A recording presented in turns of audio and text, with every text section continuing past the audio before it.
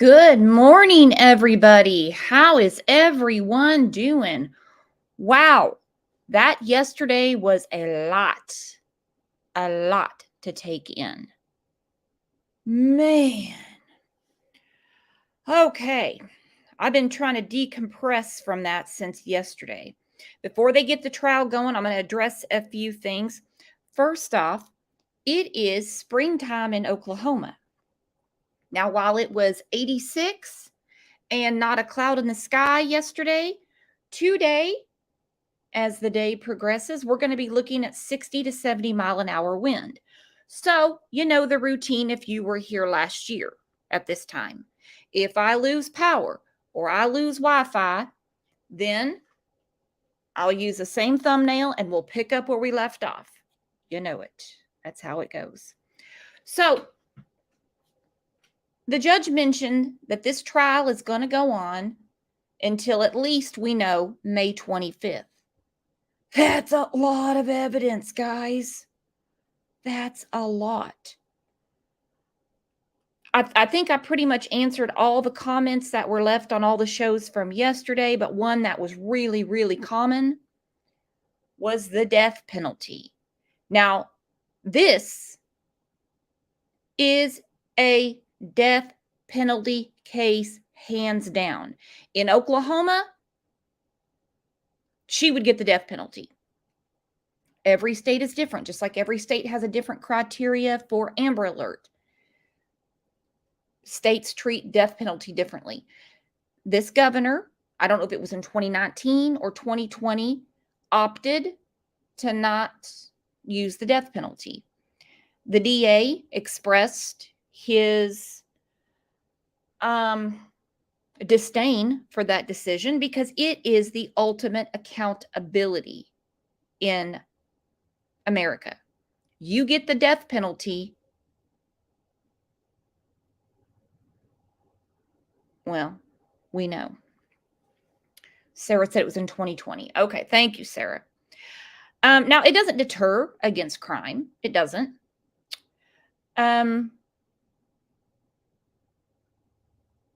Snow said they're hoping Insane Card will opt out of death penalty. No, there's no death penalty in Colorado. It's not on the books right now. Now, maybe the next governor will change that.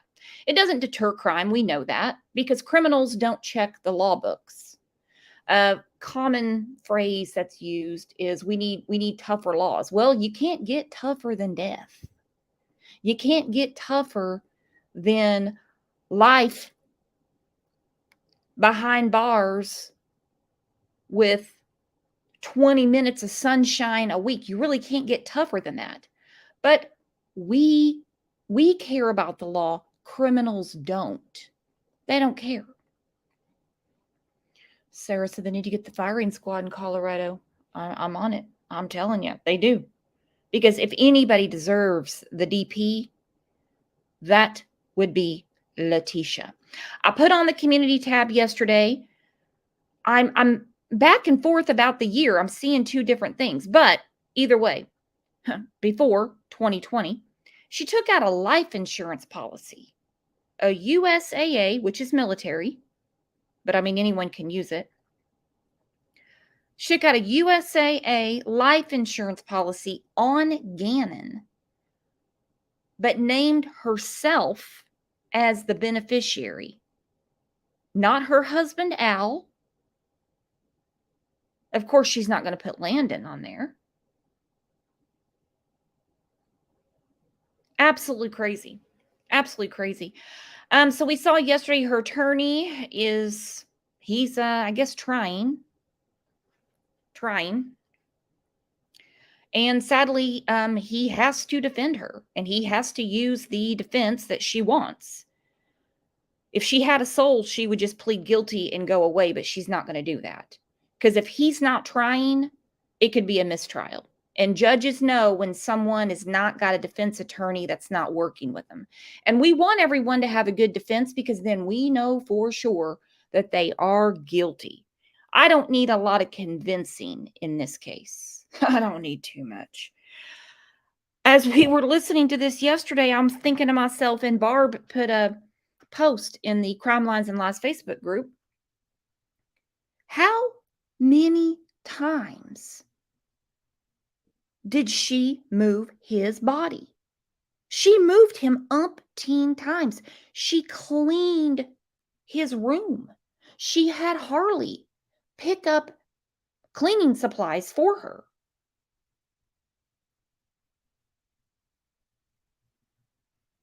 When you clean up your mess, it's because you know you made a mess. You know you did something wrong. You've got to be kidding me. It's absolutely insane. Okay, I think they're starting right now. Let me see if they are. Come on.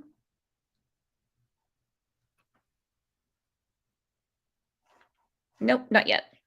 I've got it pulled up either way. Rexy said that defense attorney was horrible. He was when he was talking about Denver omelets and you're going to get the ingredients and then go make an omelet. No, no, no, no, no.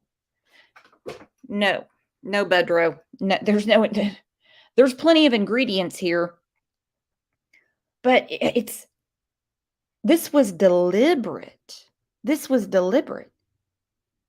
And what she posted about the candle and the carpet and the couch, which she thought was going to save her ass because she is demented. I mean, she's a nut.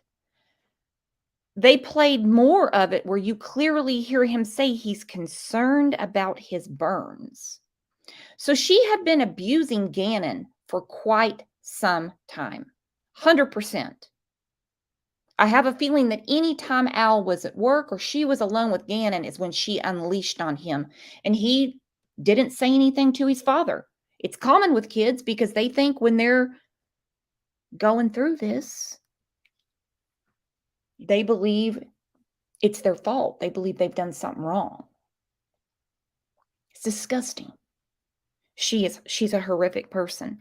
So like we have discussed in the group and the shows that we have done about Gannon, whatever went down on Sunday night, she knew she had to cover up. She knew it.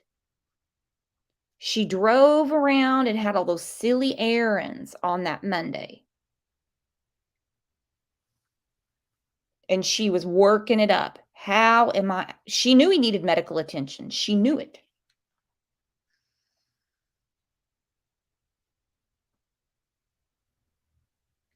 It's just absolutely disgusting.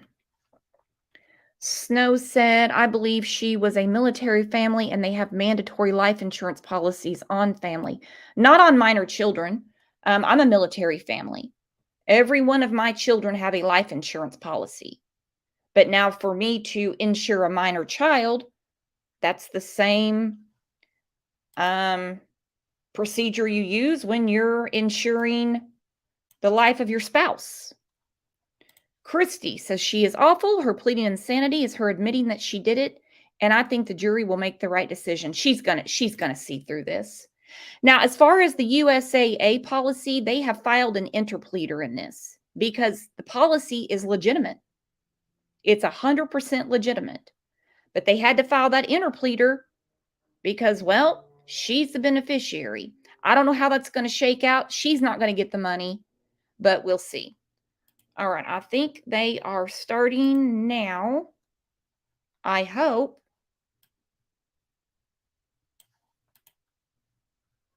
Well, it says they're live. I don't know what's going on.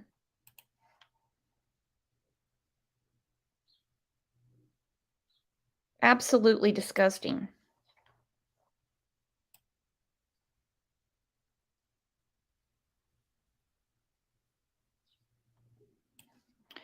Okay, let me figure out what's going on here. Give me just a second.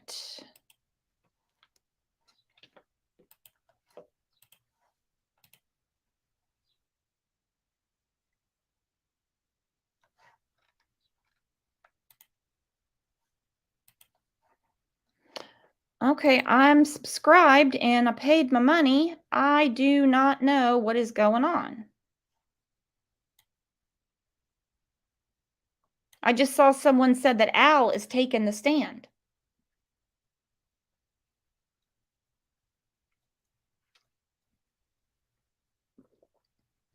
Okay, Aaron said it's not live yet. Okay, let's look at this, and I'm going to figure out what's going on for sure.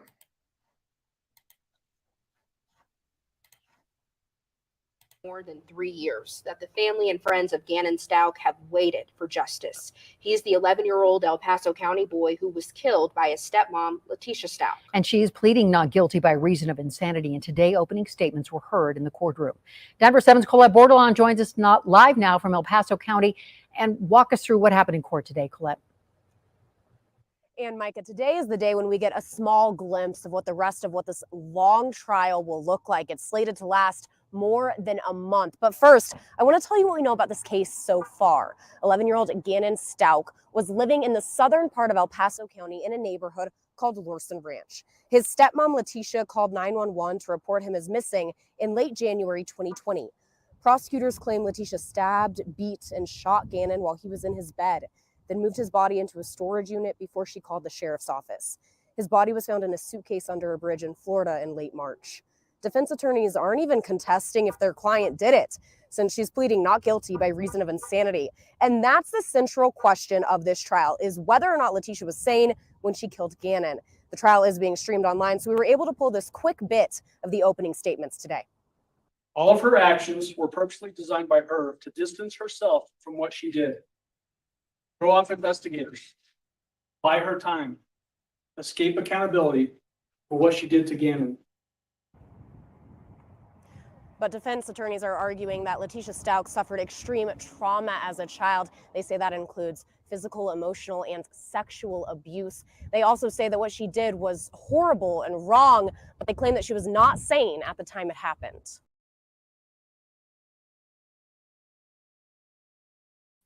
She is absolutely disgusting. Absolutely disgusting. I don't know what's going on with Law and Crime. I paid my money. I don't know why it's not on there. So I'm going to go to Channel 9 and we'll watch it on there.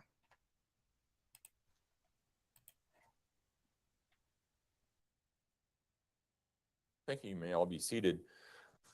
Court will recall 20 CR 1358, People versus Letitia Stauch. Record should reflect the jury has returned to the courtroom.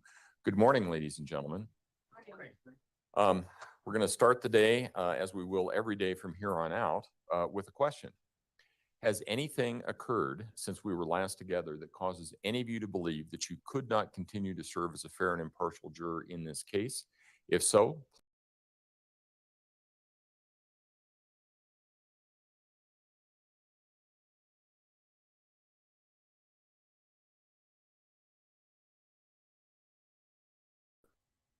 Slot camera there.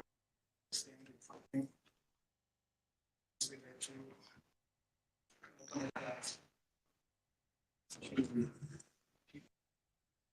Two. Should be the first exhibit.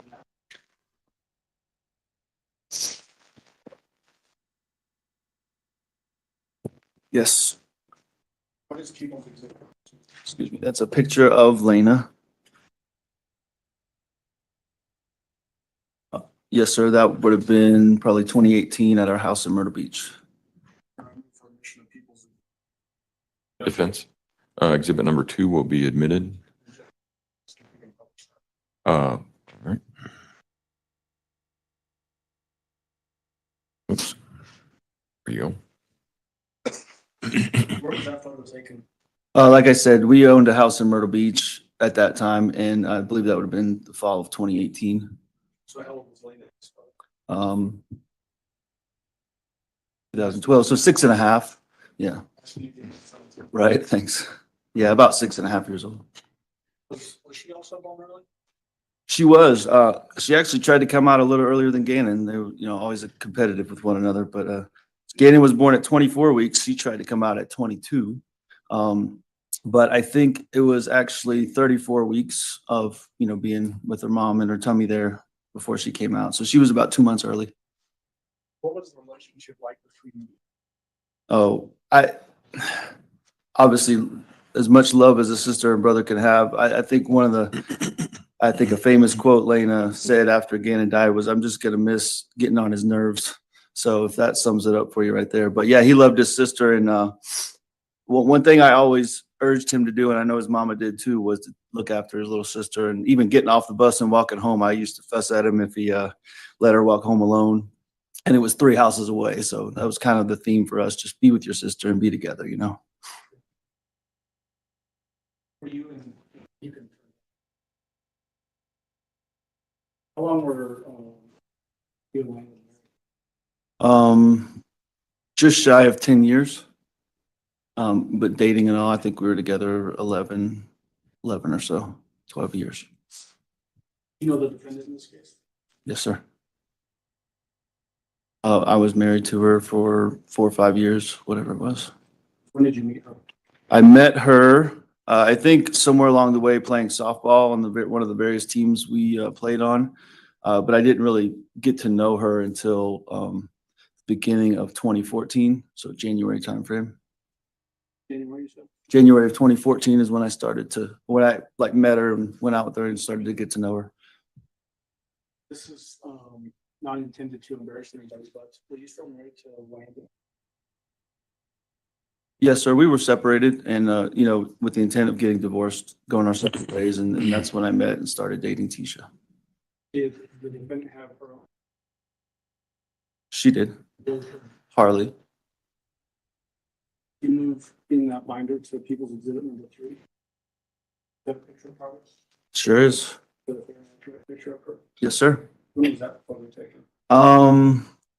Looks like, I mean, I think that would have been 2019. It looks like.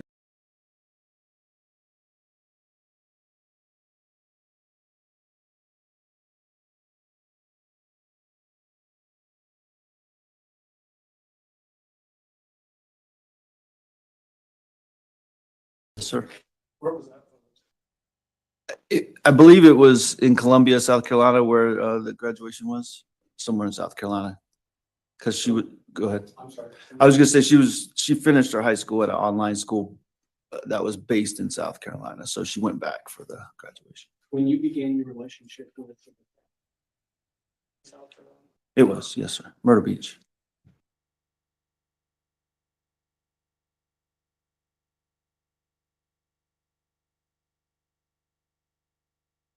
When did you and the defendant get?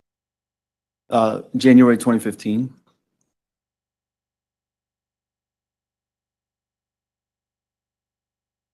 Yes, sir. You identify her and point to where she's sitting and describe what she's wearing? T-shirt right there with the kind of green jacket on, bluish green jacket. Black. The record will so reflect. Go ahead. What do you do for work now? I'm an officer in the Colorado National Guard in a full-time status. So let's talk a little bit about a guard is typically. Typically, yeah, 1 weekend a month and then a summer duty. You said that you're full. I am. So I am it's called AGR, and that's what I've been my whole career. Even in starting in South Carolina, I was, it's active guard is what it is. Was there for rough 12 years or so as a recruiter and in other capacities.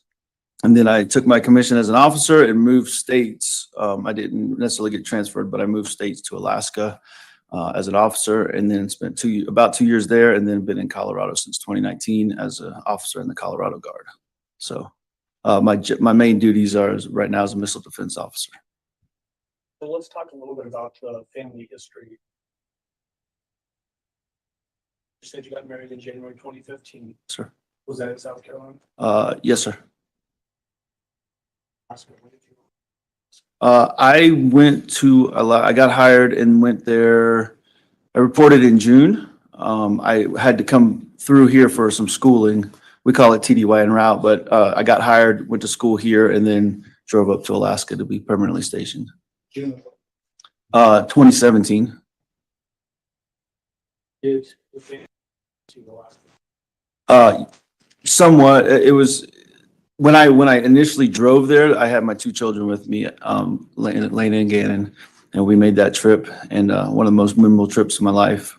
And then Tisha and Harley came along the way a little bit later, but they never really permanently moved there. They came for a couple weeks at a time, and and then came and left and did whatever else.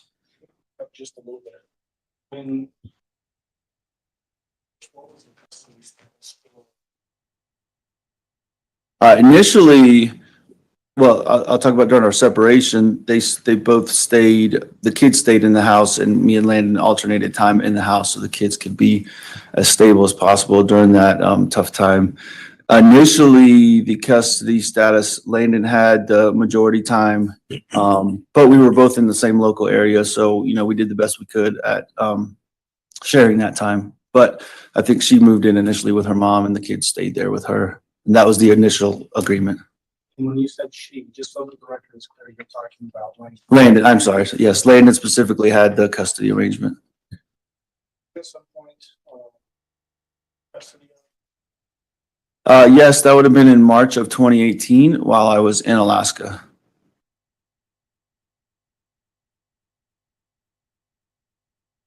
You mentioned just a moment ago, having two, I think. Yes, sir. So did you have custody of them before you actually got transferred to Alaska? No, because that was 2017 when I took that trip initially. And then they were still with their mom, Landon with the majority time, custody time. What they did was they spent the summer with me in Alaska and then I flew them back home or back to their mother for the start of the next school year. When did you move to Colorado? I moved, me individually, I think I got boots on ground February 15th of 2019, I believe is the date I got here. And like I said, Tisha and the kids were here beginning of January, getting a house set and everything. Record is clear to keep safety. The defendant. Yeah.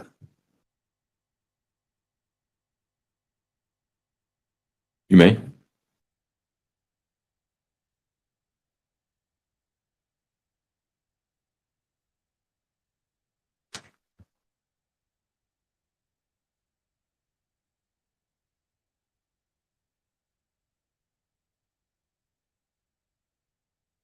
Show you what's been marked as People's Exhibit number 4. Do you recognize this?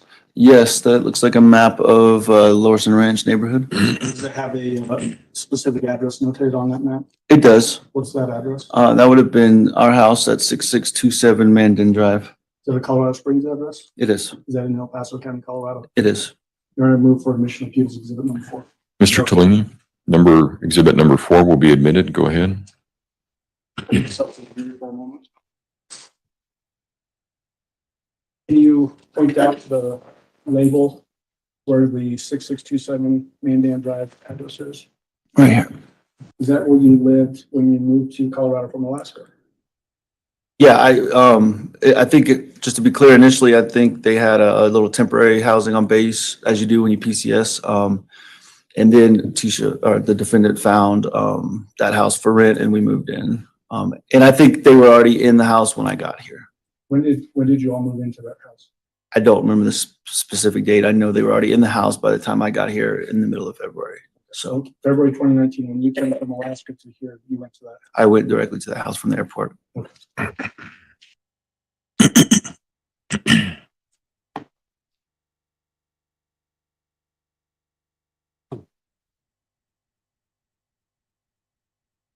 This already, but is that address in El Paso County, Colorado? Yes, sir.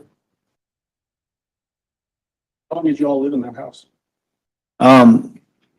I lived there, I guess, right at a year because when everything happened with Gannon in January of 2020, you know, the investigation started taking place and we pretty much decided just to move out. And the landlord allowed us to break the lease at that point. And then, so it would have been early February of 2020 when we moved out officially.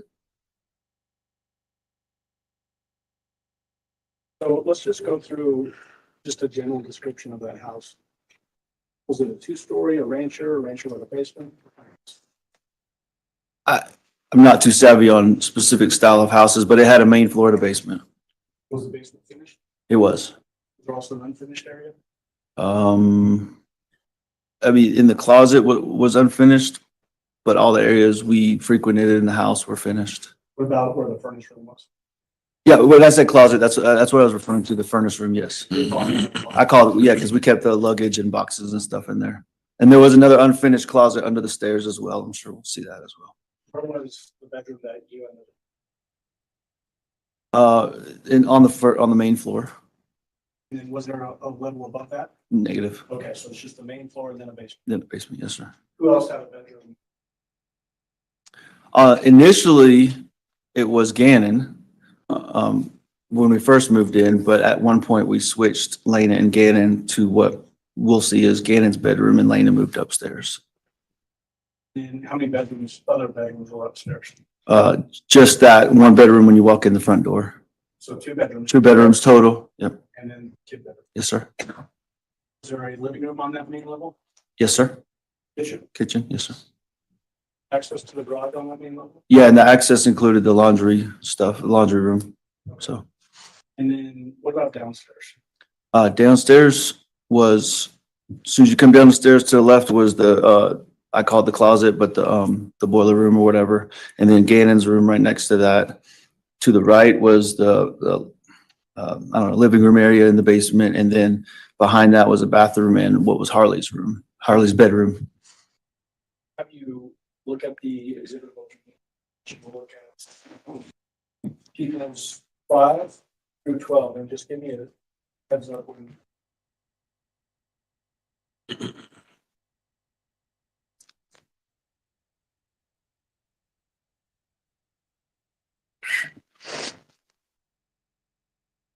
Okay, What are those photos of? just different viewpoints of the house you want me to go through specifically? Yeah, so are the Okay. pictures of the 6627 Mandan Drive residence? Yes, starting with the outside and working through the house. So People's Exhibit 5 is at the front of the house. Yeah, there will be a front view where you can see the garage and the front door, yes. People's Exhibit 6, what is that? That's as soon as you come in the front door, there's the coat closet to the left and then a view of the living room. That's walking into the house farther, you can see the couch in the living room and the kitchen to the right, as well as the back sliding patio door. You can see what's behind the curtains, but that's what that is. And 8, Same thing, it's a closer up view of the kitchen. You can kind of see the dishwasher and everything, but yeah, that's the kitchen area. 9 is basically looks like it's standing at the back sliding glass door where you can see the living room, the stairs down, and then the garage entryway there. that would be the upstairs. Upstairs living room. That is a view of the master bedroom. As soon as you walk in. That is a view of the laundry area. And then the next door would be access to the garage. 12 is the garage. Are those all fair and accurate representations of those areas of the town that you just described? Yes, sir. Move for admission, People's 5 through 12. Okay. Exhibits 5 through 12 will be admitted. Go ahead. You may give me just a second though. All right, go ahead. So it's the front, here's the garage door up there. It is. Moving on to People's 6. So point out, and there's actually an extended pointer on behind there. No. Other side. Yeah, it's right here. Other side. Other side? Oh, yes. Okay. If you want to, you can just turn around and nothing's. Just make sure when you're pointing away from us that the furthest you're from, you can hear you. Okay. Okay. So what are we looking at here? So, like I said, this is walking into the front door. This is what I used as my closet actually, but the front, what would be a coat closet. You can see the couch in the living room right there. As we walk forward, we'll see to the right is the kitchen, and this is a wall that covers the stairwell going down. But that's the living room area right in here on the main floor. So the front door, would that be basically to our back in this photo? Yes, as you walk in the front door is right behind us. Yes, sir. Okay. People's Exhibit number 7. Tell the jury what they're looking at there. This is where I referenced the couch in the living room, kitchen area, and the back sliding patio doors behind the curtains there. There's a dog in the photo there as well. Yeah, that's Chance. And then it looks like there might be a person on the couch. Yep, and that would be Harley right there. Okay, People's Exhibit number 8. Same thing, here's the kitchen. I said just a second ago, dishwasher and the back sliding doors once again. People's Exhibit number 9. Yeah, so right behind us right now would be those back patio sliding doors. And here's the stairwell going down. This is the wall I referenced in the first picture. TV living room area. And this is the entryway into the laundry room. And this would be the master bedroom behind this wall. So sort of around that corner there. Yeah, have to go around the corner and into the master bedroom. And then People's Exhibit number 10. What are we looking at there? So yeah, going around that corner, we've come into the master bedroom now. Master bedroom doors behind us, and this would have been a window into the backyard and master bed right here. And then sort of over to the left, what's to the left in that photo? So If you go if we don't have a picture of it yet, Right. but where would that go?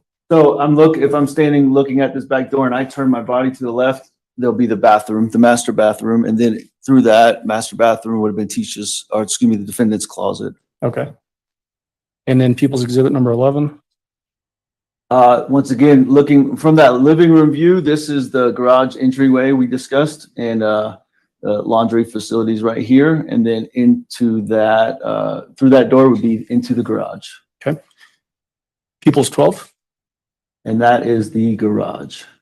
Whose car is parked there in that garage? That was the car that belonged to Harley. What kind of car is that? It's a Volkswagen Jetta. I think it was a 2018 Volkswagen Jetta.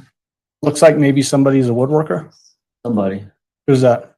I try. I don't know if I can claim to be an actual woodworker, but I give it my best shot. So that woodworking material there, various pieces of wood and table and all that kind of thing, that's your stuff. yeah, pretty much this whole side of the garage was dedicated with parking bikes. But other than that, it was, just to my supplies and my woodworking stuff. What kind of stuff would you build with wood? Well, this you see right here, actually I'm about 90% done, is a table for mom. And I surprised her with it the other day. One of my favorite things to make is like cutting boards and like epoxy boards and stuff like that. But it's kind of what I do. So you mentioned making a table for, I think you said mom. Do you mean your mom? Yeah, my mom sitting right over there. Yeah, Okay. So you would make some furniture yeah, and then also cutting boards. cutting boards and stuff like that. Yeah. I want to have you take a look in that binder again. Okay. Should be the next exhibit number 34. Do you see it there? I have 13 is next. So flip all the way to Flip to 34. Okay. Yeah.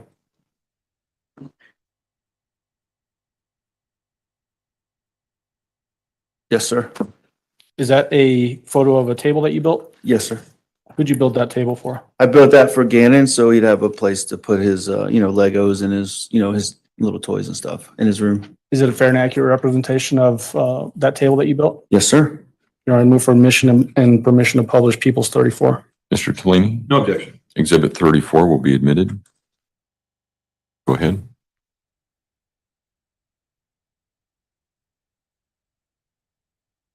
So People's 34 is now displayed on the two screens here. It's fairly obvious, but just point out the table that we're talking about that you built for Gannon. Right here, it's red and blue one, and colors were specifically for Mario. Like I said, it's one of his favorite things, so I wanted him to enjoy that based on his Mario little thing.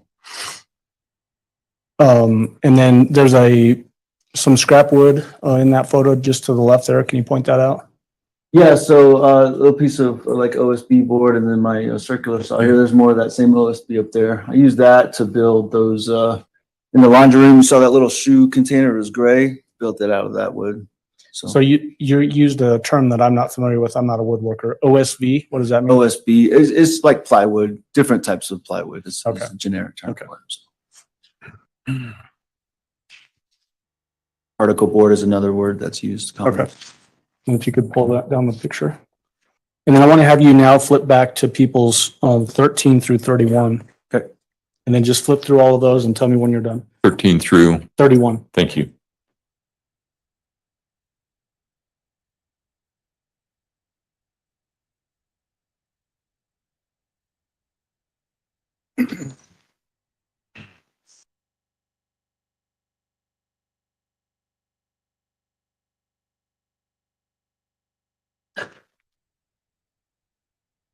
Stop at 31, you said? Yes. Okay. All right.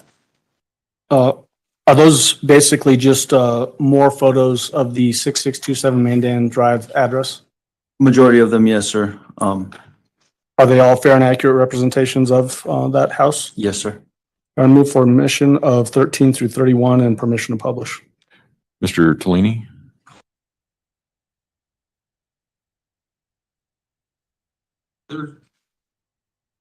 Couple, and I'm referring to kind of 19, 20, I'm sorry. and Yeah. 21. I think there needs to be more foundation laid for those photos, but for the rest of them, I don't have. Good catch. So those are coming later. So it's 13 through 18 and then 21 through 31. My apologies. Okay, let's go there. 13 through 18 and 21 through 31. Do you have an objection? I do not. All right, those photos will be admitted. Go ahead. And permission to publish those photos, Your Honor. You may go ahead.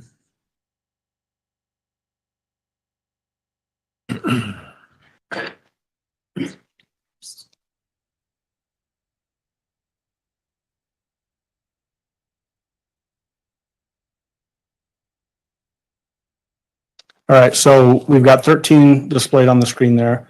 Describe what we're looking at there. So if you can see over here, this carpet, this is where we came in the front door, and I said there was the wall leading down the stairs, and this is the stairway to the basement. People's number 14.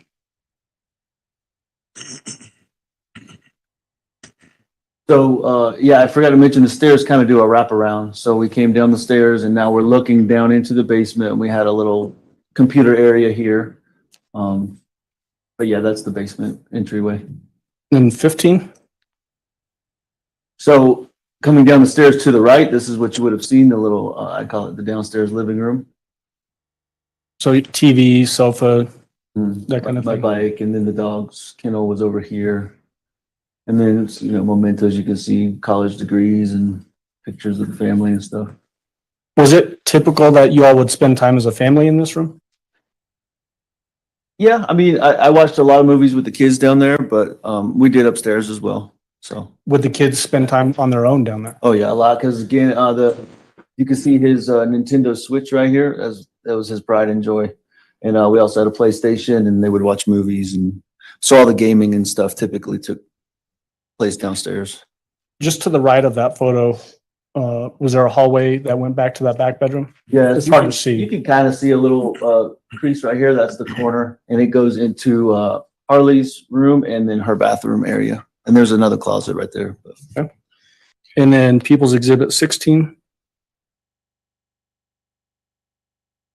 Yeah, so this would have been the couch we just saw in the other picture, and then this is just the back corner. I guess it would have been the northwest corner of the basement. I don't know, but yeah. And then you sort of started to point at it there, but there's a blackish square there in the center of that carpet. Yes, sir. Just backing up a little bit. In January of 2020, specifically January 25th and 26th, which would have been a Saturday and Sunday, were you at home on that weekend? No, I actually, it's kind of hard to explain my duty schedule, but every other week I work Friday, Saturday, Sunday. And that week I actually have to work day shift on a Friday and Saturday. And then I left town on Sunday. So I was at work all day Saturday, came home, the defendant and my mom was in town, and the defendant and I and my mom and the kids ate dinner.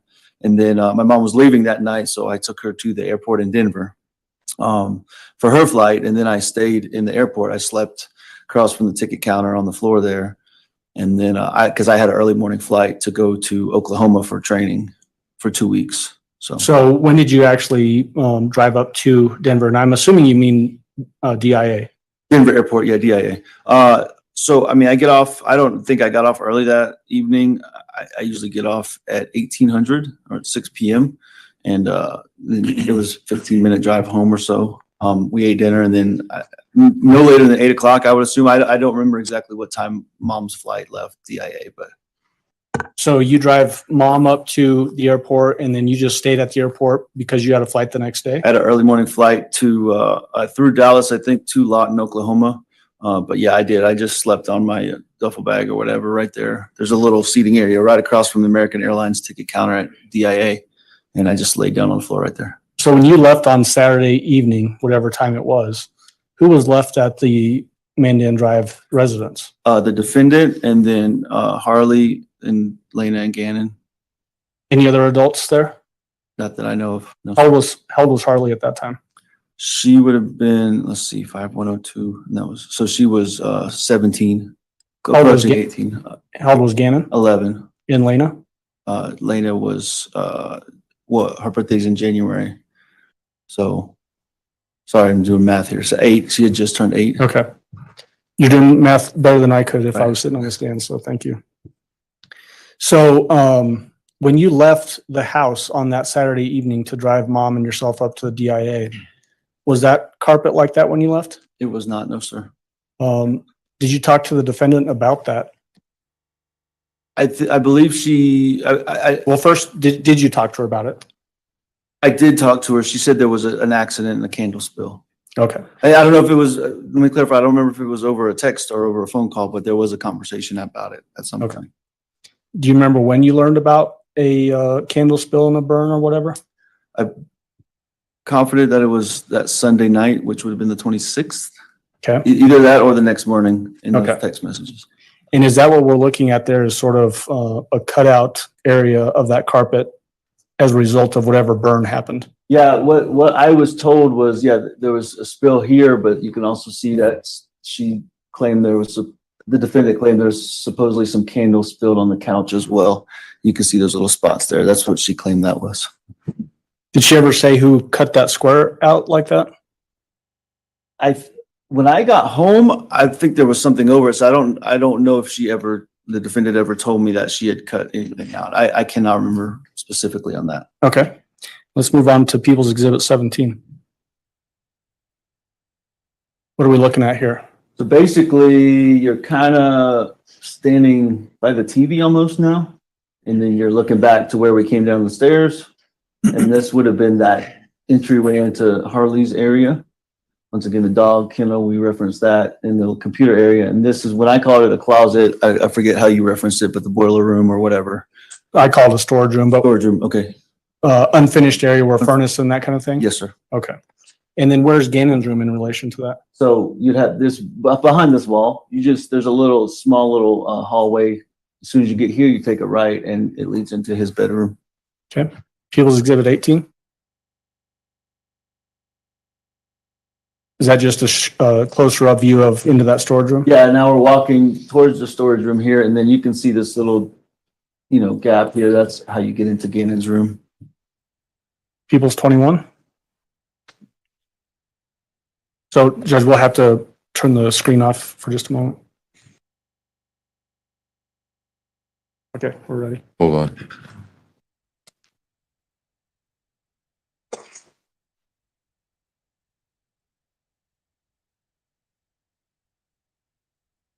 Okay. So 21 is on the screen behind you now. Okay. What are we looking at there?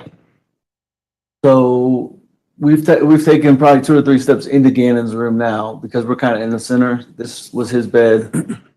And as I mentioned before, you can see the remnants of when Lena lived here. Those are definitely not Gannon stickers, but his bed here, there's that table that I built for him for his toys. And then there would also be another bed over on this side of the room, as we're looking at it to the right. This was a storm well or whatever. Remember, we're in the basement, and I believe there was a ladder in this one going up to the backyard. His closet would have been over here, and then I think he had a little TV as soon as you walk in the room to the left. Okay. Is that essentially what Gannon's room looked like when you got back from Oklahoma? I don't remember if I walked down there immediately or not. I think I did, but I don't remember specifically, but that's about what it would have looked like. Okay. That was a common appearance of his room, so. Was his bed always sort of backed up into that corner? Yeah, his bed would have been typically pushed all the way up against this wall and this wall, not pulled away for any reason. Does it appear there's a little gap there in the? It's hard to tell in this picture because the covers are kind of ruffled up, but. Okay. People's Exhibit 23.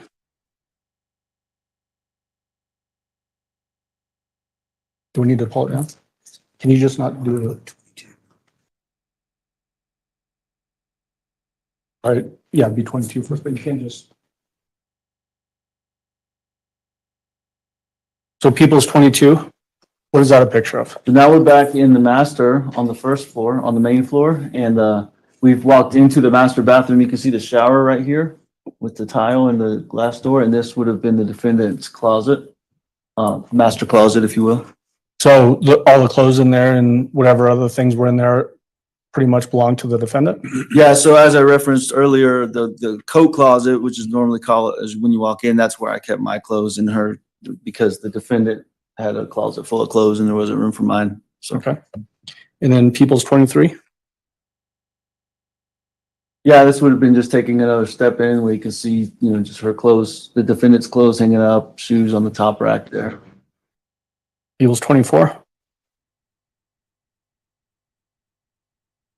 What are we looking at? That looks like, that would have been the defendant's closet, I believe, because those were her book bags. And yeah, you can see some of the same clothes we saw in the previous picture hanging up here. So yeah, that's the defendant's closet as well. And her shoes there? Yeah, her shoes, another rack of shoes. And then People's 25? That would have been, as soon as you walk in the closet to the right, the same closet. So I want to ask you some questions before we jump on to the next couple photos. When did you learn about Gannon having something happen to him? You mentioned hearing something from the defendant about the burn downstairs. Was there a point in time when you learned that he was missing? Yes, I was in Oklahoma. We had our first day of class. Like I said, I was scheduled to be there 2 weeks. Just got out our first day of class.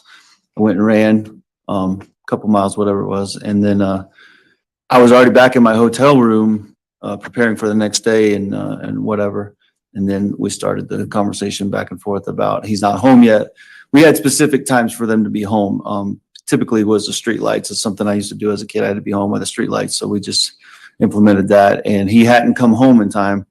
And it was abnormal, but it wasn't worrisome. So I don't know how much you want me to go into that. Yeah, so I'm going to ask you some follow-up questions Okay. about that. When you say that he hadn't come home yet, did you know that he hadn't come home, or is this what the defendant was telling you? Yeah, based on the conversation that me and the defendant were having, of course, I was in Oklahoma, so I had no clue. I'm just relying on trusting her that he hadn't come back from his friend's house yet, which is where she said he had been. And what day was that you heard this information? This would have been the Monday, so that I believe it was the 27th. 27th. Yeah. Do you know if he went to school on the 27th? According to her, he did not. Her being? Excuse me, the defendant. According to the defendant, he did not, because he was having stomach issues and he was sick, which in my mind at that time is like, why is he going to his friend's house if he's that sick? So it was a little confusing, but. Would it be typical if he was having digestive issues to stay home from school? No, sir. Okay. So that by itself was out of the ordinary. Right. And when did you find out that he was going to stay home from school? I believe, without having timestamps, I believe it was that morning, and I think she sent me some photos saying, Gannon's home, here he is, or whatever. Yep. And then when you found out from the defendant that he had potentially gone to a friend's house and hadn't come home, do you know what time that was? I mean, I don't know specifically without looking when that conversation started, but it was already in the evening where I was when we started that conversation. So you learn in the morning that Gannon doesn't go to school from the defendant because of stomach issues, and then sometime in the evening you learned that he had gone to a friend's house and had not come home. And that all comes from the defendant? Yes, sir. When did you get back to Colorado? I came as soon as I can after I decided basically that there was something actually wrong. So the 27th, as soon as I decided he's missing, I got to come home. I had not to get ahead, but I think the defendant had called 911.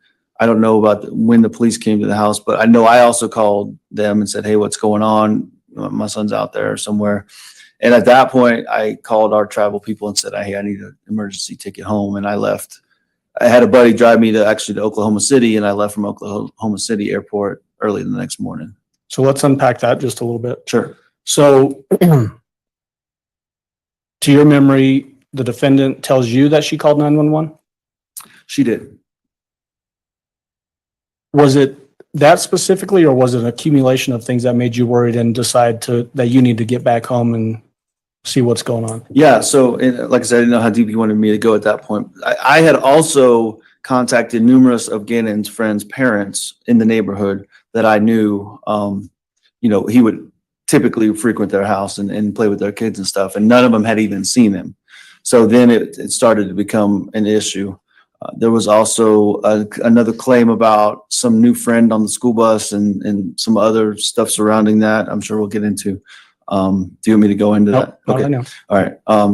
There was that. And so I started asking the parents about, do you know this person's name, or do you know anything about another person? And so it started compounding, as you said, to become more worrisome. So basically you're accumulating information and growing more worried. Is that what you're describing? Yes, sir. And then when you said you called your travel people, do you mean you called the National Guard folks?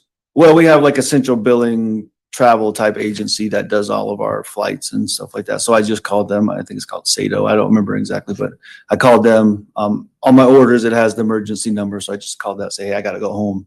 This is happening. Okay. I also called Landon and some of her family as well to try to notify them, hey, I'm going home. Something's wrong. When did you actually then fly out of, I think you said Oklahoma City? Yeah. So one of my battle buddies or whatever, one of my guys in my class took me up to Oklahoma City because that was the only flight they could find, or the soonest flight they could find. And early the next morning, I spent the night sitting once again right across from the ticket counter at Oklahoma City. I don't remember the flight time. So when you say the next morning, is that January 28th? Tuesday, January 28th. Yes, sir. Did you get any sleep that night? No, I just sat there and whatever. Did you fly back to DIA or did you fly to Colorado Springs? I think I don't remember exactly. I knew I left Oklahoma City, but I'm pretty sure I got back to, well, I know I got back to Colorado Springs. All the different legs, I don't remember, to be honest, but I know I came into Colorado Springs. So do you remember being picked up from Colorado Springs Airport? Yes, sir. Who picked you up? The defendant. So let's talk about that just a little bit. She have her own vehicle at that time? I don't know what she drove to the airport based on my. Listen to the question. Did she have her own vehicle? We went and got a rental. Well, she went upstairs and got a rental car. Did she have her own vehicle that you all owned that she would typically drive? Bad questions on my part. Does she have a vehicle that she would typically drive? Oh, does she have one? At that time? Yes, she did. It was a Volkswagen T1. Okay. What color was it? Black. Okay. What did she actually pick you up in at the airport? Like I said already, she went upstairs. I was down at the luggage carrier. She went upstairs to get a rental vehicle. Okay. Did that seem odd to you? Absolutely. Okay. At some point, were you in contact with Landon with this news of Gannon being missing? Absolutely. And once I decided there was an issue, and a legitimate issue, I think I called her first, can't get a hold of her, and then I started calling her daddy and other family members to try to get a hold of her. But I did talk to her Monday on the 27th that evening while still in at Fort Sill. And then I'm sure, I don't remember exactly along the way, but she said, I'll be there. And she started getting her travel arrangements set to get there. So did she actually then come out to Colorado? She did. Where did she stay when she came to Colorado? Initially, I don't remember how many nights. I think she stayed at my house for a night or two. I don't remember specifics. Majority of the time she got a hotel in town. It wasn't long that we all stayed in the house because we had to leave. So when she got to town, and I think you said, did she come straight to your house? I saw her for the first time at the sheriff's office, El Paso County Sheriff's Office downtown. Okay. Well, was she staying somewhere in Colorado? Did she go to your house? So she, from my recollection, she landed, came straight to the sheriff's office. I don't know if she did anything in between, but I saw her at the sheriff's office. We left there, I think, in my truck and went home to my residence, 6627 Manhattan Drive. Did the fact that Landon was going to be staying in your house at 6627 cause tension between you and the defendant? From her perspective, I can't speak for her perspective. I didn't see their need for tension because there's a little boy missing and we got to fight together at that point. Okay. So, but Was there tension between the two of you over that decision to allow Landon to be at the house? I believe it created some tension in her mind. Okay, Yeah, I didn't have that tension. No, sir. I'm just gonna speak to right. it. A disagreement though. Did she get mad at you for allowing Landon to be? Yeah, we disagreed on that note. Yes. Okay. At some point then, did that cause the defendant to actually move out of the Mandan Drive house? I'm not asking you for specific days, just a yes or no. I believe that's what she said caused her, the defendant caused her to move out. Yes. I'm going to object at this point. It's unclear if he's just speculating as to what was going on in the defendant's mind, or if this was actually verbalized to him. If it was verbalized to him, I think he can testify. If he's just speculating as to what she was thinking, I think it's inappropriate. I agree. I don't think that he can testify as to what she was thinking at the time. He can testify as to what she did. He can testify as to what she said. And that's what I'm trying to get across here. And I'm actually asking for a physical thing. Did she physically go to the house and take things out of the house and move out? She did. Absolutely. Roughly when did that occur? Within the first week. Okay. I don't remember exact dates. I'm sure we'll get to that. Okay. And so if we can put up People's Exhibit 26.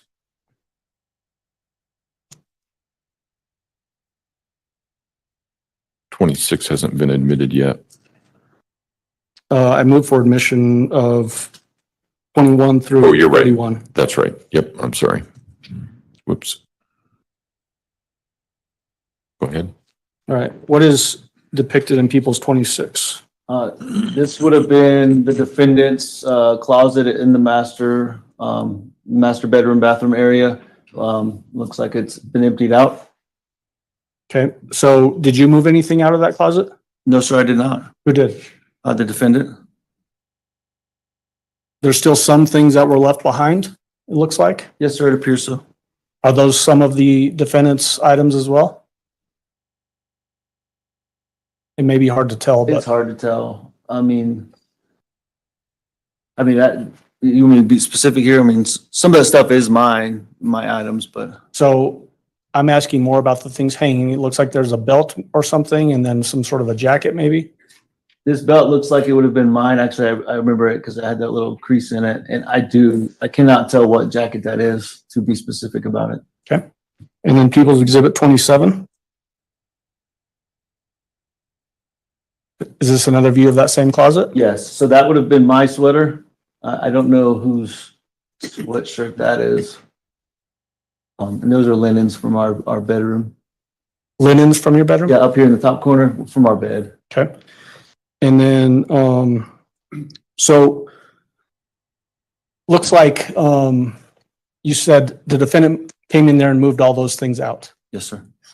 You didn't help her at all? No, sir, there were other people helping her. Okay. And then I want to jump now to People's Exhibit 28. What is this? So this was Harley's room, and the door to Harley's room would have been over in this area, and then that's a door into her closet. Okay. And then People's 29. And that's walking into her closet, it looks like. Her being Harley. Harley, yes, I'm sorry. So the clothes and the shoes and whatnot, is that all Harley's Those are belongings? Harley's shoes, yes, sir. And then when the defendant moved out, the week of that 27th, did Harley also move out? Harley did, yes, sir. Let's move on to People's Exhibit 30. Is that Harley's clothes hanging in that closet? Yes, sir. And People's 31. Is that the way the closet looked after Harley and Letitia moved out later the week of the 27th? Yes, sir. You can take that down now, Judge. Thank you. I want to go through and have you describe for us how you all would communicate. Did each person basically in the family, and when I say each person, I mean you, the defendant, Harley, have cell phones All three of us did. Yes, sir. with separate phone numbers? Separate phone numbers, yes, sir. And then was there a fourth phone number that was assigned to Gannon and Lena? Yes, sir. It was like the kid's phone, yes, sir. What was your phone number back then? My phone number, 843-478-6714. Who was the provider for that phone number? I was. I'm sorry, the cell phone provider. Oh, AT&T. And then what about Gannon's or the kid's phone? 843. I remember it was 6724 because it was just one digit off of my end. I don't remember the middle three. Okay. So 843 area code. Mhm. You have to say yes or no. Yes. Sorry. Okay. And then the last four, 6724. 6724. Okay. Who was the cell phone provider for that phone? AT&T. And then let's talk about Harley. Do you remember her phone number at that time? I don't remember off the top of my head. Okay. Do you know who the cell phone provider It was was? AT&T. AT&T. Also 843 area code for sure. What is 843 area code? That's coastal South Carolina at the time. And then what about the defendant? Did she also have a cell phone? She did. Who was the cell phone provider for that phone? AT&T. Do you know her phone number? Yeah, yes, sir. 843-655-7460. During the course of the investigation, did law enforcement ask you for access to the phone associated with the kids or Gannon's phone? Yes, sir.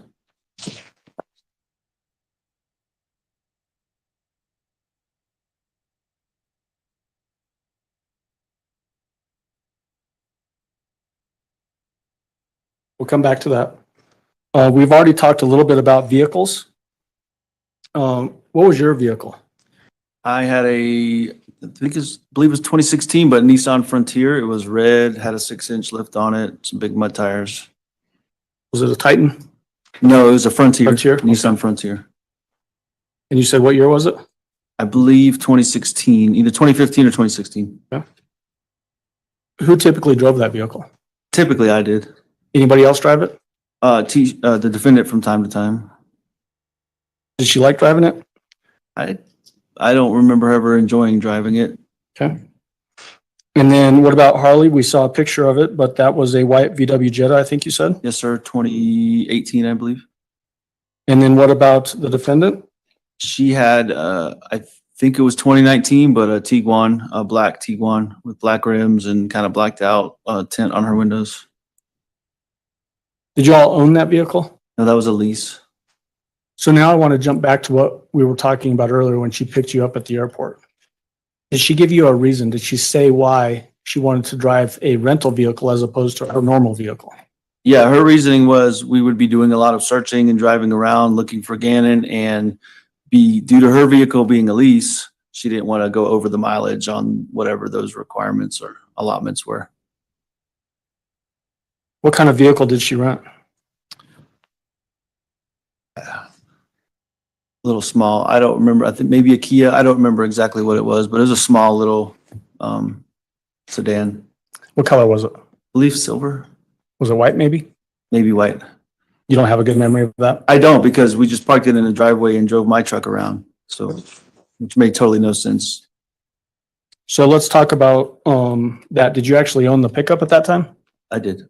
Not a lease issue. No, I was paying the note off, but I mean, I owned it. It was my Okay. name. Why was it strange to you, the way you said this earlier, that there was a rented vehicle as opposed to her normal Tiguan vehicle that she was picking you up in? Once again, and I know I've made this statement already about something else, but in these moments when it's an emergency, things like miles on your car don't matter. It doesn't matter what car we drive if we're going searching. So it just, and in the moment, I'm just like, whatever, just do what you want. But yeah, it didn't make any sense. Did she tell you where the Tiguan was? She did. She said it was, so, because I asked, it brings back memory. I asked, how did you get to the airport if your car's not here? Well, I parked it at French Elementary School, which is where she was employed. And one of my coworkers brought me, or former whatever it was, one of my coworkers brought me to the airport and dropped me off. So just so we're clear, you asked her about that and she told you that one of her coworkers drove her to the airport and dropped her off. Absolutely. Is French Elementary School close to the Mandan Drive address? I mean, it's on the south end of town, but I mean, it's a couple miles away. Okay. Did you ever drive over to French Elementary School to look for that vehicle? I did. Did you find it there? I did not. Did you find that odd? Absolutely. Let's talk about Gannon's relationship with the defendant. How would you describe that relationship? Trusting. I'm comfortable saying I think he had love in his heart for her. I don't think he was afraid of her or any fear for her. One of the things about Gannon that is special, and I think it's special about a lot of young boys, he absolutely loved his mom. And he had some of that same love for Tisha too. So he was a mama's boy. He was, absolutely.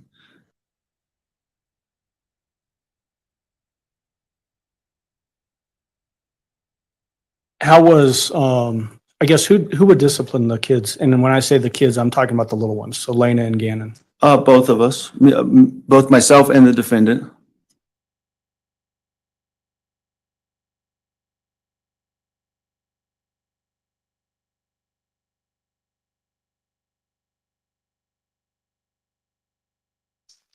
I want to get into now your relationship with the defendant. We talked about how you met her. How would you describe the relationship? Was it a loving relationship? What was it? At what point? Well, let's start at the beginning. I think loving is a good example. It was fun. It was, as you brought up, I was coming off of a divorce. So yeah, it was fresh. It was new. I had a good time. I didn't have custody of the kids at that point. So we were a little bit more free and, things we could do. How old were Gannon and Lena when you met the defendant? When I met her. Yep.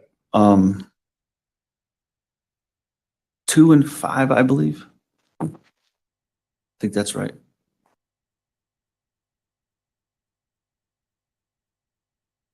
When did you first move in together?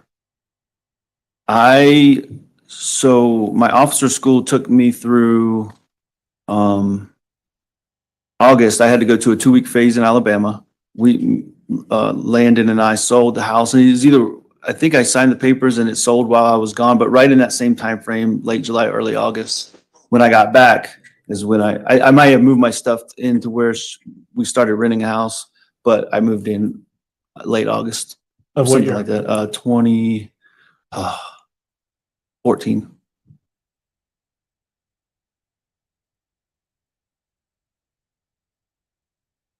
When did you first meet Harley? Earlier in 2014, maybe March. I remember.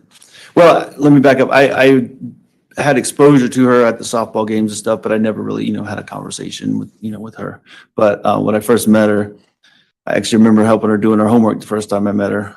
She was doing some vocabulary. I don't know why that stands out, but yeah, I was at Tisha's apartment in spring of 2014.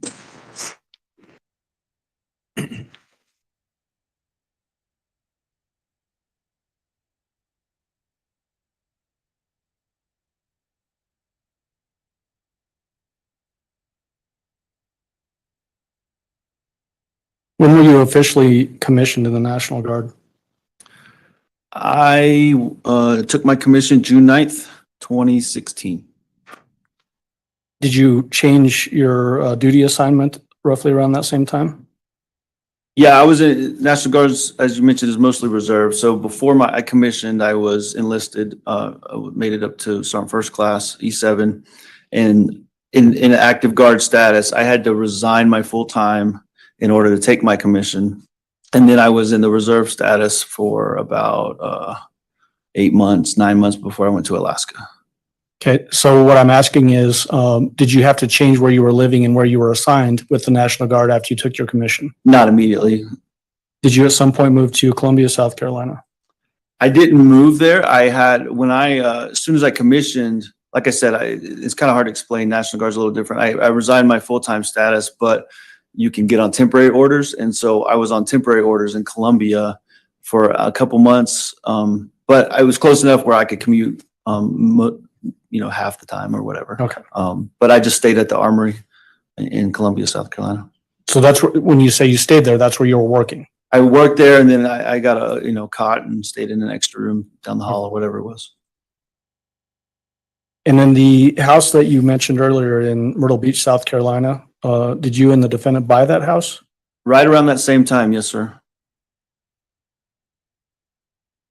Do you remember going to Oklahoma roughly around that same time as well? I did. I wasn't slated to go until January, and this trip to Oklahoma would have been for 6 months, and this was for my basic officer course, not to be confused with the 2 weeks in 2020. Right. So I went there.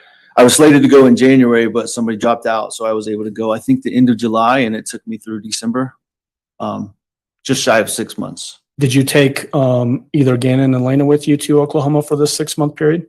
I did not. At that point, their mother still had majority custody, so, but they did come and visit. There was a few holidays or whatever, and I came home a couple of times to visit during that time period.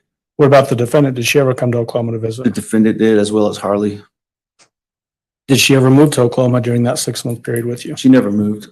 I don't remember her staying at maximum a week. I don't even think she stayed that long at any point. Was it that year, 2016, when you learned of the job up in Alaska? I did. While I was in Oklahoma, I learned of that. Was that something that interested you? Absolutely. Did you apply to that position? Absolutely.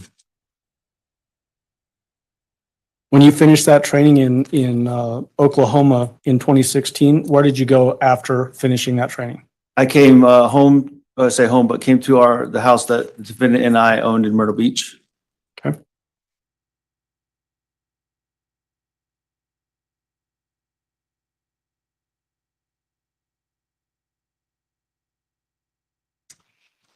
When did you actually get transferred up to Alaska? If you can tell us. Yeah, so I mean, I spoke to this earlier. I came here for schooling. I got here, I think, April 1st, did 2 months here, and then I took the trip with the kids up to Alaska. So I think June 9th or something like that, I got up there. But I was on orders in the Alaska Guard on my way here, and then just did my training. So You said June. What year are we talking about? 2017, once again, yeah. What was the, I'm a Navy guy, so I don't understand National Guard. Okay. Are they bases, forts? What are they called? Most of the time, your typical National Guard duty is going to be at an armory, like a local reserve center or something. They're all over Colorado Springs. This one is a little different because it was an active Guard unit, which is kind of rare in the Guard, but it was at Fort Greely, Alaska. I was stationed and lived on base. So how long were you stationed up at Fort Greely? Just shy of 2 years. Like, as I mentioned, I got hired on in March, went to my school here, and then that was 2017. And then February 2019, I was transferred here. Was it roughly around that time that you actually filed for custody of Gannon and Lena? No, I think I actually filed for custody before I left to Alaska. So is that the time period you're talking about? Yeah, so when did you file for custody of Gannon and Lena? So like February or March of 2017. I don't remember specific dates, but it was before I was leaving. Yes, sir.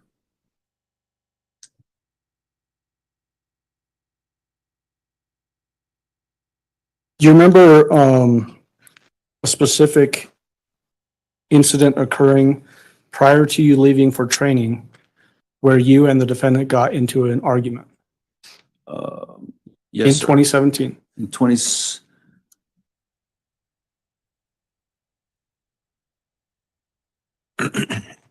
Don't remember.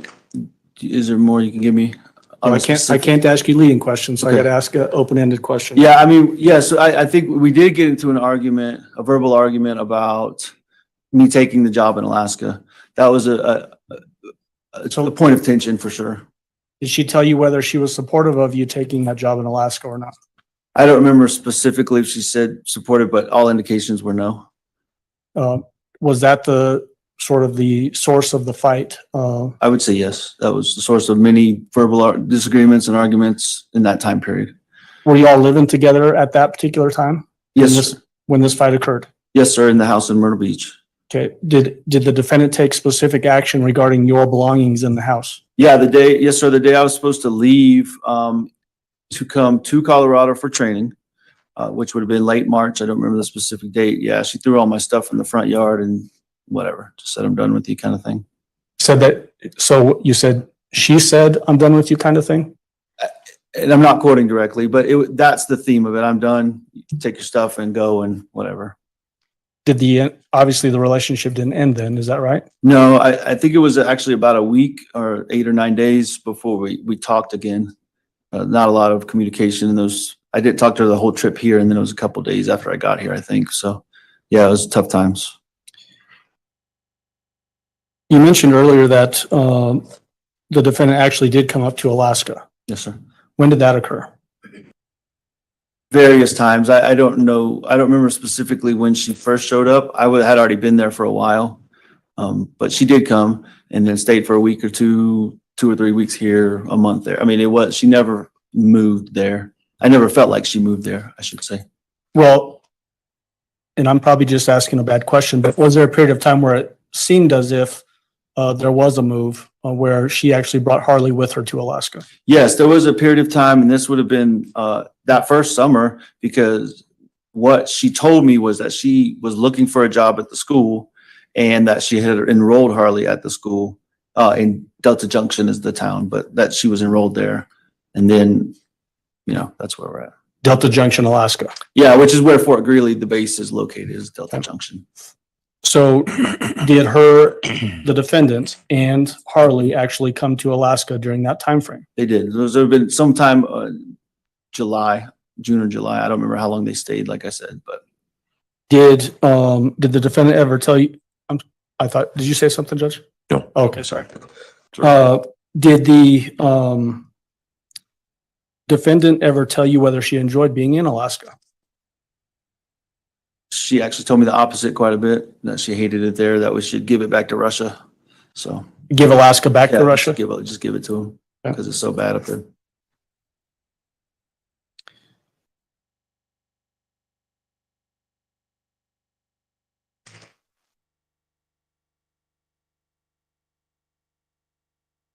Would the defendant use manipulation on you in your relationship? Absolutely. Objection calls for speculation. Overruled. Go ahead, you can answer. Absolutely. In this time period that we're talking about where you were in Alaska, and she's telling you that she hated it, did she manipulate that situation to try to get you to leave that duty station? Yes, sir. At the end, she did. When you say the end, what do you mean by the end? That's what her manipulating a situation is what led me to leave Alaska. When did the manipulation in that regard change or cause you to start to leave Alaska? That specific incident or set of incidents would have been in the fall of 2018. What was the nature of that manipulation? Objection 404B. Counsel approach, please.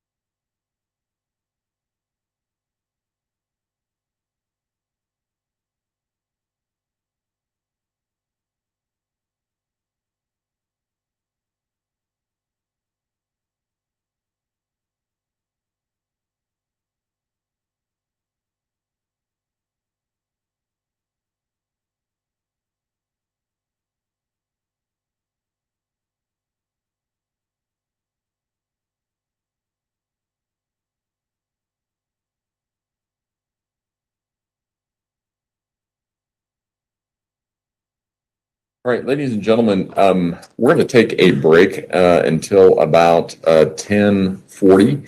Again, do not discuss the case among yourselves. Do not discuss the case with anyone else. Do not do your own investigation about any aspect of this case. And if we can have everyone back in the jury room ready to go at 10:40, we should be able to start on time at that point. All right, for the jury, please.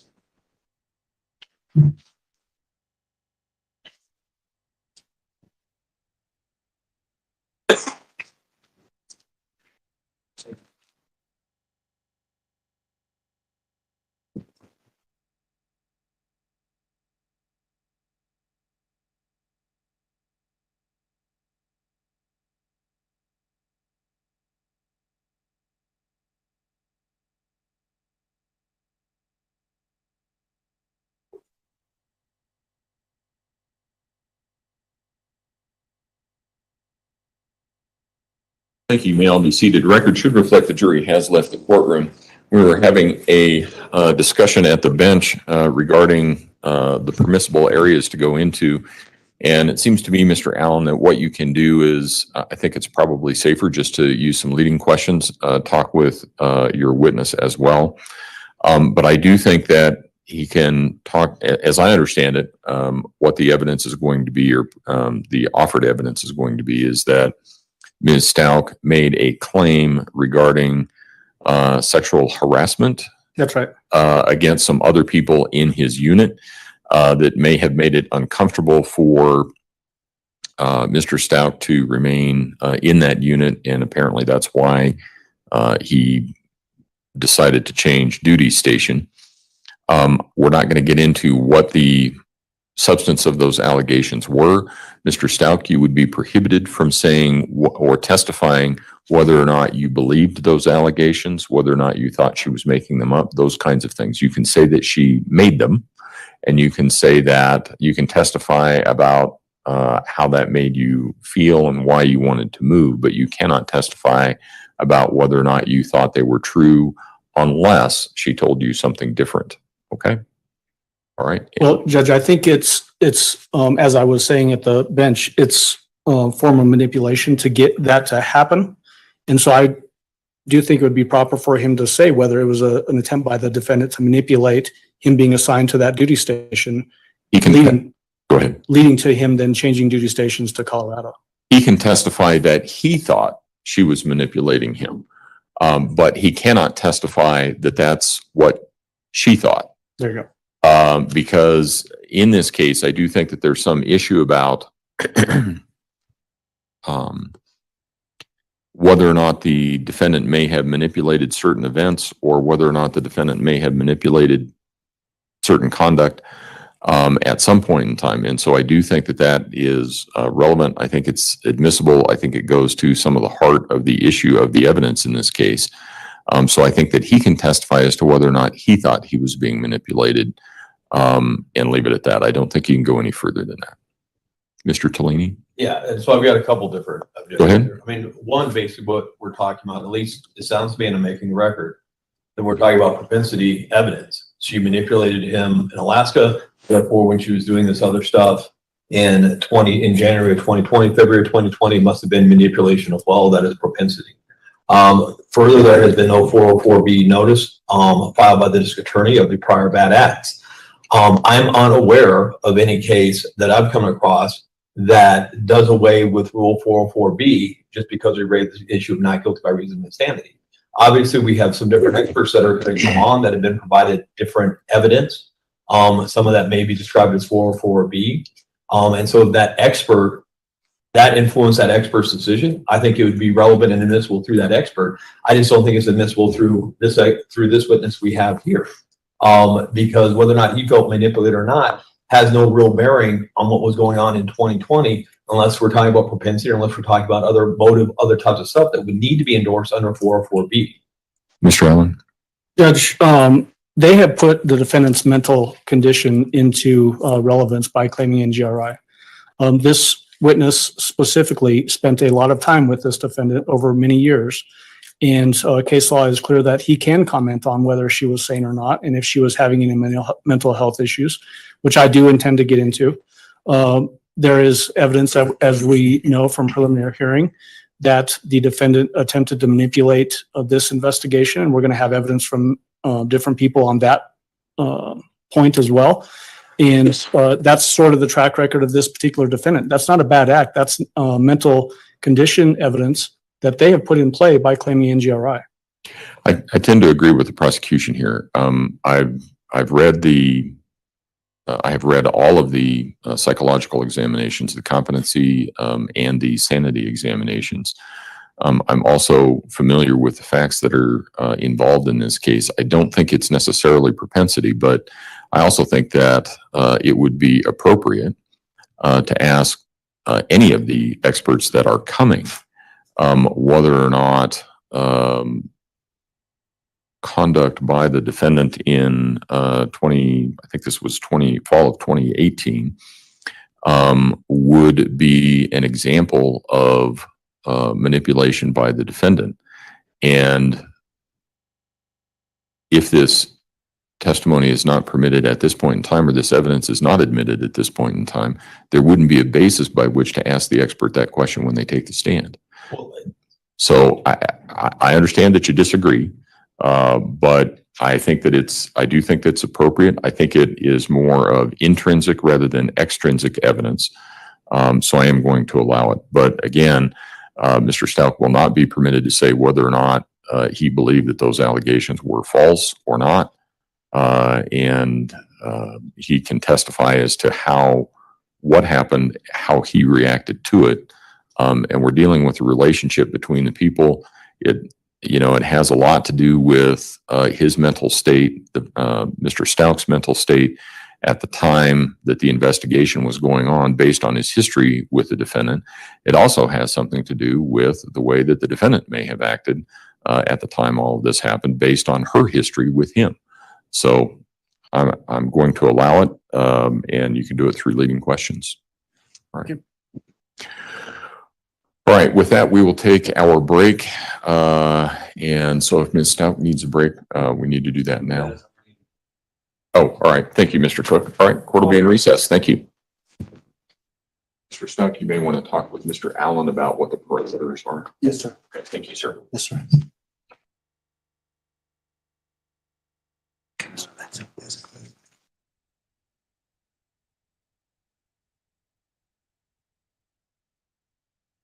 You need to use the restroom. I was going to, you need to hand this. Yeah. Okay.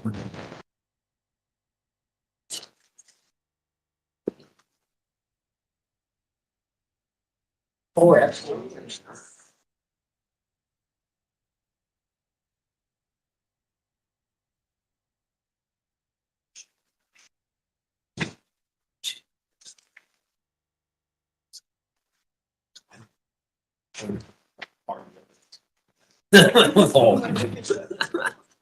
So Res Just, I was trying to think of the new Res Justify case. I can think on top of my head.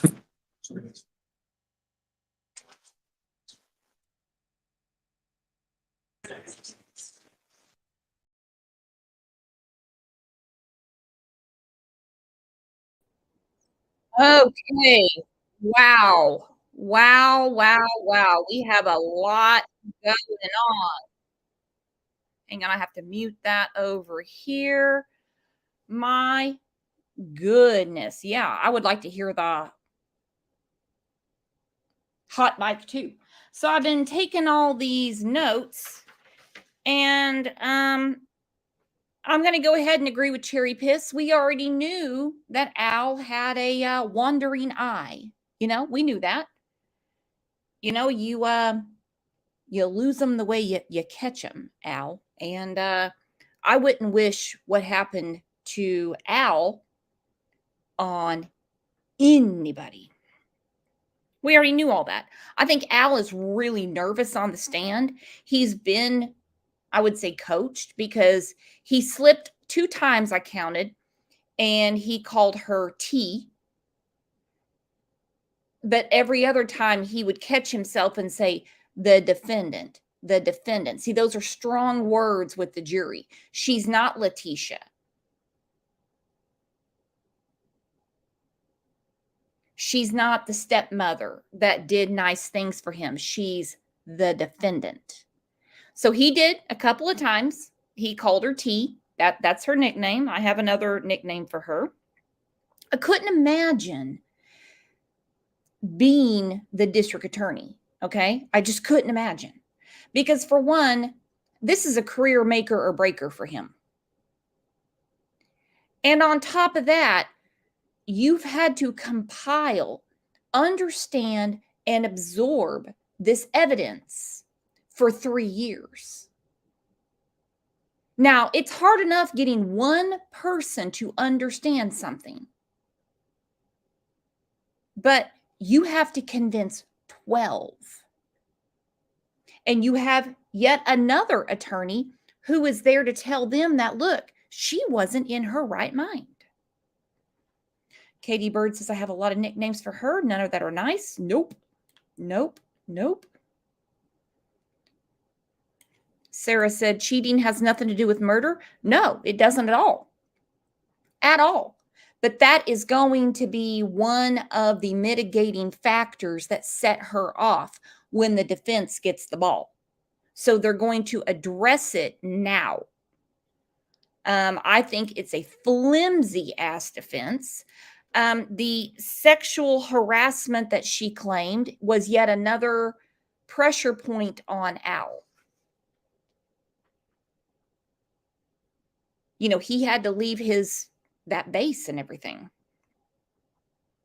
Anything she can do to cause a disruption anywhere she is, Letitia will do, even if it means flat out lying. She thinks she is such a beautiful, just a beautiful, it's really, I can't even go into this with her. She just thinks she's all that in a bag of chips. So if she tells Al, all the guys in your unit want to get in my pants, they're sexually harassing me, well, then Al has to, be the good husband and say, well, I'm going to take care of this. I'm going to get away from there. She's disgusting. Alicia, she is evil as hell. She is so vengeful, rageful, has to be number one. And I'm so glad they kept going through the house. What was here? What was there? It's a great reminder to her that, you know what? You had a good life. You had a great life. You had a beautiful home. You have a husband that's in the military that works his ass off. There is nothing easy about the damn military. So I'm glad they kept bringing this up. Now, I'm fully aware that Harley lived in the house, but her name is coming up all the time. Why? I know I'm going to find out in a few weeks, but I want to know why today. And I know they're not going to tell me today, but it's a little strange that Harley's name is coming up so much. And they're saying Harley's name, not the defendant's daughter. They're saying Harley. Yep, that's Harley's closet. Yep, that's Harley's clothes. Yep, that's Harley's shoes. Yep, that's Harley's car. Harley's clothes, shoes, and car, maybe the car, have nothing to do with this. When did you meet Harley? Wonder why. Wonder why they keep bringing up Harley. Unless they're just trying to get old girl to snap sitting right there. Because if you're really crazy, something like that's going to flip you out. Harley is Letitia's biological daughter.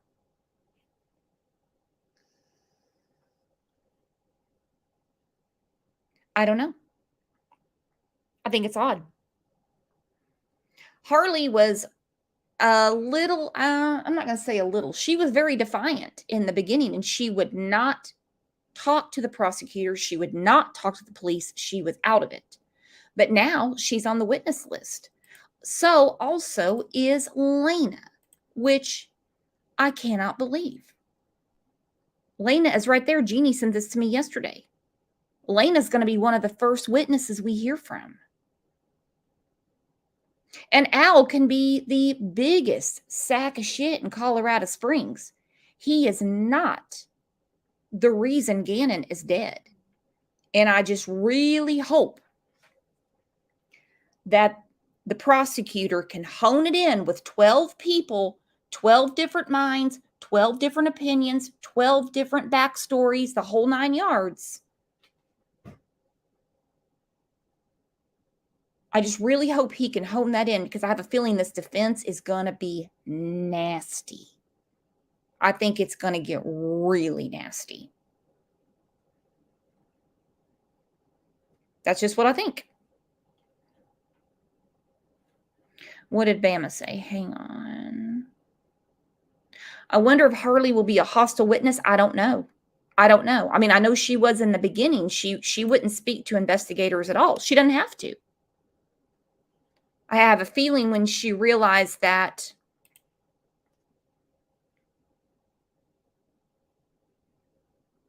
he was found in a suitcase and he was in the back of that U-Haul and she was in the front going from Colorado to South Carolina, I have a feeling that it dawned on her. Really, really disturbing. Freaking crazy, man. I mean, it is insane. Let's look at a little bit of a backstory real quick with this case and then get ready for the jury to come back in. I also think it's super respectful that the judge also stands up when the jury comes in and the jury leaves. Some judges don't do that. I'm not sure I would get out of my comfy chair. Some don't do it.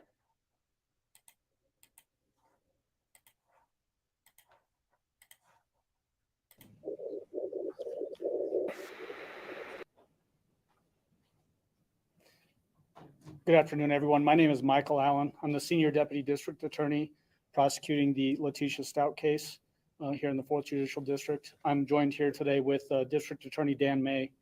I do know that I speak for everyone who's been involved in this case when I say that our hearts are with Gannon's family and his friends. Ever since news broke that Gannon's body was found in Florida, we've been inundated with inquiries from the press and the public. This will address only what has taken place as a result of that development in this case. As I've said in the past, we will not try this case in the media. Today, I filed new formal charges in the case against Letitia Stauch. Those charges are murder in the first degree after deliberation, a Class 1 felony that carries a potential prison sentence of life in prison without parole. In addition to that, I've filed 8 counts of crime of violence for the alleged use of a firearm, a blunt instrument, a knife or other sharp object, and for causing the death of Gannon Stauch. These new charges are added to the original 4 charges that we originally filed in this case. Keep in mind, these are merely allegations. All defendants are presumed innocent until and unless they are proven guilty beyond a reasonable doubt. I will not compromise the integrity of this investigation, so I will not discuss the circumstances surrounding Gannon's death, nor any details regarding the discovery of his body. And please understand, this development does not mean the investigation comes to an end. This still remains a very active investigation. So if anyone has any credible tips, please contact the El Paso County Sheriff's Office tip line at 719-520-6666 or email those tips to tips@elpasoco.com. I do want to thank everyone involved with the investigation, including the El Paso County Sheriff's Office, the FBI, and our partners, our new partners in Santa Rosa County, Florida, to include the Santa Rosa County Sheriff's Office and the District 1 medical examiner in that jurisdiction. We do still have a pending court date for Letitia Stauch's next appearance in court, which is April 14th, 2020 at 3 p.m.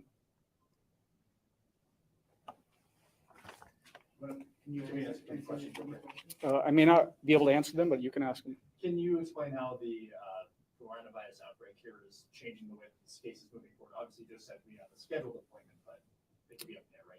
Yeah, the chief judge in this district has issued some orders that impact really cases where defendants are out of custody.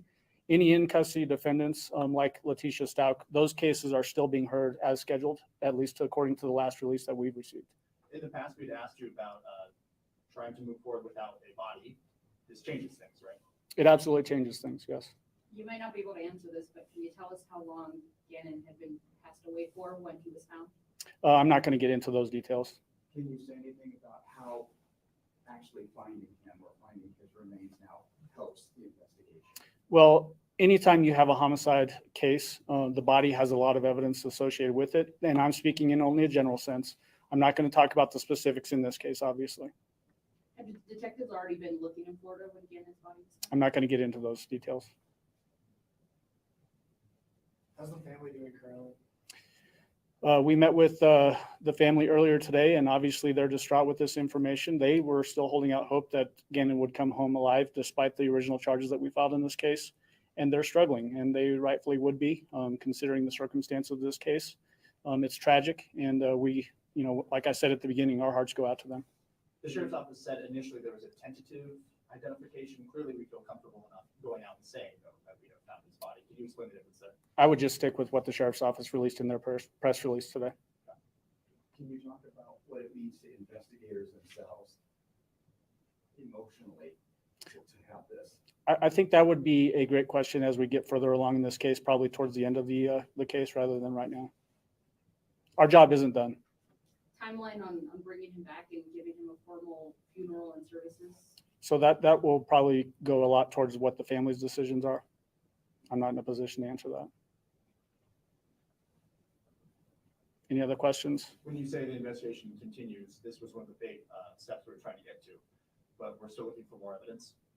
We're always, every homicide investigation, the investigation continues all the way right up to trial, actually. So that's not any different for this case. The only thing I want to add is that when everybody leaves today, Lee Richards, our PIO, is in the back of the room, and she will have copies of the new amended complaint and information, so you can take a copy of that when you leave. Does that include the old charges as well? All of the original 4 charges are included with the new charges.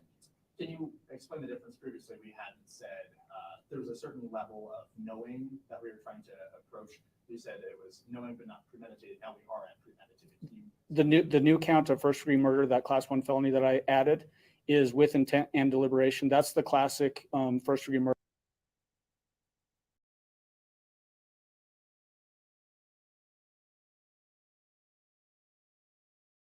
You're still under oath, Mr. Allen. Thank you, Your Honor. So Al, we were just getting into whether the defendant manipulated your assignment to Alaska. Did she, well, let me ask you this. There was a point in time where she raised sexual harassment claims that caused tension for you and your command in Alaska. Is that right? Yes, sir. Did that involve a Corporal Jenkins and a Lieutenant Colonel Ortega? Captain Jenkins and yes, Lieutenant. Captain Jenkins. Yes, sir. Okay. Again, I don't know these National Guard ranks. It's Army. Army? Yeah, it's Okay. Army. Again, I don't know that either.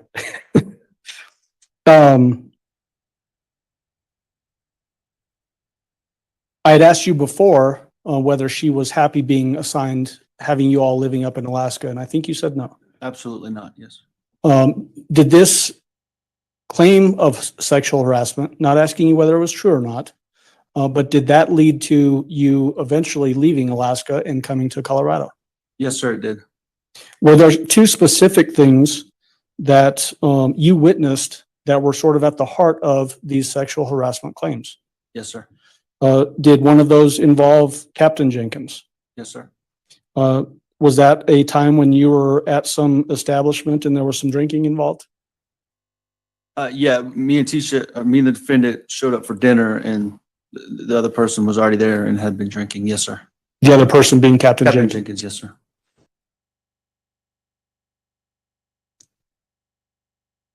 Was that one of the issues that the defendant raised as the basis for sexual harassment? That situation, yes, sir. A comment he had made. Okay. And we're not calling Captain Jenkins, so we don't need to get into what he said. Yes, sir. Okay. And then as it relates to Colonel Ortega, did you witness a specific event that was an interaction between Lieutenant Colonel Ortega and the defendant? Yes, sir. What was that specific thing? Let me describe the event. Yes, that you witnessed. I was the S1, which is the personnel officer for the battalion. Lieutenant Colonel Ortega was the battalion commander. I was still in the office. The defendant was coming to pick me up because we only had one vehicle in Alaska. And she was coming from the house to pick me up. And when I came out of the building, he was leaning over into the truck, talking to her. I don't know what they were talking about or anything. And then as soon as he saw me, he left, didn't stop and, communicate with me, just left and walked away. And that was it. Okay. And so did the defendant specifically use that incident as another part of the allegation of sexual harassment? Yes, sir. Did she file a formal complaint with your command? There was I don't know, I don't think it was with the command. I think it went through the state. So Okay. Alaska National Guard. I don't know the specifics of it. My only involvement was to basically say what I just said. Okay. So what I'm asking you is, when I say command, again, I'm not informed on National Guard. Did she inform the National Guard of this complaint of sexual harassment? Yes, sir. And you knew that? Yes, sir. Did that cause you issues in your unit? Yes, sir. And did that eventually lead to you transferring from Alaska? Yes, sir. Was there a time when she specifically sent you a text and told you that she was pregnant? Yes. And did that text also include a ultrasound picture? Yes. Did she tell you that she was actually pregnant with twins? Yes, sir. Was that another form of manipulation? Yes, sir. Sustained. You can ask him how he felt Sure. about it. Did the defendant ever give birth to twins? No, sir. Did it ever turn out that she was pregnant with twins? No, sir. Sustained. Or we'll disregard that answer. Well, did you ever go to any doctor's appointments with the defendant? For that specific instance, no. Okay. Do you know whether she went to any doctor's appointments for that specific incident? I'm confident that she didn't. No, sir.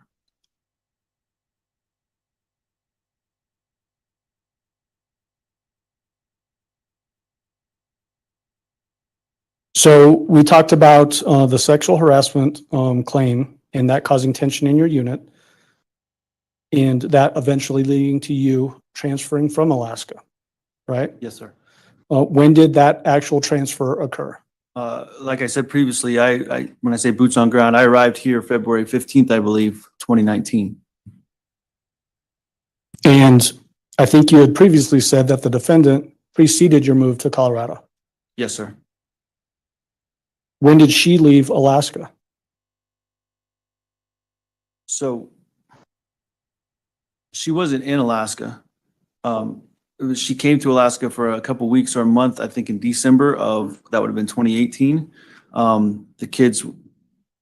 She brought the kids with her, that being Gannon and Elena and Harley as well. And then we stayed there. Actually, we stayed in a house on one of the bases, like a temporary house. And then, like I told you, they came ahead of me about a month and a half or so. Okay. So you're saying that they being the defendant and the kids, Yeah, all the names I listed, the defendant, Harley, Gannon, and Elena. would that have been in January of 2019? I believe they came in January because we did Christmas in Alaska.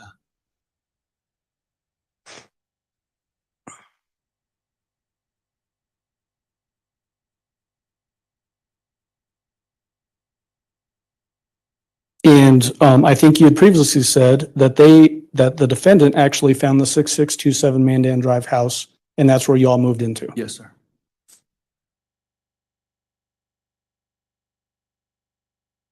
You remember the defendant filing burglary allegations in 2019? Yes, sir. How many different ones did she file? I believe it was 2, to my recollection.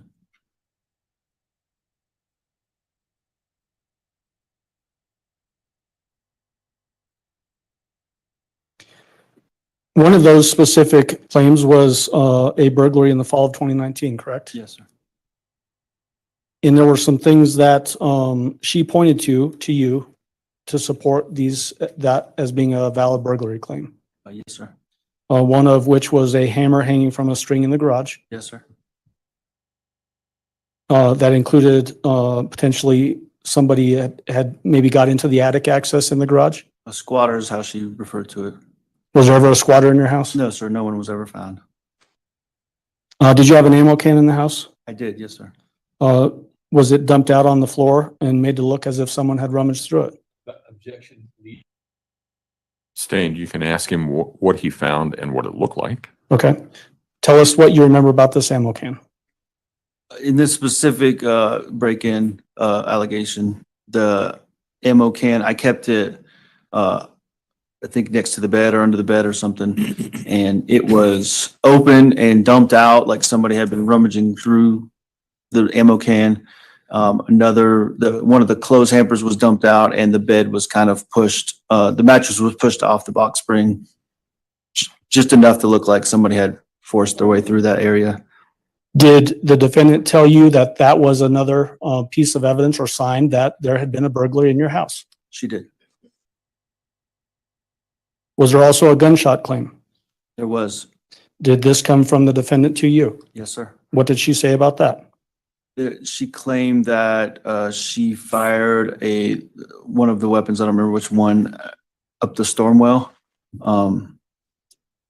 That's pretty much what summation of it. So let's talk a little bit about that. Oh, one of the weapons you said.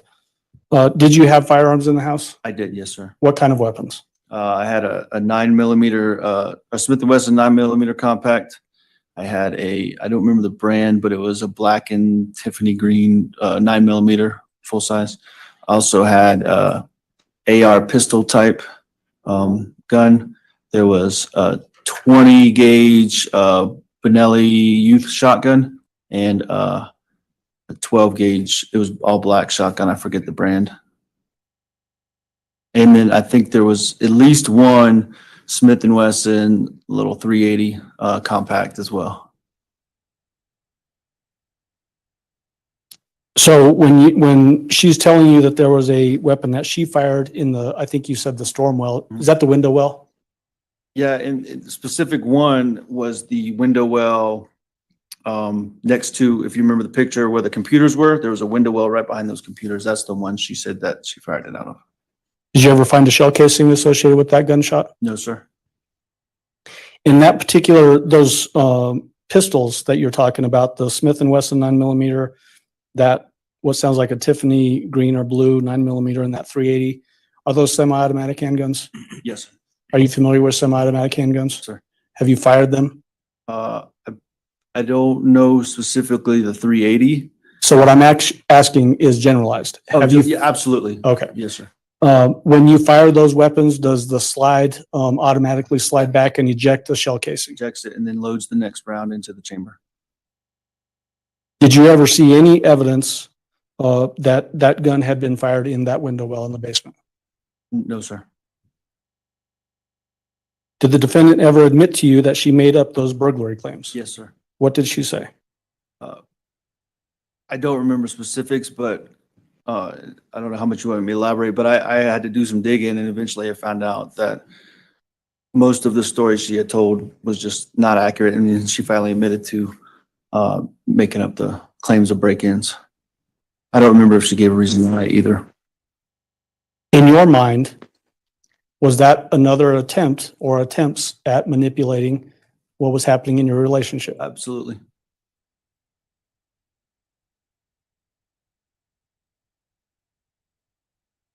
At some point in 2019, did you and the family get into family counseling? Not family counseling. What counseling? Yeah, Gannon and Lena specifically. Okay. What about the defendant? To my knowledge, I don't think she had counseling. Okay. Did she make specific comments to you about Gannon that led to you wanting to get Gannon into this counseling? Yeah, there was two reasons. And do you want me to elaborate on that? Yes. Okay. As long as these are things that she told you as to things that led you to want to get Gannon into counseling. Yes, sir. One of the reasons is the other reason was, like I said before, he was a mama's boy, and both the kids had struggles with, we had a little bit of back and forth of custody issues. So that was part of the reason. The other reason is she made a claim that he was coming after her to some degree. He and Gannon coming after the defendant to some degree. And so, once again, twofold mission with the counseling. One, to make sure he's dealing with his, the situation with his mom and being apart from her. And then also the counseling should uncover anything else that's going on or any disdain he had for the defendant. Who was the defendant closer to as far as the two little kids? So Gannon and Lena. Lena, undoubtedly. Did you say undoubtedly? Absolutely, she was. Whose idea was it to move Gannon to the basement? It was mine. Okay.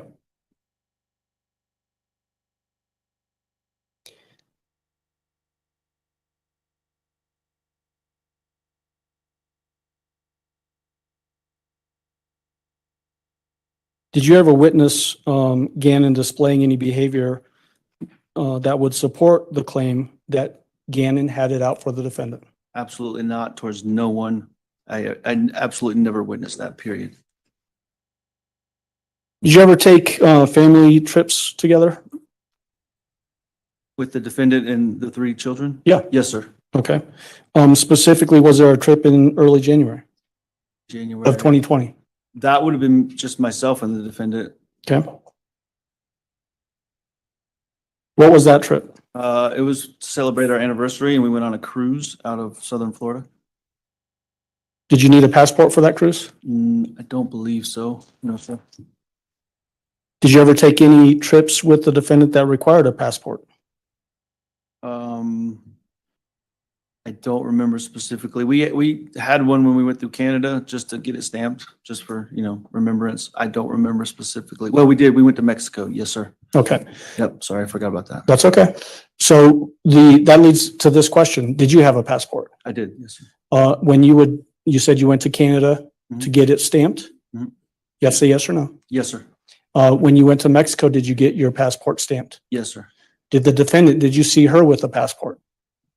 In Mexico, yes. Did she get that passport stamped in Mexico? I don't remember. I would assume it would have had to been, because we went to a resort in Mexico, so. But you know for a fact that she did have a passport. She did, absolutely.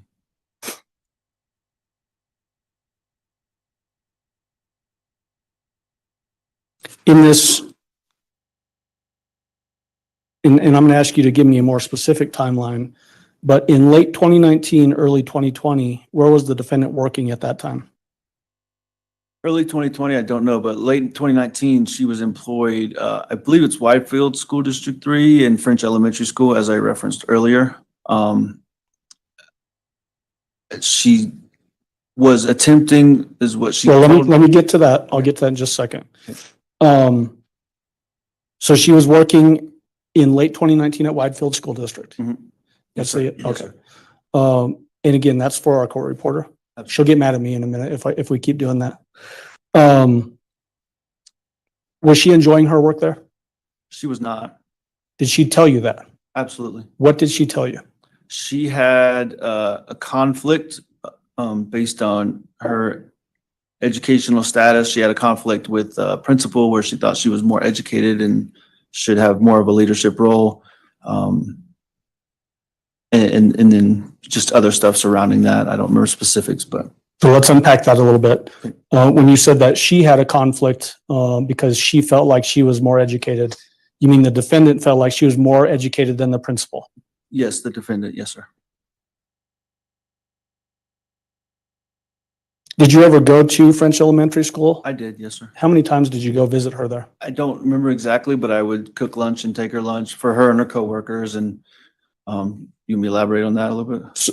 Just, you would go there and take lunch? Yeah, with her and sit and eat sometimes with her. Sometimes I would drop it off. Yes, Did sir. you see her interactions with people at the school? Yes, sir. Did you see any problems with anybody at the school? Not with her, the team that she was always with. That conflict that you described with her and the principal, did that lead to her manipulating, in your mind, getting out of that particular school?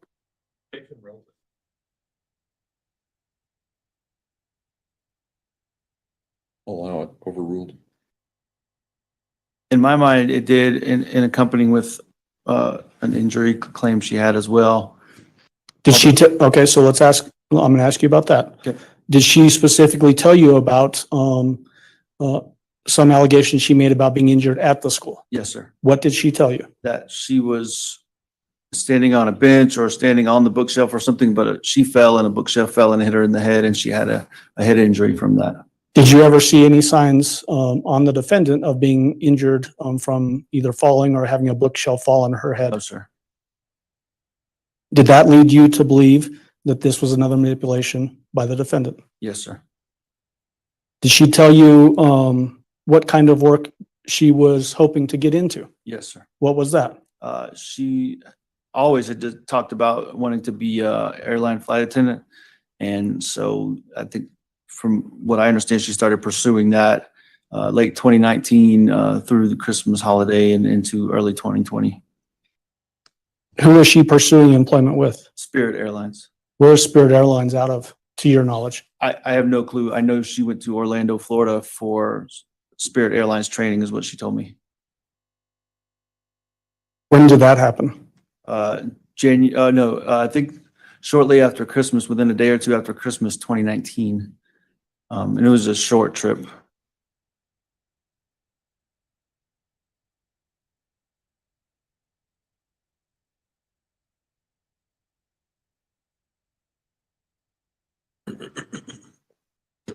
You mentioned earlier when we were first talking about the weekend of January 25th, Saturday, Sunday, January 26th, your mom being in town. Yes, sir. When did your mom get into town here in Colorado Springs? She was here for about a week, if I remember correctly. I don't remember a specific date, but she was there, I think, that whole week. Did she stay in a hotel or at the house? At the house. Where did she sleep? Oh, I don't remember that specific time where she slept. Okay. You mentioned that there was Gannon's bed in his bedroom. Mhm. Let's say yes or no. Yes, sorry. And then there was a second bed in Gannon's bedroom. Yes, And then there was a bed in Harley's bedroom. yes, There was the master bedroom. yes. And then you had couches both downstairs and upstairs. Do you remember, with that in mind, where your mother slept when she visited you in? I still don't, not that Okay. specific visit. Okay. How were you and the defendant getting along during this period of time when your mom was visiting? Not well. How was the defendant interacting with your mom? I think it was fine and peaceful. I don't remember it being there any negativity. Was there anything out of the ordinary? I don't remember. Okay.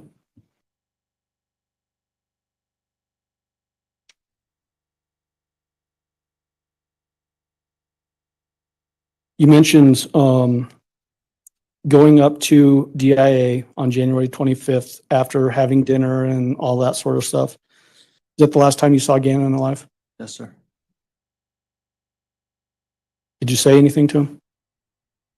Yeah, he was, we were at the top of the stairs and I was getting ready to leave with mom and me and Gannon were at the top of the stairs and I just gave him a hug and I always used to rub my fingers through his hair and just told him I love you. And something I would always tell the kids when I had to leave or when they would go back to their mom's house was like, you know, you're always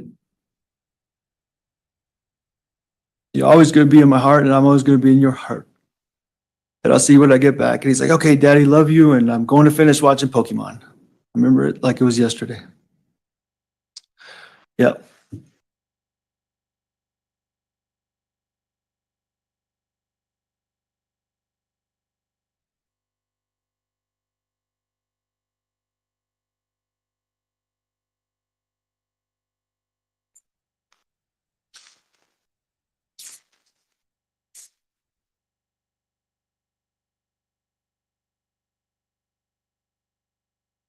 We got into this a little bit earlier about the phones, and I asked you specifically about the phone that was assigned to Gannon and Lena, and whether law enforcement asked you for access to that phone. Do you remember that? Yes, sir. Your Honor, may I approach? You may.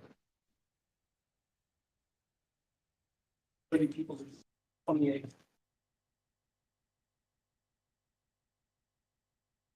Yep, I remember. You Upside. recognize this? Absolutely, that's their phone. What is this? That's Gannon and Lena's phone from that time period. Does it appear to be changed at all? It does not. Okay. May I move for admission of Peoples 228? No objection. Exhibit 228 will be admitted.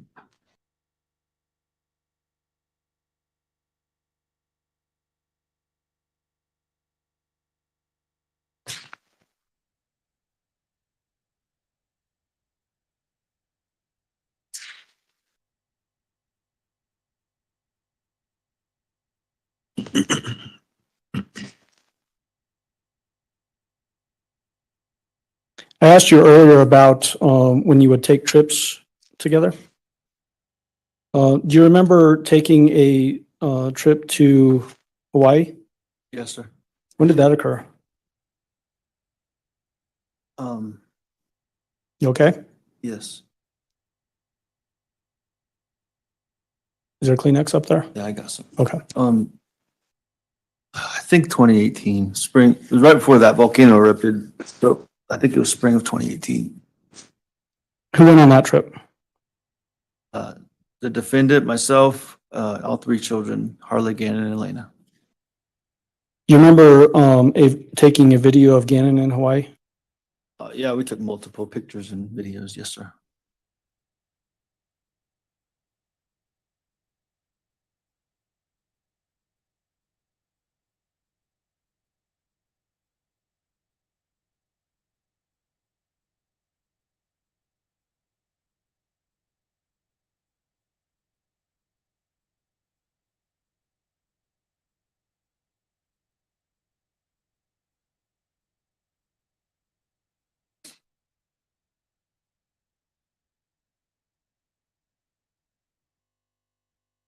May I approach? You may.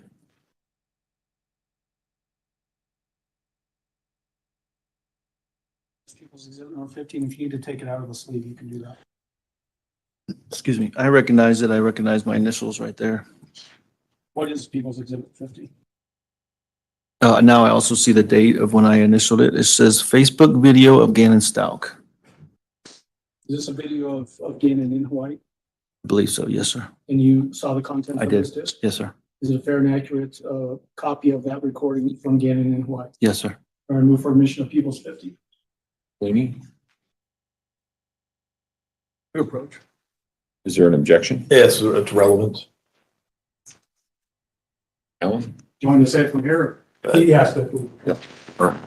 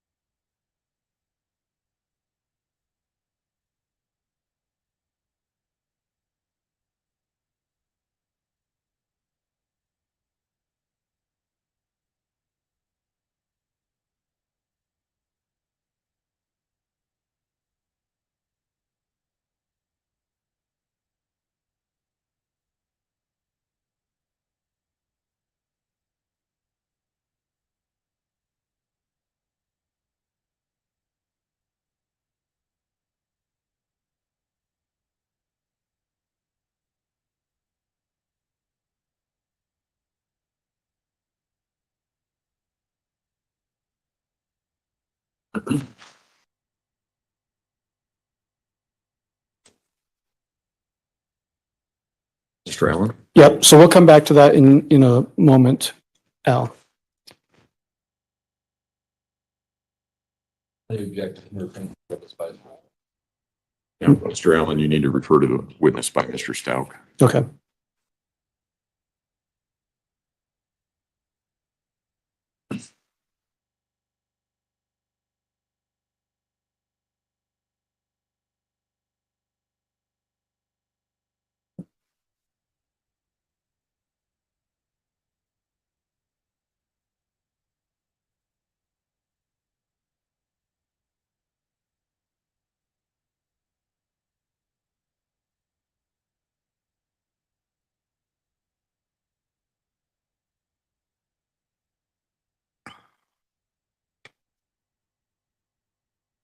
I want to go back to what we were asking, or what I was asking you about earlier about the defendant telling you that Gannon had it out for her.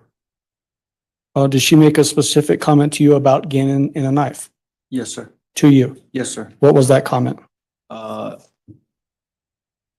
Something about he had threatened her with a knife or came at her with a knife.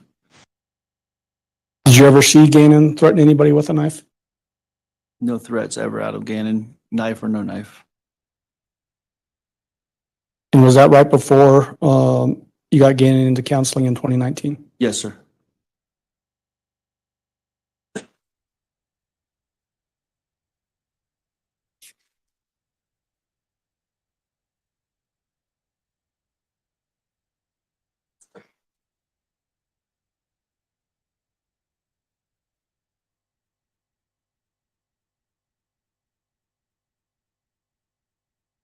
I want to ask you about, specifically, I asked you earlier about trips that you would take together. Mhm.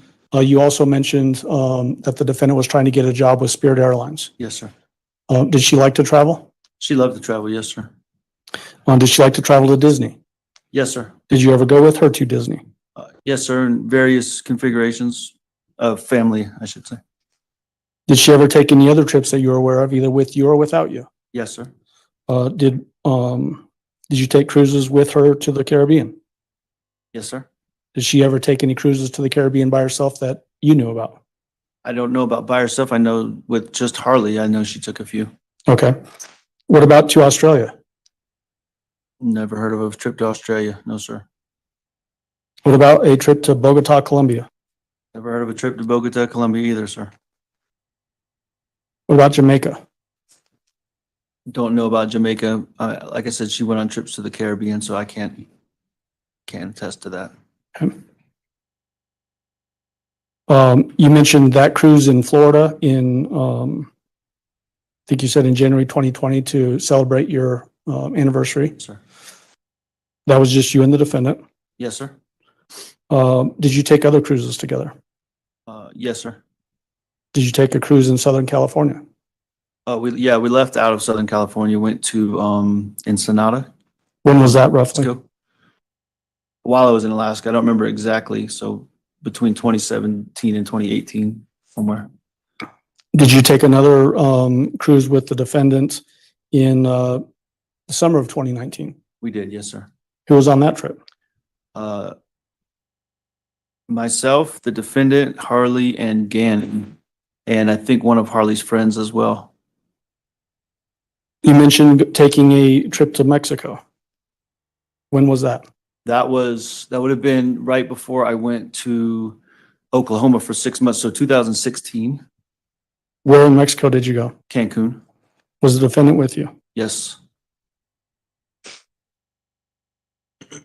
Was she with you besides going to the bathroom or shopping or something like that, was she basically with you the whole time during that trip? Yeah, there was one time I was sleeping and she said she went out and got dinner. Other than that, I think we were together 90% of a majority of the trip. Did she ever tell you about waking up in a tent with cartel members? Never heard that story from her mouth, sir. No. Did you ever have stressors in your relationship between you and the defendant as it relates to finances? Yes, sir. What kind of lifestyle did the defendant want to live while you were with her? Based on things that either she told you or that you saw? A classic example is she always compared herself and wanted to be like Kim Kardashian. That was kind of her main thing she looked towards. I think a best way to sum it up is always wanted to live above our means. To live above your means? Yes, sir. That's a good way to sum it up.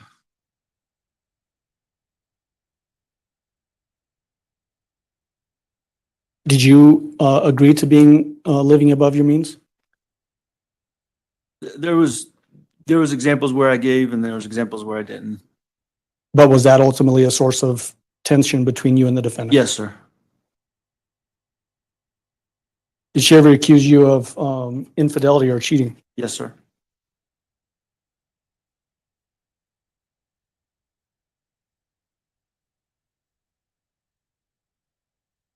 I want to ask you about that storage room. Was it typical that you would keep luggage in that storage room? Yes, sir. Do you remember any specific suitcases that were kept in there? Yeah, there was like a reddish orange one. They had some flowery, I don't know how to explain it, but some patterns on it. There was a large green one. I'd say extra large green one, actually. There was a few smaller, like carry-on size black suitcases. So we had quite a few. Where did the large green one come from? I believe that, well, I know for a fact it came from Landon, which is Gannon's mother, her Aunt Veronica. Landon took a trip there at some point in mine and Landon's relationship, and she came back with that suitcase full of clothes. And I just kept it after me and Landon split up. And was that also stored in that storage room? It was.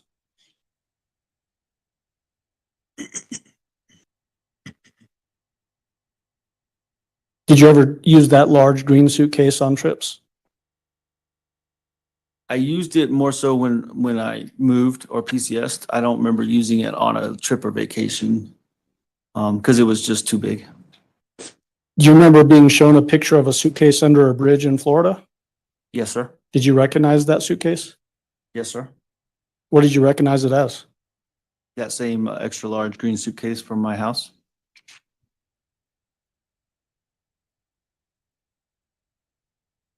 Want to have you flip to People's Exhibit number 48 in that notebook.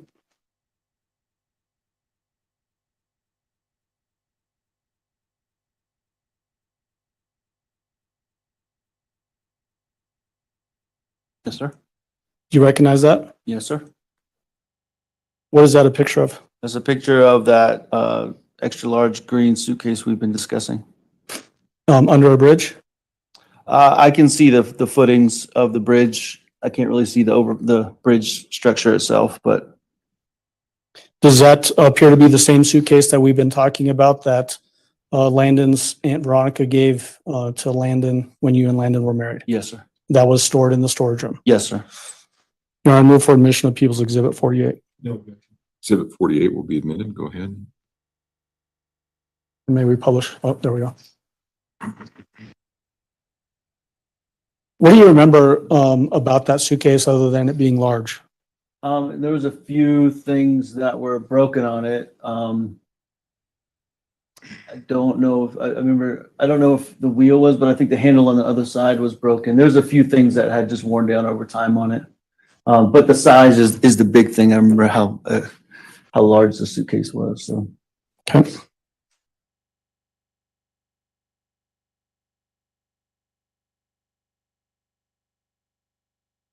All right.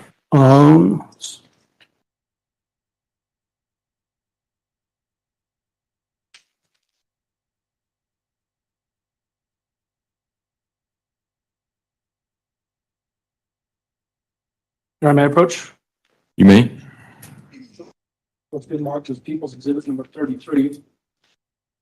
Obviously a disc. Do you recognize this disc? I do, How do you recognize it? because I initialed and dated it 31 March. Did you watch the contents of this disc? I did. Is it a fair and accurate representation of a video that you have seen? Yes. Okay. I move for admission of People's Exhibit 33. Defense? Objection. Exhibit 33 will be admitted. Go ahead. In permission to publish, right? You may.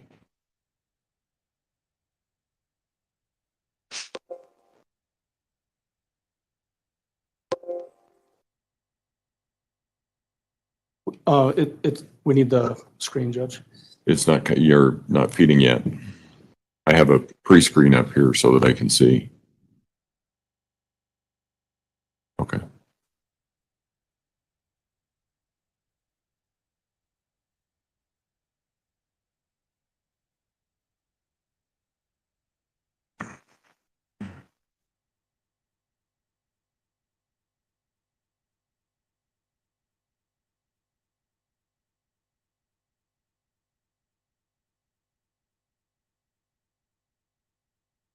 Too, I just don't know what to do.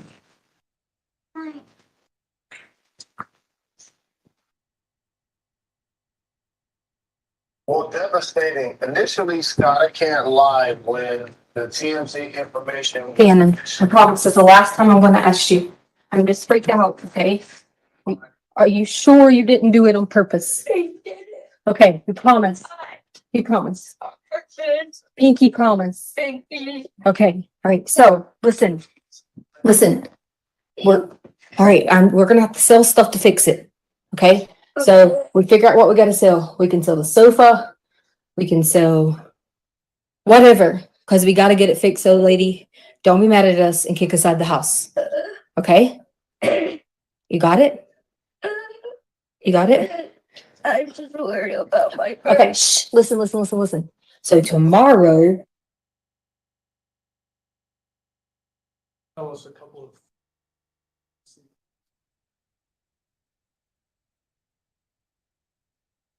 Council, approach for a moment, please. It's okay.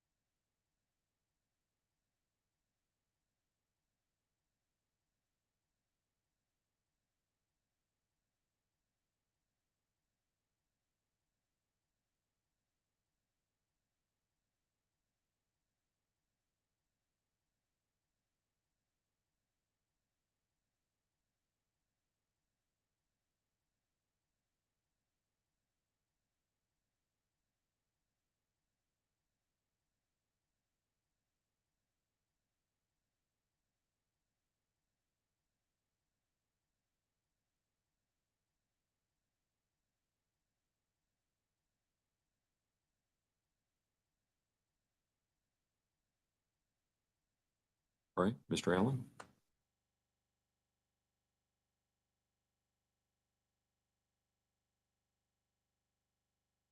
two, I just don't know what to do.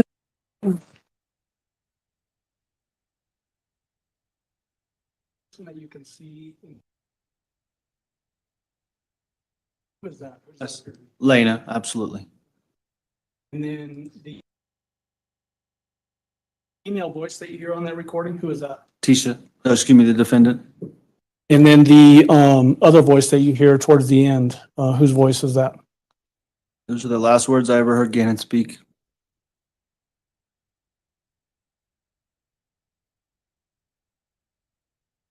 Want to have you jump back into that binder, Mr. Stauch, and look at People's Exhibits 19 and 20. Ones I mistakenly tried to admit without any foundation earlier.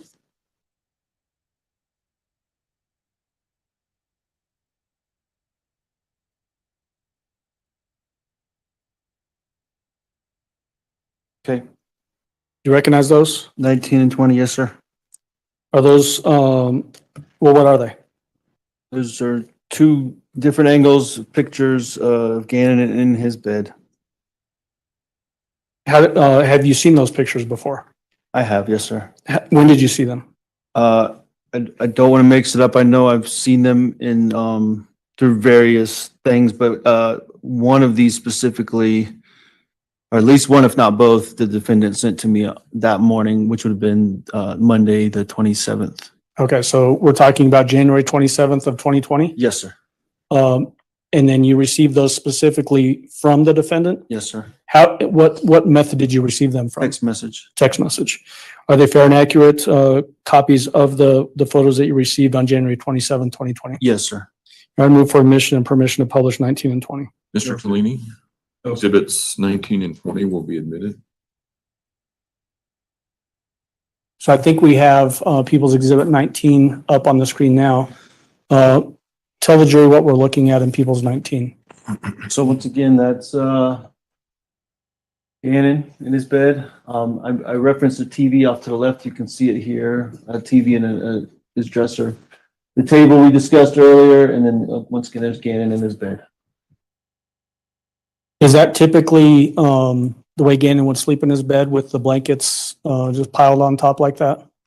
No, sir. There was a couple things I noticed that were different. There seems to be a big, I don't know, pillow or bulge or something down here. I don't remember this red and green blanket actually being on his bed, or we've discussed that. I don't remember that. Okay. I can't say 100% that it wasn't ever, but. And then People's 20? This basically just another depiction of that same scene? Yeah, it appears to be, I mean, I think it's different though, because is it okay if I show Well, differences? let me ask you this. What is there a difference between the two photos based on your observations? Yeah, of it? absolutely. What are those differences? If you look at where his hand is here, and if you look, if we can go back to the other one, his hands are in a totally different position. See how his hands were crossed right here, the blanket's kind of pulled back a little bit. And then a huge thing to me was his bed was almost never pulled away from the wall like this. And we discussed that in a previous photo, that his bed was almost always pushed up against the wall. And then that's the bulge that you referenced in the other photo in People's 19. Same as right here. Yeah, right there. And then 20. Right here. And notice that difference as well. And do you even recognize that particular blanket, or was you recognize it, but you don't think it was typically on Gannon's bed? Yeah, that blanket is one that was in our house somewhere. I just don't think it was a typical blanket. It wasn't his. It was not his. It was not his blanket, and it was not typically on his bed. Okay.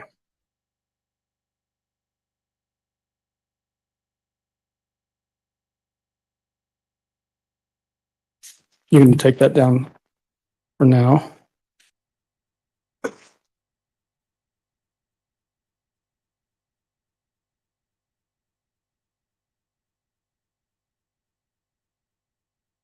I want to jump back, Mr. Stauch, to when we were talking about your trip to Hawaii in 2018.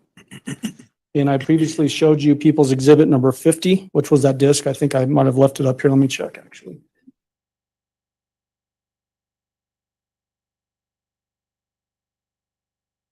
Yes, sir. Yes, sir. You want to, this time I move for admission of People's, request permission to publish. Mr. Tellini? Subject to prior objection. Objections? That was me. I hit the mic. Okay, all right. The objection's overruled. Exhibit 50 is admitted. And permission to publish, huh? You may.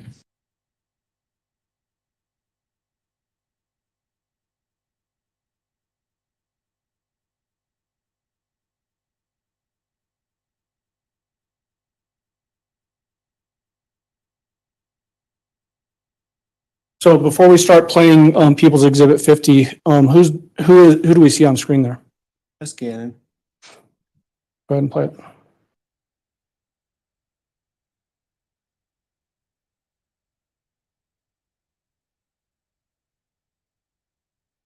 Where are you at? In Hawaii, go.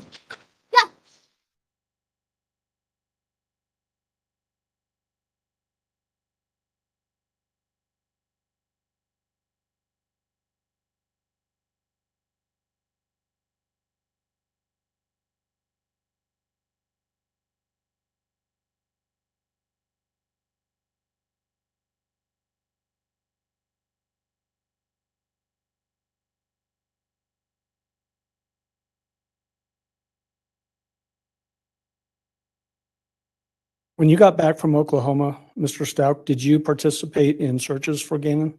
Yes, sir. Tell the jury about what you did to look for Gannon. The first day, which would have been Tuesday, 28th, left the airport and then came home and just got somewhat organized. And then there was a story about Gannon running away or walking away. And there was, somebody said they might have seen him at a gas station in Fountain. And so So let me ask you specifically, you don't know whether that was a true statement or not, correct? in the moment I didn't, no. Okay. But did that cause you to go do things to see if that was in fact a legitimate sighting of Gannon? Yes, sir. What did you do? Myself and the defendant in my truck, my red Nissan truck, drove to that gas station. I went in, well, I think I met the officer there, if I remember correctly, and went in and watched whatever he allowed me to watch the footage of what boy that was alleged to be Gannon coming in and out of the store, and so I could confirm if it was him or not. Was it Gannon? It was not. It was another boy with his father that, or whatever, another boy with an older man. Just wasn't Gannon. It just was not Gannon. No, sir.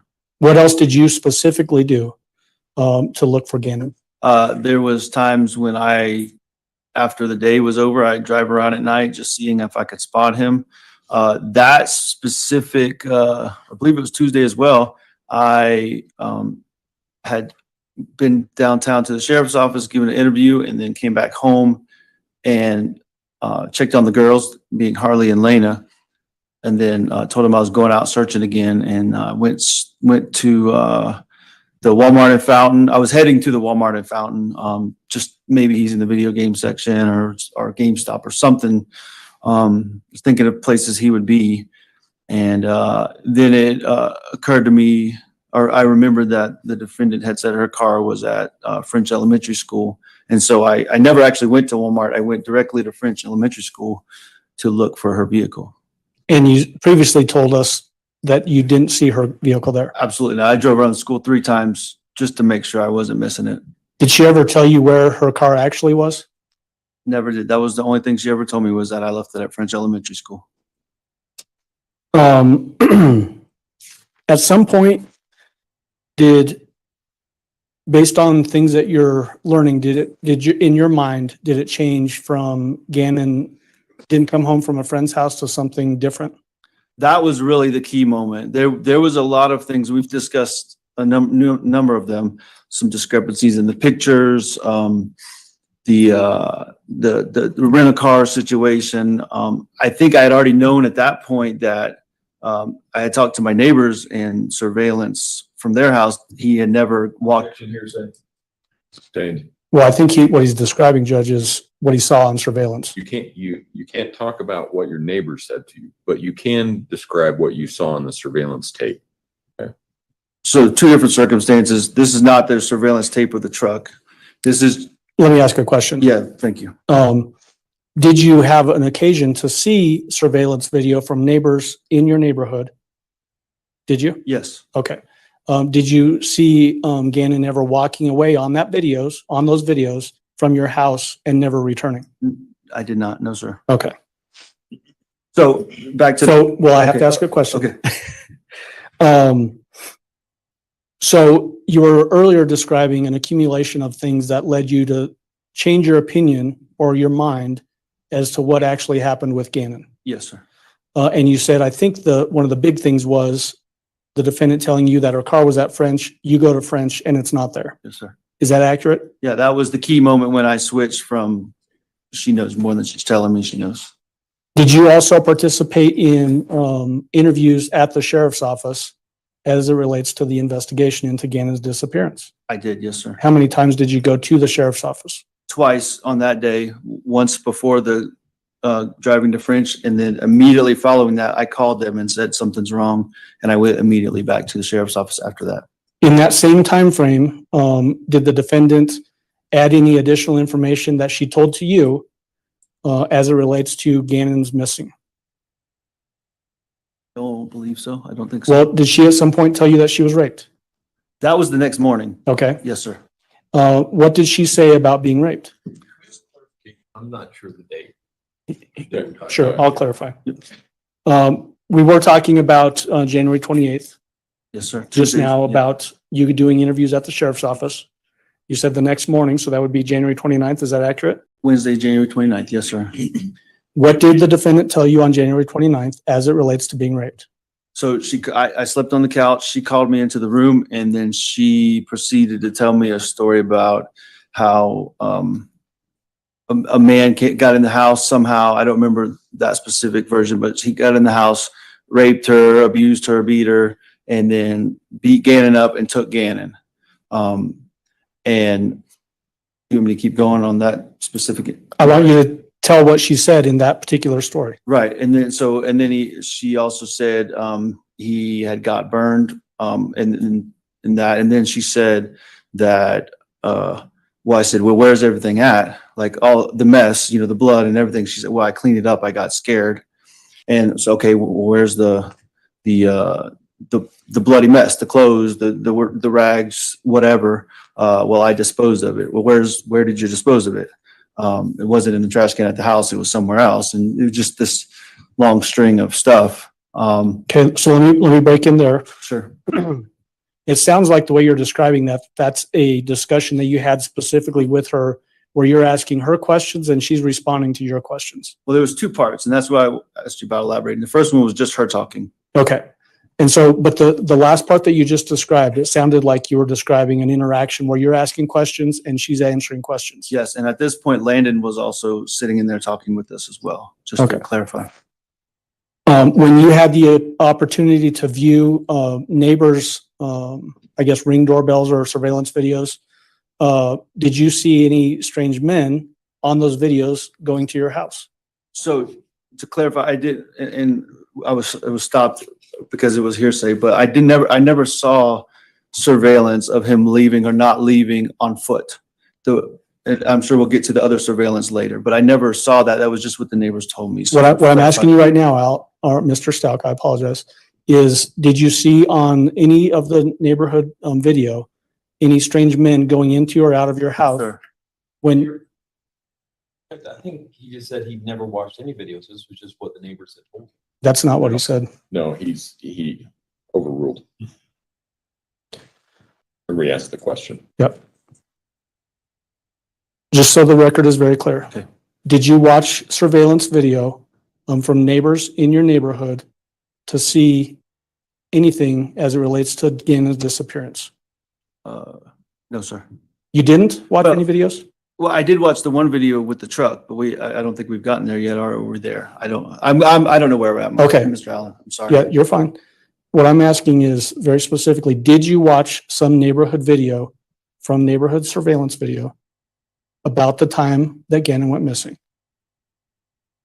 I watched one, and that was him leaving the truck and coming back home. That's Okay. the only one I watched. Okay, so you didn't watch any other videos to see, to either confirm or not confirm that a strange man had come into the... I've seen nothing Okay, else. all right, thank you for clarifying that.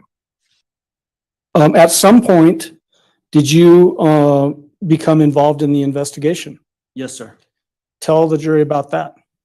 At some point, and I don't know the reasons why, but I was directed to go to the FBI's office and start, I call it being questioned, but just kind of giving a background history of our relation, mine and the defendant's relationship, and kind of what we've been doing so far this morning. And from that, it turned into pretext phone calls. Okay, what do you mean by pretext phone calls? Phone calls where I would get on the phone with the defendant while I was at the FBI office and be giving direction, and they also gave me the flexibility to talk with her normally, but be giving direction on things to say and things to ask and whatnot. Who was involved with that process? Obviously you were, but who else from the investigation side was involved in that process? So, of course, yeah, I was there. The defendant was on the phone, and then there was Mark Riley was present. So I'm going to break in every time you say a name. Who is Mark Riley? Mark Riley, I think a detective at the sheriff's office or investigator. Okay. I'm not sure his role at the time. Jess Bethel, a similar role to Mr. Riley, from what I understand. FBI agent, Mr. Hughes. I don't know his title, a specific title. Amber Cronin. Who was Amber Cronin with? FBI as well. John, I always say his name wrong, Grusing. With the FBI. I saw in passing other agents, but those were the ones that I remember being specifically in there. There may have been others. I don't remember specifically. Do you remember, maybe like this agent back here, Andrew, Cohen? I remember him walking around a lot. I don't remember him being specifically with me on any of the phone calls. I may be wrong about that, but. Would these phone calls originate, sometimes by you calling the defendant and other times where the defendant would call you? Yes, sir. How do you know that it was the defendant on the other end of that phone? I recognize her voice and we would always talk about something relevant that would, I would know it was her, whether it was Gannon or something about our relationship or our life in general. Would you also in those conversations talk about, specifics to the investigation? Yes, sir. Would the FBI agents or the sheriff's office agents, detectives pass information to you to specifically ask the defendant? Yes, sir. On some of those recorded phone calls, can you actually hear people whispering to you? Yes, sir. Okay. And Judge, what I intend to get into next is admitting discs and then playing those discs. And some of these phone calls are pretty long. I don't know if you want to go through the admission now and then we can do that other process when we get back, or. So are any of them less than, say, 15 minutes? Because of contextual issues, I think it makes sense to play them in order as opposed to breaking them up. The very first one is an hour and 57 minutes. All right, so let's do the foundational elements necessary for admission. Okay. And then we can play them after lunch.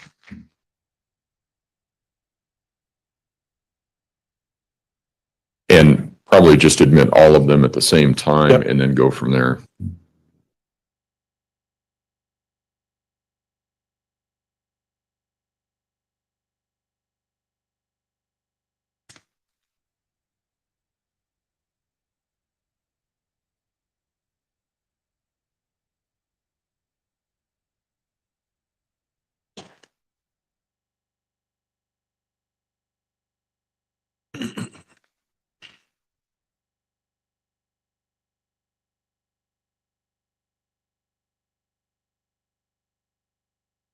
And so for the record, Judge, what I'll be showing him for admission is People's Exhibits 35, 36, 37, 38, 39, 40, 51, 52, 53, 54, 55, 56,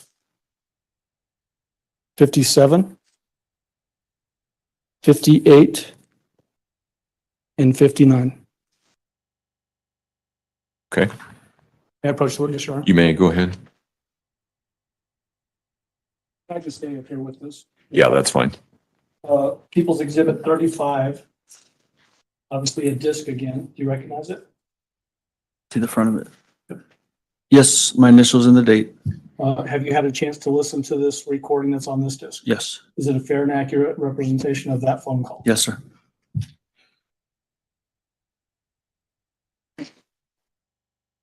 People's Exhibit 36, do you have your initials and date on that one as well? Yes, sir. Did you listen to this recording? Yes, sir. Is it fair and accurate representation of that recording? Yes, sir.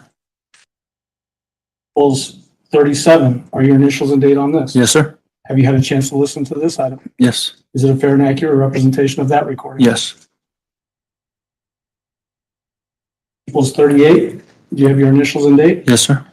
Have you listened to the contents of this disc? Yes, sir. Is it a fair and accurate representation? Yes, sir. 39. Do you have your initials and date? Yes. Have you had a chance to listen to the contents of this disc? Yes, sir. Is it fair and accurate? Yes, sir. 40. Are your initials and date on this? Yes. Have you listened to the contents of this disc? Yes, sir. Is it fair and accurate? Yes. 51. Are your initials and date on this disc? Yes. Have you listened to the contents? Yes, sir. Is it fair and accurate? Yes. 52. Are your initials and date on this disc? Yes. Have you listened to the contents? Yes, sir. Is it fair and accurate? Yes, sir. 53. Are your initials and date on this disc? Yes, sir. Have you listened to the contents? Yes, sir. Fair and accurate? Yes. 54. Date and initials on this disc? Yes. Have you listened to the contents of this disc? Yes, sir. Is it fair and accurate? Yes. 55 are your initials on this disc? Yes. Have you listened to the contents? Yes. Fair and accurate? Yes. 56 are your initials on this disc? Yes. You listen to the contents? Mm-hmm. Yes. Fair and accurate? Yes, sir. 57 are your initials and date on this disc? Yes. Did you listen to the contents? Yes, sir. Fair and accurate? Yes, sir. Tedious, isn't it? Yeah, sure. Uh,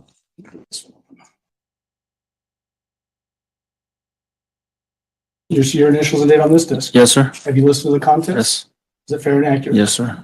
You didn't identify that one. Oh, I'm sorry, 58. Thank you. Go ahead. And then 59, initials and date? Yes, sir. Have you listened to the contents? Yes. And is it fair and accurate? Yes, sir. This time I move for admission of those exhibit numbers, and I can reread them, or if you have them. I have them. Mr. Tellini? No. All right, exhibits 35, 36, 37, 38, 39, 40, 51, 52, 53, 54, 55, 56, 57, 58, and 59 will be admitted.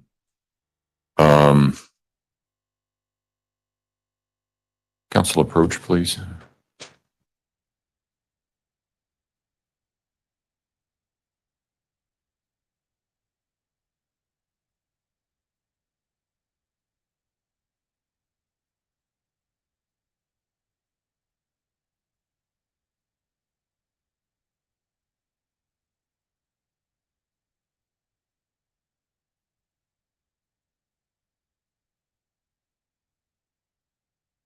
All right, ladies and gentlemen, I think you know where this is going and what my conversation was about.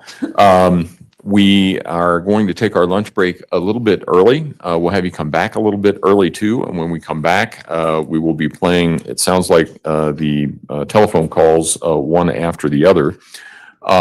So if I can have everyone back in the jury rooms at about 1:15 so that we can start at say 1:20. Again, do not discuss the case among yourselves. Do not do any research about any aspect of this case. Do not discuss the case with anyone else either. Mr. Combs had relayed to me a question by a juror as to whether or not you can receive a transcript at the end of the trial. The answer to that is no. The transcript is for other purposes. No jury is ever provided with a transcript of the court proceedings as they are occurring. So you'll have to rely on your individual and collective memory as well as any notes that you take, but you will not receive a transcript.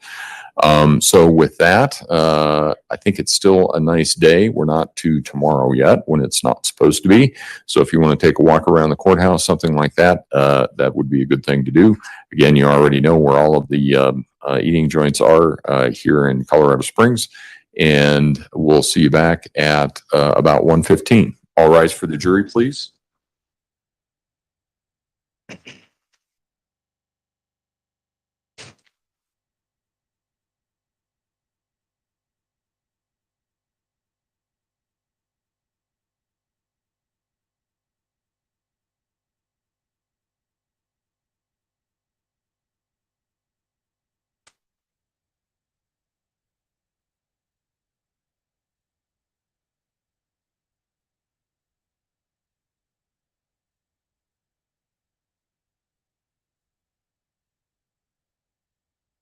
Thank you. You may all be seated. Mr. Stauch, you can go ahead and step down from the stand now. And I don't see any reason to have Mr. Stauch sitting on the witness stand while we play these are just phone calls. It's all audio, right? They're all audio. There may be some times where I want to pause it and ask him a specific question, especially at the beginning when we hear voices, who that Okay. voice is, that kind of thing. But I think once we get started into the meat of them, I think we can let him down if it's okay with Okay. you. It's fine by me. It would just be a little bit awkward having him sitting there and not saying anything for, it sounds like we're talking about more than 5 or 10 minutes. Yes. So we'll leave it at that. Is there anything else that we need to address at this point in time? Prosecution, No, you are. defense? Yes, sir. Okay. All right, then court will be in recess. Thank you. All rise.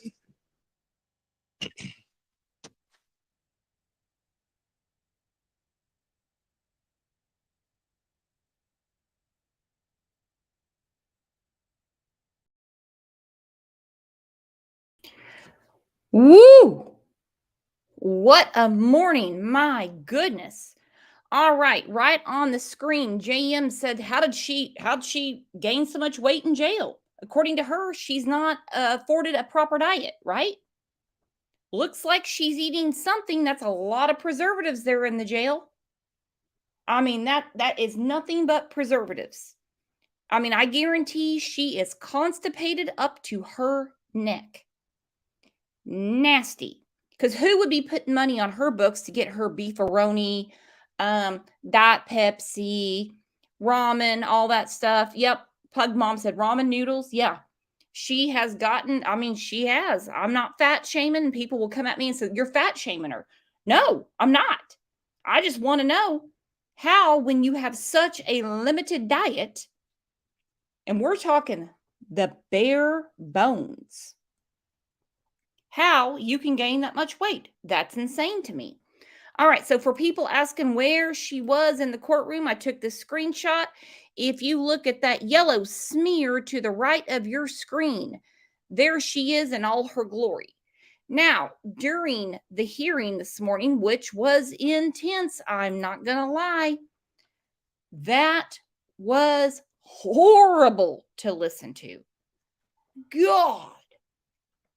At one point, she turned her chair and looked straight at the wall. Why? Because she was being reminded of the life she used to have? The Caribbean, the nice house, the nice cars. I don't know. I just don't know. How can someone get this crazy? That's what I want to know. Because I don't believe it's from her childhood. I don't believe it's from the twins that she miscarried when she farted twice. She was never pregnant. She was never pregnant with Al's children. You know, and every judge, every time every case we cover, every judge has a different way. And this judge does not want the witnesses to be seen. Al, we've been hearing him talk, and he's going to let her conduct herself however she wants. So if she wants to look away and her attorneys don't even want to see her smelling her hands. I saw the bitch smell her own hands. How would that happen? What is she smelling? I don't know. She is a pathological liar. One thing after another has come out since 10 o'clock this morning. And Al is sitting there testifying to all the stuff she's done all this time. And it's like, at one point, if I was a DA, I would walk up to Al and say, dude, you're killing me. At no point you didn't realize she's off her damn rocker. There's something wrong with her, but she knows what she's doing. She manipulates and manipulates it. It's one lie after another with her. It is one lie after another. Why Al decided to stay with Crazy Train, I will never know, because he knew. He knew she was manipulating. He knew she was lying. I mean, what did the doctor say about the twins? There was never any twins. All the jobs. What about when she wanted to go be a flight attendant for Spirit Airlines? What a beautiful story. What a beautiful story. She can't work for Spirit Airlines. What was wrong with the career she had? She can't have that career because she shit in her own nest. Insane. Let's look at some more of Letitia's greatest hits, because I tell you what, this chick she is something else. The squatter living in the house, the cartel, the sexual harassment by his fellow officers. Extra AF said some dudes like crazy chicks. I tell you what, he must. He freaking must. I ran out of paper. Look at all this. Greg, look, front and back. Look at this. Of all of her, nobody can compete with this. Attention seeker, manipulator. The squatter was, what was your favorite lie of Letitia's? What was it? Because I will say the cartel was, that was a pretty good one. Lisa Lee said, so when you're in the tent and you're having a campfire, what does the cartel sing with you? That's what I'm wondering myself. Exactly, Christine. I had to help Greg look. I'm like, look at all these. Greg, look, these are all of Letitia's lies. Look at that. It's this is just 2 sheets of paper. Insane. That you know of. Marlena said the harassment. Sarah said the cartel camping. Christina said the pregnancy. The cartel. Oh, she wanted to be Kim Kardashian. The songs about cocaine, that was a good one. Yeah. Gannon coming after her with a knife. Now, no offense to Al, because when you're in the military, you are married to your job. Your military service is first and foremost. It is a thing. It's the truth. But when he heard her say that Gannon was trying to attack him with a knife, at what point did Al not realize there's something wrong? Something is very, very wrong. The rape and the abduction, that's a good one. Yeah. She is put some ears on her and call her Mickey, because she is a good one. Just Me is hitting us with the truth and said he failed Gannon too. Wow. And that's the truth. You can't ignore that crazy. You just can't. You just cannot.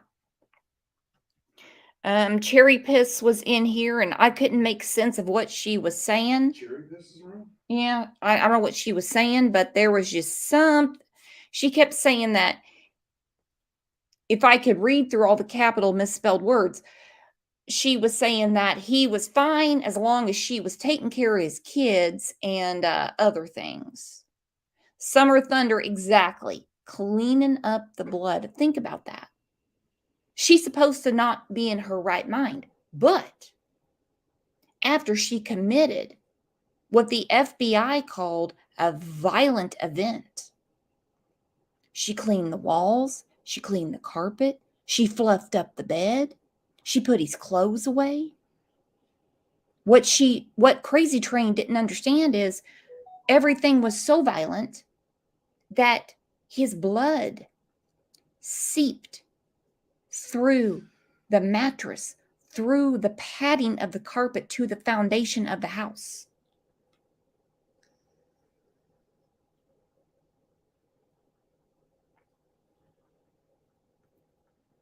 And the thing is with Al, and I agree with Bella right now, Al has got a life sentence he can't deal with. Letitia, she doesn't care. She doesn't care. Al will never forgive himself. I mean, to him, he's being a good husband and trying to take care of her craziness and be a good father while serving the military. I couldn't imagine I couldn't imagine. Tamara said she's crazy for sure, not insane. Big difference. Yeah, she knew what she was doing. This was deliberate. Just like all of her lies leading up to. OJ, calm down. When you take an ultrasound picture from the internet and you print it out and you give it to your husband and say, oh, look, it's twins. And he's like, oh my God, we're having twins? And then all of a sudden, you're not having twins. That's deliberate. That's meant to manipulate. Everybody's saying hi to OJ. OJ saying hello. You say hello. Grandma Bunny said, even if she proves this diagnosis, she would be sane when she was bad, Letitia. Either way, she wasn't insane the entire time. This is ridiculous. Exactly.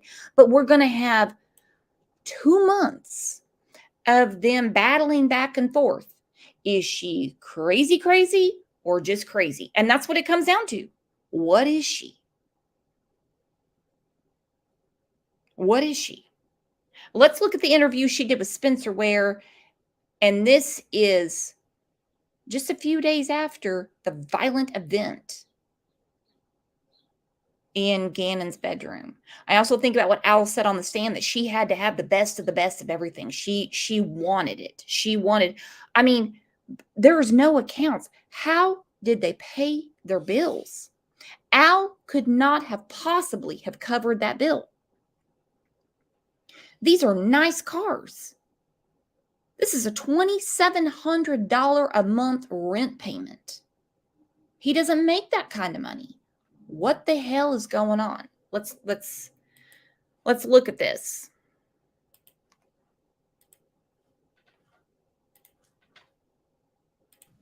I am Tisha Stauch, which is Gannon's stepmother.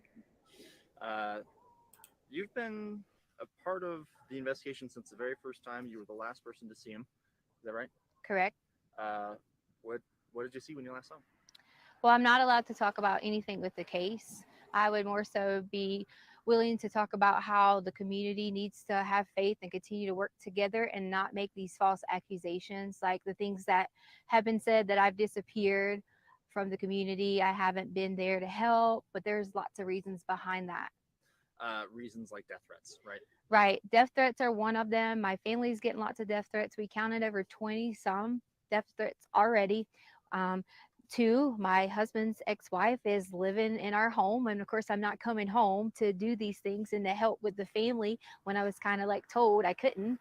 And then many other things that happened with the El Paso County Police Department, you know, and in doing the investigation, I was told I wasn't complying. And can I elaborate on that? Please do. Yes. So I asked for an attorney during the interview, and I was denied that by them. I was held because they were blocking the door, and I was told I couldn't leave, and that if I would have touched them, they would have probably, you know, said I still wasn't complying, or said I was, you know, trying to run away or something. But during the interview, I asked several times, could I stop the interview? Could I get an attorney? Could I stop the interview? Could I get an attorney? I was denied. I was told I couldn't get nothing to drink. I couldn't go to the bathroom. I mean, it was continuously that my constitutional rights were violated. And that's why you say that they said then you weren't cooperating with the investigation. That's why they said I wasn't cooperating at that time. Correct. And why did you ask for an attorney at the time? Well, I asked for an attorney at the time because there was one individual, there was two really good detectives. And so I'm not, you know, going to talk bad about detectives, but the tactics they started to get when I would answer questions, they try to, you know, they're detectives. They're supposed to twist. The one main goal is to find Gannon. But during that time, some of those things made me feel uncomfortable the way they were saying things. So I immediately stopped and felt like an attorney would help me with some of the vocabulary and things like that I needed help with, and understanding some of the things that they were asking. I'm going to shift gears to what has become a huge online presence of people obviously trying to do the right thing, help find Gannon. But at the same time, sometimes it just feels like rumor mongering. Have you seen any of those comments yourself? We have. And see, that's one of the main things we haven't been around in the public eye, because I didn't want to expose my family to it if all these things were going on. You know, there was comments about Gannon getting pushed off the hike, and there was comments about this, and that's just not true. I took care of Gannon for the last 2 years in our home because his mother didn't want to do it. And I would never, ever hurt this child. And I know there's some questions out there about, okay, so tell me what happens. That's up to the investigations when they end up letting you guys know. But I've cooperated with them, even to the point that we were held with a gun. And my daughter, a 17-year-old who serves our country in the United States Air Force, who has never committed a crime or done anything wrong in her life, was put in handcuffs over the keys that was in her purse so they could take her car. And they weren't in there. They weren't even in her car. I mean, in her purse. And they were in my pocket. You originally didn't even know it was the law enforcement officers? I didn't know it was a law enforcement officer because when he came out, I guess he was putting his jacket on, and it wasn't necessarily his fault. He was adjusting and happened to catch me. But I saw the gun and I panicked originally and kind of thought, oh gosh, I got to, like, who's this guy? And then once I realized it was the sheriff's office, I was totally okay. But they still had a gun and told me they were going to shoot me. But I was really concerned about my daughter, asking why she was being detained in handcuffs and things like that, when that shouldn't even happen for a child. That shouldn't happen for someone who was standing inside of a store shopping, because we couldn't have any clothes because all of our clothes were here. If we came here and got clothes, you know, we would be harassed. So she went to purchase some underwear and things like that and was put in the handcuffs in the store, you know, and then brought out with men with guns. And that's just not okay. You know, they could have approached me and said, hi, I'm with El Paso County. Can I please get this? Instead of the way that it happened. I'm just going to check your shot. Doing great. Want to make sure that we're still good on recording, still can hear you okay. Okay, yeah, sounds like we're good. Every once in a while my mic will get out and I want to make sure that's not going to happen here. Okay. I should try and clarify here. Not necessarily crime rates, but the way that people are reacting online to rumors about you with the search. Oh yes, wow. The rumors have gotten so bad. I pretty much have been told at least 10 different ways that these people have these conspiracy theories. I guess they watch a lot of law shows and maybe they have all these theories on how Gannon is dead. And that's what they're saying. So I'm like, why are you saying Gannon is dead? He is not dead. We are going to find Gannon. And that's the main goal that we all have. My family has.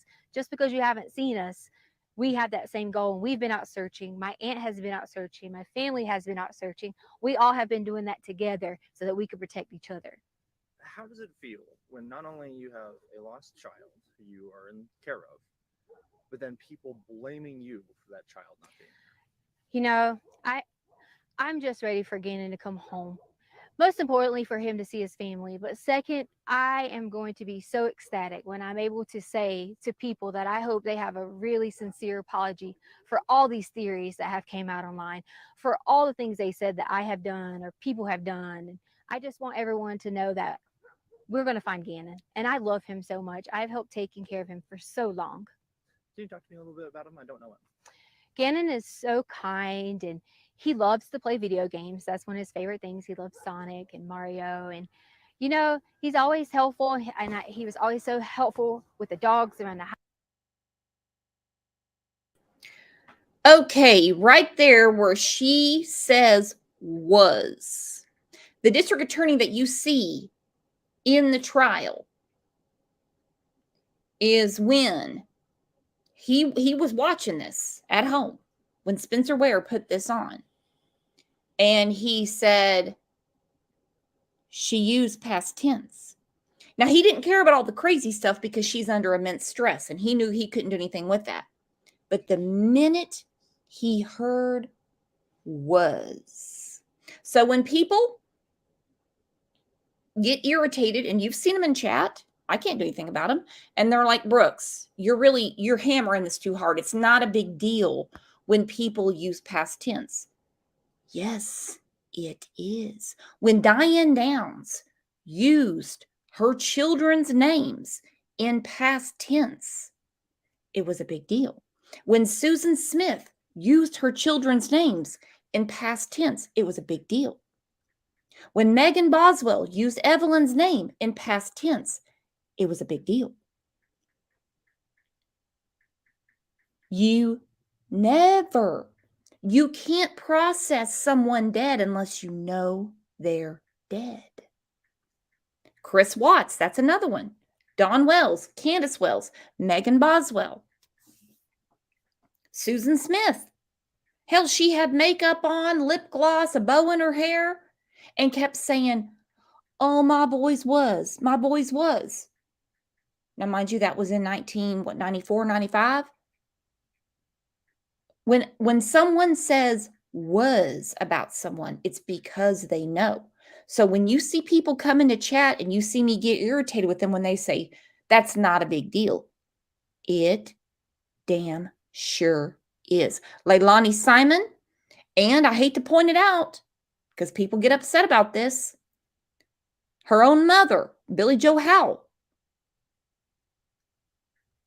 when she said about Quentin, he was. Tells me a lot.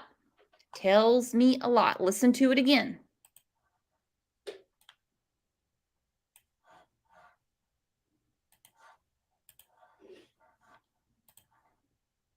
A lot of law shows and maybe they have all these theories on how Gannon is dead. And that's what they're saying. So I'm like, why are you saying Gannon is dead? He is not dead. We are going to find Gannon. And that's the main goal that we all have. My family has. Just because you haven't seen us, we have that same goal. And we've been out searching. My aunt has been out searching. My family has been out searching. We all have been doing that together so that we could protect each other. How does it feel when not only you have a lost child who you are in care of, but then people blaming you for that child not being there? You know, I'm just ready for Gannon to come home. Most importantly, for him to see his family. But second, I am going to be so ecstatic when I'm able to say to people that I hope they have a really sincere apology for all these theories that have came out online, for all the things they said that I have done or people have done. And I just want everyone to know that we're going to find Gannon. And I love him so much. I've helped taking care of him for so long. Can you talk to me a little bit about him? I don't know him. Gannon is so kind and he loves to play video games. That's one of his favorite things. He loves Sonic and Mario. And, you know, he's always helpful. And he was always so helpful with the dogs around the house. And we have 2 little cute dogs. And he was always like a person I could say, Gannon, can you go do this? And he would do it right away. You know, sometimes with kids, we have to remind them and things like that. And that's okay. But he was so sweet and able to help anyone. He could notice when you're sick and say, are you okay? And such a kind heart. I know you just said that you can't say anything about the investigation, so you can just say so again if you can't answer this. But is there anything we can hear about the hike? Was there a hike? We don't. That just seems like rumors right now. You know what? Could we bring my daughter up here? Because she can go and say that, you know, she came home from work after the hike and she can verify that Gannon was at our home. Okay, yeah, that's fine with me. And if she doesn't want to, that's okay. But you're allowed. That's fine. Sounding okay so far? Yes, I need Harley. Because they want you to verify was Gannon at home after the hike. Because you didn't go to the hike, but you came home from work. Do you want me to just say yes? No, just answer the question. Yes, you came home from work and you can verify Gannon was at home. Yeah. I told her she didn't have to be too in depth because she is still, you know, a child. But I want to make sure that someone knows that there's another person to verify that Gannon. Sure. Does she need to hold this? No. Yes, so I came home later that evening. I was at work and I can verify that he was there that night. So there was a hike that you guys went on, but then you guys came home. Yes. Where'd you guys go hiking? Garden of the Gods. Oh, yes. Okay. I guess when. And then we ate Burger King afterwards. So, you know. There you go. Yeah. And then it just was, I'm gonna go to play at a friend's house. And then it was just, I'm off to go to play at a friend's house. Unfortunately, I'm not able to like comment on that anymore. And for that reason is because some things have been turned and twisted. And, you know, that was one of those stories you were talking about where people say things. We had to hear things like who would let their child go out at dark and things like that. And that's just why I don't want to answer that. If I had to give, I'm not gonna say that part. That's okay. Never mind. Right. I could take that out. I understand that it gets tricky with Yeah. legal stuff. Do you feel like I asked you what I need to? Do you feel like this is going to help kind of turn the tide of what feels like a witch hunt, in my opinion? I hope. Am I on camera now? You are okay. still. Okay. I think that a lot of people can see that I'm not missing and see that I am being cooperative. But to me, it's okay that they think those things because the way someone thinks about me, I don't have a problem with that. My main thing is I would never want someone to think that I would hurt Gannon or any of the children in our home because that's just not the case. I've spent my whole entire life working so hard in education. There was even things online that was talking about my education license and I shouldn't even be a teacher. And they just didn't know that. Like we moved on a military move and I didn't finish out my contract. So I gave up my license in that state. It had nothing to do with any criminal activity, you know, or any of those things. And it just got blown out of proportion on my professional status, you know. And do you feel like these are just internet detectives who think they know what they're doing? It definitely is. And, you know, here's the thing that kind of saddens me. It's like if you're going to talk about someone like that and have a witch hunt out for them, why would you even care like about doing those things? Because this is a child. You're telling me that you're just as mean, you're just as hateful to talk about someone else like that. That's how I feel. Like we just should not. We should all come together and wait until the end and see what happens because Gannon's going to come home. Any message for Gannon? The message for Gannon I have is, Gannon, when you get here, you'll be able to truly tell what happened. And then I really hope I get a sincere apology from everyone who has made all those things, especially from my husband. Especially from my husband. This is 10 minutes of the interview, and this 10 minutes is insane. Now, she has been deemed sane by 3 different psychiatrists from the state of Colorado. I do understand that her defense has dug up someone to say she doesn't know right from wrong. How can she balance a checkbook? I'm using old school terms. How can she pay bills? How can she grocery shop? She's culpable. Yeah, Greg just said she's culpable. She's culpable. She knows what day it is. She had been abusing Gannon over and over and over. She went too far on Sunday. She burnt him. I think she did more than that. She knew she couldn't send him to school. She knew that. And she knew she would have to cover it up one way or another. She drove around all day with these silly, silly errands. You have a child at home sick. Why you got to go to PetSmart? You live in Colorado Springs. If you need dog or cat food, then you can have it delivered. I mean, come on.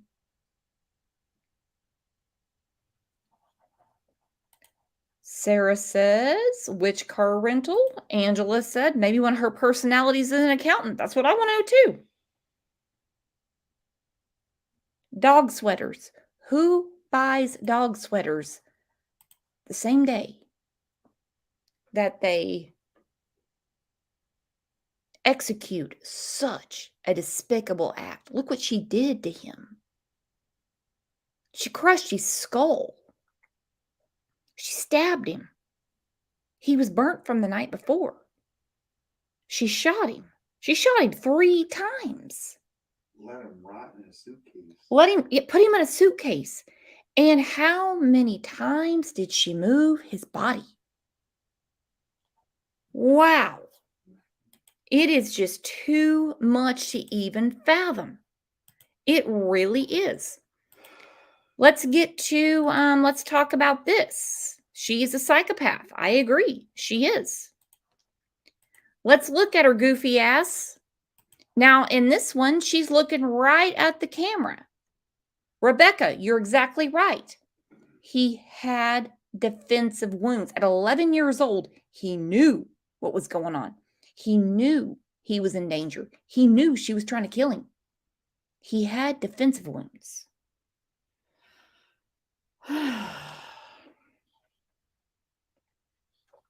She had immense hatred for Gannon. And a lot of it had to do with hatred she had for herself,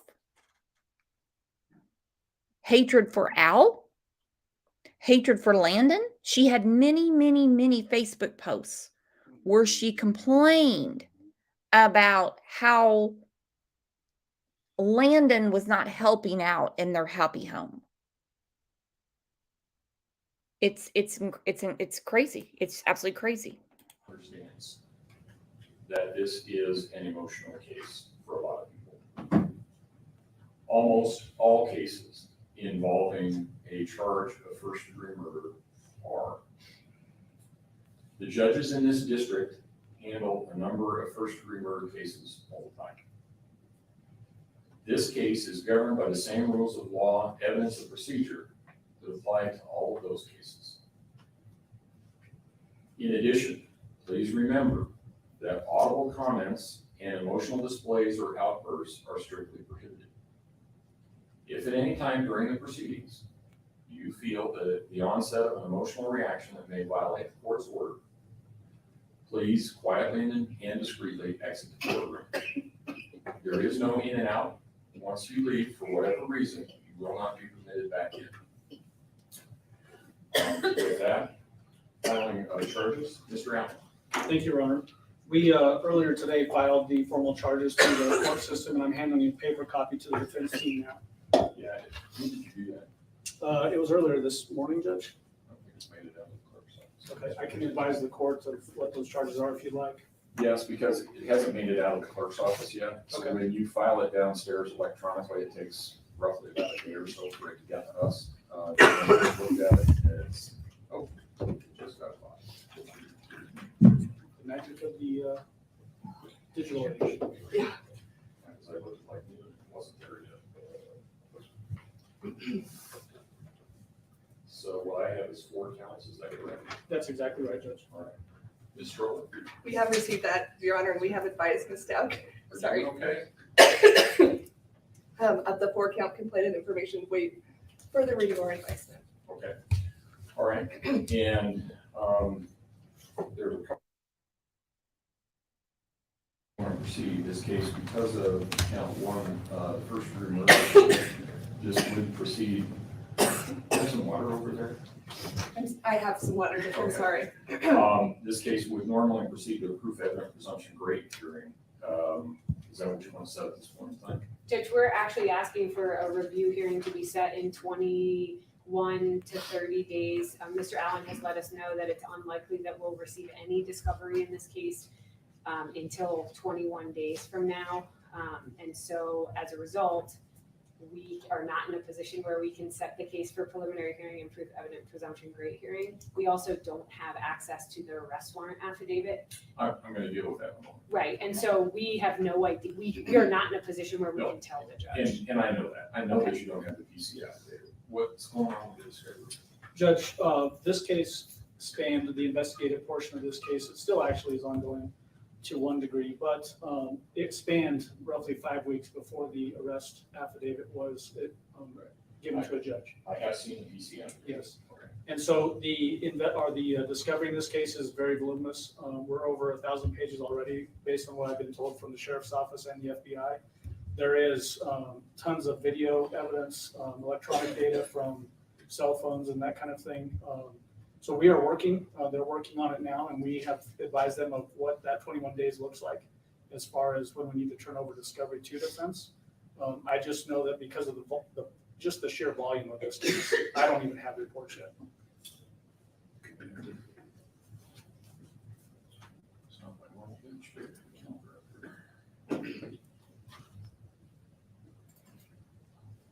Okay. And before we get too far down that road, there's a couple of things that I need to deal with. First of all, Ms. You want me to direct these to Ms. Strobel or Ms. Chalmers? I'm good, Judge. I can answer your questions. Ms. Strobel, I know that there are search warrants. I've had cases in the past where sometimes they want the search warrant before the proof evident presumption great, sometimes they don't. What are you wanting to do? We want copies of the warrants. Is that the court's question? Yes. Yes, we do. Before the proof evident presumption Yes, great. Judge. As you know, or actually as counsel may not know because a lot of them don't, those search warrants are not filed in the electronic file for this proceeding. How many warrants are we talking about? Judge, the last number that I heard was over 107 search warrants in this case. Yes. 107. 107. Okay. I think that number is bigger than that number, though, just based on, that was last week sometime that I heard that. Are they all, were they all issued locally by a judge locally? No, there were some search warrants issued in South Carolina as well. Okay, so it took longer to get those. And all of those were done with motions to seal as well. Okay. Except for South Carolina, that does not have the sealing process that we have locally. Okay.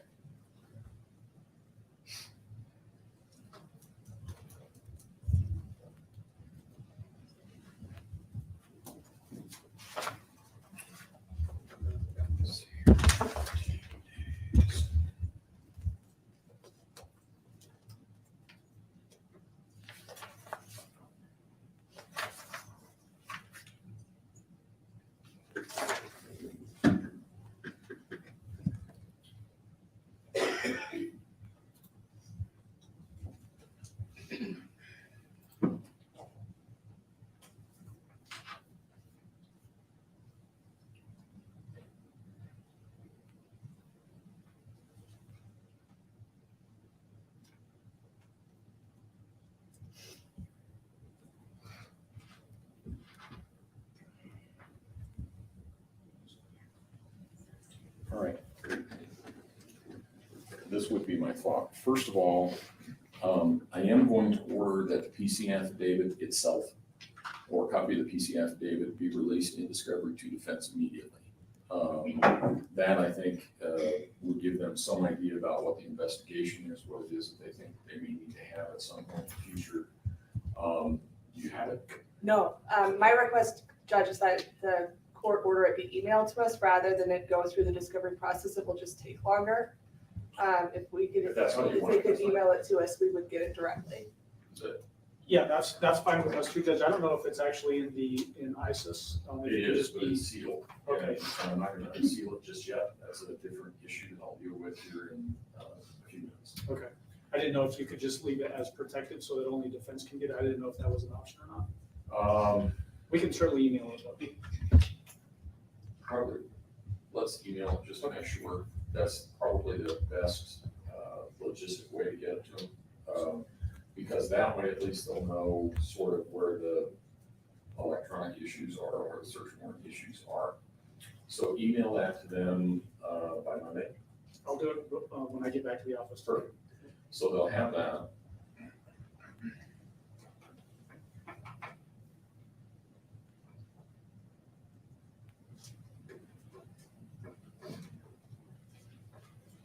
All right. And then my thought was that we would set this for a sort of status conference on April 15th at 4 p.m. Judge, is there any way we could do the week before that? I'm supposed to start a homicide trial in Division 8 on April 13th. Or I could do, I know we're taking the docket day off for that trial for April 14th, if you could do that at 4 o'clock. I actually, before I get in trouble with my staff, which is the best staff in the building, as you know, I'll let them handle dates because I will not get it right. But my thought is that we have a status conference to find out where we are with respect to warrants. And I'll give the parties more instruction here in just a moment. You wanted the 14th, which is a Tuesday. If that works for the court. We can do April 14th in the afternoon. Is that a 3 civil o'clock. week? It is a civil week, and we do have trials. I think it'll be all right. If we did it at this time? We can do it at 3. Okay, so April 14th at 3 p.m. Judge, just for the record, that works with us and with the victim's family. Okay, so April 14, 3 p.m.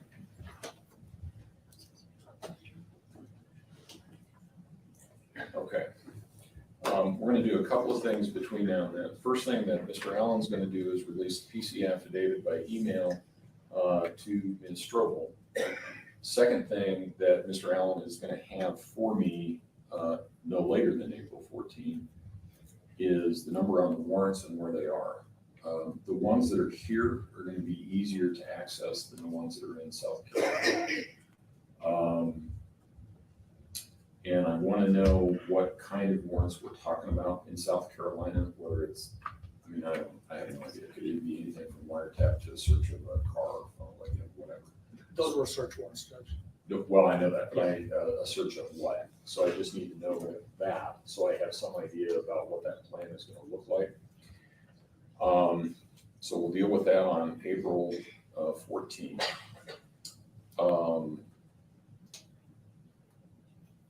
And then we should have some idea about how long it's going to take to get these warrants released. And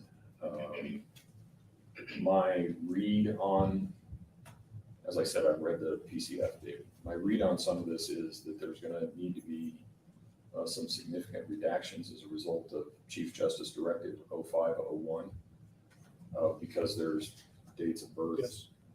all kinds of personal information like that. Is that fair? That's absolutely fair. Okay.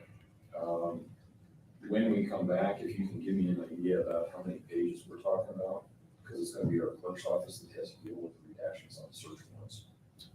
So I think we're talking about, there's two issues with the search warrants. When we do our discovery, there will be a section in our discovery that goes to defense that will have every search warrant in it. So they'll have access to that as soon as the discovery book is put together and released to them. Oh, okay. And then I'm not sure if the court is asking for release publicly on those search warrants, the affidavits. Not yet. Okay. I don't know, there hasn't been a request for that, I don't know if there will be, and I don't know if it would be entertaining. One of the reasons I asked that is because at the end, I'm going to get to that. Okay. But I will need to have that information. But it sounds like you can just release the warrants to defense through regular discovery channels. That's how it typically will go, and it will be done on this case as well. It will typically be a separate section in the discovery packet that goes to them. Okay. All right. Okay. And both sides have gotten a copy of the method of filing pleadings that I sent out. I think it was order 04. Yes, Judge, the people acknowledge that order. Order 02, and Ms. Strobel. Yes, Judge. Ms. Chalmers is familiar with that because that's it's the same process that I use in California. I reviewed it. Okay. Let's see. And there is a motion by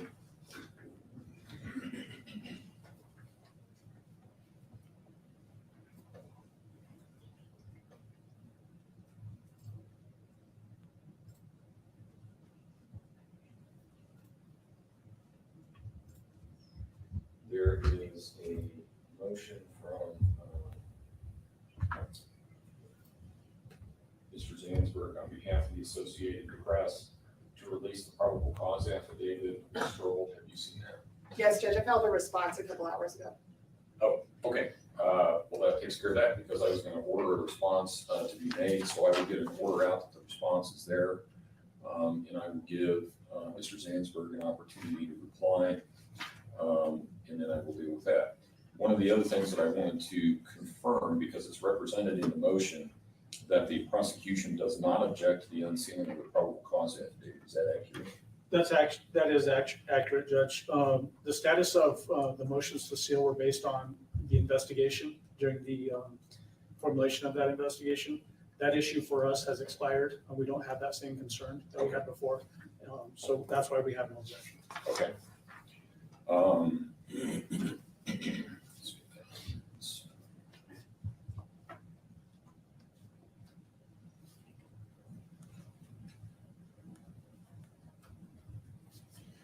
Okay. So we have the date. Okay.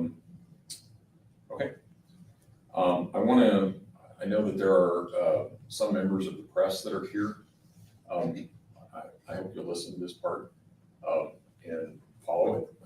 We'll see. The rules in the state of Colorado govern what media access is available during criminal trials. Rule 3A of the Public Access to Information Records Rules, which was promulgated by the Colorado Supreme Court, says there shall be no expanded media coverage of pretrial hearing. There shall be no expanded media coverage of pretrial hearings in criminal cases, except advisements and arraignments. That's where we are. So the next step here, you heard that we had set a date for April 14th. That is not subject to expanded media coverage by rule in this state. The next thing that we may do after that is set it for a proof evident presumption grade hearing.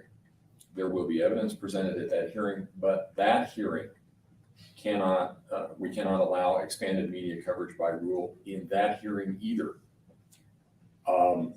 It would be helpful to me and my staff if you didn't file motions requesting expanded media coverage, since they would be summarily denied. We have to read them and issue an order denying them.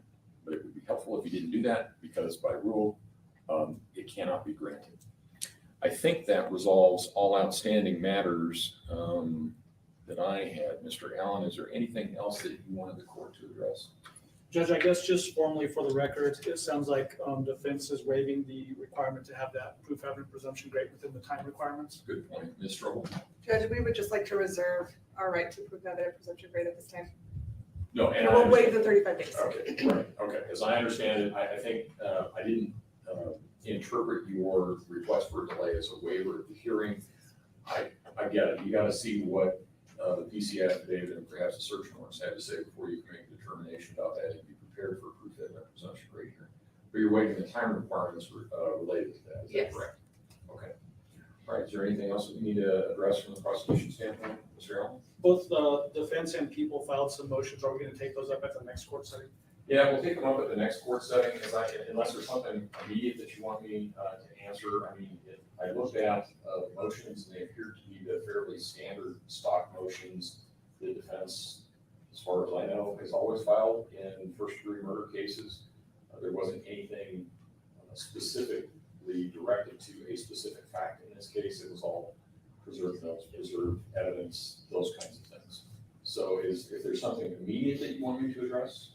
Nothing immediate, Judge. I just was making sure that that's what the game plan was. No, we'll deal with it. And I saw that you had filed a response. I may issue the report on it when we get there. Is struggle from the defense standpoint, anything that you want me to address? Judge, if the court's going to issue written orders, that's fine. I think everybody's had a chance to bring up their issues. My only concern would be preservation of evidence and testing of evidence that none be completed until the court issues orders. No consumptive testing. Well, I thought I saw in one of the motions or the responses that you filed that the prosecution's office agreed that there would be no destructive or consumptive testing of evidence until order is entered by the court. That's exactly right, Judge. Okay, and that's typically the rule, so. Yeah, there is obviously ongoing testing, forensic testing in this case, but we will stop if there's anything that's going to be consumptive or destructive and seek the court's approval. And I dealt with those before, yes. So I figured that would come up if that were an issue. Anything else from either side, Mr. Allen? No, Judge, thank you. Ms. Strobel? Judge, I just wanted to bring up. Hold on. Ms. Strobel? No, Judge, Ms. Chalmers is going to wrap it up. Thank you, Judge. I just wanted to bring it to the court's attention.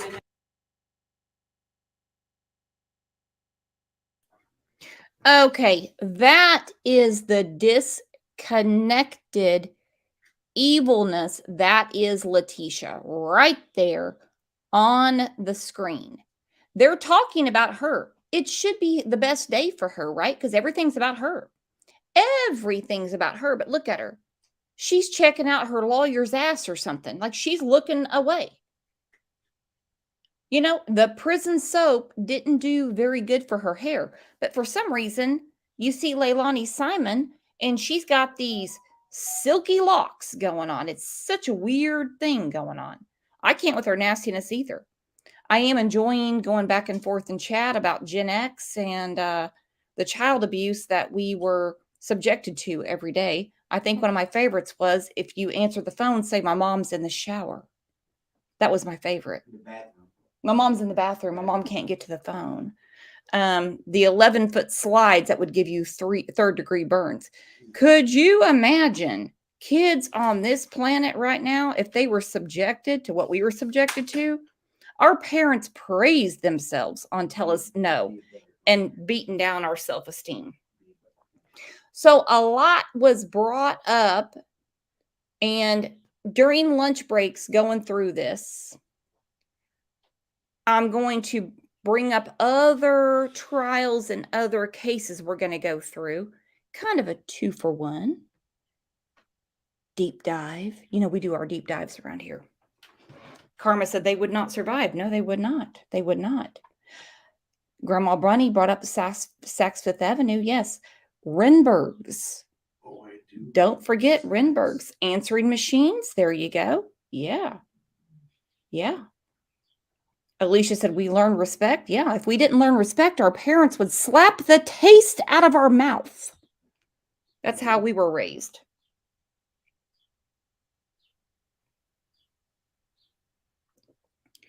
All right, so I'm going to look at a little clip of Susan Smith because I have got a lot of Letitia vibes in Susan Smith. Susan Smith almost started a race riot in her town. She did. She is horrible. And she is in jail until it looks like probably next year. Look at this with me. She murdered her children, then lied to the world. I can't sleep. I can't eat. I can't do anything but think about it. For 9 days, the nation searched in vain.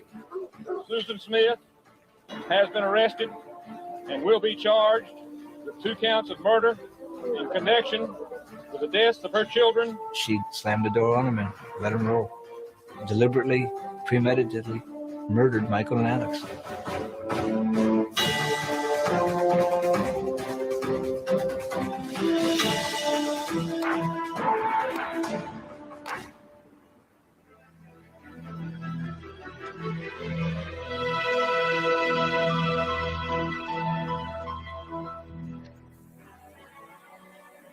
Union, South Carolina.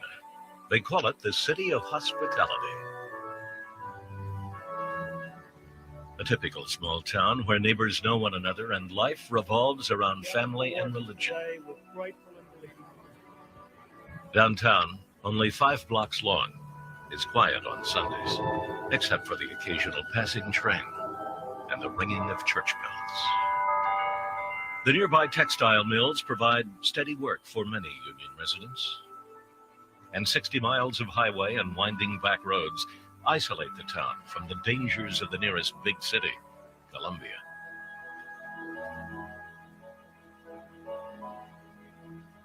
Around 3:30 p.m. on October 25th, 1994, Susan Vaughn Smith left the Conzo Products Company, a fabric trim and tassel manufacturer, where she worked as a secretary. She was upset. Her boyfriend, Tom Findlay, the son of the company owner, had recently ended their relationship. At the time, Susan was separated from her husband, David, and had been dating Findlay for a few months. The late afternoon air was beginning to chill as the 23-year-old Smith arrived at the daycare center to pick up her 2 young children, 3-year-old Michael and 14-month-old Alex. Unable to get thoughts of her boyfriend out of her head, she stopped at a tavern on her way home, where she sat in the parking lot, talking to a friend from work. She then returned to the office with her kids, hoping to patch things up with Tom. Her efforts failed.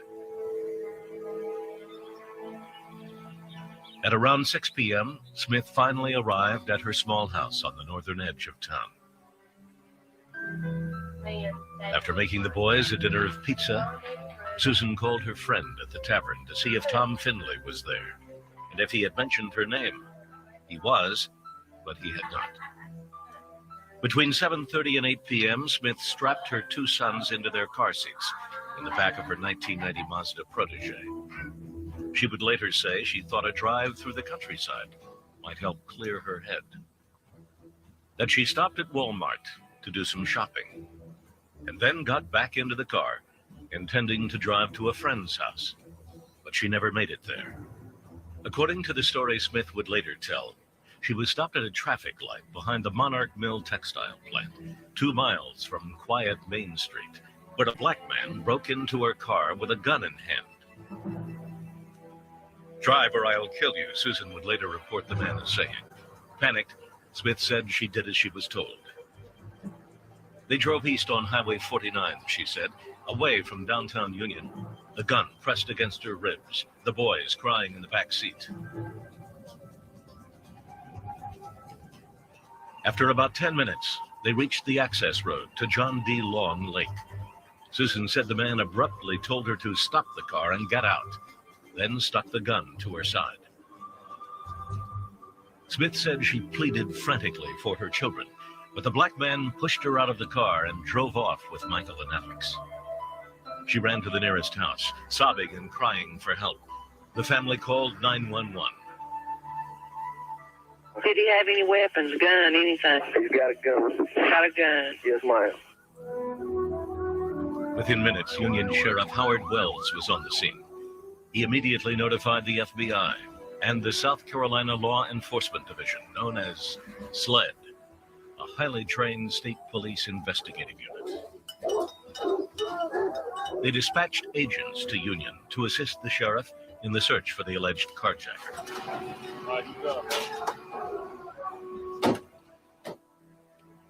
Soon after, the boy's father, David Smith, rushed to Susan's side.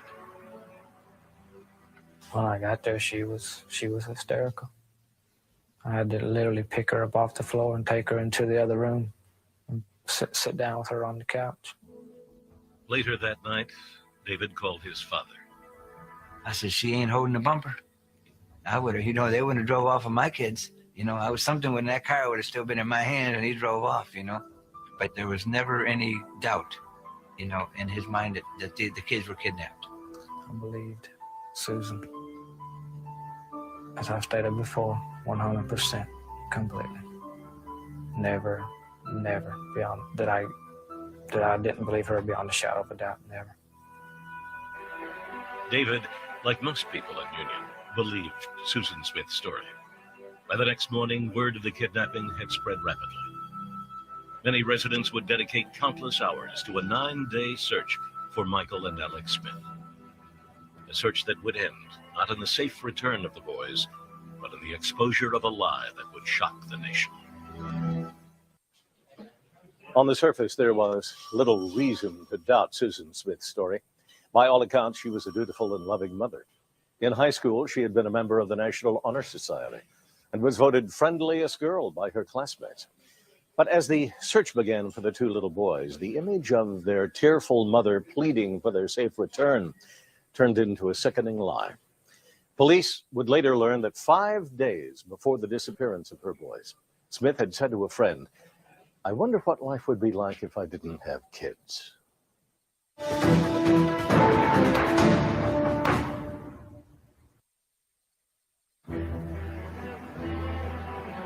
From the moment Susan Smith reported her children missing, a nationwide search began for her car. In South Carolina, officials led by State Police Chief Robert Stewart began a parallel investigation, as is commonplace, in cases of child abduction. They questioned both Susan and David Smith, while following up on other leads about the supposed black carjacker. One of the problems complicating the search was that the description Susan Smith had provided for the composite drawing of the carjacker was so generic, it raised suspicion. Of course, it had to be acted on because you have children's lives at stake. But over a period of a couple of days, we had some real concerns with that and with the concerns if it was false that it would cause in the community. And we tried to be very careful how we acted on that in conducting interviews of subjects based on her description. A reporter with WIS-TV in Columbia, South Carolina, Heather Hoops, drove to Union to cover the story. Discussion started right away about that composite and how vague it was and how it described half the people in Columbia and should we use it and what should be done. And eventually we pulled it off the air. But the search for the carjacker and the little boys went on. The residents did their part. They assisted police by printing thousands of missing posters, distributing photos, tying yellow ribbons around mailboxes and telephone poles, and scouting wooded areas on horseback. Local and national media descended on Union and beamed the story around the world. Before long, Susan appeared with her husband David to make a tearful plea for the return of their children. I can't sleep. I can't eat. I can't do anything but think about them.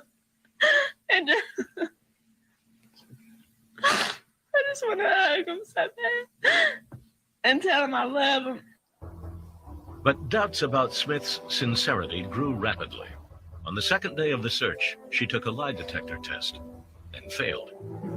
In an attempt to get a quick confession, police confronted Smith and accused her of being involved in the disappearance of Michael and Alex.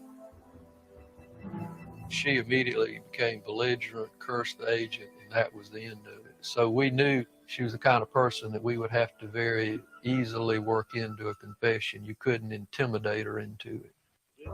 Nor could the authorities call off the search. Sheriff Wells, the FBI, and police kept on checking the hundreds of leads that came in every day. Susan and David Smith stayed with their families at the home of Susan's mother and stepfather, Linda and Beverly Russell, waiting anxiously for news.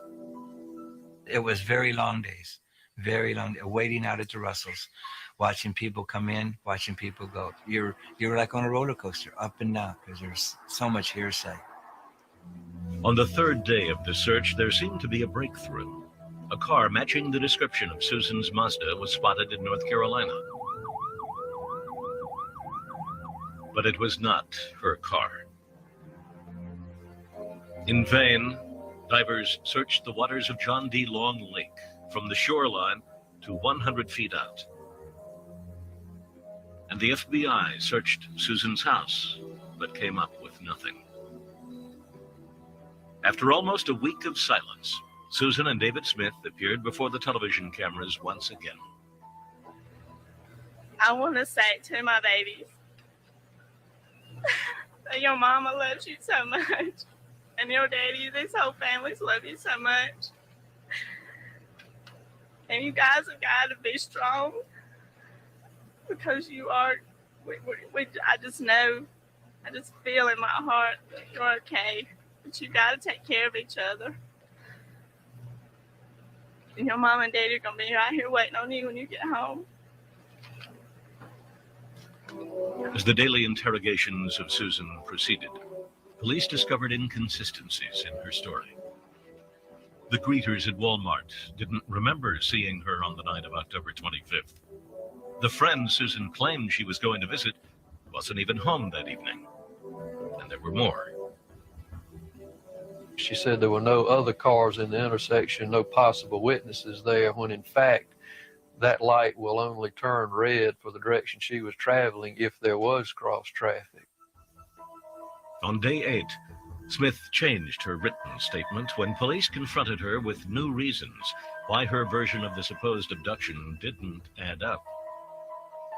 It was like an elaborate chess match. She'd make a move, we'd make a move, until it finally got resolved. The national media was now increasingly skeptical.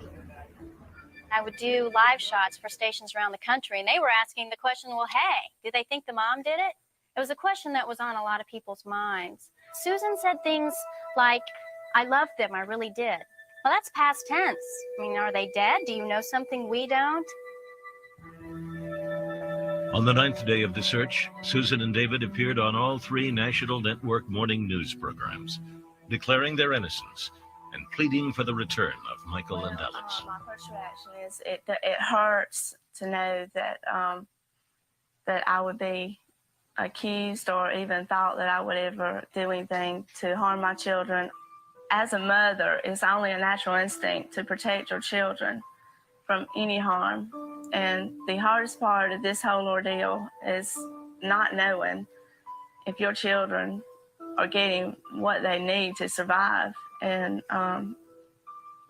it hurt. It hurts real bad. Later that morning, Susan met with police behind a local church at a recreation center. Smith, worn down by day after day of intensive interrogations and relentless media scrutiny, finally broke down. It was in this small windowless room at about 2 p.m. on Thursday, November 3rd, that a tearful Susan Smith begged Sheriff Wells for his gun. She told Wells her children were not all right and fell to the floor sobbing. She said that the car and the children were at the bottom of John D. Long Lake.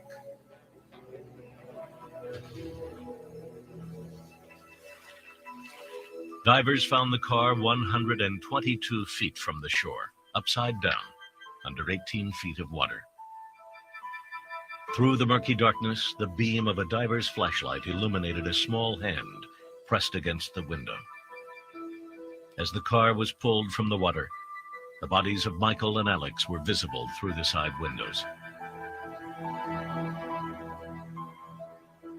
Back at the church, Susan Smith was allowed to prepare an unusual confession. They wanted to get something in writing, but they didn't want to get into a situation with a confrontation to the point where they could get nothing in writing. So that's why she was allowed to, at that point, just write out her account of what happened.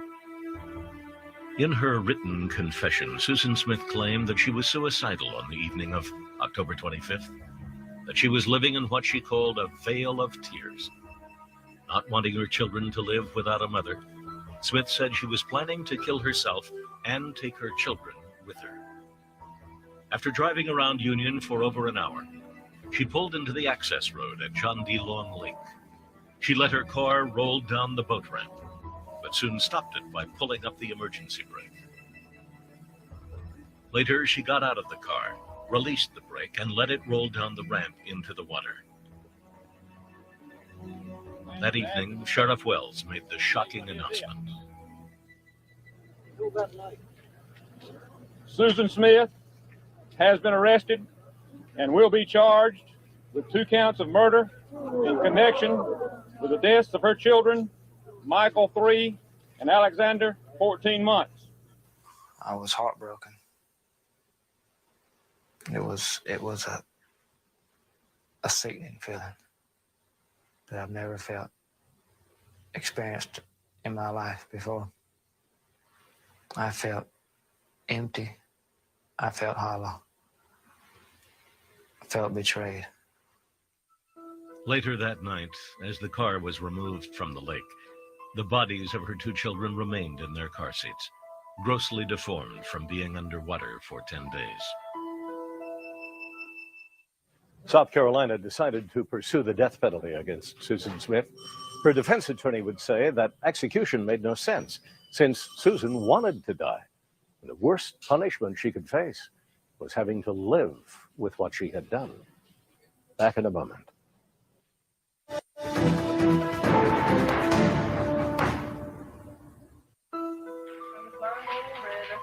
The nation was stunned by the deaths of Michael and Alex Smith. Even more shocking was that the confessed murderer was also their mother. Crime statistics indicate that more than 1,000 children in the U.S. are killed each year by their parents. Susan Smith, having waived her right to a bond hearing, sat in jail as thousands of people streamed into the funeral home for the closed casket visitation of her 2 little boys. On Sunday, November 6, 1994, Michael and Alex were buried, their 2 small bodies placed in the same casket.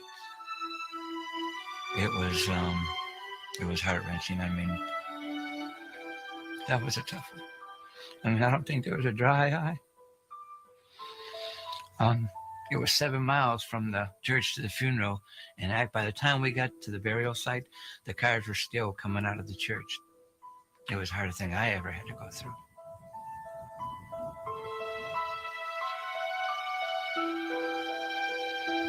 With the arrest of Susan Smith, the town of Union began to mourn as quickly as it had rallied to Susan's side. The yellow ribbons that had been tied to trees and lampposts were replaced with blue and white ones as a remembrance of the boys. The boat ramp at John D. Long Lake was transformed into a shrine for Michael and Alex.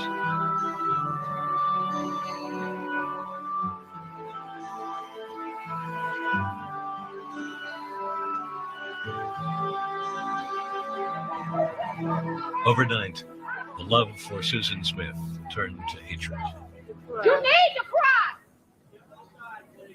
They were ready to lynch her. I think the whole country was. They didn't have any answers for what she did. They couldn't understand how she would do something like this to their family member, and they wanted her hiding. Many in the town of Union felt betrayed by Susan Smith, especially members of the African American community, since Smith had chosen to falsely blame a black man for the crime. On December 12th, Susan was indicted on 2 charges of murder. On January 16th, the Union County Solicitor, Tommy Pope, who would prosecute the Smith case, announced his decision to seek the death penalty. State of South Carolina hereby serves you with notice that the state intends to seek the death penalty in the above captioned case, State versus Susan Smith, indicted for murder. Alleged that Susan Smith did in Union County on or about October 25th, 1994, feloniously, willfully, and with malice aforethought, killed one Alexander Tyler Smith by means of drowning, and said victim died as a result thereof. And South Carolina versus Susan Smith, indicted for murder.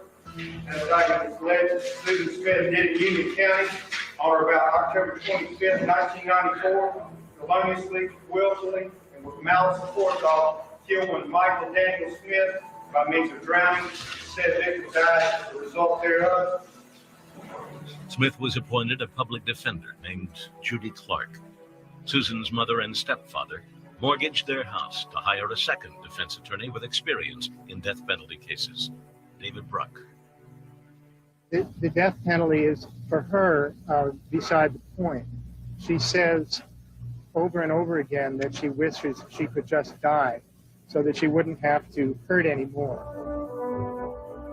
Judge William Howard, who would preside over the case, set the ground rules in a number of pretrial hearings.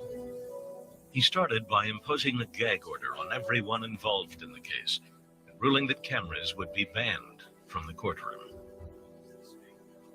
At the same time, the Simpson case was being tried and had started several months earlier. So we had the benefit of seeing what was going on out there.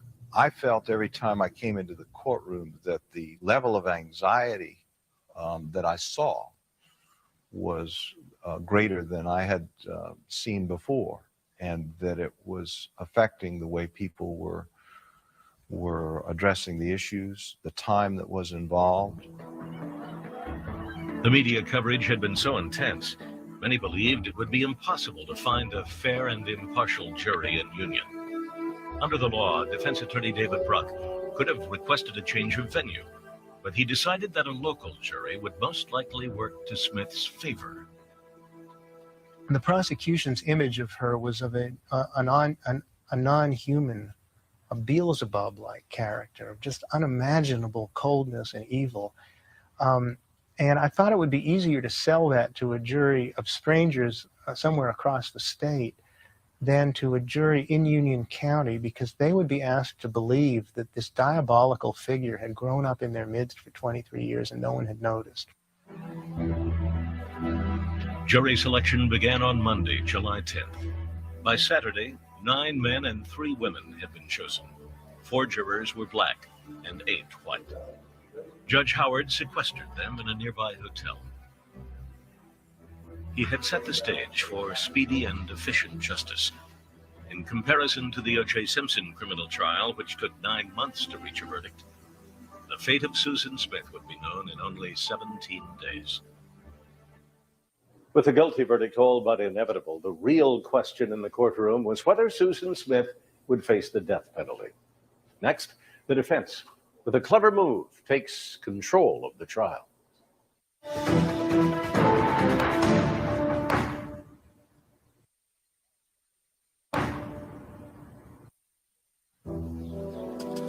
The trial of Susan Smith began on July 17th, 1995. It might have been a simple one, but the prosecution made what some believe was a major blunder. They decided to try and show why the defendant killed her 2 sons, even though the law did not require that they prove a motive, and they could have won without doing so. Each day, the Union courthouse was packed. Many more waited outside for a chance to get inside. Not much of a mother. Whatever they do to her can't be enough. Anybody that could drown her babies, any mother could drown her babies, there's nothing to her. Those who did get inside wouldn't hear Susan Smith speak. State psychiatrists had testified that although Smith was competent to stand trial, she was suicidal and might sabotage her own defense. Under South Carolina law, death penalty trials are divided into 2 parts. The first determines guilt or innocence. The second decides the punishment. The guilt phase of the Smith trial was essentially an open and shut case for the prosecution. In a written confession, Smith had admitted she had let her car roll into the lake with her children strapped in the back seat. There was little chance that Susan Smith would be found anything but guilty. We didn't feel that there was any defense to the murder charge at all. So the best thing and the worst thing were the same thing, as we felt like there was going to be a murder conviction. The fact that within minutes of this crime she was telling a lie about what had happened to her children made it quite clear that she knew that it was wrong to have killed her children, and that, or at least that she would get in trouble for it. And that's the end of any insanity defense. But the state wasn't taking any chances. The defendant had extremely capable attorneys. They would test and they would push against our case. And if they met with resistance, they'd say, well, we're not contesting that. But if it was soft, I can guarantee you they would continue to push right through it. And so part of our job that a lot of people never realized was making sure that every I was dotted and every T was crossed on each and every step.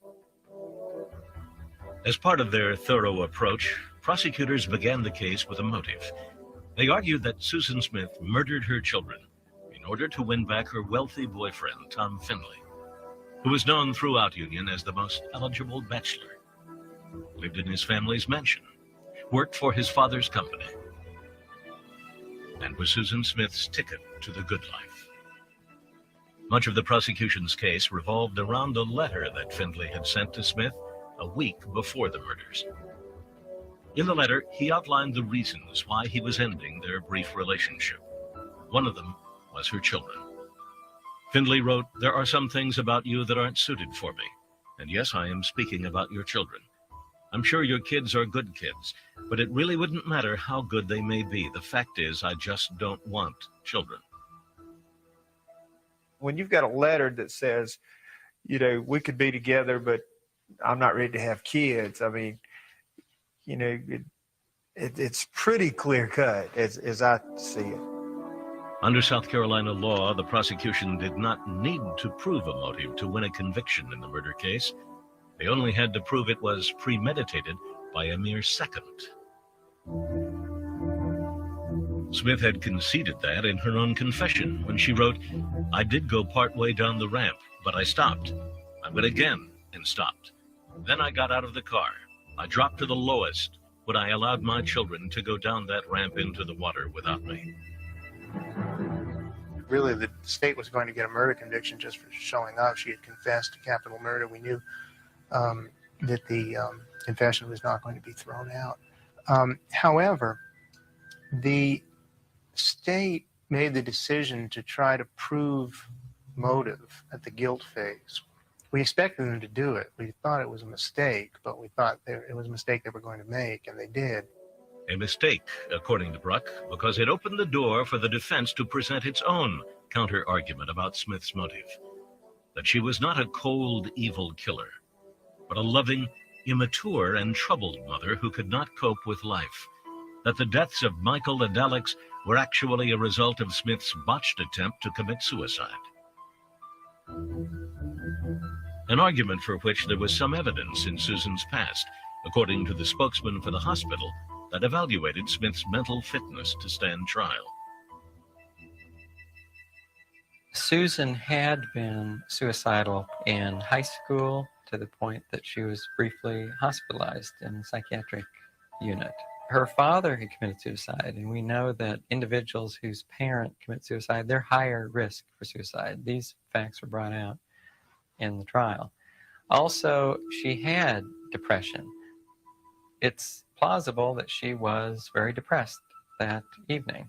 She had been trying to get Tom's attention. He had been turning her off. This was very important to her. Now that the door had been opened by the state, the defense walked right through it, presenting evidence of depression and alcoholism in Susan's family tree. The impact of her father's suicide when Susan was only 6 years old.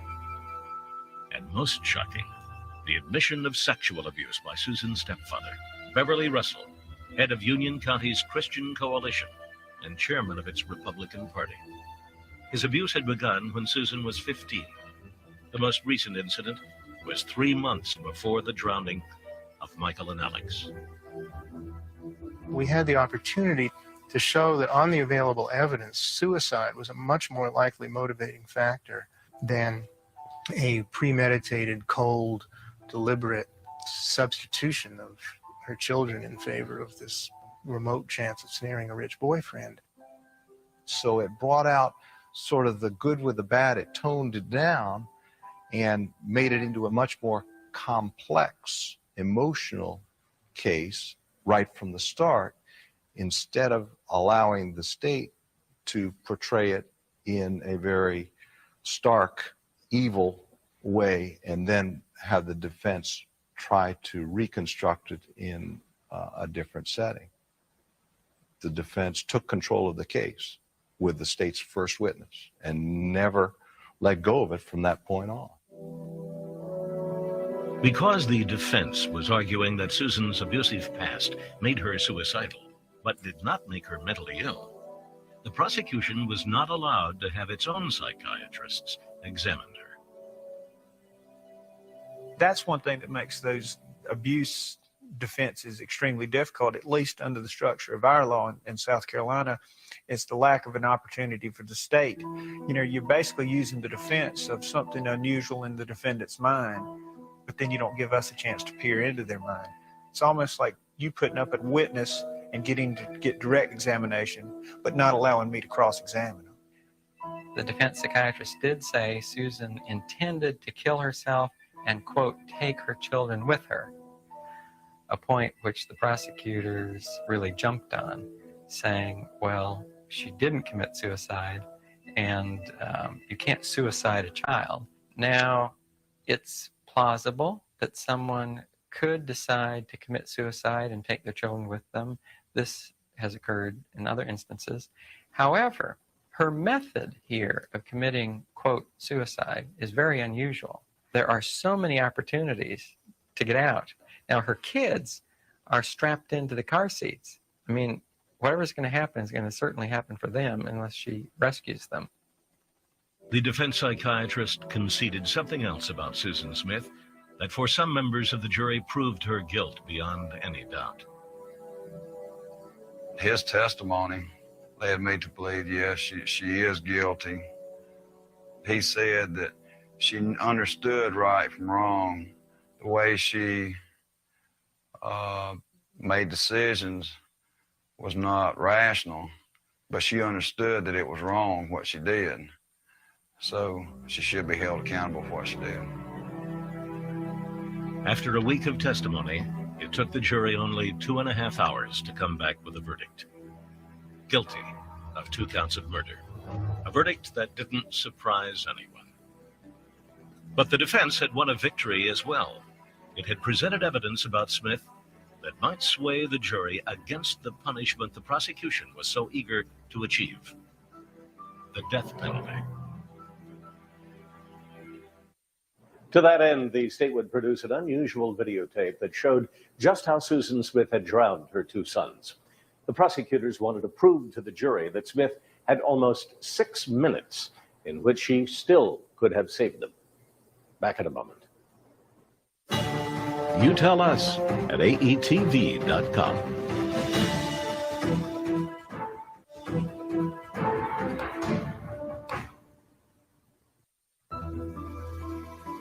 On July 24th, the penalty phase of the Susan Smith trial began, with graphic and emotional testimony from both sides. The prosecution, in its bid for the death penalty, would visually recreate the deaths of Michael and Alex Smith. And the defense, in an effort to keep Susan Smith off death row, would use her friends and family to explore the most painful events of her life. The defense also had another argument against executing Smith. I think it was clear that that life would be a more severe punishment for her because she loved those children. It sounds strange to say, but she did. And the full horror of what she had done weighed on her more heavily than on anybody else. And it was obvious that was going to stay with her for the rest of her life.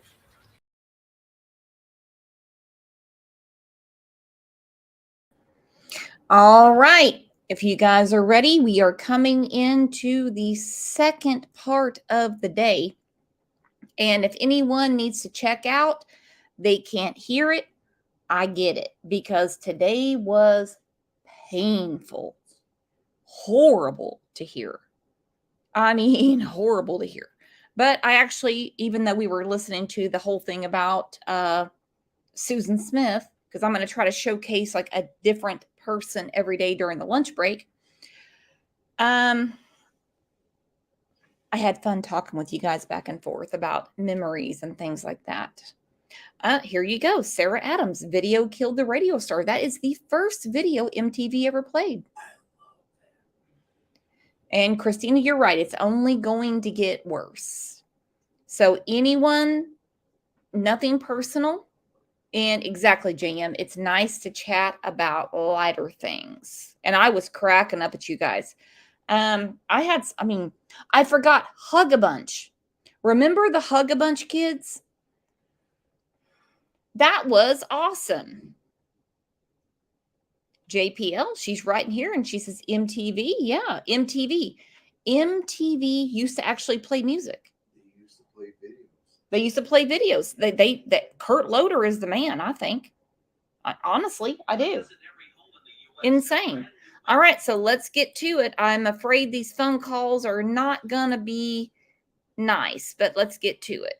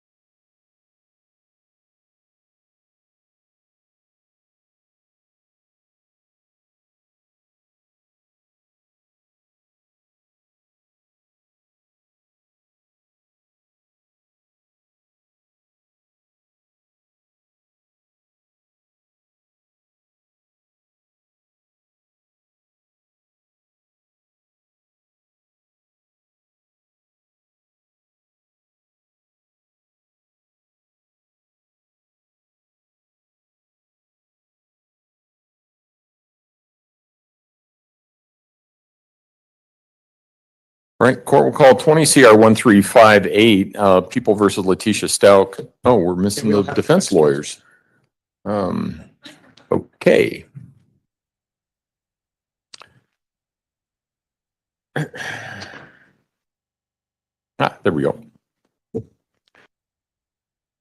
Court will call 20 CR 1358, People versus Letitia Stauch. Record should reflect the jury is not present in the courtroom.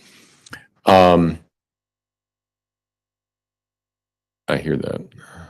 Now it's gone. Is it still there? Echo? Echo? No? Okay. I don't know why, but it seems really hot in here to me. We'll just have to do the best that we can and go from there. So what I'll do is, Mr. Stauch, if you would resume your seat in the witness stand, I remind you, sir, that you're still under oath. And then we'll start there for a few minutes, I guess, to authenticate the voices on the CDs and go from there. And there's nothing we can do either. We can't open the doors or anything. Okay, it is what it is. Let's go ahead and bring the jury in.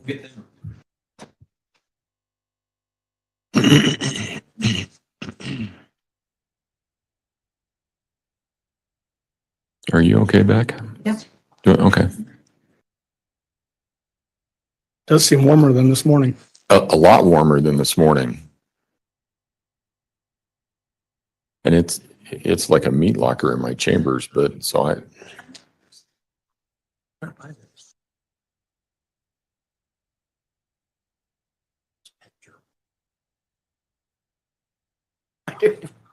You couldn't find the regular size, the adult size.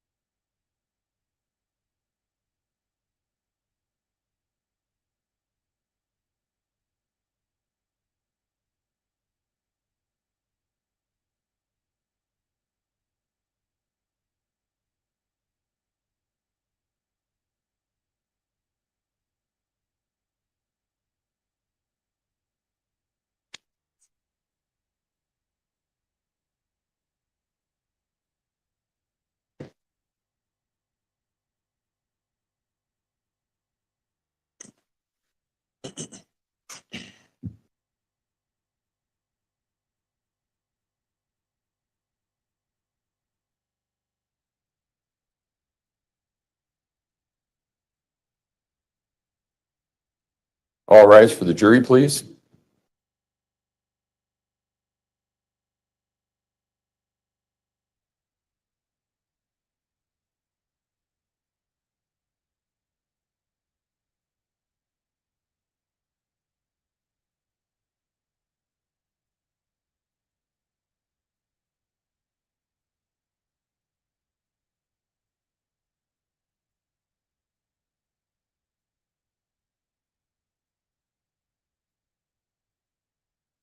Thank you. You may all be seated. Court will recall 20 CR 1358, People versus Letitia Stauch. Record should reflect the jury has returned to the courtroom. When we took our break, we were getting ready to start listening to some audio recordings of telephone calls. That's where we will resume. Mr. Allen? And excuse me, sorry, Jess.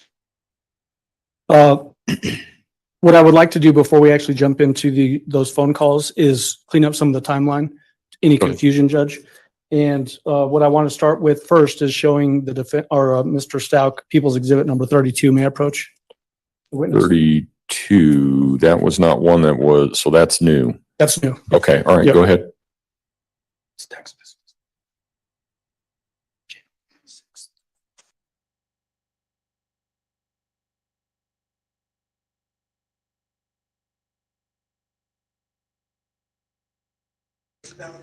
And take a moment to familiarize yourself with People's Exhibit number 32. Flip through it and then let me know when you're familiar with it.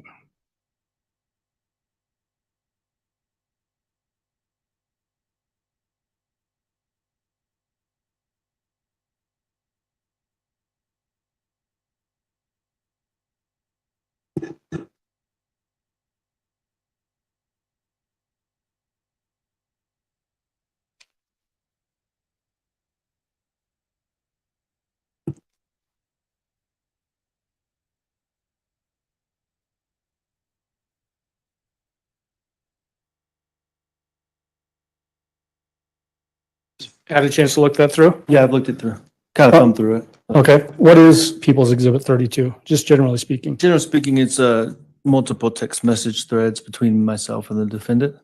On the outside cover of that binder, does it have sort of a key on it that tells us what we're looking at inside the binder? Yes, sir, it does. Does it have a blue box with your phone number above it? It does.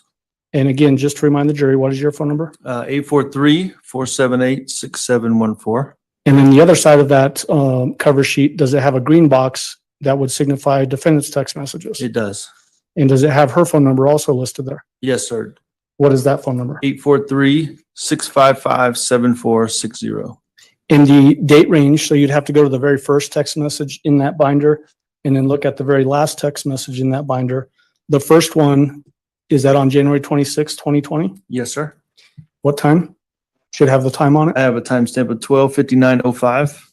And then the very last text message? January 29th at 8:16:48. Say that time again, I'm sorry. It says 8:16:48. So 48 seconds. 48 seconds, yes. Yep, okay. Are those fair and accurate, basically depictions of your text messages between the defendant and yourself for that timeline, January 26, 2020 through January 29th, 2020? Yes, what I've seen so far, yes, sir. Okay.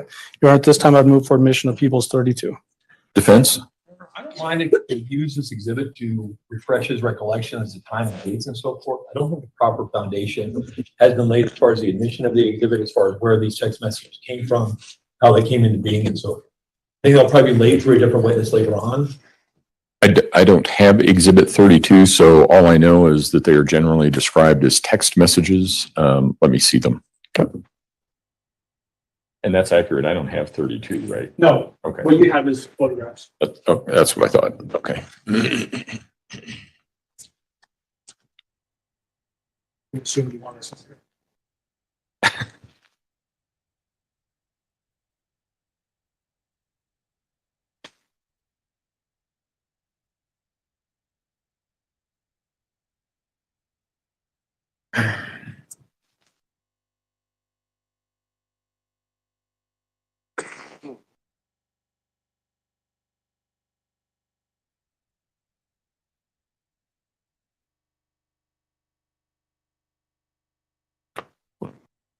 Is that?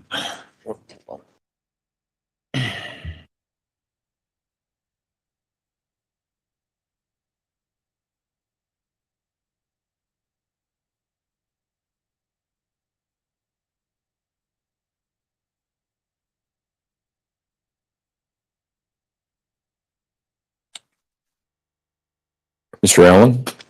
Thank you. So, Mr. Stauch, how do you know what those are?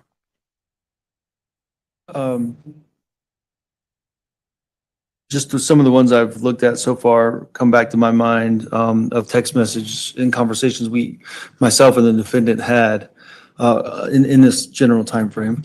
Did you receive those on your personal cell phone that is signified by the phone number on the front cover of that sheet? Yes, sir. To the best of my recollection, yes, sir. And the number that they are attributed to as to coming from, is that from essentially what you understand as the defendant's phone? Yes, sir. The objection's overruled. Exhibit 32 is admitted.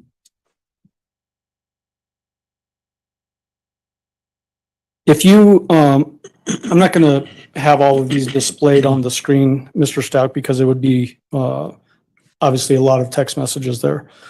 But can you flip to January 27th at 2:48 a.m.? Is it a page number? No, you'll have to look at the time and date stamp, so it'll be closer to the front. January 27th at what time? 2:48 a.m. 2:48 a.m.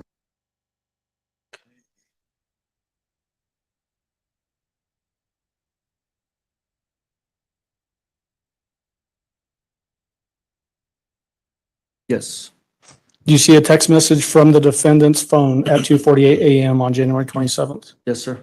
What does that text message say that was sent to you? It says he is in the bathroom again and blood coming out butthole, and he is crying about going to school tomorrow like this. And he is still upset about the candle accident. I told him it's fine and that as long as he was okay not to worry about something minor we can fix, and let's worry about his stomach hurting.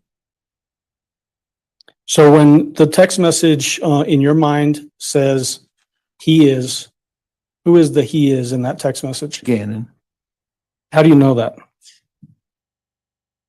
Because I don't know if it's in these text message thread, but we had discussed his that specific stomach incident previously already in this general time frame. Okay. So based on context, you were able to determine that at least from the defendant's phone, is a text saying that Gannon is bleeding out of his butt. Yes. Had that ever occurred before? If there was any, I mean, so and I mentioned this previously, he did have a stomach issue where he'd get severely constipated and would have, that'd be too graphic, but have, some large pieces of stool that was hard to pass. And he may have a little bit of blood in the stool or but he would never bleed, like a gush or drip or anything like that. It would just be a drop or something associated with that. So nothing serious like this. Okay.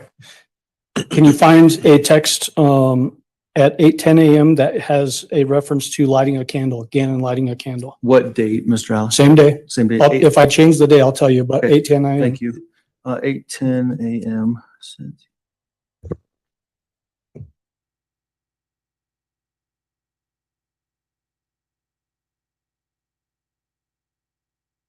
Don't see 8:10 a.m. about the candle.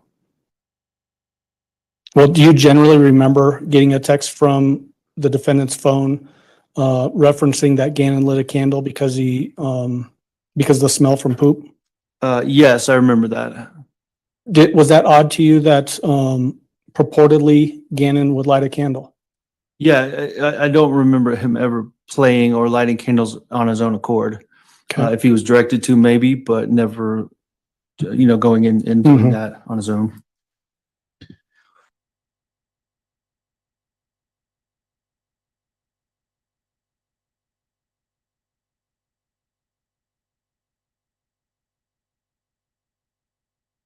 Next thing I want to ask you about is, were you aware from the defendant about the defendant taking Gannon and Lena hiking at Garden of the Gods on the 26th? Sir. What did the defendant tell you about that hiking trip?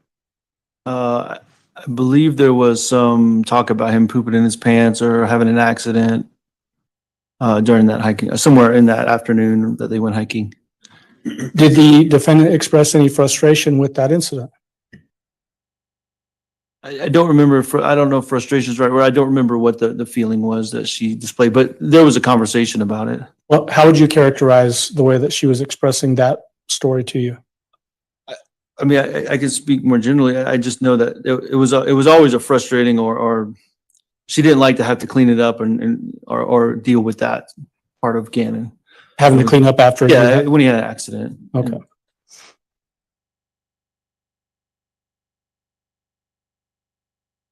And then we already had previously talked about, you got a text message on the 28th in the morning, 2 text messages actually with those pictures of Gannon in bed. From the bedroom, yes, sir. Do you remember that? Absolutely. Okay. When you got back to Colorado from Oklahoma, did you meet with detectives at a Starbucks? Yes, the Starbucks in Fountain, yes, sir. Was that on January 28th, 2020? So Tuesday, yes, sir. It was Tuesday the 28th, yes, sir. Okay. Who was with you when you went to that Starbucks? Myself and the defendant. I mean, and then whatever detectives were there. I don't remember specifically. I think there was 2 or 3, but okay. As far as our side goes, it was myself and the defendant. The phone that we admitted earlier, Gannon's phone, is that when you gave that phone to the detectives so that they could use it for investigative purposes? I believe so, but I don't remember specifically when I turned it over to them. Okay. What did you tell the detectives at that time? And I'm asking in a general sense. Obviously, you probably don't remember word for word. Yeah, I know we're working through he's missing and what we had done so far, I think, and what I knew about what I had done as far as like calling his friend's parents and, calling his mom and stuff like that. I remember that being a part of it, I think. Also, we had his Nintendo Switch box because he was. So let me stop you there, and we'll get to some of that. Okay. When you said what you had done as a result of he being missing, you're talking about Gannon. Yes, sir. Just for the record again. Were you sitting at the same table as the defendant during that time? We were sitting side by side. Yes, sir. Were you able to hear what she was telling to the detectives? Yes, sir. What did she tell the detectives about Gannon's disappearance?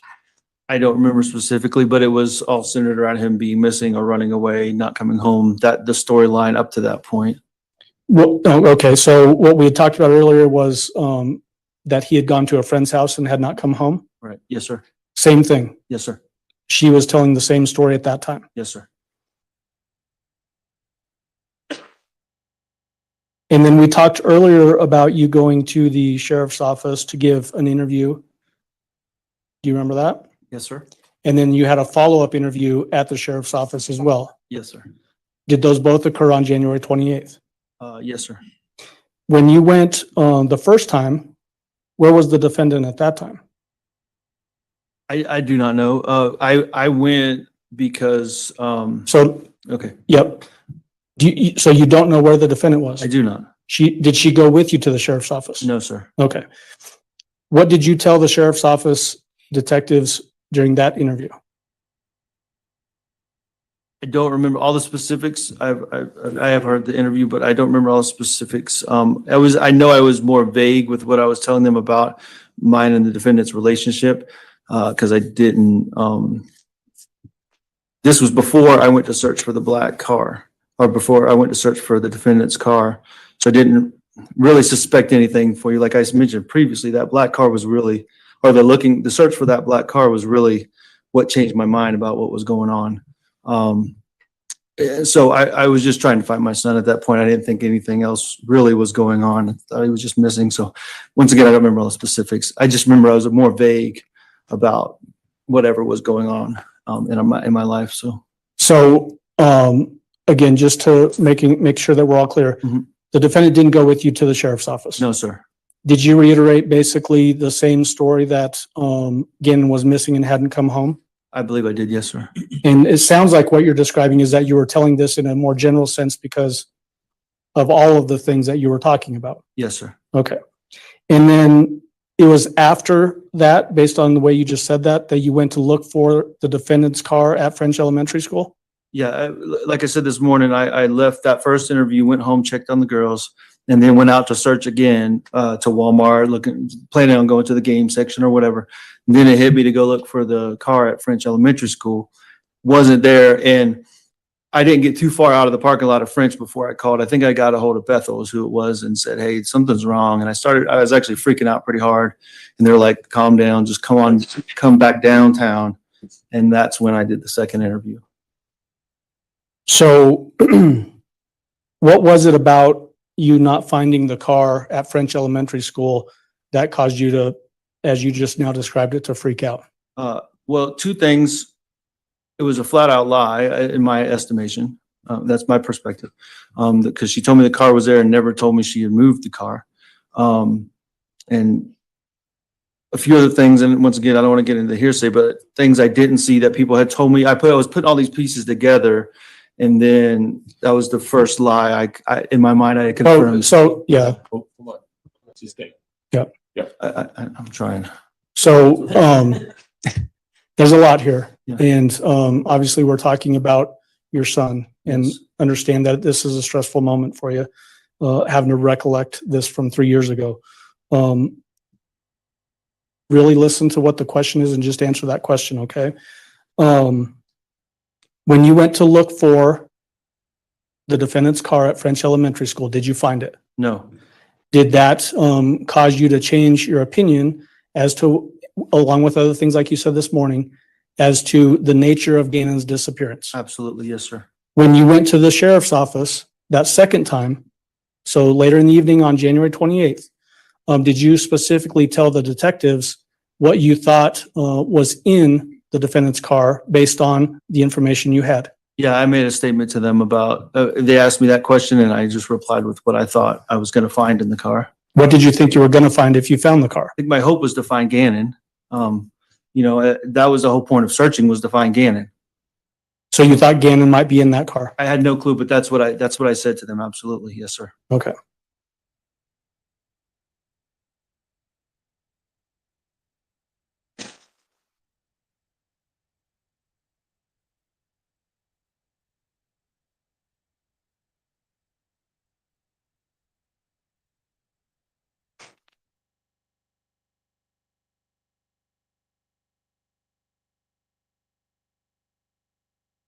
And then if you can flip in those text messages to January 29th at 7:19 a.m.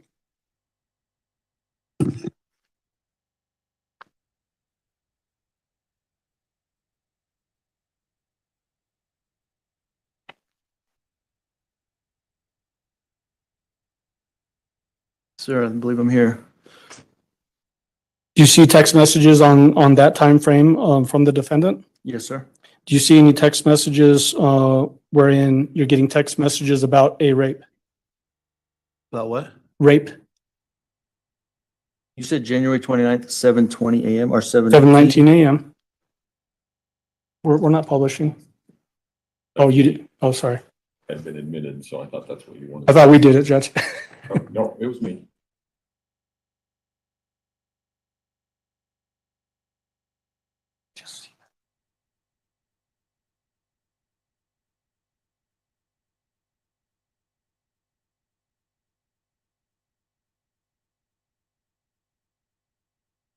I don't.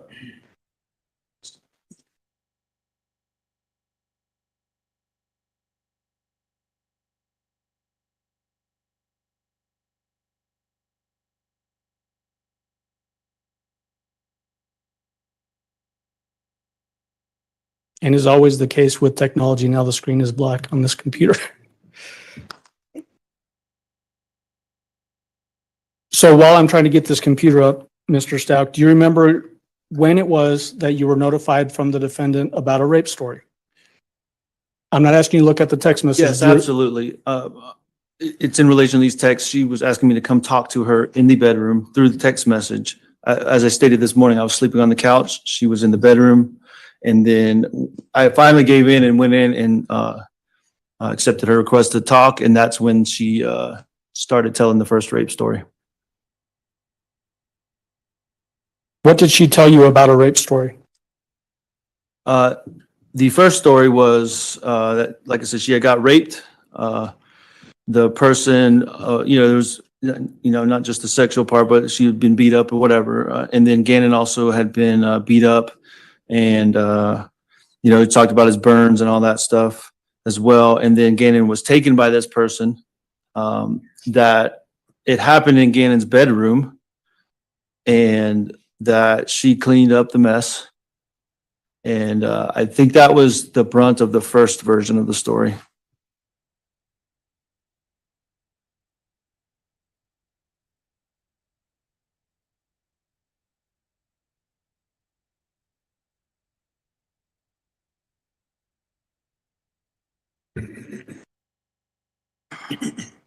Did she tell you where that rape had occurred?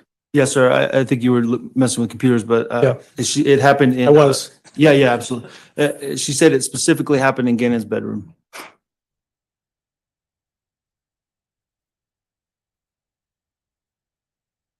Did you go into the bedroom and talk to her?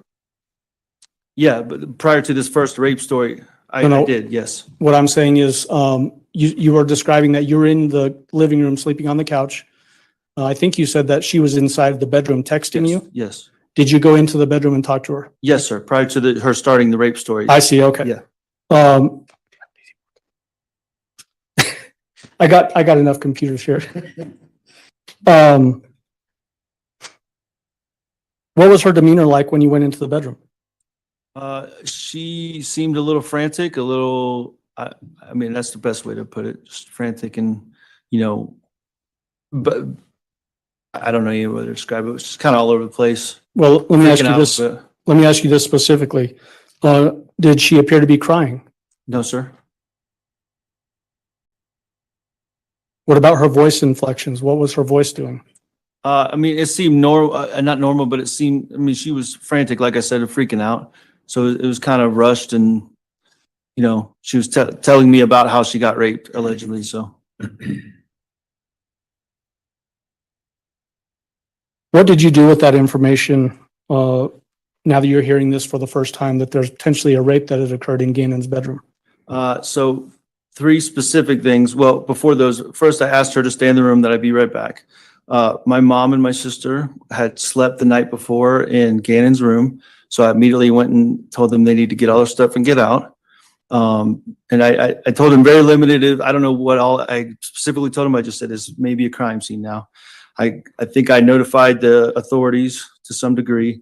And then I went and got all of the weapons in my house and basically confiscated them and put them in my truck and locked them, made sure I had the key.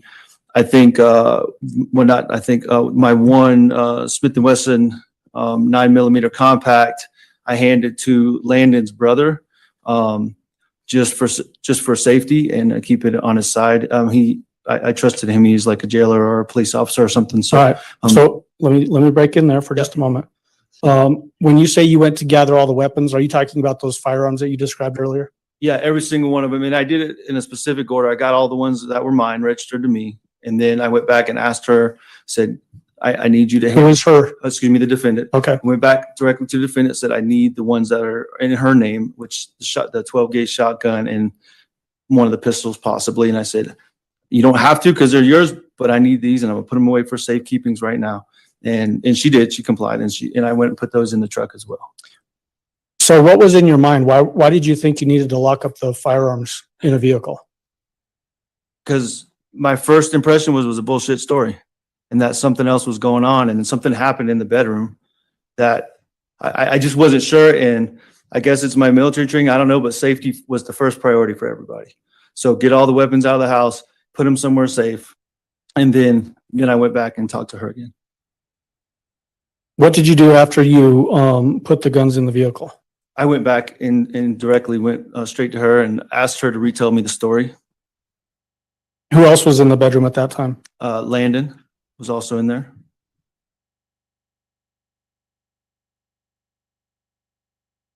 Did the defendant at that time give you an impression that Gannon was injured as a result of something happening in the bedroom, along with this rape? Yes. Anything about blood? Yes. What did she say about blood on Gannon? Well, it was involved in the rape and the beatings that they both supposedly took, that there was just blood everywhere, her blood and his blood. Did she say what she had done in regard to that blood? Yes, she said she had cleaned it up. Did she describe any blood on bed sheets? I believe so. I don't want to say specifically yes, but I believe she did. Okay.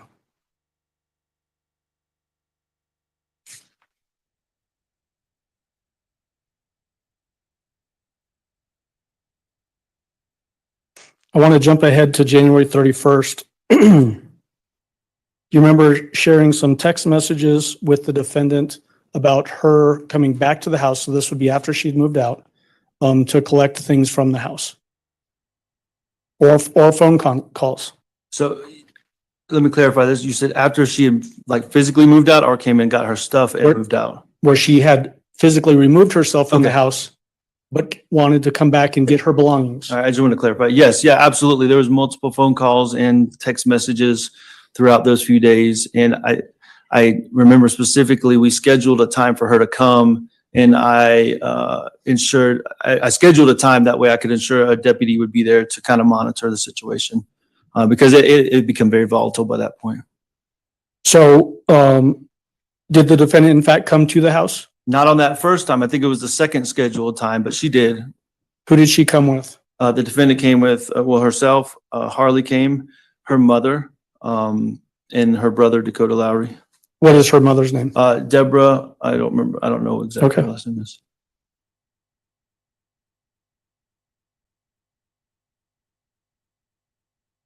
And I'm not asking you to tell us anything that Harley said, but how was Harley acting during this time? Very reserved, I think is the best way to put it.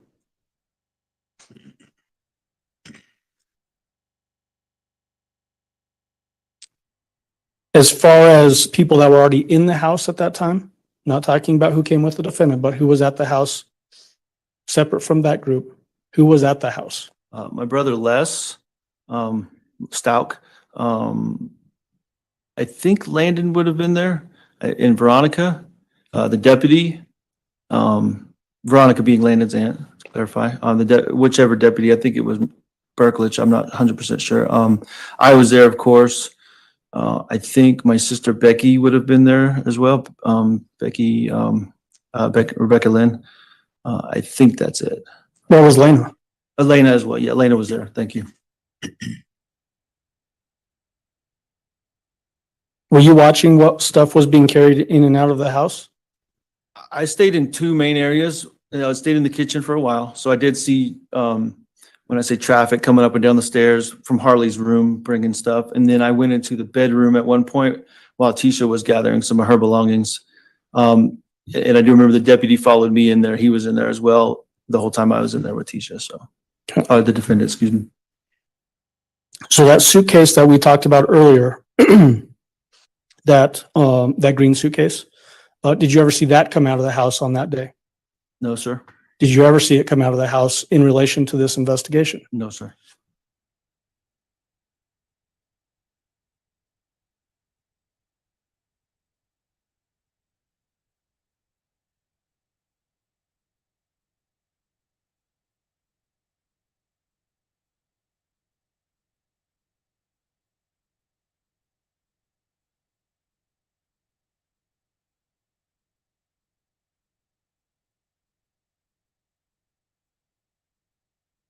Once she moved her belongings out of the house on January 31st, how would you communicate with the defendant after that? Through text message, there may have been, and I'm speaking in between the period before I started the pretext phone calls. There was text messages and I believe some emails and possibly some phone calls as well. I don't remember specifically, but any version of those three, I think, were in play. What about in-person conversations? I don't believe I ever saw her again after she left until I saw her in the courtroom. Okay. Did during that particular time frame, so from January 31st until we start into these pretext phone calls, did the statements that the defendant was telling you about what happened again and ever change? Yes, they changed in, yes. In what ways did they change? Different people were accused, something happened again and at different places, I think I'm mixing up some of the pretext stuff too. So I'm trying, I don't know, but yeah, there was different stories told. Okay. So. And so we're going to get into the pretext phone calls, obviously, and that we'll actually be able to hear those things. What I'm trying to do is just get into what you're thinking happened based on what you're hearing from the defendant. And so you said that there was different names being mentioned. Mm-hmm. It's a yes or no? Yes. Okay. Do you remember any of those names now? Yeah, I think one of the first ones was Eduardo. Some version of that. There was another name. I don't think it came into play until the pretext, the Quincy Brown. I think that's when that came into play. So let me back up and stop you there. In relation to the name that you just said, Eduardo. Mm-hmm. That's a yes or no? Yes. Yes. What did she tell you about Eduardo? So I'll be honest, I'm having trouble. I think all the different versions are mixing together when they happen. So I don't know. I know there was a story that the defendant told me about. There was a man in the neighborhood, a carpet guy. Let me ask you specifically about that. Please. Did she give you a statement about her allowing a man from the neighborhood that was a construction worker into the house to fix the carpet? I think the story was she gave him the code. But yeah, somehow he got in the house. The question is, did she tell you a story with those sort of details in it? Yes. Okay. Yeah. What was the story that she told you in relation to that? Like I just said, I think it involved in that specific one that she gave him the code of the garage and he came in. I'm kind of at a loss on that, Mike. Mr. Allen, I'm sorry. You're fine. Yeah.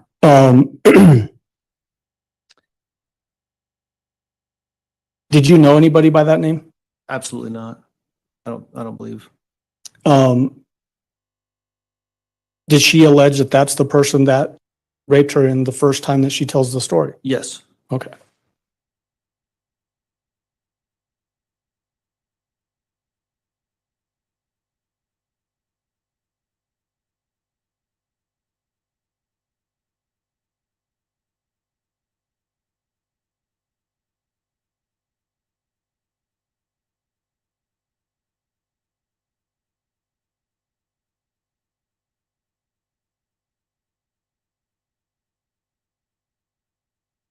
Now I want to jump into these phone calls and we're going to have to reconnect our computer. So just a moment. That first pretext phone call,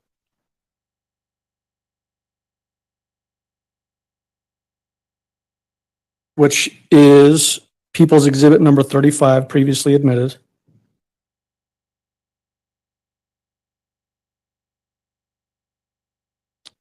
Who was on that particular phone call? It would have been myself. No, yeah, it's not tricky. Yeah, it's Was you myself on and the that? defendant, yeah. Okay. And then there's other people that are feeding you information to ask them? Yes, sir. Okay. At this point, I would ask you permission to publish People's Exhibit 35, this is that longer phone call, an hour and 57 minutes. Okay. Because there's so many, what you'll need to do is when we stop one and begin the other, you'll just have to tell, for purposes of the record, what it is that you're doing. Yeah. And what I intend to do, Judge, is play it for just a second so we can hear voices, have Mr. Stauch identify who those voices are, and then just let it play from that point. All right, that's fine.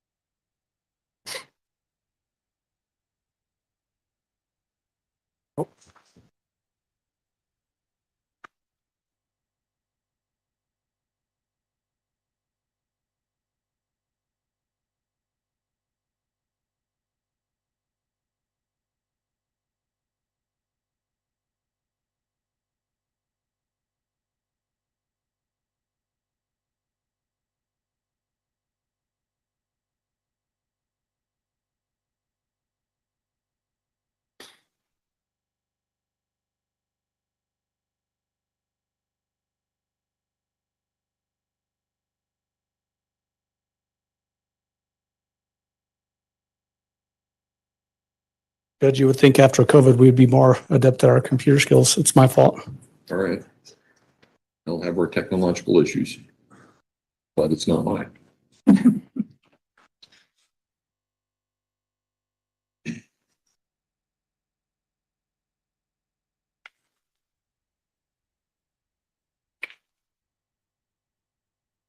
All you have to do is plug it in the same way that you had it before. Yeah, we just didn't. There we go.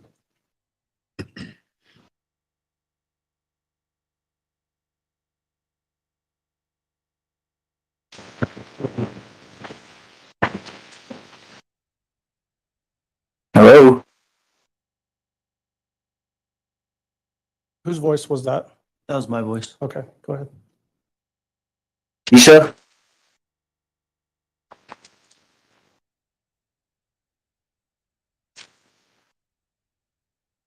Okay.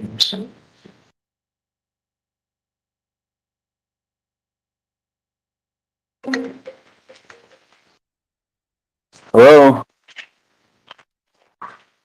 Hey. Whose voice is that?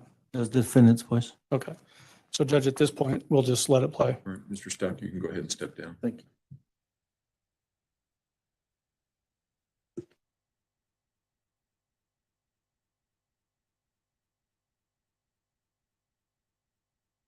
Why didn't you say anything? I did. I said hello. It's just hard because I have to get service off Wi-Fi. Yeah. So what's up? Oh, I'm hungry. You still haven't eaten anything? No. Huh? No. Why not? I don't have any money or cards. I have all that. I have all my debit cards, credit cards. Who has all that? They have it from my car. I don't have anything from my car. Oh, you didn't have it with you? I did. I had my purse with me, but they took my purse and they took my Apple Watch and all that. They took everything I had possession on. Why did they do that? I guess the same reason they took everything that was in my book bag and all they car.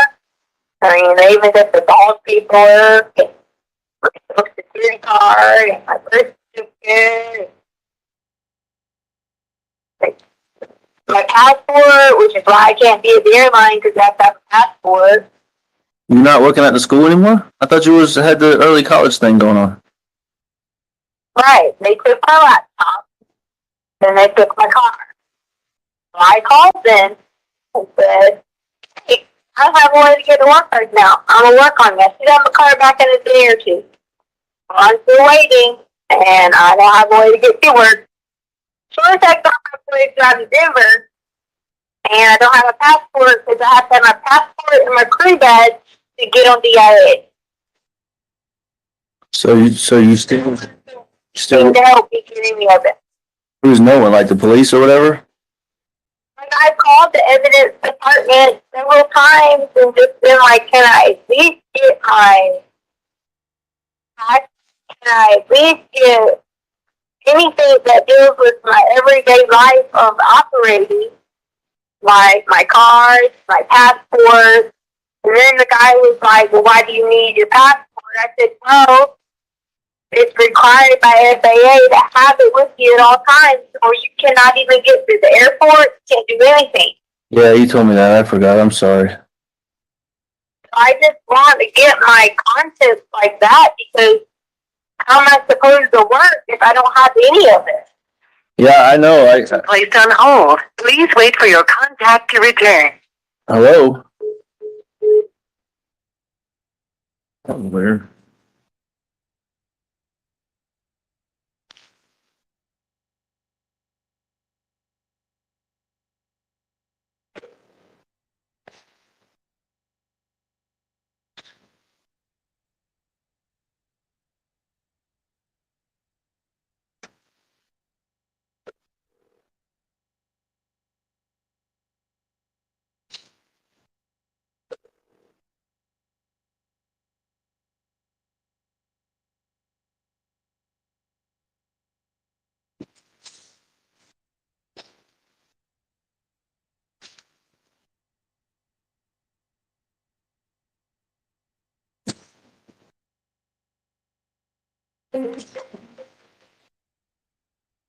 Hello? Hey, What happened? the Wi-Fi, I don't have a number, so the Wi-Fi just died, so I had to use this Indian dude's number here, phone number here to call you back on because I only have Wi-Fi. Okay. But anyway, so like, I don't have any of that stuff. So I'm not trying to purposely not go to work, not do anything. I just need help obtaining any of it to even do anything. Well, I'm having trouble too because they still freaking got my truck and you know how I have those badges I got to get in? Yeah. I can't freaking get into my secure part of my job, so I can't even do what I'm supposed to be doing either. So it's freaking driving me nuts. So like the people are fussing at Harley because she needs her high school diploma and she needs a report with her ID, social, and high school diploma. And I'm trying to explain to them what's going on. Yeah. And like I just can't get any help because she's supposed to be there every week on base doing stuff. She leaves in 28 days. For basic. Yeah. Yeah. So did anything ever happen with that job? That new MOS? Yeah, the guy wants to talk to her about it. That's why he told her, he said to come in, but we didn't have a way, so we explained that to him. So we didn't have a way. We don't have a way to get on base because they have IDs. They have everything. It's in the book bags, everything. Okay. What were we talking? What is what was that thing you said you called? That just popped in my head. CIB or something? Yeah, you guys, I'm trying to talk to you about like help, and they're not. I'm not downing or talking about anyone, but they don't need to be the lead agency if they're not going to lead. So the Colorado Bureau of Investigations can even look at it from a different approach. So I called the Colorado Bureau of Investigations and I talked to someone, and they're going to call me back. What did you tell them? I didn't say anything bad about anyone. I just said there's a lot of key things that they're choosing to leave out. And I said it's becoming a witch hunt after one person. I said when they're barking up the wrong tree and they're not even following what credible things that I've told them. Like they want tips from the public, but the public was not there. Well, what credible things have you told them? That's what in our emails I'm trying to, and I know you said you were waiting to talk to me and everything, but what is it that you've told them? Because I know we had some, uncertainty about some of the things initially, and that's fine. But like, what is it that you told them that they're not looking at? What is can you walk me through it? I know I asked you for that timeline. Hold on a second, I can't breathe. Give me 1 second. Take your time. Just try to get some deep breaths. I'm just trying to put the window down. Just stupid thing because it's hot. And like I'm having to like run into people I don't even freaking know. They could be mad killers and shit. To be like, hey, can I use your phone? Hey, can I sit in your car for a minute? Hey, do you think I could drive your car to the store? I know I'm starting to feel some heat too. Like I told you when I went to Bass Pro Shop last night. I wanted to get some clothes, but I was trying to hope to run into you on the north end, like you said you were out there. But Yeah. well, like I said, I was just trying to hope to bump into you or something. But I feel like I'm having to hide now. That's why I went and got some redneck clothes, like the clothes that you don't like, because all those nice clothes I have at the house that you got me, I would just stick out like a sore thumb, and I'm just trying to hide too. I don't know how long you got, but I just wanted to start with you for Saturday what I have. Okay. Listen, I scooted away for lunch, so probably hour and a half, so we got plenty of time. All right. What do you mean scooted away from lunch? You don't have a car? Yeah, I got a rental car. Uncle Jeff helped me out with a rental car, but I just had to get away from all them people, like I've been telling you. It's just crazy. So You stand by yourself? Me and Uncle Jeff. Okay, so your Uncle Jeff is there with you. Yeah, Okay. it's been like me with my family members the whole time. So how long can your Uncle Jeff stay? I have no clue. It's people been kind of jumping in and out, but I just didn't want you to be by yourself because I've been trying to be with you because I don't think that you should be by yourself with them because it's a bunch of vultures. That's all. yeah, I'm not. I'm starting to slowly see that. So, but yeah, let's just timeline because I want to hear your timeline so I can try to make sense of it. Saturday, okay? You said you wouldn't question, you would just listen. Saturday. Hold on, Tisha. Saturday, what do you mean Saturday? Right before me and Mama left. Saturday. After you left. Okay, gotcha. Okay. So this is the paper I have. I had to get it notarized because that's what that guy said to do. Right after whoever found us and took Holly's car, that's where we had left from was the attorney. But anyway. All right. So I'm gonna just go through certain things. I'm not gonna read it verbatim how he did it because it would be more like in law terms. But key one, Albert and his mom left for Denver. We put DEN in there. Around the house, cleaned up. G helped with stuff. Helped me get stuff out of his car. Gannon's always barefooted because that was something that he asked me. Even taking the trash out, things like that. He took the trash out. He stepped on something in the garage. So my car parked. You had those boards that were underneath my car, right? Yeah. Gannon was going to go help because he was saying that there was some kind of piece out there that was going to help me. You know the little zip ties that you have on things and it's hard to get off? Yeah. So he knew where something that to go pop this off. So he was going to go get it because I had bought them some things from the clearance store. All right, so Gannon cut his foot on those boards. We flipped the boards over because we were freaking out because I was like, oh my God, your daddy said don't get oil or anything from your car and leak on those boards. You know what boards I'm talking about? The one, like the 2x4s that I have, like that you drive over to park in the garage or whatever. Yeah, yeah. So I let Gannon sit down in the back of the car. You know how funny I am about my car. But also, we just bandaged it up, whatever. All we did was stick a bandage on it, whatever. And I said something to him about, Gannon, you gotta quit coming out here barefooted, which I do the same thing. I take dogs out barefooted anyway. Yeah. Hey, let me ask you this. Hold on, wait a second. I'm just thinking here, and I'm going to listen to everything. Just something that popped in my head. He always goes out the front door to do the trash. That's so weird. But he was helping me unload. Like, I had bought them a bunch of stuff in the clearance store. If you look in the garage. I got you. Okay, I thought you said take out the trash. I'm sorry. Let me explain this to you. There's 2 bags that was put in the garage because I had put a bunch of stuff in there. I went and bought them a bunch of crap that went on sale from the clearance store because they were changing over to like warm weather stuff. But obviously in Colorado, you can still wear the cold weather stuff. I saw Lena online wearing, so therefore I knew it was in the house. Anyway, so my point was, he was really, helping me out, whatever, just talking to me about something. Who knows what he was talking about? He tells me about video games. I listen, but I don't understand them. Anyway, so he was bleeding on his foot, and we turned the boards over because I was like, oh my God, I was going to freak out, because these are the boards. He said, don't you get oil on my car, don't drip on my car, whatever. All right. So during this time frame, Gannon was supposed to be taking the trash out. I said, you might as well go and take out recycle, whatever. But Gannon kept going to the gate with nothing. And I kept saying, why are you going to the gate? He was like, I'm going to make sure the gate is locked.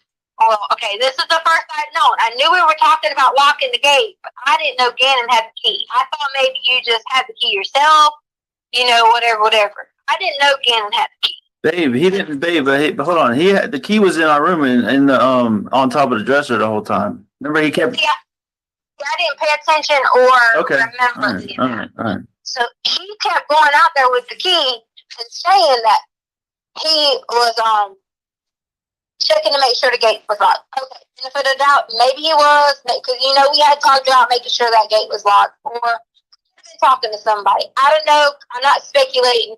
I know I got on him about, hey, doing this. Yeah. So underneath there was a rug. That rug that we stepped out on, it was a rug. There was blood on it. I walked on it, and I was like, Gannon, we probably should just throw this away and find a new rug to put out here. So what rug are you talking about again? So the one in the garage? Right. Yeah. When you stepped down, there was a rug. I said, we probably should just throw this away. I said, because we can always just get another piece or another rug, or I'll go to Dollar Tree and get a rug, whatever. I got you. Okay. So that was that. Okay, so then on the next section, it says, I replaced rug, blah, blah, blah. Okay, yep, Sam. All right. And then it says, we came in the house, and he immediately ran downstairs to the room. So then I kept going down there because his door was locked. He said he was keeping Lena out, which, again, I didn't question because they always get where 1 minute they want to play with each other, next minute they're like, get out. Okay? So then I sat on the sofa to put on the Peloton shoes because I was going to ride the bike again because my friends had said they were going to redo a later time that we could do the bike. Gannon kept coming in there saying, are you going to stay here? Are you going to stay down here? Are you going to stay down here? So I took it as if he was like excited I was going to stay down there and, just be able to run around and do whatever. But then I had to go upstairs and help Lena, yada, yada, yada. So I got on my statement, it says I was back and forth, but came back when I heard a loud noise. So there was a loud noise that happened downstairs. So, of course, I run back downstairs and realized, or so I thought, was a box or something fell over in the storage room. Sounded like something was really loud in the storage room, but I assumed that it was a box. Gannon had his door locked, so I knocked on the door. Of course, I'm like, hello, because I hear a loud noise. And so he opened and said I couldn't come in. And I was laughing. I'm like, why? And he told me he was doing something. I don't remember what he told me he was building. I'm sure it was something about the Toy Cons or Joy Cons or whatever. I didn't think anything of it. Just, okay, he's building something, whatever. But there was a loud noise, and he was in his room. So then He said his stomach started hurting a little bit or whatever, so I told him to come upstairs. I had some special ice cream. I had those Pedialyte pops. I had already went and bought them because I thought, you know, this time of year, this is when I got the cold last year, I'll take them. So I let him take the Pedia pops or whatever, and he took some Miralax. So that was a normal day for Saturday. Like, you were already, you know, going on. You probably already got the plane. We all laid down, yada, yada, yada, right? Right. We're about Saturday. Yeah. Christopher. Sunday, all right? Sunday, we talked to you in the morning. Remember I told you, I sent you a few messages, and I was like, hey, we might go on a hike, whatever. Everyone's going to get dressed, you know. Then suddenly we saw the news about Kobe Bryant. So then, of course, that delayed it because I'm sitting on the sofa crying, trying to figure out, like, oh my gosh, Kobe died. Is this true? Remember I messaged you. We talked back and forth about it, whatever. Yeah, I had just gotten to the airport at Lawton when you told me that. Right. So Gannon hadn't talked at all. I mean, Gannon didn't know who Kobe was. Or maybe he knew from, like, hearing it, but didn't really know who Kobe was. He just noticed that I was sitting there, like, crying, like, oh my God, you know, like, upset. And we were sitting there talking about it. So I was telling him that, hey, you know, Kobe has a lot of daughters. He only had sisters. You know, Gannon went over the whole, like, I don't want you to think any of this is irrelevant because I want you to think of anything that I say that might have triggered something. Yeah, right. I'm listening very closely. But then we were talking about the daughters, and I was like, yeah, he always wanted a boy, but he never could have a boy. He had daughters, blah, blah. So then I let him in on a little secret, which I already told you over email what it was. Okay, I don't need to say it again. You already know. So me and him were talking about that. He was kind of like, really? And I told him, I said, yeah, you know, like I lost a lot of babies. I said, it was kind of hard. I said, you want one thing and it don't ever happen. You know, I felt like I was in a situation to talk again about this because you're over here upset crying about Kobe. And so I was like, I'm telling you because I know that you'll be able to pray and keep a secret. And we were like, you know, kind of being silly about, oh, this is a secret we have between each other. We'll tell Daddy, you know, yada, yada, yada. So we sat there and talked about that for a little bit. So then Holly got called into work. So I was like, crap. We had everything packed, ready to go on a hike, had the Getty, had everything. We were going to plan on staying for a while and then go get dinner. Well, she got called on a hike. So we decided to take 2 hikes. So this is where all this confusion comes with hike, Harley went, hike, Harley not went. So we took the dogs on a hike through the trails in Morrison Ranch. So if you leave out of our neighborhood, go out to the side, go up to the little whatever, you could take the dogs on a trail, come back, yada, yada. So that's what we did first. Came back, Gannon had his water pack. I'm sure you saw the pictures online from Garden of God that some other creeper people took. He had his water pack on his back or whatever, so we got ready for round 2. So hike 2 was Garden of the Gods. So then it says, Garden of the Gods was our hike 2. We went about 2 miles in, lots of talking about things. G asked me, did I know any of his mommy's friends from Coastal? It was a random thought process. So I just figured he was trying to be curious about it. I said, and did I remember Brian? And we laughed about some new friend named Mike too. So we were just having this conversation about whoever these people were. I was like, I don't know anybody named Brian. And I don't know anybody named Mike too. I guess a new Mike or whatever. All right, so Gannon's stomach hurt, and Gannon's stomach hurt, and most of the night he had a stomach ache, and he tried to lay down and poop and stuff like that. So during this time, I'm messaging you, which you're probably tired, jet lag, whatever. Like, hey, Gannon's stomach's hurting, yada, yada, yada. Right. If it happened regularly, you know he would get, you know, whatever. That's when he asked me about the bath salts. Still, hadn't talked to you about it yet, didn't know whatever. He took a bath, and then I gave him a bath bomb because I thought maybe this has to be clean. You know, whatever. Bath bomb. I didn't know any of that stuff. So then, next section. Alright, so then the next section was, I don't remember exactly who took the bath first, but everybody had their baths. Everybody was doing their own thing. Gannon was like going back in his room. I said, okay. So then here's my next note. All right, Albert had grounded Gannon from the switch. I understand it. He said he was still grounded, but he could get off, you know, the next day. He'd been in his room most of the night.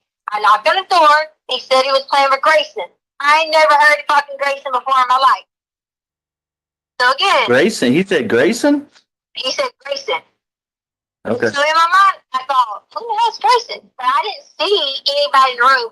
Obviously, I weren't like looking under beds or anything like that.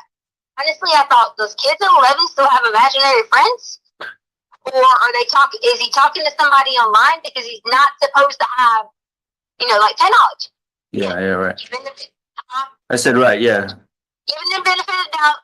I didn't say anything else. I just said, oh yeah, okay, cool. So Grace and I said hi. I laughed it off, went off about business, didn't see anything. So later on, I don't know the exact approximate time, but I saw he was on the sofa. And I was like talking to him. I was like, "Oh, you want to sleep out here tonight?" Or Oh, what, downstairs sofa? yeah, Yeah, I got you. Okay.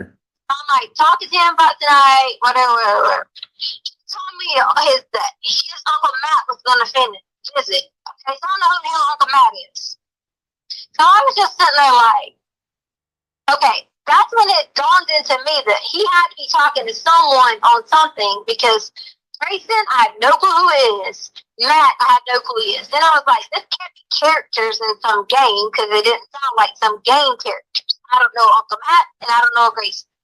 So he was talking about his Uncle Matt was going to visit, and I thought, okay. Again, trying to be sensitive to the fact that I know that he probably has friends, family on the other part of the country that maybe he was missing or whatever. So again, I was like, boy, yeah. So again, that's my statement. So again, I was like, boy, you need to stay off that TikTok. You're being silly. Because I already told him he needs to stay off the TikTok. He was being silly. All right, so I went upstairs. He was on the sofa to watch TV. I told him I'd come back later with him because he wanted to watch something on the show, but I had to get Lena ready, and I promised him I would let him stay up 30 minutes later. I said, I was upstairs, getting Lena ready for bed, yada, yada, yada. Well, then, out of nowhere, the alarm is going off. It didn't start with anything other than the alarm. Lena had laid down. I had went in the room. I was sitting there with the dogs. I don't remember exactly what I was doing, but I was doing something on Roku. I hear the alarm go off. So I walk in the living room, hit the alarm code in. And I'm just like, alarm code. And it stopped. So I thought, who in the world, was on the alarm code? Then it beeped again. It kept going. And then it started fire. It was yelling loud, fire, fire, fire, fire. And I'm just like, fire? And I look around. Don't see any flipping fire anywhere. So as this goes on, I'm like, okay, put the foot in again, it stops. So I'm like, okay, I might get on the phone with ADT because something's wrong with this thing. Remember when we were out of town, the neighbor said she smelled gas and her thing was going off, but then they didn't find anything. Yeah, right. So I was thinking maybe it's something to do with this. So that was how my whole process was. So then at that point, I was like, the carbon monoxide thing started beeping. And I ran in there where Lena was at, and I said, Lena, are you asleep? Because I knew, unless I was under some adrenaline rush, and this is not being mean, I would be able to just pick Lena up and yank her out of bed. But luckily, she hadn't fell asleep all the way. I said, Lena, because I thought I was being crazy. I said, do you hear that? It said fire, right? She's like, yes. And so I grabbed Lena, run her outside, run her with the dogs, give her the keys to the truck, throw them in the truck, and I run back inside. Run back inside, still don't know anything, and then remember, oh my God, Gannon. Sorry that for a second I hadn't remembered that because I was trying to still figure out what in the heck I'm doing with that. So I run back downstairs and realized that there's smoke downstairs. I couldn't get. I was coughing and choking and couldn't get through the smoke part. Run back to the garage. You had these little mouthpieces that you could put over your mouth.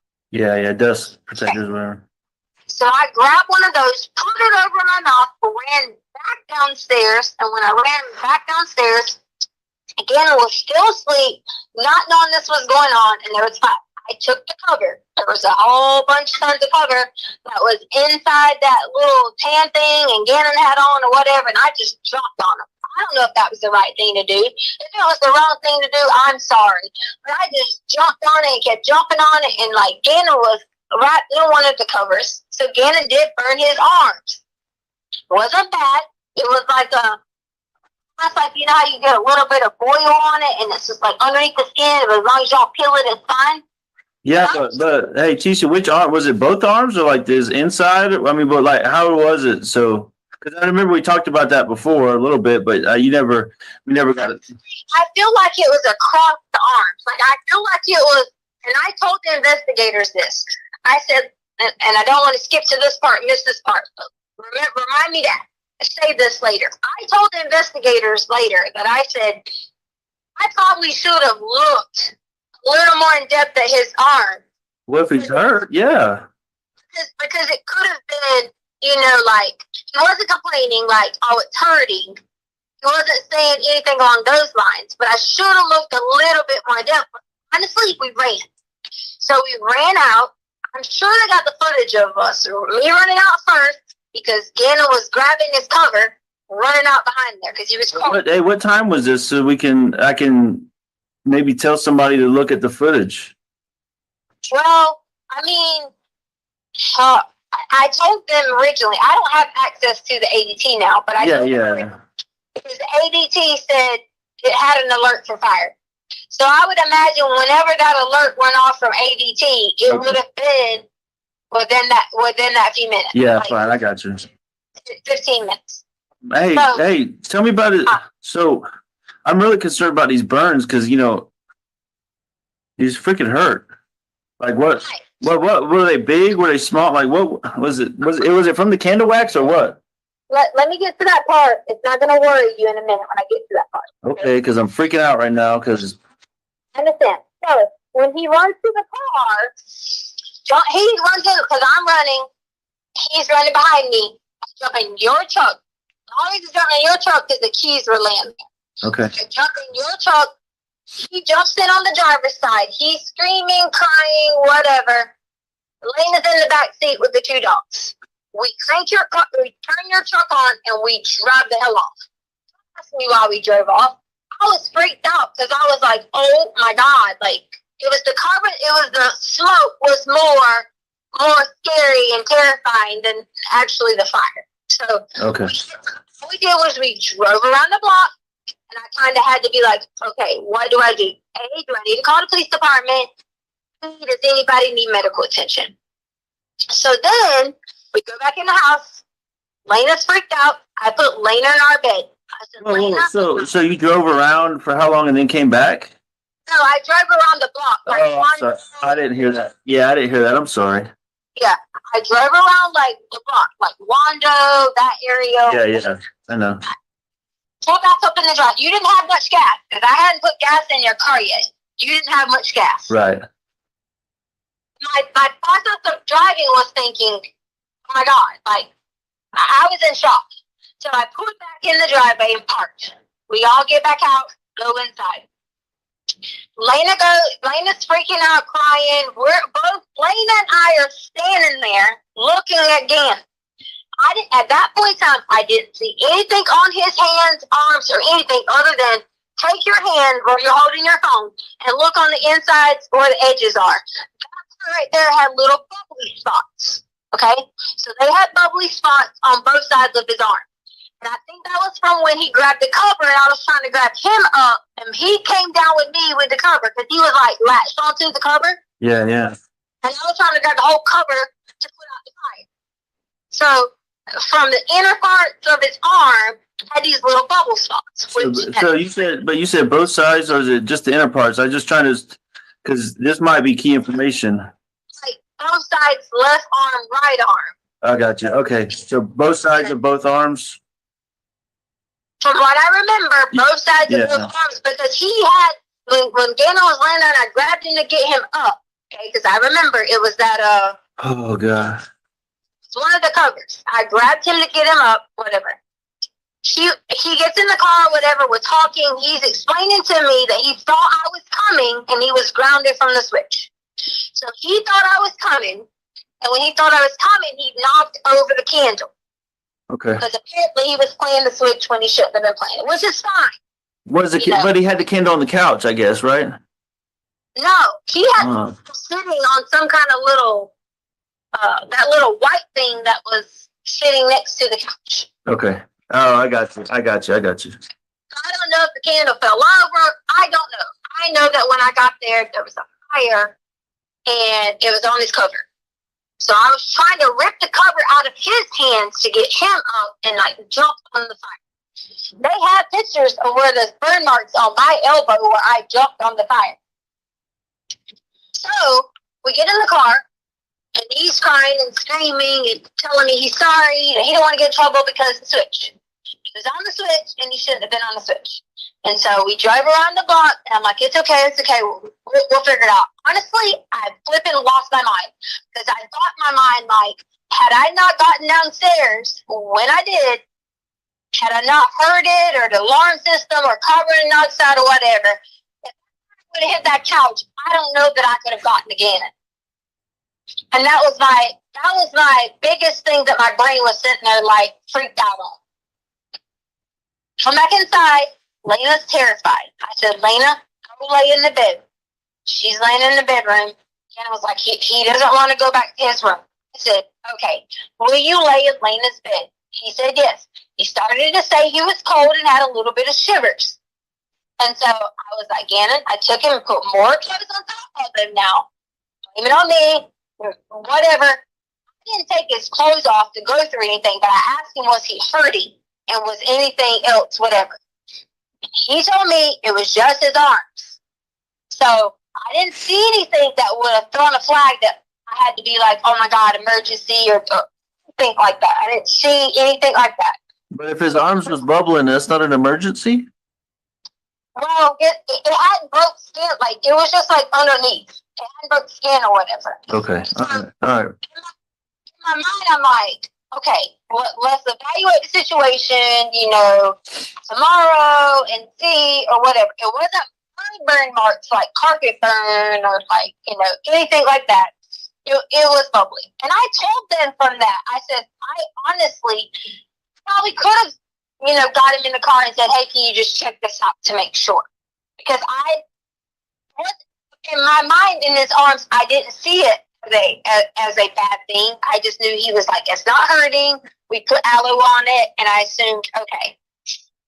So then we put on the long sleeve shirt on him because he said he was kind of cold or whatever it was. He lays down in Lena's bed. Lena sleeps in my bed, our bed. Charlie comes home.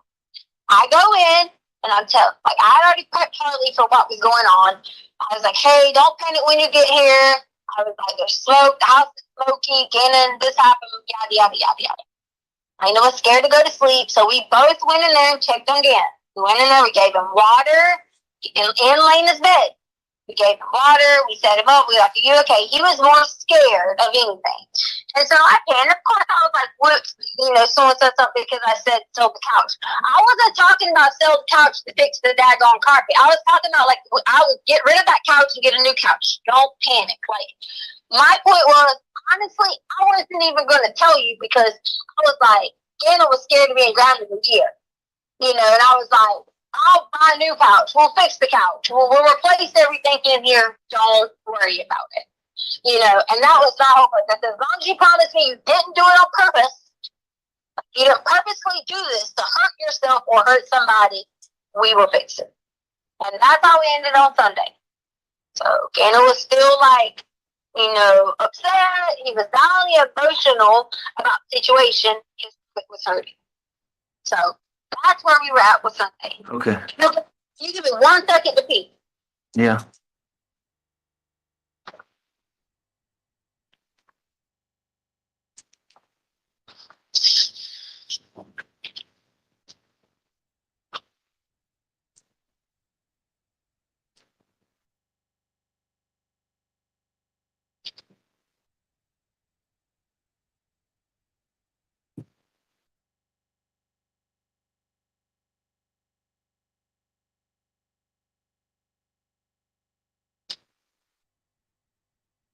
Okay, I'm back. Right.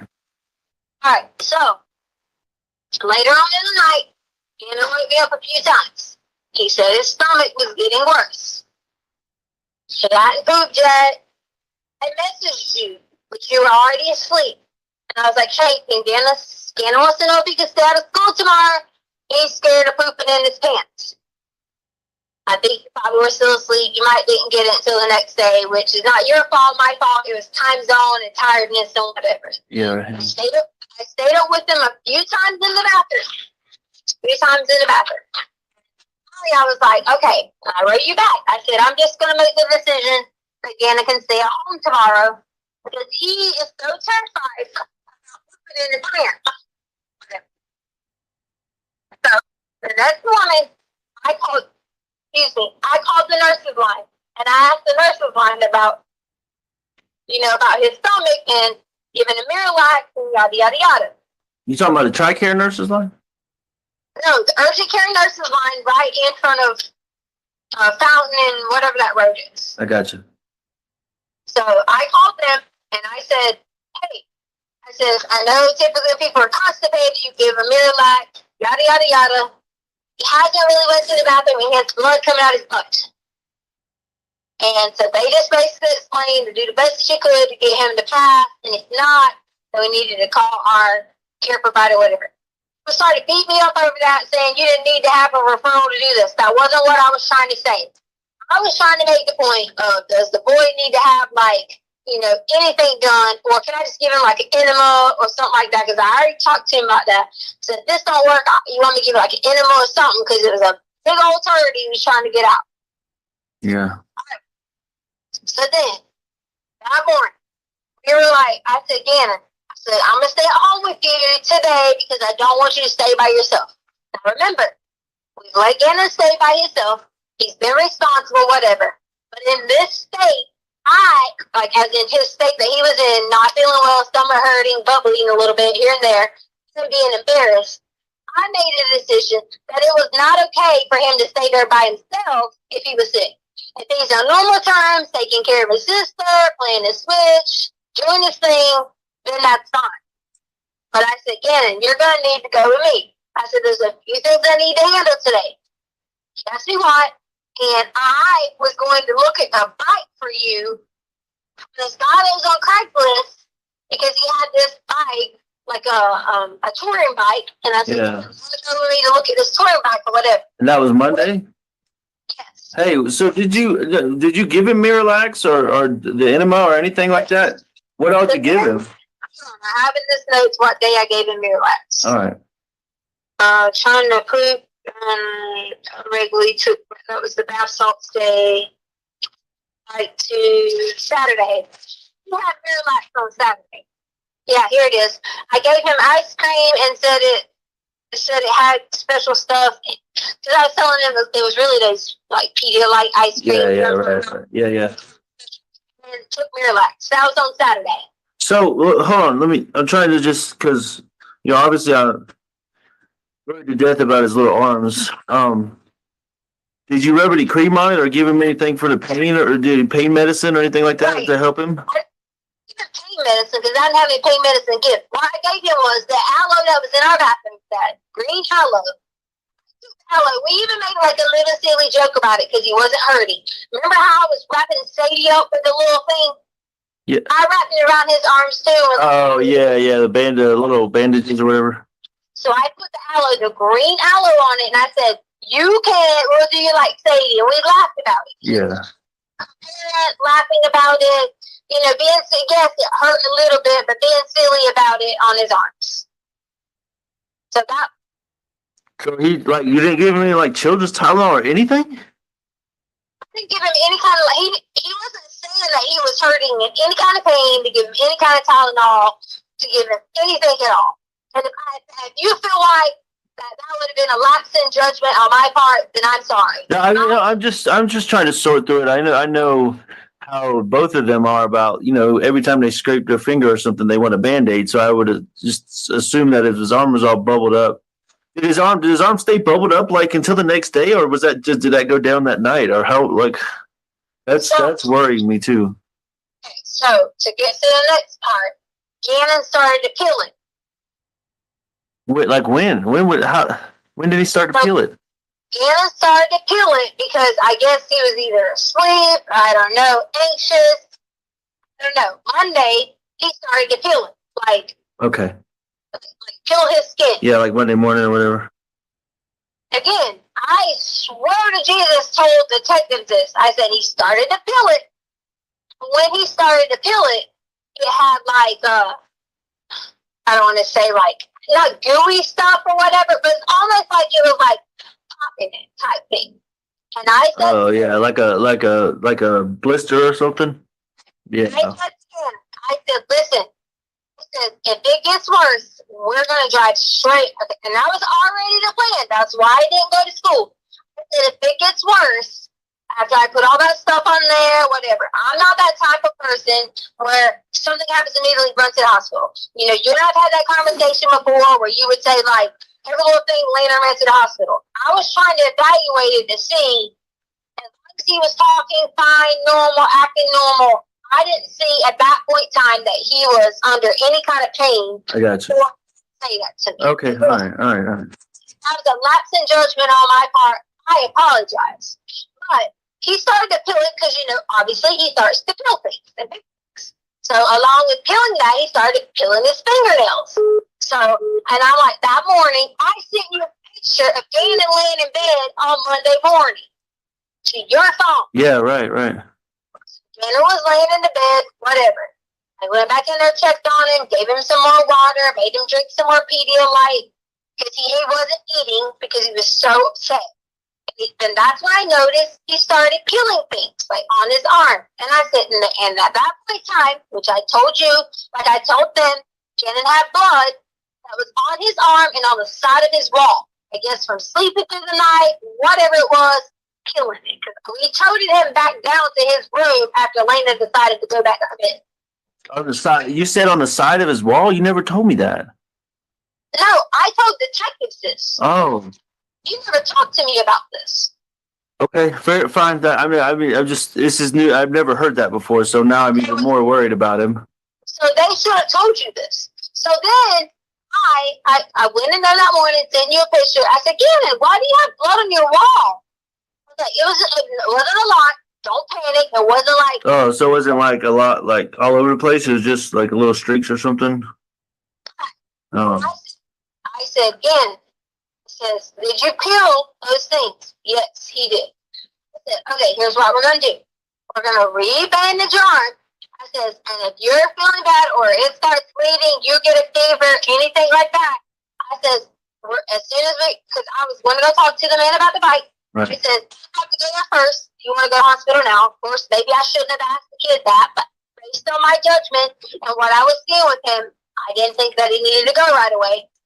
We went on about our business. And I said, if you start to feel any pain or hurt or whatever like that, we'll just drive to the base. We'll explain to them what happened with the fire. We monitored it through the night, so on and so on. That was our intent. That was the plan the whole time. Everything. Nothing wavered from doing that at all. Gannon asked me questions. He was just like, why does this happen to me?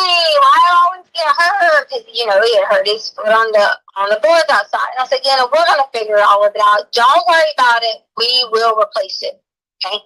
So Monday morning, after all this, I was like, Gannon, we're going to go find, which I probably shouldn't have said to him that he would have known that it was on him. But I said, we're going to go find someone to replace the carpet.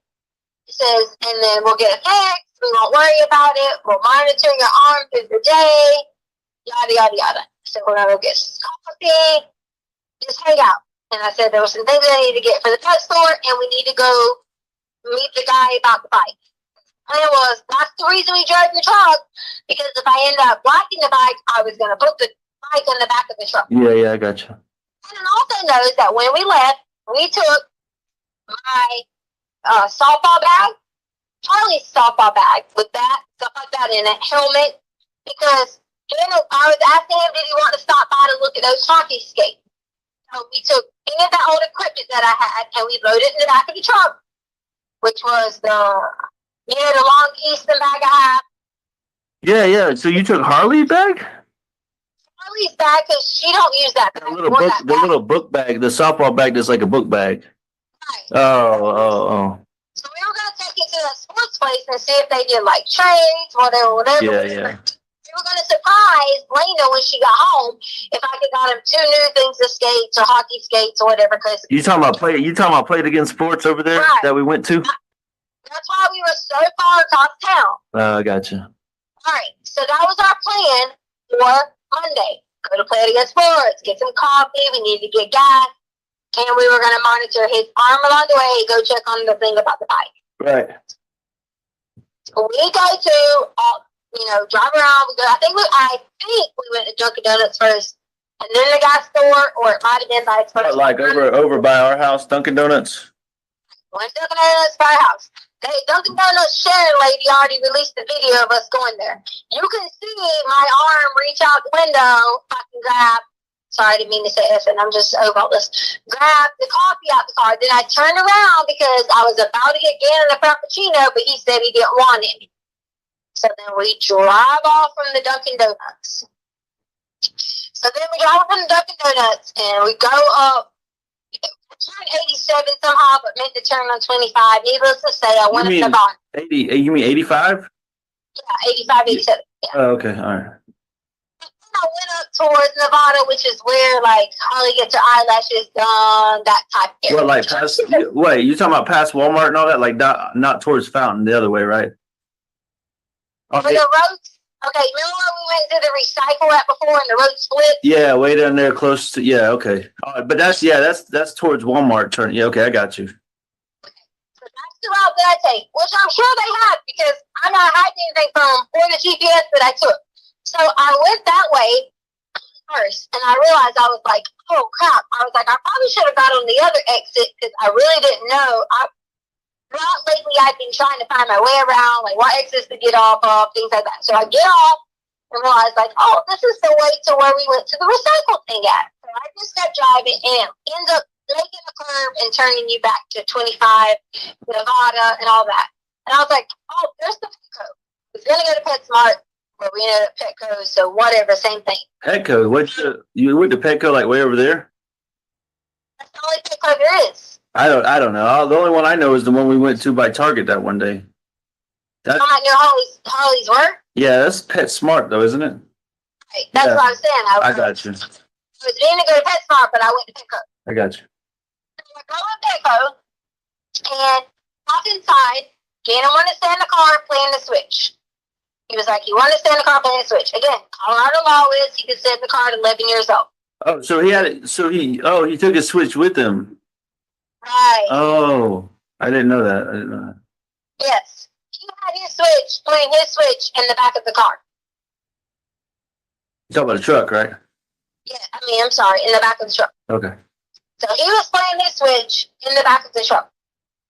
Well, within the first time and yada, yada, yada, I was going in because Sadie has been having like I don't even know what it is. She needs to get her vet paperwork so I can get her checked. I didn't know girl dogs have like periods or like stuff come out. I didn't know this. So I walked in and found these little pads that they had. And I'm like looking at them, whatever. And I set the phone down because I'm like, and my mind is so blown that dogs have this. So I'm like looking at it, freaking out, thinking, okay, should I get these or should I just call the pet? The vet, maybe it's just something weird coming out of her body parts or something like that. Whatever it may be. So then, go back up to the front, look around. I look out the door several times. And these people I know have said, she was suspicious looking out the door. I was looking out the front door just to make sure nobody was at the truck because Gannon was in it. That's all. It was just, he was in the truck. And what if he needed to get out pee or, whatever. That was the only reason I kept walking back to the freaking front door just to make sure he was fine. He was in the truck. So then I get 3 outfits. God forbid I got 3 outfits and only had 2 dogs. Because, of course, this is what these people talked about. I got 3 outfits, checked out, walked out, got in the car. From there, we were going to go to the play against sports. But wait a minute. Why were you so... I'm kind of confused because, like, you said you were worried about him getting out, but, like, we've gone to the gas station and, like, he's never tried to get out of the car. So what was, I don't know. Maybe that's nothing, but what made you freak out that day? parked on the front row. I was parked a little bit off. So, like, if he had to get out and use the bathroom or he was looking for me or whatever. Okay, all right, yeah. I was just, that kind of was weird because, like, he's usually, he does what we tell him, stays in the car. But anyways, go ahead. Hey, but not Albert. Exactly, he does. Just like I told you, he could have stayed at home on a normal basis. But he wasn't feeling well. Yeah, so I was fine, I got you. what if you had to poo? Whatever. Yeah. I was just trying to be a good parent. That's it. It wasn't no I know. looking in the car. I got you. It just was weird that you said that, but it's okay. I'll just go ahead. So I went on, got the things checked out, left. I don't remember if we were stopped at another store in between there or what. We were headed to go to the Planet Against Sports, and we were headed to go talk to the dude about the bike. Well, they had my phone, so they can see that the guy wrote back about the bike with the pictures, and I was asking about prices and yada, yada, yada, yada, yada. And I was like, I didn't want to go to the man's house with the bike, without I wanted it to be legit, got me in the car, and not only had me in the car, I got Gannon in the car. So I thought, I need to, you know what I'm saying? Like, I need to make sure this is legit. So I'm like, send me a picture of the bike. Can you call? Can you whatever? And like, he wasn't acting like he was wanting to like give me information that he could meet me at a safe spot to go look at the bike. So you weren't going to go to his house or something? He was just going to meet you in general? I told him messages that I didn't want to just go to some random person's house, and that's probably why they're looking at this whole Douglas County thing, because he lived almost at Douglas County. Okay, yeah, that does sound sketchy. That was probably a good decision. So. Yeah. So again, in an open book with them, they took my GPS and everything. We got to Douglas County. And me and Gannon was talking about it, and he was like, "Do you know this guy?" And I was like, "Well, so wait, I missed the part. You said so. You went to Petco. But you said you were going to play it again. Did you never go to play it again? I forgot. We didn't never make it to play it again. That was on our agenda, but we were trying to go for the bike first. Oh, okay. Sorry, I got confused. I'm sorry. Okay, it was a priority first. Okay, so I was gonna go out to meet the guy with the bike, and somehow they have my email. They subpoenaed all that. They can see the information coming from the Craigslist. Okay. Oh, it was Craigslist. So someone had something on Craigslist. Oh man, that's sketchy, isn't it? Yeah, I don't trust that shit. You there? You went and bought wood and stuff on Craigslist. Yeah, I mean, for you to do it, and Craigslist, I never trust that shit because they always have those sketchy people doing, I don't know, stupid stuff like meet and greets and stuff. You always told me about that, remember? Yeah, but like this was just a bike for sale. Okay, I'm just saying, I'm worried about you and my son's safety. That's what that's my point. That's why I realized. I said, well, we rode through. Okay, so when you go up Palmer Lake heading to Douglas County or whatever, we went that way. It was supposed to be that the guy had a warehouse somewhere between the Palmer Lake area, whatever. What, a warehouse of bikes or something? She said he had a couple bikes that he used to do riding and touring and stuff like that. Like those bikes I was looking at doing those rides, like through Alaska or whatever? Right. Okay. So, get out on this road. So, if you're on, I want to say it's exit 165 or 163. I think that's what I want to say the exit was. On 25? Right. Okay. Yeah. So you know how you're going to before you get to Castle. Oh, it's where we went to take the Remember how traffic is backed up? You can take that back road. Oh yeah, before you get to like 182 where the outlets are or whatever. You can take that back road. Yeah. The Castle Rock. Yeah, I got you. Okay, so it was off that, but to the right side, not to the bougie side where like the boonies and stuff was at. It was off that way to the right side. So I originally got off, and again, they can see this on my GPS. I got off, I went left, and went down that little hill where the little people were at, and I thought, this can't be the right way, because he was saying something about signs and all this. Turned around at the little, woods or whatever, came back up, went across the street and realized it was on that right side. I think it's called like Palmer Lake or something like that. Supposed to be looking for this place, still didn't see it, and then it ended up being like all mountainy and dark. I say dark, it wasn't dark in the day, but like, you know, Yeah, like dark. woods and stuff. Yeah. We turned around, left out of there, and I was like, well, this doesn't even look too great. Again, let them go search that area all they want to. They're barking up the fucking wrong tree because all we did was went through there looking around and trying to figure out where this warehouse was supposedly at. So you were in the truck or out of the truck? We're in the truck. Oh, you had me worried. I'm like, you're out of the truck in the woods looking for a warehouse? No, it was just driving through there. It was like down, around, up, around. You know, Colorado has all these mountains and shit like that. So I came back out, got back on 25, and was like, crap. I was like, I don't even like think that was a good place. Me and Gannon was like, why can't we just go buy it in the store? Don't they have them at Walmart? You know, and so we were like talking. I was like, yeah, I'll just figure out another place to get a bike. Because the whole thing was I was going to buy you the bike and surprise you for Valentine's Day for it. That was like the whole shebang. Yeah, I would love that for sure. At this point, we never got to play it against Forest because it was approaching the time that we needed to be headed back.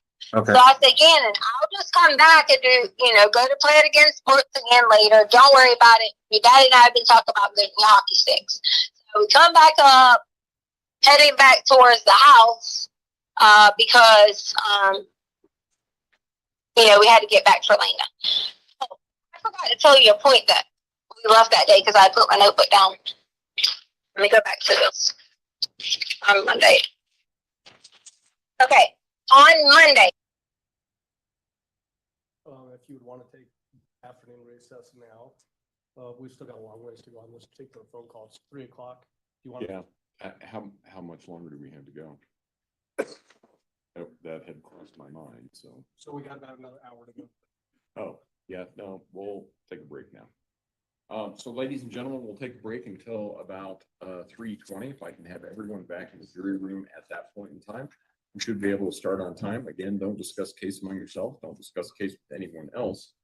With that, all rise for the jury, please.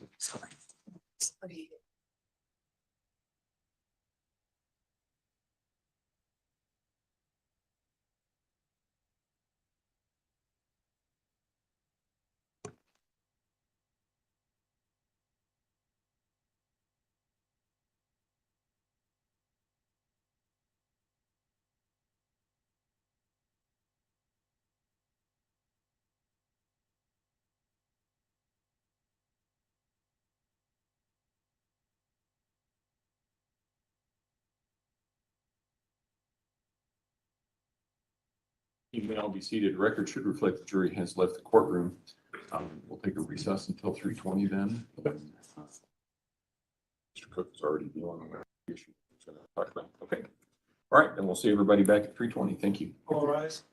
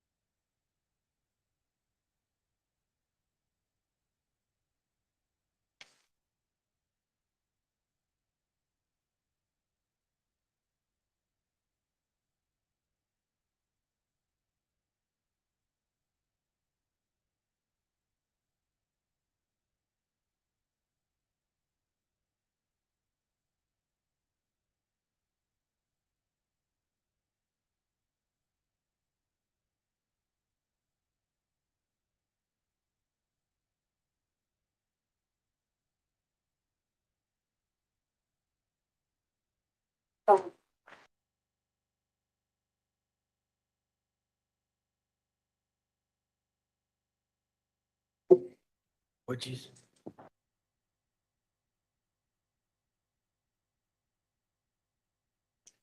I'll go see. Oh.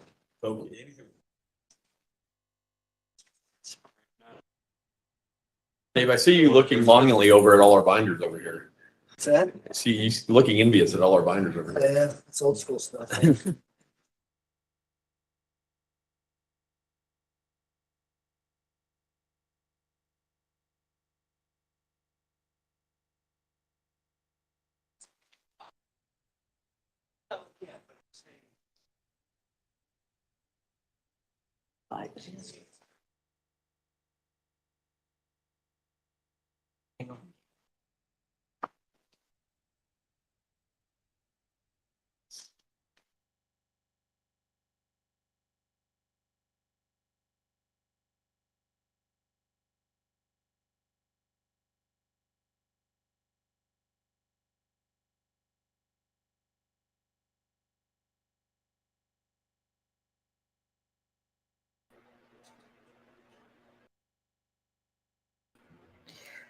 You have got to be kidding me. That phone call was insane. Let's bring up True Crime with Shannon. Oh, you got your YouTube app on. Oh, crap. Let me come back on my laptop. Hang on. All right, hon. I'll be right back. When you hear two of me, it's a bad day.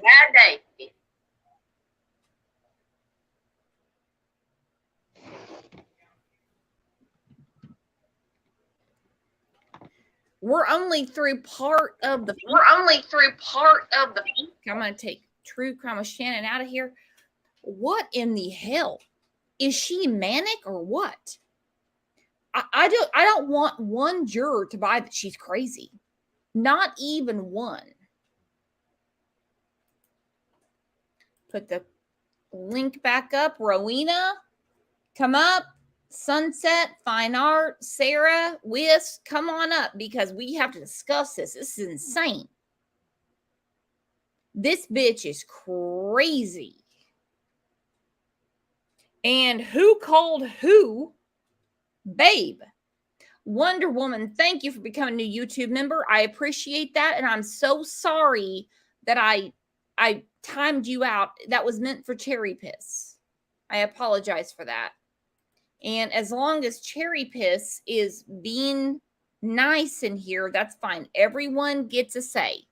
Now, if someone is being defamatory, then we will take care of that. Rowena is coming up. Here we go. Rowena, what do you think?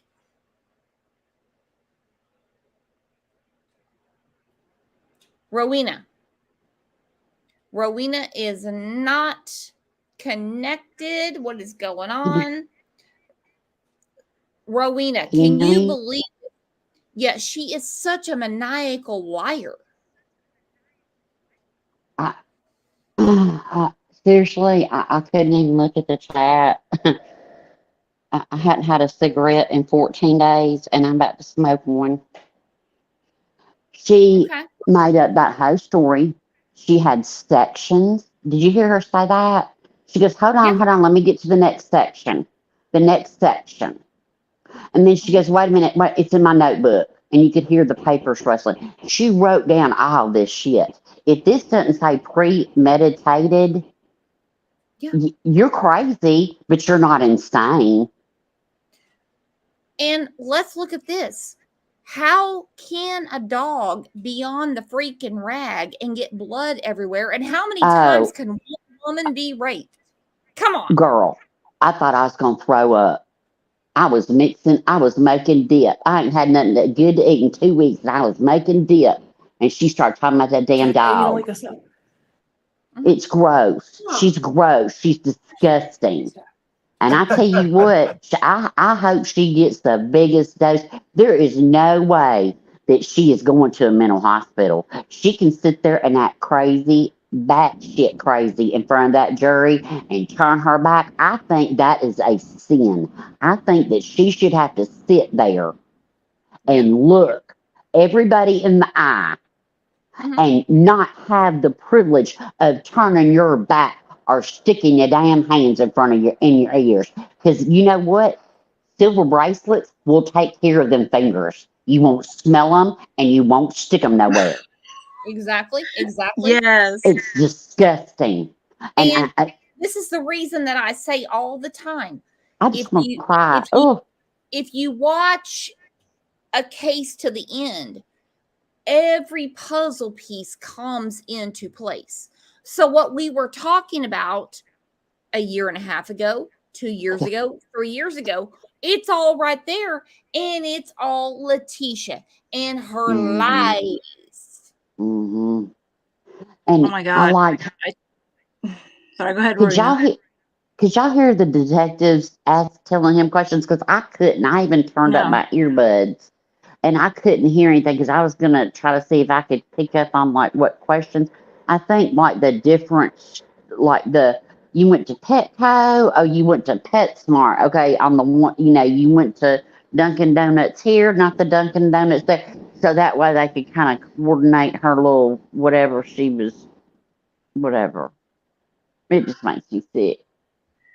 I don't know how Al did it. I don't know. He's maybe it's his military training. Because I don't know how he's staying his composure. But his military training should have showed him that there was something off with her. And we're going to have a members live about this, and we can talk about this privately, so we don't. It's not their public, because there's something. For some reason, he was ignoring things that most people would say, "What the hell is wrong with you?" Fact. Yeah. Now, You just Rowena, see that her lawyer I've has got like a thoughts. Coke in his hand. I think he needs something stronger than a Coke. He just walked by with a Coke in his hand. Yeah. He Now, needs a Rowena, blunt. medical professional, what would cause a man to, or a woman, to ignore insane signs in front of them? I hate to say this, but I think, there's different professions and sometimes you become all about the job. You know what I mean? And you've got this woman that, okay, I got to keep her happy. So she'll, maybe if I buy her this, she'll straighten up. Maybe if I buy her that, so I'll work and I'll work and I'll work. And I hate to say it, and I mean he does hold responsibility in this. I mean I can't go off. He does, but his whole thing is, he's an officer candidate school. He's working and working and Right. working. But and this didn't start 2 months before this. No, you're right, Rowena. Mm-mm. No. Yeah. This didn't just I had to go to be away at school for 2 months and that. No, no, boo. You had your children in therapy. You had your children in therapy for a reason, and you didn't make her go to therapy. Hold up, skirt. So my heart, I can't. I will never blame him in any way. I can't imagine, but I can't hold like, oh, this is a bad analogy, but like if I'm gonna hold Billy Ho responsible in some ways, do I think that she thought that day when she left that she would never see him again? No, I do not. But she didn't provide a safe environment. Yeah. Al didn't provide a safe environment. I think he's going to blame himself to some degree for a while, and I think he should. But I mean, at the same time, I do hope eventually he can get through that. Yeah. But I mean, I do. It's like and I don't want anybody to think that I'm just hard. I'm not. I can't. His strength that he could even breathe the same oxygen as her is mind-boggling to Do you me, think that he because I was would have come off. legitimately in love with her that much that he was blind, or No. do you think he was just so busy in his own little world that he just I think became it's oblivious? actually the creed, the oath that people in the military take, that That's what I'm saying, the profession. the country comes first. So you have to be prepared to defend the country. And then you depend on your wife to keep the home fires burning. You depend on her to or vice versa. Right. Or Nobody. mom's in the military and she's out doing the saving the country, protecting everyone, and I'm going to rely on my husband to keep my home safe. Because And nobody in their right mind would think with this weird behavior, this person's going to kill my child. Because if you think that, you're a paranoid. You just, that wouldn't happen. But there was a lot of flags, to where it's like, maybe the kids didn't need to be in therapy. I think sister girl need to, I mean, you faked how many burglaries? You've been raped how many times? I mean, no one's going to rape her. Nobody wants to get in her business. Nobody wants to. Not one person on this planet, not the cartel, not Eduardo, nobody went after her like she's Jodie Foster in The Fucking Accused on the ping pong machine. Oh, that was an incredible movie.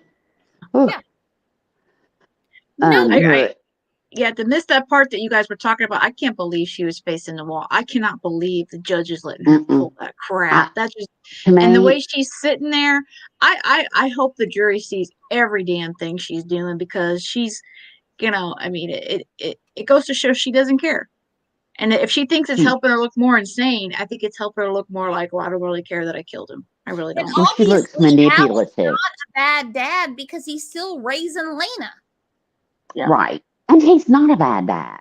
And No, that's he's where not. it's like you kind of draw the line. It's like, it's really hard. Like, if you're going to hold one to a standard, then you kind of, you know what I mean? But then it's just like you said, I think that military, I think that's the nail right on the head, is they are out.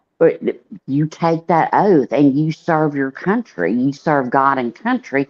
Yes, you love your family, but they make the ultimate sacrifice for us. Well, I'm telling a personal story right now, okay? My oldest son is in the Air Force, okay? And my daughter-in-law, they moved from Nellis Air Force Base, and they moved to a different Air Force Base. I can't go into that. And I've been trying to get a hold of my son for a few days, okay? I got a hold of my daughter-in-law, and she said, I don't know where Craig is. That's my son. What? Because when they have a mission, they have to go. They have to leave the family behind. And that is a sacrifice they take. And I celebrate our military. I do too. And no man or woman leaves the nest to go across seas or anywhere.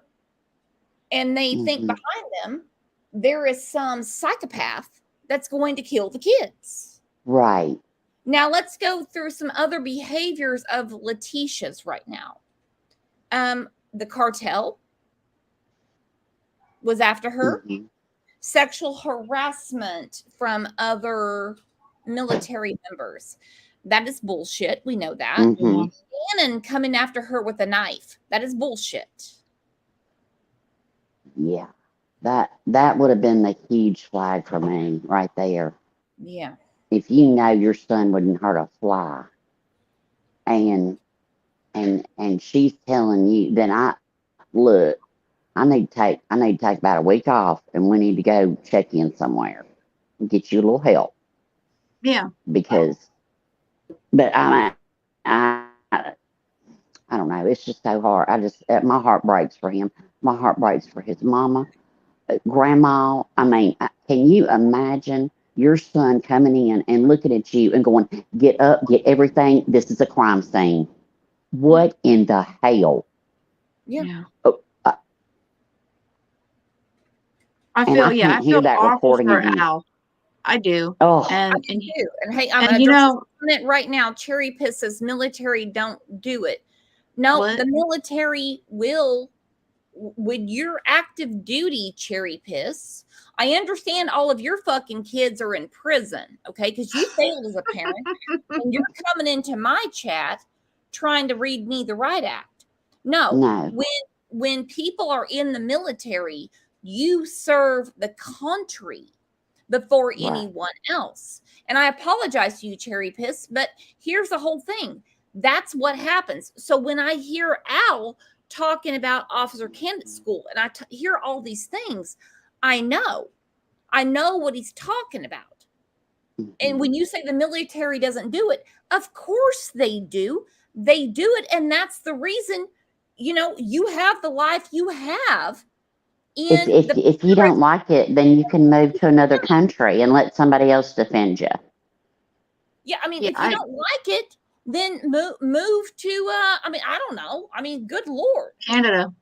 Go to Israel or something. I don't know. Go to I have Russia. huge respect for the military. Ukraine's looking for a few good women. There you go. There you go, Cherry Piss. Go to Ukraine. Yeah, I mean, really. I know less about the military sacrifice. Take the link. Because, I mean, when they disrespect our jurors, our judges, our police, our military, and Cherry Piss, your kids are in fucking prison. They pay they look, all those people make the ultimate sacrifice for us. Mm-hmm. And that's why I don't want to feel like, I'm not blaming Al. Please don't want it. No. I'm not. I don't think anybody really is. But my heart hurts. But my heart hurts because I'm like, why didn't you know stop? what goes on in the service? See, I these know. are our military members that keep the world safe. My ex-brother-in-law, he was Air Force. My cousin, he's retiring, believe it or not, as soon as he gets back from where he is in a certain helicopter. Just said the military has support for the wives left behind, groups they can join for support, and that is true. But instead of joining those groups, Letitia was looking for military soldiers that didn't have kids to take care of her. And that's so She was Google searching. Yeah. Nobody wants I can't wait for that to come out. That is going to show them those searches that she did. I tell you what, if nothing else says manipulative bitch, that right there does. Yeah. She stopped picking at her face. And that's and she's manipulating the jury. She's trying to. Oh yeah. I hate her. I have huge respect. I don't know the military as well because I've only known some friends, but police, they're all, to me, every single one of them, they sacrifice everything when they put that, that uniform and those badges on, and we can't imagine what they deal with when they're out. So, they shouldn't have to be concerned. Right now, she's on the screen right now. Look at her at the right. No one is gonna dig through that brush to rape that woman. No one. Okay? No one. She's nasty. Nobody wants her. Hell, Elle didn't want her. Nobody wants her. She's an abusive, narcissistic. She thinks she's better than everyone. Like Stacey B said. She sounds so ratchet. Yeah. What?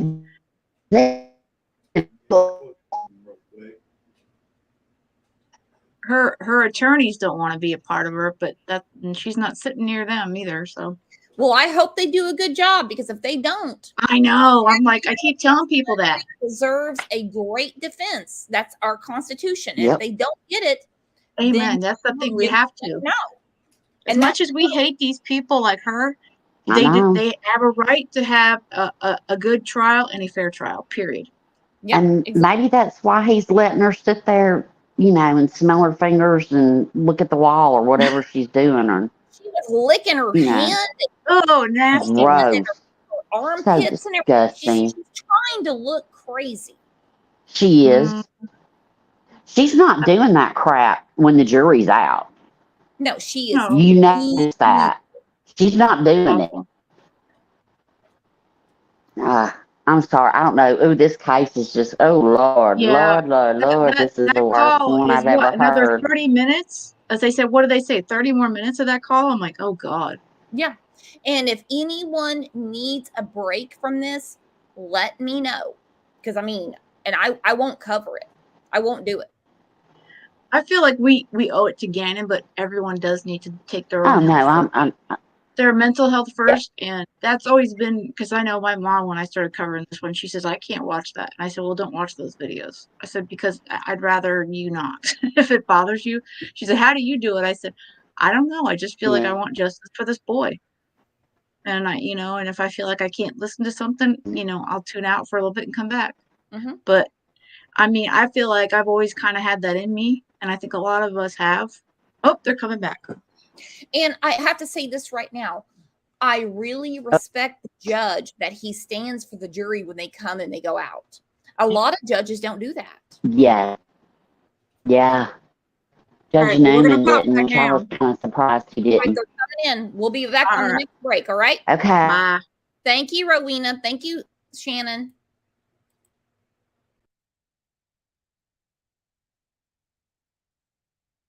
That's fine. It's, You would? I would. Were you nodding off?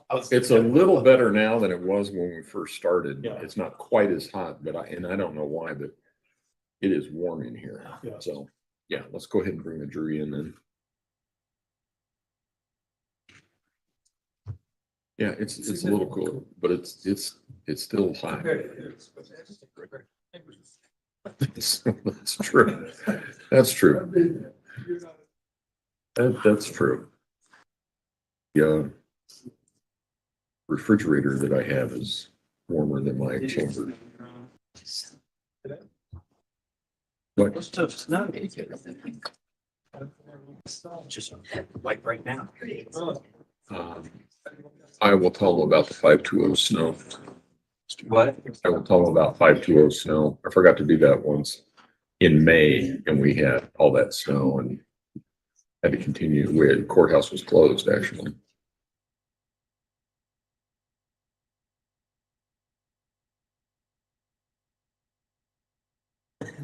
Oh, wait.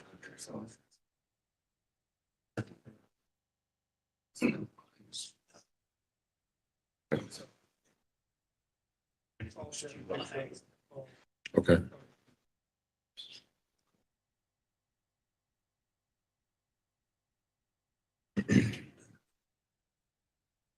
All rise for the jury, please.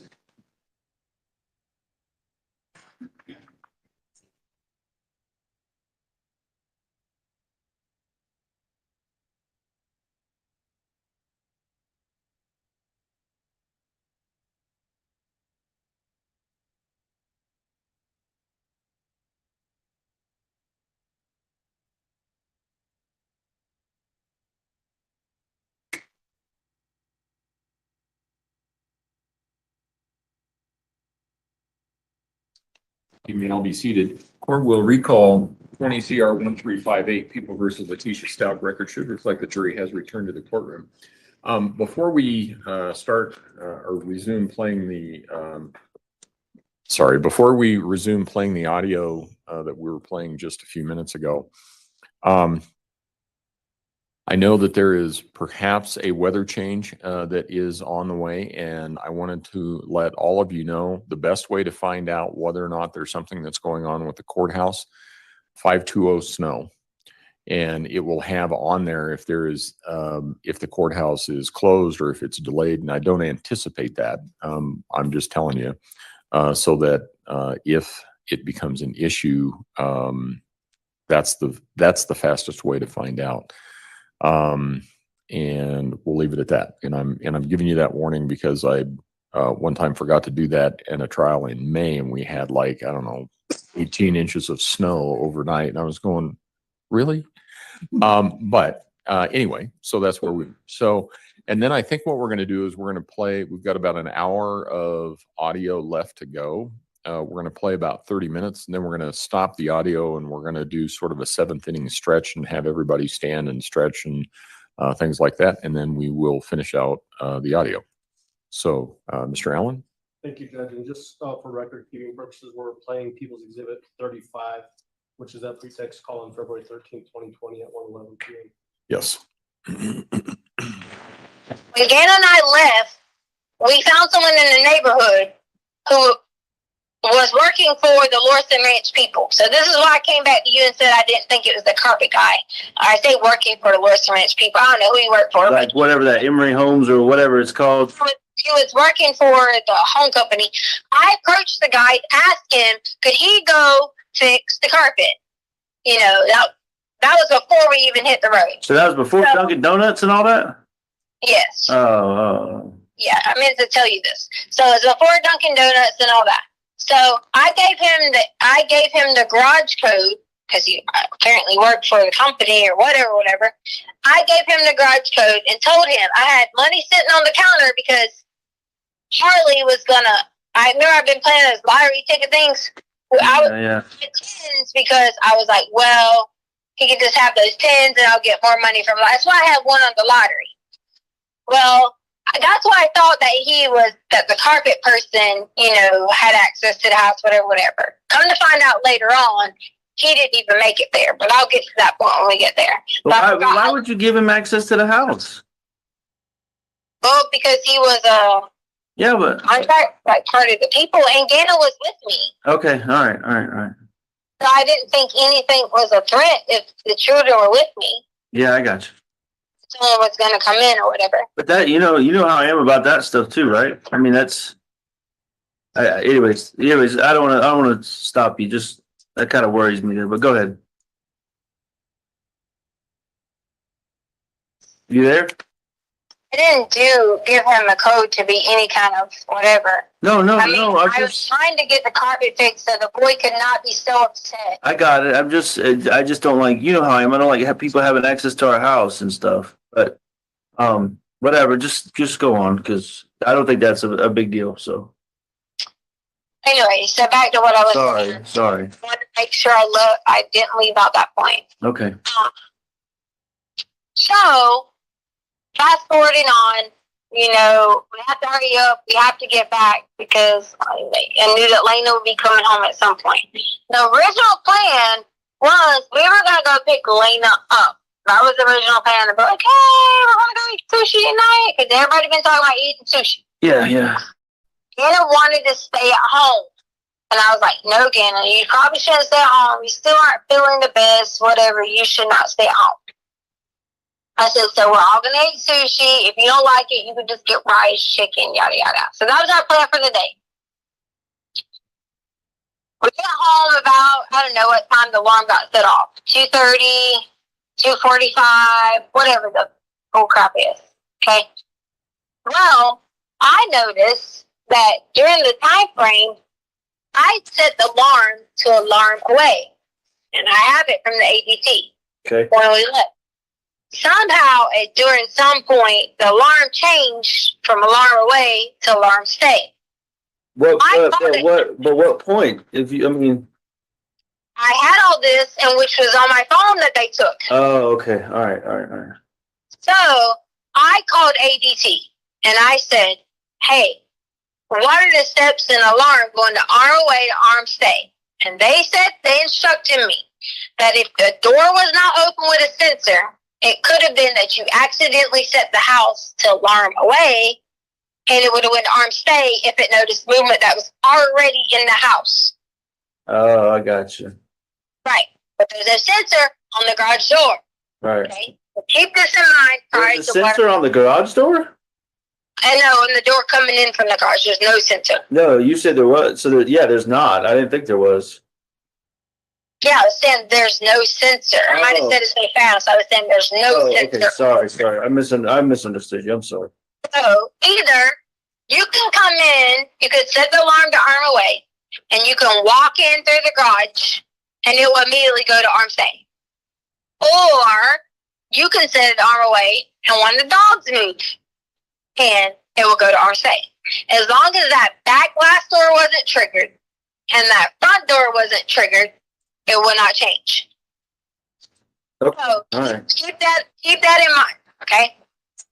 So this whole thing about your neighbor, he got paid $5,000 to release this video. It's a proven fact, okay? It's already been looked at by tens of thousands of people, and it's been investigated. Again, and Stauch got out the other side of the vehicle.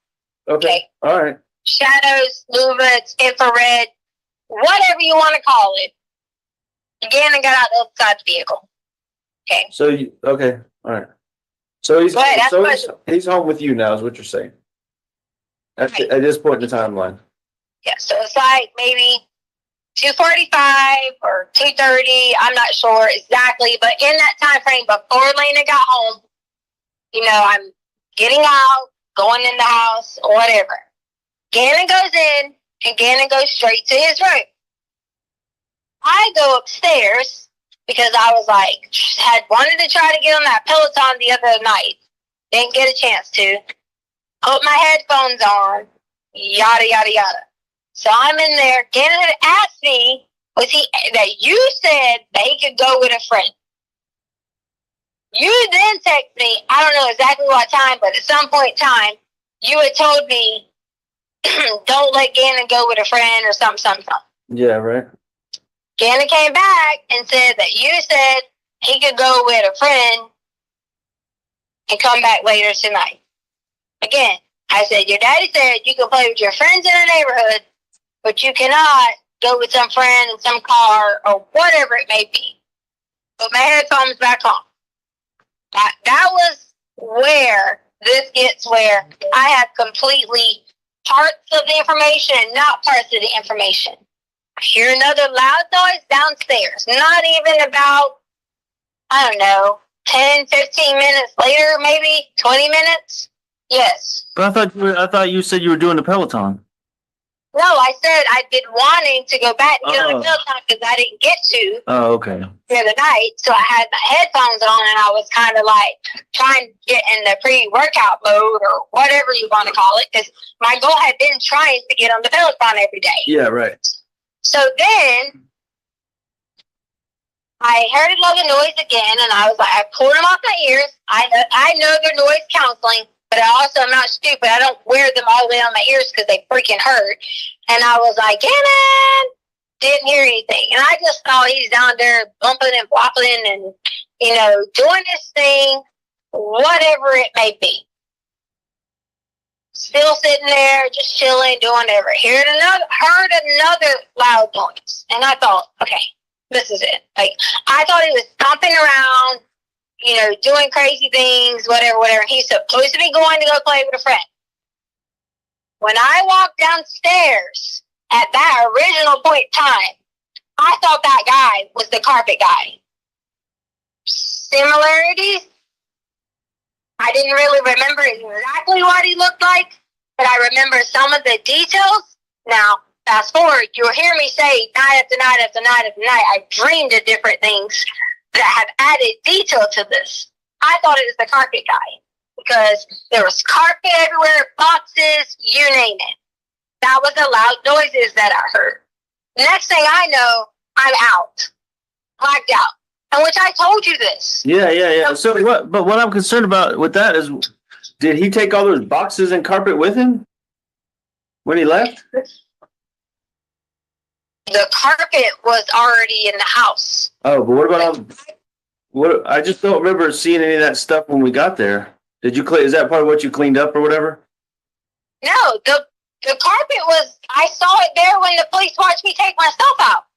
Okay, but you also mentioned he had a bunch of boxes and stuff. But I mean, it's not a big deal. I was just wondering because boxes like laid out everywhere. Right. I just told the detectives I thought we were getting robbed. Okay, I got you. I thought that was the whole point of boxes was to get robbed. Okay, all right. On Gannon's table, which I'm sure it had to been if it was swiped correctly, I hit my head on the back of Gannon's table. Like hard. On the back of Gannon's table. What table? The one I made him? Yes. Like the back of it up against the wall? No, as in the back of my head, and there was the table right there. Oh, okay. I thought you said the back of the table. I'm sorry. No, the back of my head, his table. Okay. So from there, a lot of it was a blur because I hit my head. I got you. I just remember certain pieces here and there. I remember Gannon running and like jumping on the guy who I thought at the time was the carpet guy, and I thought we were about to get robbed. I just remember bits and pieces like that, trying to push him off. And all I remember now that I sit back and remember, like, play it in my head again, play it in my head again, play it in my head again. It was a very calm conversation with Gannon and this person. I just remember him asking questions, the same questions he asked me, they were talking about. And I don't, who do you have me on speakerphone with? Because I know you do. What are you talking about, Tisha? Who's listening to my conversation? Me and you. I'm trying to figure out, like I told you the whole time, the truth. I just want the truth. Okay, so during that time, I heard that same thing that Gannon asked me about knowing his mommy. Why do you think I've been adamant about you saying to you, oh my God, there's a piece that we're not putting together, that we're not missing. There's something different. I don't know how to put it all together. But Gannon knew something about something. And all I kept hearing him say was, do you know where Uncle Matt is at? I don't even know who Uncle Matt is. Yeah, I ain't never heard it. The only Matt I know of is what's her name? Your sister.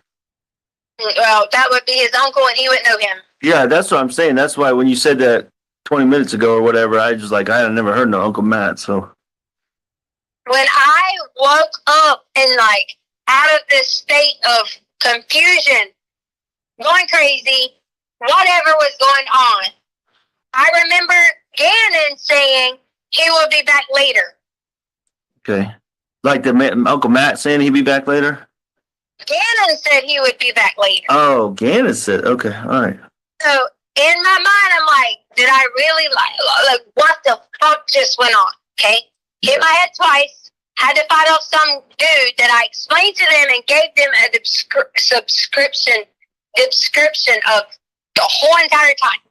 Okay, I have been adamant about this and about finding this person. Is that the Mexican guy you were talking? You told me about the Mexican guy.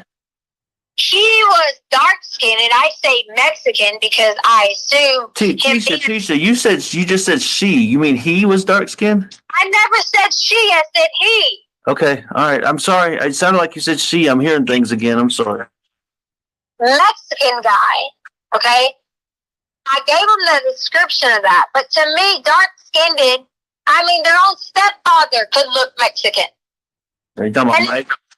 Right, and at the time, it wasn't Mike, obviously, but in that time frame, I'm trying to figure out first, and is this real life? Because I was totally, completely in shock what was going on. I thought we were going to get robbed.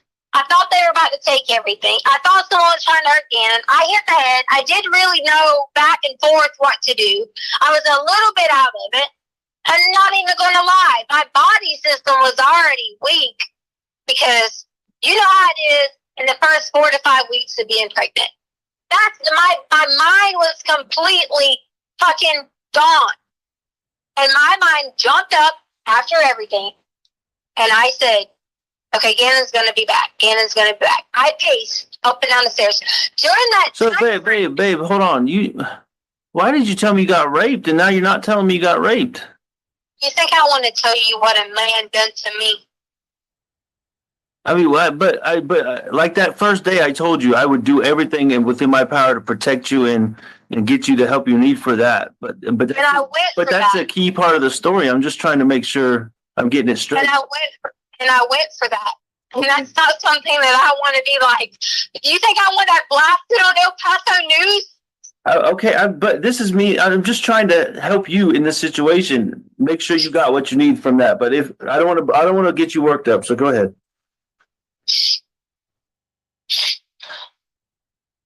Because it hasn't been hard to know that like somebody was there trying to hurt me and Gannon, and I'm getting knocked out of it. I understand. Trying to fight for my body, trying to fight for someone not doing something to my body. That's why I'm just trying to make sure I know everything that happened. Remember, this is about the truth. This is not about anything but me and you and the truth. So. And I can't tell people that because then they're going to say nothing to me, call me names, and you won't even want me. Why would I not want you? I don't understand what you mean by that. I tried. I didn't know what was going on. All of it was a blur, in and out, trying to figure out. I got up at one point and ran to the door and sent Lena away. Sure, anybody in a logical state of mind could have said, why didn't you give Lena a note to run to the neighbors? He knew everything. He knew everything about us. He knew our names. He knew where we worked. He knew where Harley worked. He knew where we drove. So back up a second too. So just because I want to know about Gannon's well-being too. We already covered what happened to you, but you're saying that initially you told me Gannon got beat up and he took him away, but that you didn't say that this time. So please tell me. Gannon jumped on his back. Like when he was trying to hurt me, Gannon jumped on his back. And that's clearly what I told the detective. Okay, so what happened to Gannon in that instance? Because I got to know that. I don't know. I just remember Gannon was on the other side. I was on where the door was at. Okay. Gannon was behind me on the floor and was crying. And Was he bleeding or anything? Was it like? Know that if he was bleeding or anything. Okay. All I right. just remember. All I could barely see what was going on. Was there any blood on the floor after you got? Do you remember anything like that? When I woke up, there was no blood anywhere. I probably went at the second time. So when I ran back upstairs, they sent Lena away, and I said, Lena, please go get the milk. Harley pulls up. I says, Harley, please take Lena to Dollar Tree. And they're like, okay. I said, please take them now and get these items. Exactly what I did. Did Harley notice that you were distraught or anything? Harley was, she was just looking at me like, what in the world? I said, please just go get the items. And Harley was like, what are they? I was like, carpet spray for the dog smell and the carpet powder for the dog smell. And Lena and Harley left. Okay. All right. Because I didn't want Lena and Harley to come in. And there you got two more people involved in this. He's downstairs with Gannon. I don't know what in the hell is going on. I'm freaked out like I'm in some Lifetime movie. And no matter who I called or said anything to, they're going to do me just like they're doing me now. Came back downstairs. Tried to plead with him about what was exactly going on. He had Gannon wrapped in his arm, like his arm around him, and was saying, Tisha, hold on just a second. I'm trying to understand. So, oh my goodness. So you're downstairs and all this is going on, and the guy is downstairs and you send Lena away? You come upstairs and send Lena away while the guy's still downstairs? or did you want Lena to come in and be there too? No, I'm just trying, babe, I'm just trying to understand everything because some of this is new information for me that you didn't tell me initially. So I'm just trying to process. You wouldn't let me. You wouldn't let me sit there and talk to you. Okay. You treated me like a criminal. Okay, I'm just trying to understand it. So I'm just trying to sort through all of it. So keep going. Thank you for clarifying though.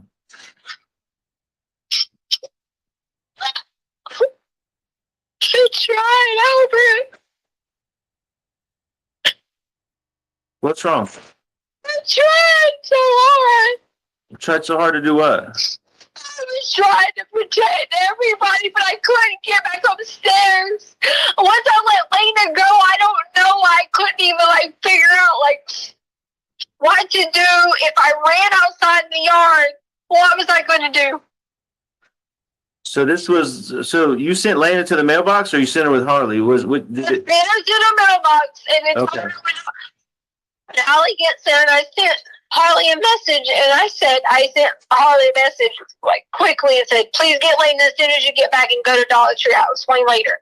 Oh, so you sent her a message and then went back downstairs? Right, because I was trying to check on Gannon.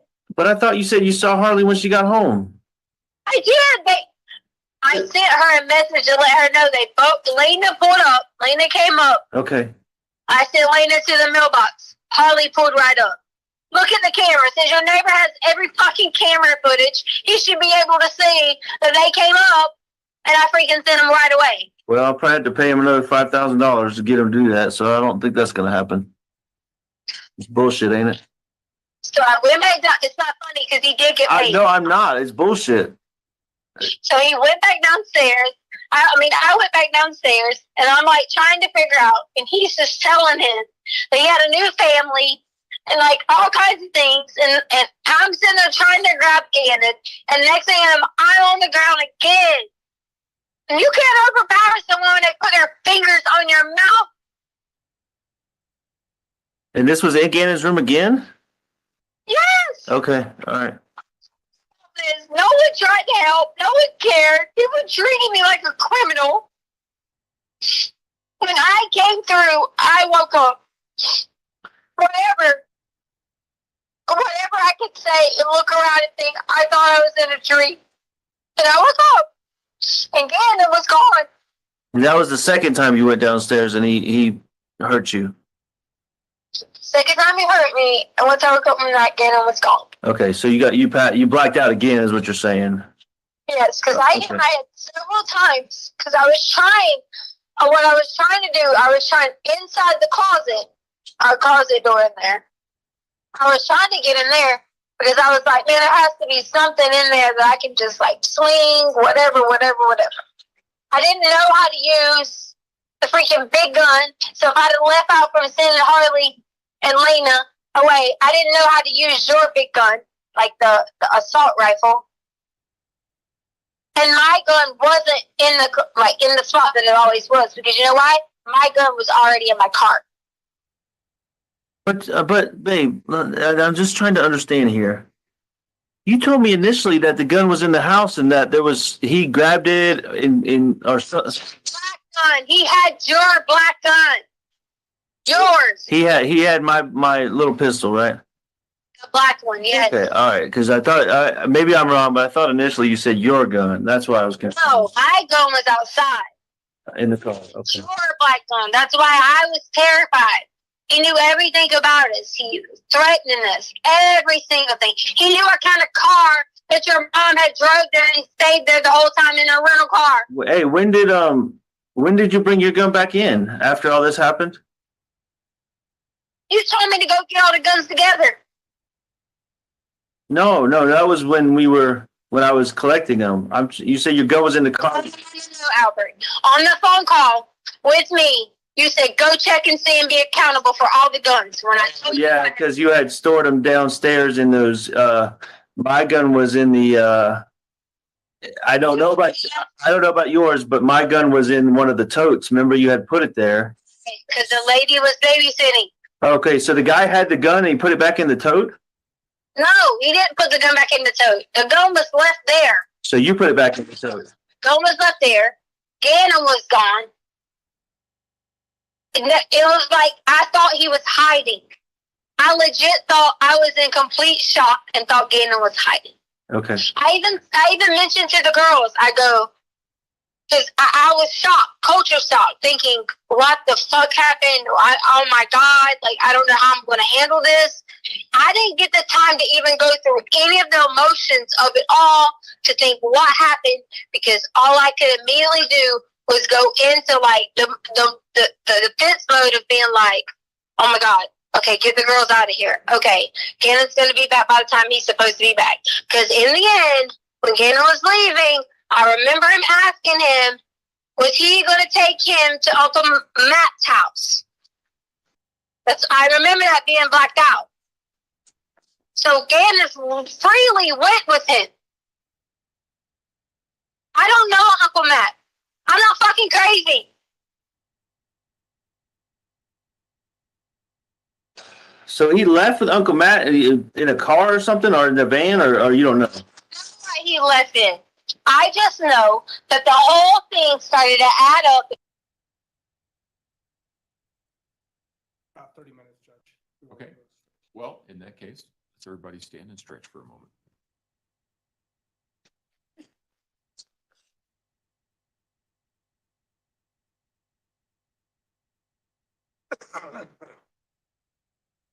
Apparently they want to do the wave, at least some of them. I know those chairs are not the most comfortable.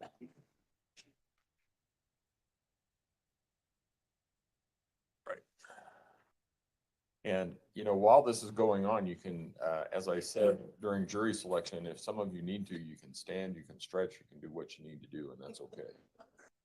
So. All right. Okay. Yep. Let's go ahead and start it again.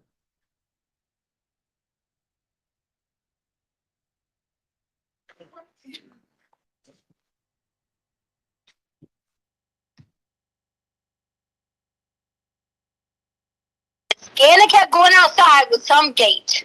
Gannon had to be talking to somebody outside of that gate. I begged the fucking El Paso County police officers to find anything on that side of the house where Gannon might have went out at night talking to whoever it was. Any cars that was parked on that side of the house. Nobody helps me. Okay, so I'm trying to this is what's bothering me about this part, and I want to be real with you because we're trying to work together on this, but I went and asked all the neighbors myself, like cameras in front of our house, to the side of our house, everything, to look and see if Gannon left the house anywhere from like 2 to 4, 4:30, anything like that, and no cameras have him leaving. So I mean, I don't. What kind of cameras? Are they like Rogers that run 24/7? Yes, like 3, 4, 5 of the neighbors have those 24/7 cameras, and then some are like ours, which are motion censored. Okay, which ones? Because we need to know which direction that their cameras are pointed in order for that to happen. Okay, well that's something we can look into. Okay, that's something we need to look into. So either they went out the front, I'm assuming, right? Not the front door. So what the garage? I would say the garage or either out the back door because Gannon had the gate code, like the key. And he kept going out there with this key or trying to unlock it or keep it unlocked with this key. Okay, hold on. So I understand. So now Gannon, with all this going on, Gannon tells the guy there's a key to the gate, and then they get and bring the key back in the house? No. Did you listen to my story? Yeah. The other night, Gannon kept going outside with the gate. I'm thinking that the gate was automatically left unlocked. Oh, okay. Did you lock it back before I got home? No, I didn't lock anything. Okay, all right. I didn't do anything unless they locked it or the police locked it because Harley said the police put cameras in it and locking it. Okay, locking everything up. We can find that out. Maybe the police locked it back up. So fair enough. So that just all that kind of is blowing my mind. He wasn't seen leaving. The key to the gate was in the house. The gun was where it's supposed to be. I'm just trying to figure it all out, Tisha. That's all. The gun wasn't where it was supposed to be because I put the gun back in when you told me to collect them. Okay. Well, hopefully, Upstairs. They got my gun now, so hopefully they can get this Mexican guy's fingerprints. So would be perfect to me. It's nothing but from day one. I know, and that's what I'm trying to get. So get all them this information. I think the FBI is in on it now. So we're trying to get them all this information. Look for a fingerprint on the gun. Maybe they haven't looked there. Looking for a fingerprint on the lock of the gate. Stuff like that as the little things that they may have missed. During this process. Why? Why would they have not have done that? And maybe I'm just upset by this because I feel like they barked up the wrong tree for 2 fucking weeks, Albert. It's been 3 weeks almost, Tisha. Yes, I agree. I agree with you. I'm as frustrated as anybody because I don't know anything. And so, do you think I did this? Tisha Stauch, I don't know. I'm just trying. I'm trying to help you. Okay, I'm trying to help you get the truth out there. But you've got to tell me the truth. Okay. I know. Here's what I told the police. The only difference is I thought it was the carpet person, but once I went around because I was freaking out trying to figure out, I was like, if I could go get this fucker and bring him in, and I drove through the neighborhood, the description that I gave El Paso is exactly what I saw. But that is not the exact description that I gave of this carpet person. So my point behind that was, I don't think it was the carpet person because I eliminated him because he didn't have craters on his face. He did or didn't? So, but hold on. You know what? Something. Remember how? Oh my goodness! Thinking back to this whole that trip you made for the bike, you never found the guy, right? The Craigslist guy? Started looking creepy. Yeah, that's what I'm saying. You don't think that this Craigslist guy had anything to do with you? I mean, not you, but you know what I mean. Oh, I'm freaking out. Sorry. And you don't think that Craigslist guy followed you or just found you? Maybe you told him, "Hey, I'm driving my husband's red Frontier, and I'll meet you there," or something like that. I mean, I don't know. I'm just trying to think of anything. Okay, so let's say it's him. What I don't like is that people are sitting here saying, well, there's nothing that shows you guys leaving. If there's nothing at this point in time, it's starting to get dark. Because in case you didn't know, in Colorado, it's getting dark around that time. Okay?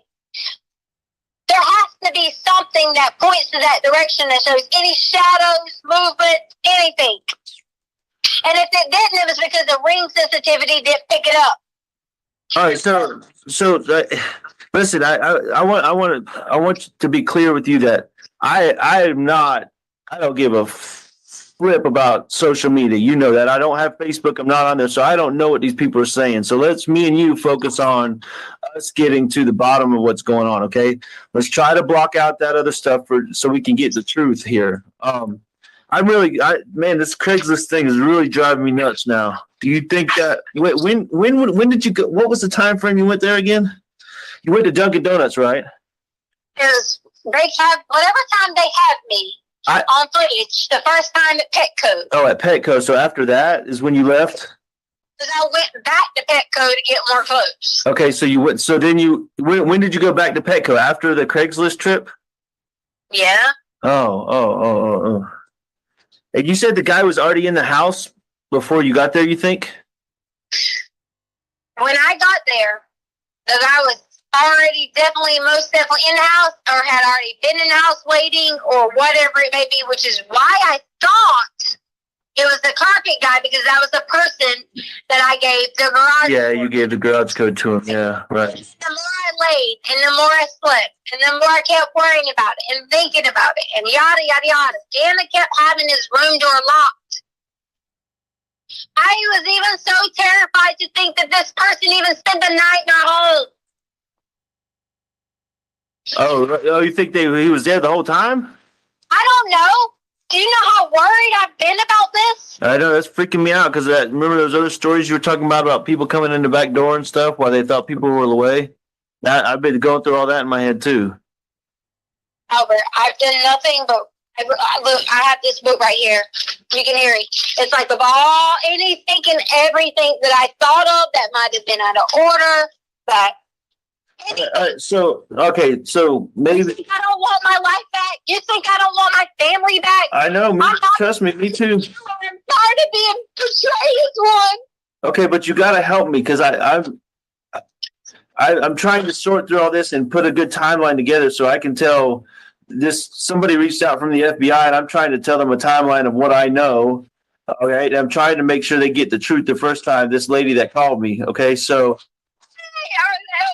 Are people not going after this? Why? I don't know. Maybe the FBI is. I don't know. That's not. I know they're doing everything they can. Maybe they missed some things we don't know. Listen, something you told me that first day that I'm trying to figure out when did you do the? Right, you said you cleaned everything up. Cleaned everything up. Yeah, from Gannon's room or wherever you got. Somebody did bad things to you or whatever. I was just talking about like the clothes I had on and like shoes and stuff. Oh, so you just changed your clothes and then threw them away like you said, and whatever Gannon had on, you said you threw that away too? They got that out of the back of the trash. It was a shirt that he wore that was burnt and stuff like that. Oh. That's what I meant, like cleaned up. I didn't mean like clean up anything bad or anything. I'm just saying like I didn't want to keep that stuff on and call it police. You told me that first day you cleaned up the whole area because you didn't want Lena to see it when she got home. That's what you told me. Yeah, my clothes and my underwear. You want me to really go in depth about that? I'm not trying to make you relive anything that happened to you. I'm just trying to there's just some truth that I'm trying to find about, I mean, if something was cleaned up or something, then, I don't know, maybe. Whatever you're trying to say to me, don't just be honest. I just don't want the police to miss anything else, okay? I mean, we think they've missed all these other pieces, and then, I mean, if you cleaned up something that could give them DNA evidence on this Mexican guy, then we need it. Took my whole DNA from this. They wouldn't let me pee. The hospital bill that I sent you was the whole kit on my body.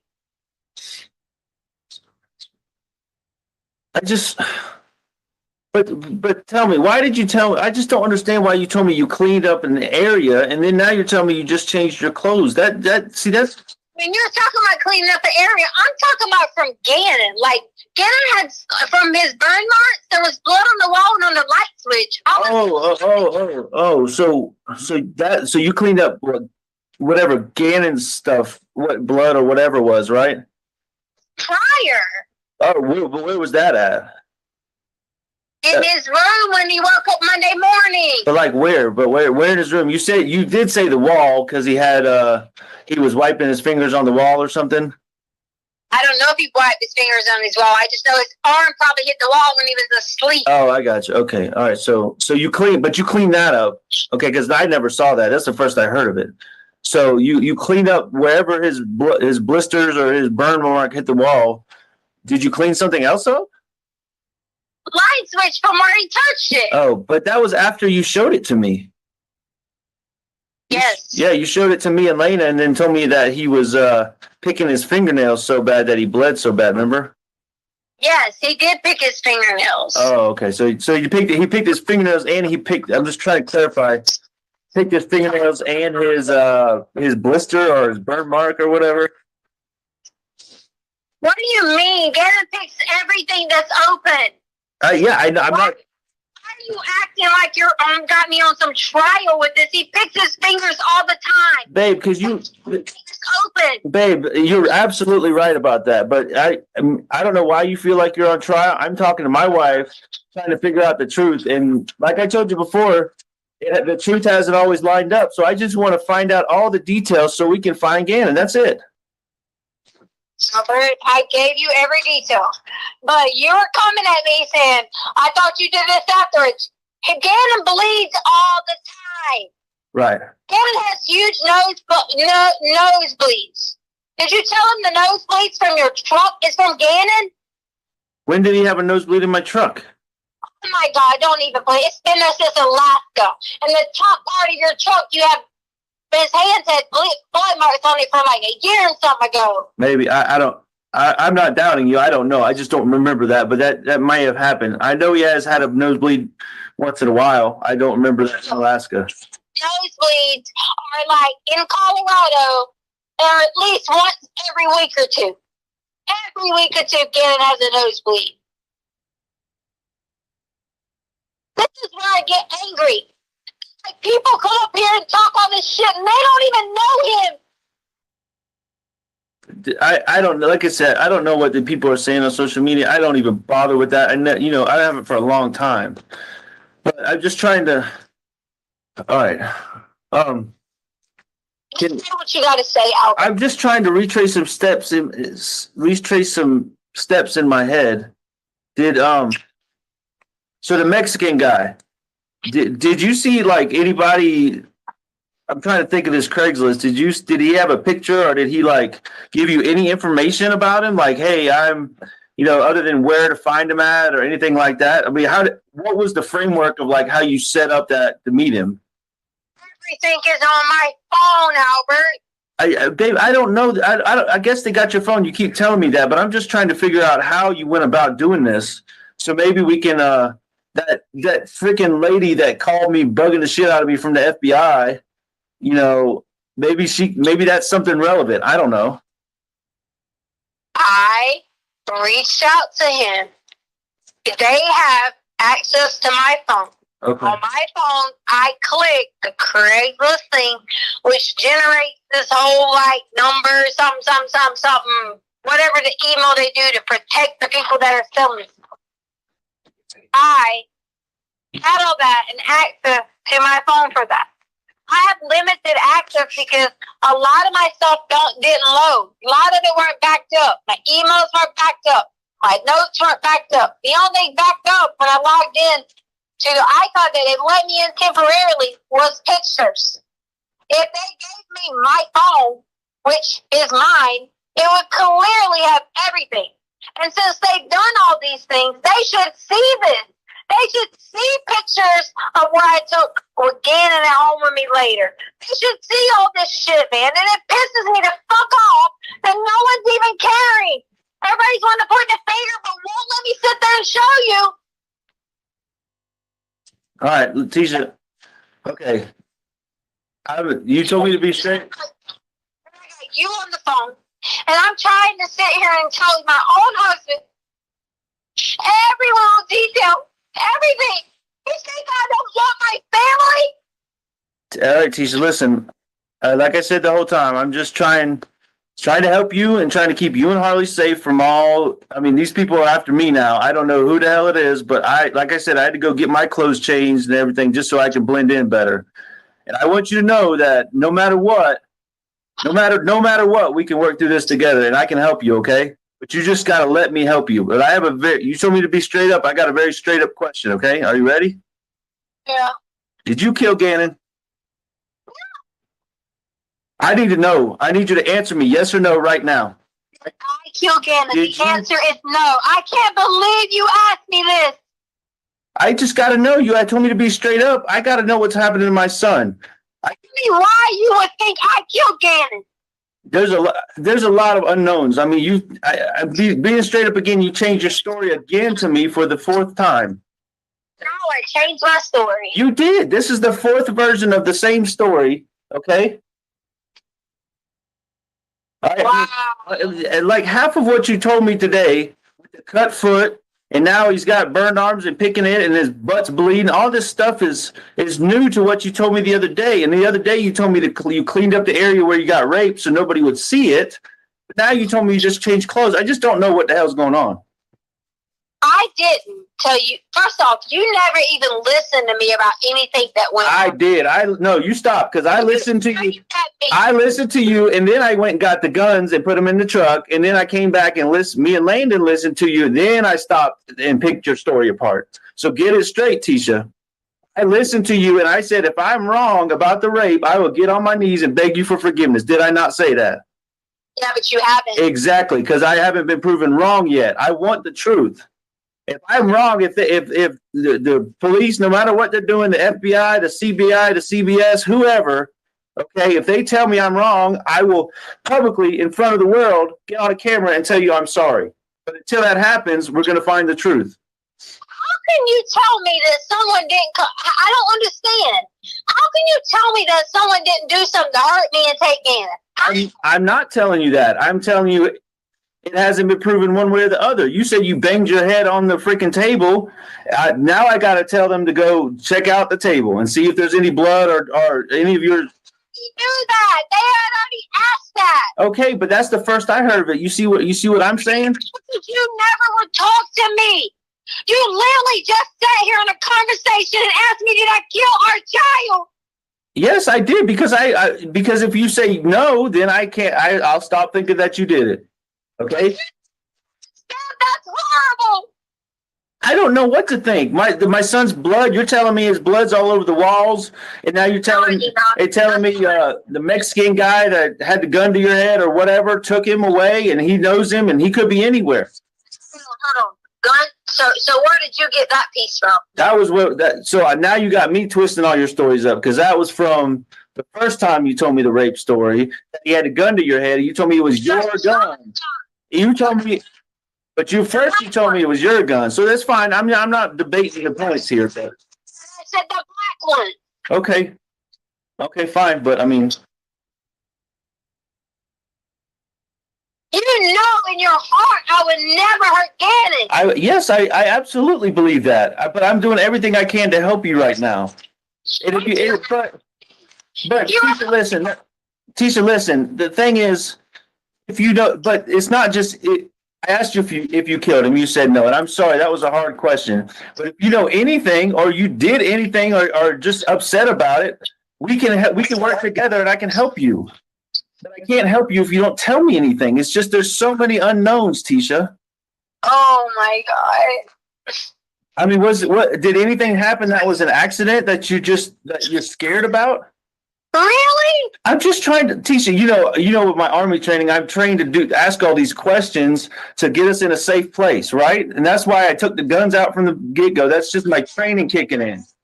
Oh my God, I really thought, like, I thought out of this conversation, like, I really thought you were going to be supportive of me.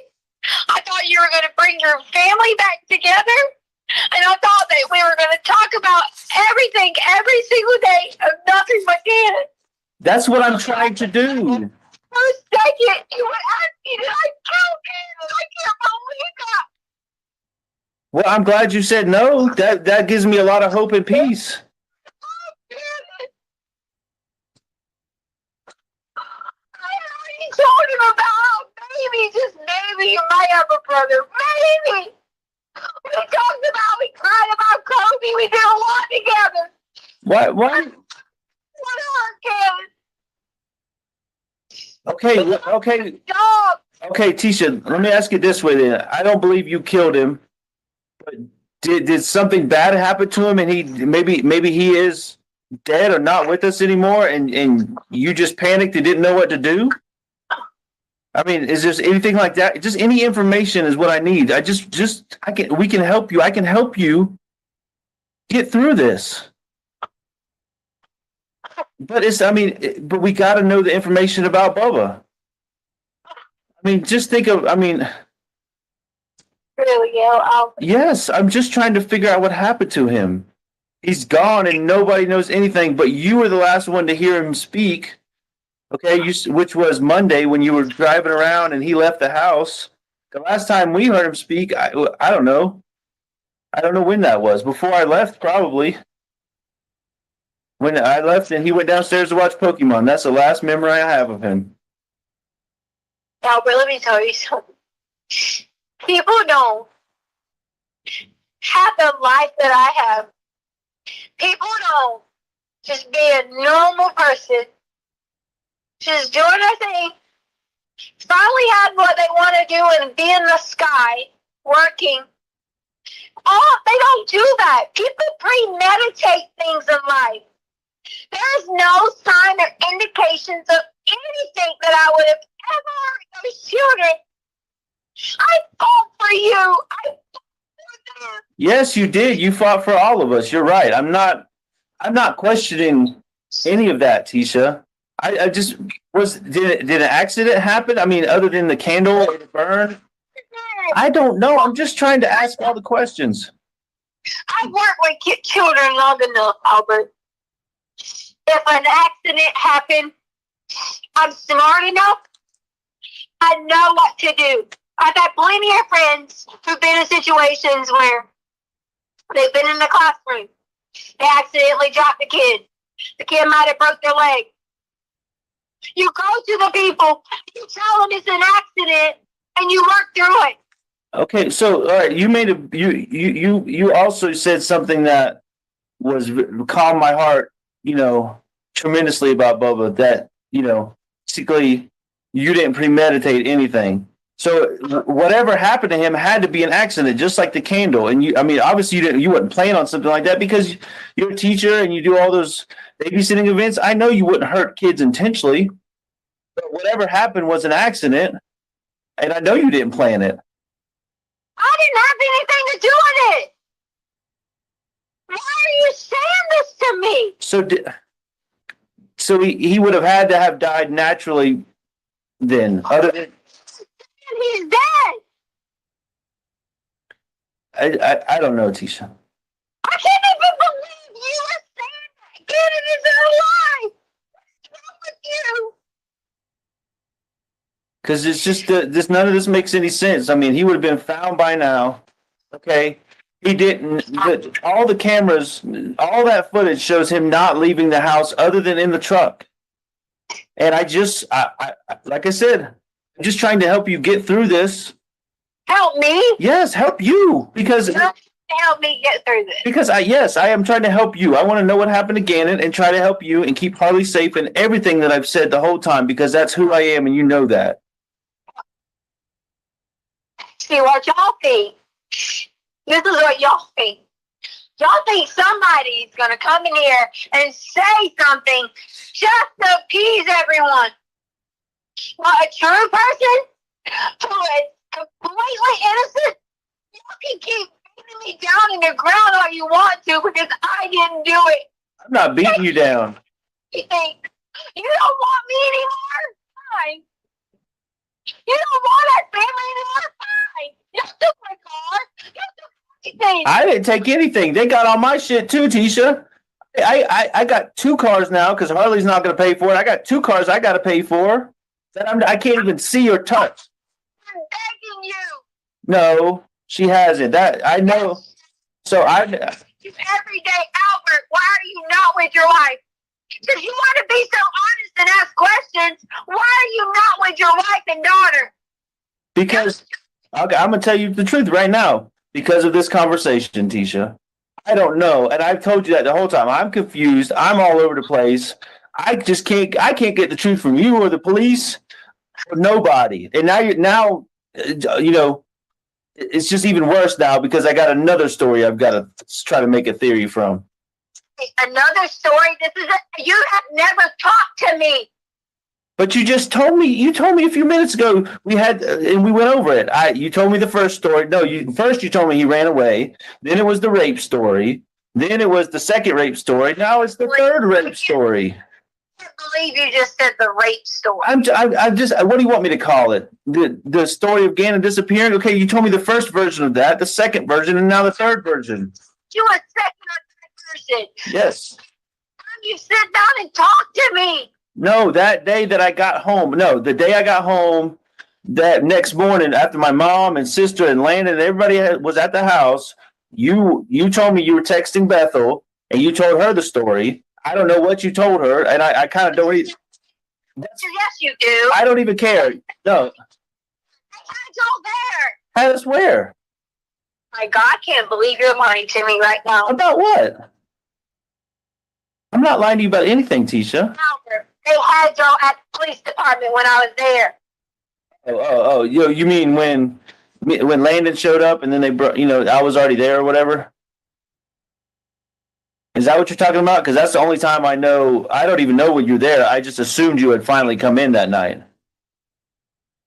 Or was it the next day you came in? I don't even know, Tisha. You were there because she was talking to you there. Who was? Bethel? She was talking to me at the police station? Yes. Honestly, most of my talking was with Mark, the other guy that was at Starbucks. So I don't know what you mean she was talking to me. I think I might have talked to her for like 10 or 15 minutes. Did not tell you anything different. This is how my day went. I was going to lay down. Hey, Tisha, I believe you. Okay. What I want you to answer for me is those simple questions. Did Gannon die and you just freaked out, or was there an accident involved? Did you kill him? Answer all those questions. Those are the ones that I want to know. Okay, I don't care about who talked to who, when we went where. Honestly, at this point, none of that freaking matters. What matters is that little 11-year-old boy is either out there or he's not, and I got to know that. And you're the only one that has any information regarding that. I gave you that information, and you're not going to look for it. No, but you didn't. You ignored my question. I mean, answer those questions for me. That's the first question. All right. Did you kill Gannon? No. Okay. Did Gannon die on your watch, whether it was an accident or naturally from some injury? No. Okay. Did Gannon have an accident of a serious nature and you freak out and cover it up? No. So the answer is no to all of that. Correct. Okay. Now this is going to be very uncomfortable for you, even more uncomfortable than what I just asked you. Did Harley kill Gannon? God, no. Okay, did she, any of the same questions, did she have anything to do with an accident, a cover up? Was she involved in this at all with you? No. I haven't been involved either. So I just, but so something, there's a blank somewhere that you have not filled the blank. So How have I not filled the blank? it's, So you don't think for a second that someone came in the house to Gannon? You don't think that? I don't doubt that. I don't know what to believe, but I'm not doubting you. I'm just having to ask all these questions. So, you know. I begged you. I said, hey, let us all be together. Look at me in my eyes and ask me that question. Feel it in your heart and then ask me that question. But you gotta look at it from my perspective. Okay, first of all, and I got a couple things to say, so let me get through it. These stories, just like I've said the whole time, they don't sound legit to me. They just don't add up. They're not true. Something is off from every story because there's different versions. So that's number one. Number two. I've only talked to you once. Okay. All right, fair enough. But you got to put yourself in my shoes. Okay. What the hell would you do if this was Harley? Okay. And you didn't have all the information. How would you put all these pieces together? So, I mean, you got, from my glasses, how am I supposed to put all these pieces together when I don't even have a third of the pieces? I'm just trying to find the pieces and get them together. You want me to answer that question? Which one? The one about what if it was Harley? Yeah. Yeah, answer that question. Okay. So as soon as you tell me this, when I get off this phone, I will have my husband and my children together in a home, and our houses will be praying, and we will be on the phone with the detectives, and we will be saying, listen, I support my husband, and we need to find someone over here. Somebody had to see something. Ask them again. Do something. We will be putting a fucking alert out everywhere. We will be putting a description out everywhere. We will close the fucking borders from Colorado to all of them, up and down 95, because it leads to fucking Mexico. 95? What? That shit. Why would you? I'm sorry, 85, whatever. 85? What's the road called? 25. It's Oh. state it leads to Mexico. Well, you please be careful when you say those things, because then they're going to start looking up and down 95 on the East Coast. Okay. Sorry. And that's not going to help us. I mean, since you know he's not over there, that's not going to help us if they get sent over there. Okay. But you didn't answer my question. How am I supposed to put all these pieces together? You're telling me let's go home and pray, and I've been praying I've been praying nonstop. Okay, but we got to have action too. So here, listen. I got to go because now I'm freaking. Everybody's going to start questioning me at the house. Where have you been? What are you doing? Are you involved? I'm going to get all those questions now. So the house. Who are you staying with? Uncle Jeff, and then freaking Veronica and all them that are all over the place. Okay, so why would you have to be anywhere near them? I don't have to be, but you saw we had to do. Listen, and your daughter. Tisha, listen, I had to do these statements and interviews and all this shit. It's just nonstop. Every day is something else. Okay, so if you think all this information is what they need, apparently the El Paso people haven't done their job and they haven't forwarded it to the FBI. So I don't know. There's some Amber lady called me from the FBI, and I'm gonna just email you her number and her name. And if you want to pass this information to her, that's much higher than the freaking CBS or whatever you call it.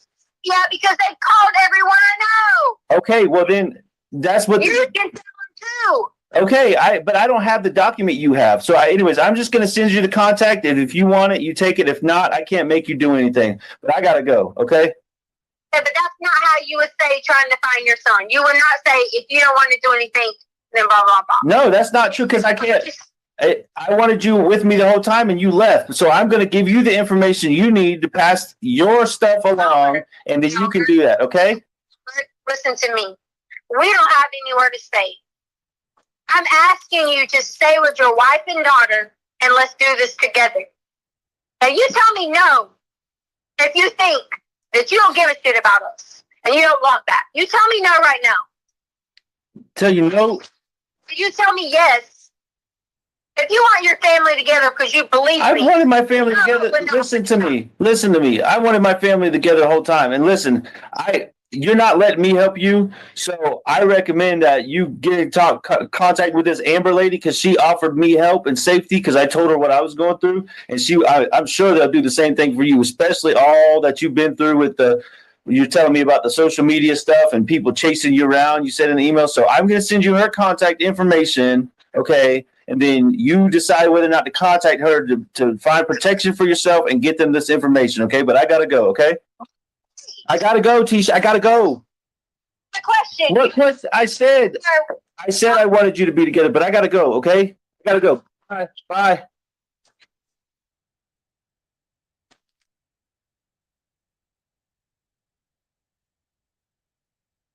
Mr. Allen? Just getting Mr. Stauch back up. Okay, Mr. Stauch, if you would resume your seat on the witness stand, I remind you, sir, that you're still under oath.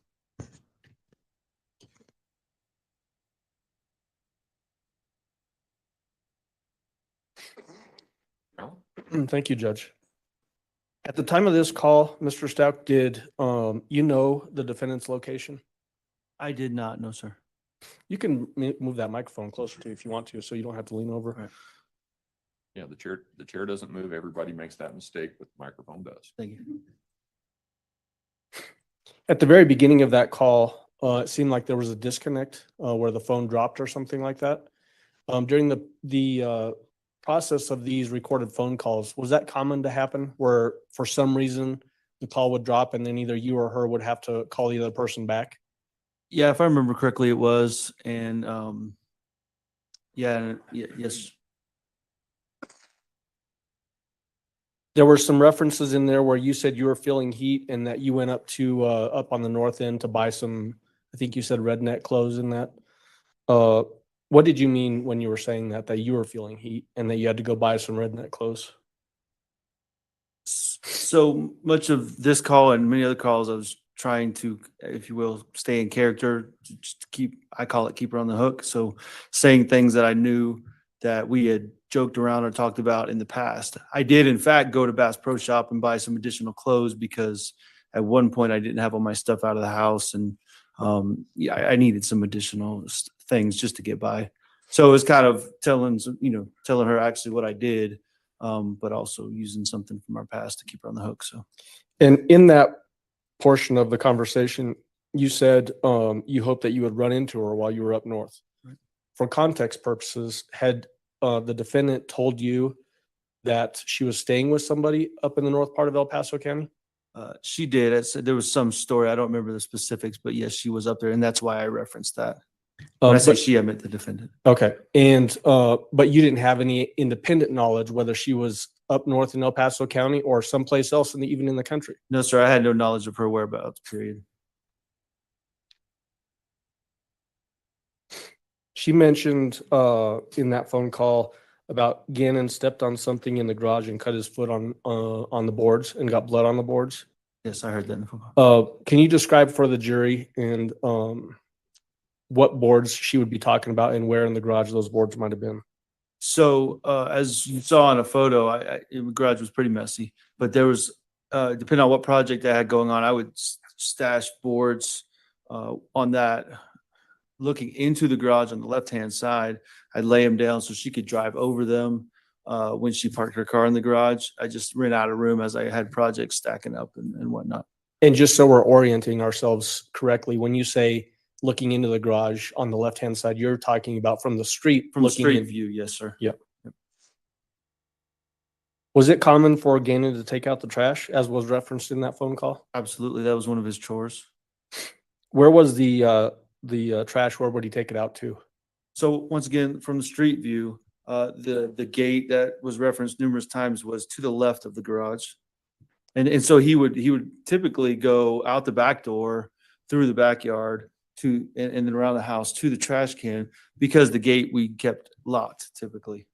So let's talk a little bit about that backyard. Was it completely fenced in?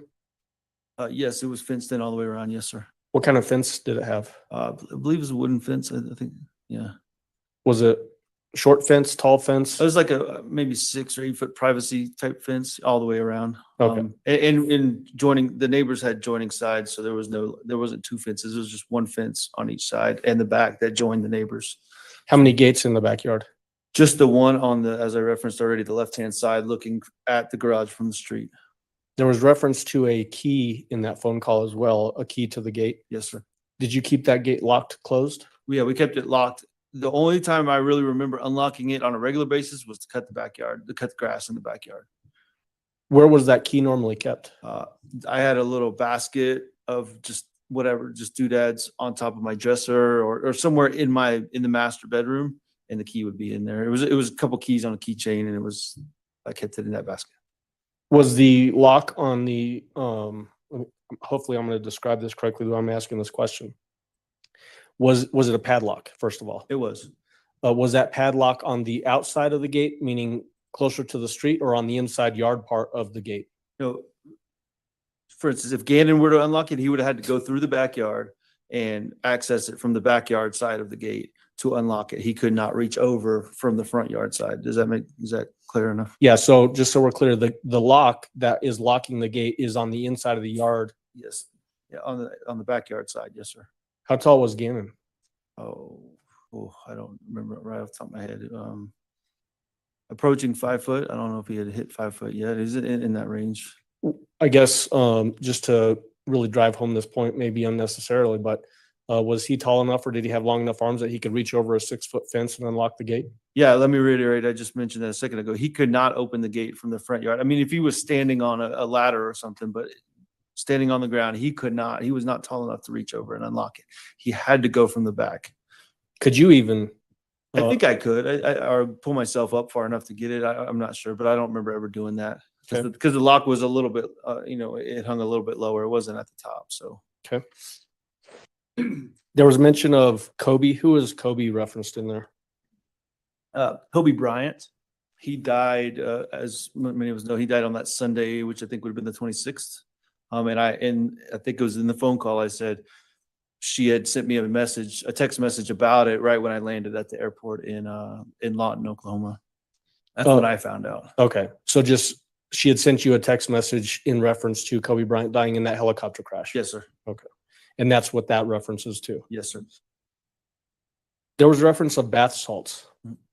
Tell us about the bath salts. What was that reference in regard to? So,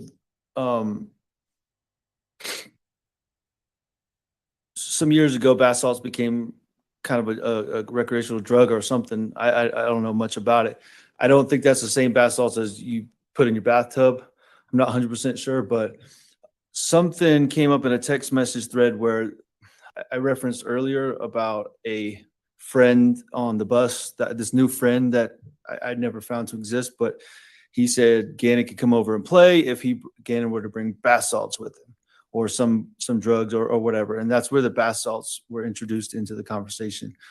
The next thing I did was ask Tisha to get, or the defendant to get all that. We had some, household bath salts. I said, get all those and put them up just in case. Put them up for what reason?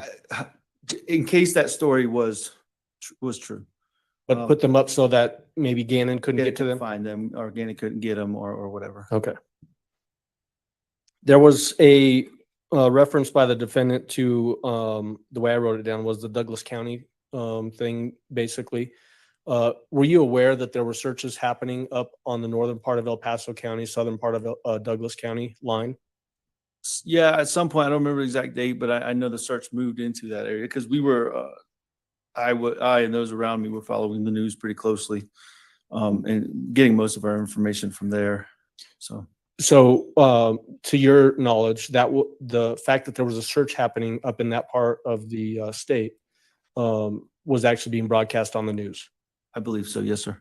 That's where you learned it? Yeah, that's where I learned it. I think also in those pretext calls, that area was mentioned to me at one point. No specifics were given, just had you ever been through that area or whatever. So based on her reference, did that indicate to you that she also had learned that there was a search happening in that area as well? I don't know if in that moment I put it together and, immediately following that phone call. I think somewhere down the line I put it together that, she must have put those together, seen the news as well, and brought that up because of that. I'm not sure, Mr. Allen. And then the comment that she makes close in time to that comment about Douglas County is that y'all are barking up the wrong tree. Yes. In your mind, was that her trying to move the investigation away from that area? Objection calls for speculation. Made. Who was Uncle Matt? That's the first, I think I said that in the phone call. I've never heard of, though, I brought up the defendant's sister's ex-husband or ex-boyfriend or something. That's the only person I could think of the name Matt that could have been referred to as an uncle. No other person that I've ever heard of. So when she said Uncle Matt, that is not a name that you knew about? No, sir.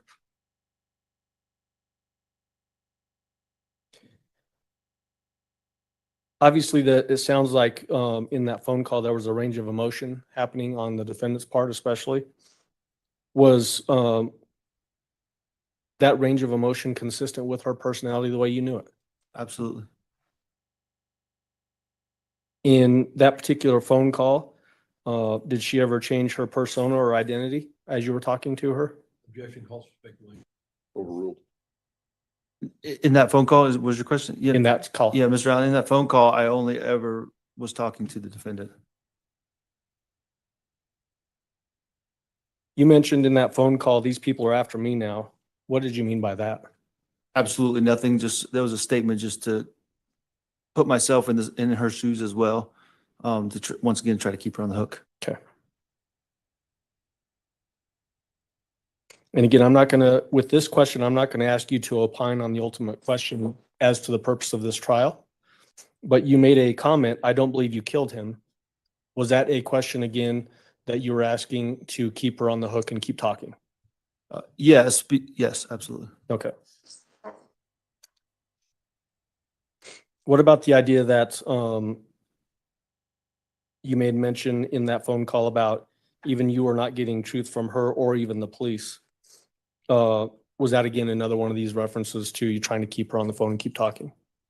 Yeah, absolutely. It was a little bit of both. I felt I wasn't getting truth from her, but she was saying the police aren't doing their job. So it was a little bit of both. When you had custody of Gannon and Lena, when you were still married with the defendant, would the kids sometimes go visit Landon, spend time with Landon? Yeah, there's scheduled visits, holidays, summertime, I don't remember the exact schedule right now, but The defendant have like a dance party when the kids would leave, indicating she was happy that they were no longer in the house. there was one or two times I remember her and Harley, or excuse me, the defendant and Harley, having what I call a dance party. This would have been when we lived in Myrtle Beach when I did not yet have custody. So it was like weekend visits or whatever after they left. And then I think it's clear based off of the context of the way that call unfolded. But did this call occur before or after Gannon's remains were found? This was before. Okay. Judge, the next portion that I intend to get into would be the next phone call, which is about 37 minutes long. So I'm wondering if we should potentially. Yeah, counsel approach for a moment. Okay.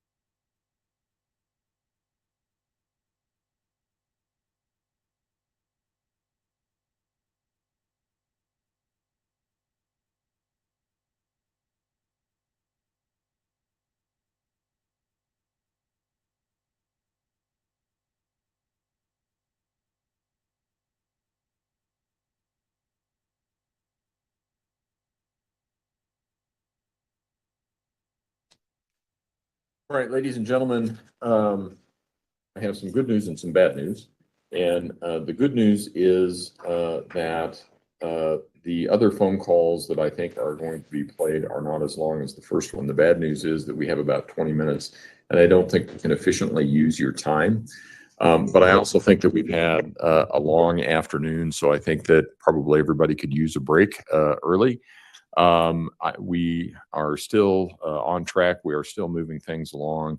The lawyers are, I think, doing their best to try and move things along. Sometimes things just take longer than what they think. Sometimes they go faster than what they think.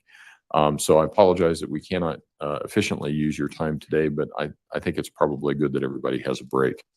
So we're going to end early. Again, do not discuss the case among yourselves. Do not discuss the case with anyone else. Do not do any investigation about any aspect of the case. Remember to avoid any stories or opinions from anyone regarding this matter. And if we can have everyone where they need to be so that they can meet Mr. Combs in the morning at the usual time, and then we should be able to start right at 9 o'clock. And go from there. So with that, and the 520 snow, I don't think you're going to need it tonight, but we shall see. So if that's an issue, that's the best place to find out. But other than that, we'll see you in the morning. All rise for the jury, please.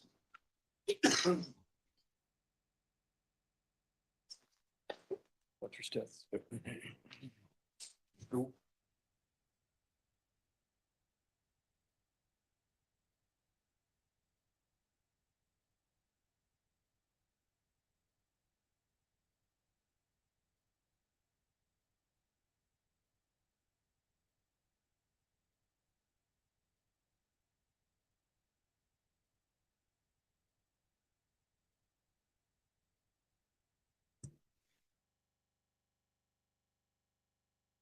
Thank you. You may all be seated. Record should reflect the jury has left the courtroom. Mr. Stauch, you can go ahead and step down.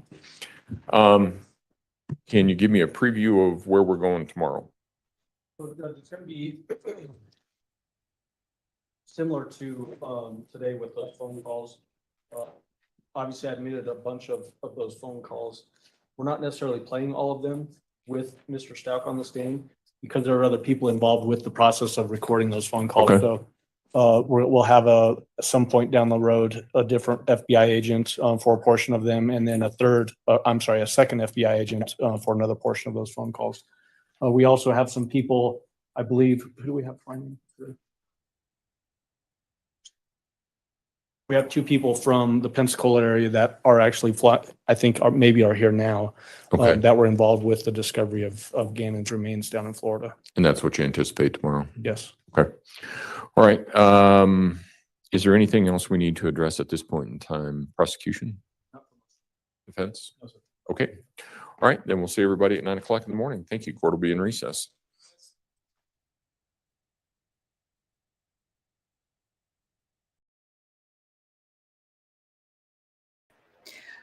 Oh my goodness. Today was insane. Here's the thing. I love the American justice system. I do. And I understand we have people that come in, they're like, does it make sense? You should do this. No, it works perfectly. So when I see the state come in and they're armed for bear, I love it. I love it. I've got questions about Harley. That phone call was ridiculous. You're right, Mama B. You're right. You're right. I'm going to drop the link again. Cherry Piss, if you want to come up, let's talk. Let's hash this out. Let's go for it. Could you imagine being the district attorney and you have to explain this insanity to 12 people? Could you imagine being a juror and you have to make a decision over someone's life? And I've seen some things in chat, people saying, I'm so glad we don't have a jury in my country. I'm glad we do have a jury in our country. I do. I do. But I've always side-eyed Harley. And I think that I don't believe that she ever harmed Gannon, but I think that she might have known what was being hauled across the United States.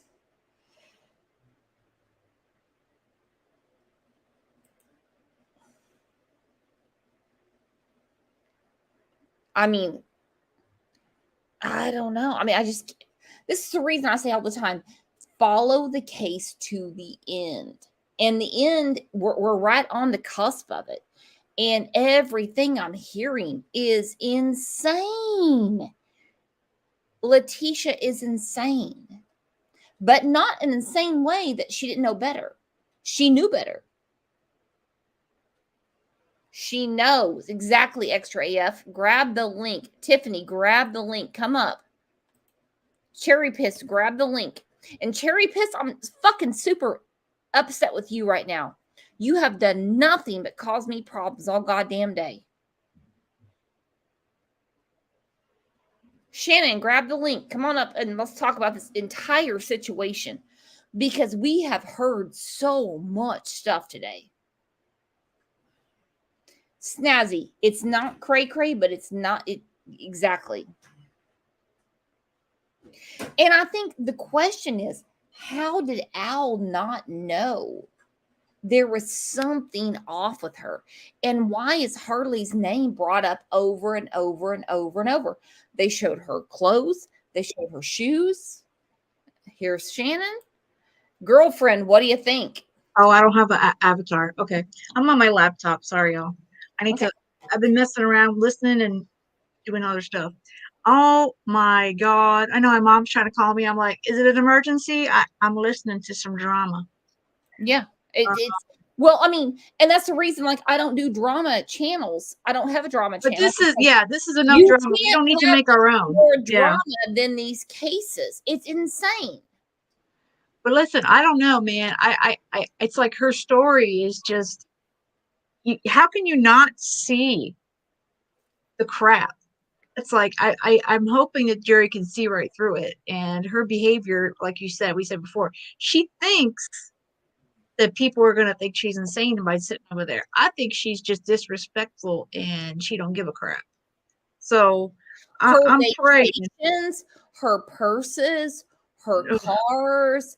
They rented a house in Colorado Springs, and that was $2,700 a month.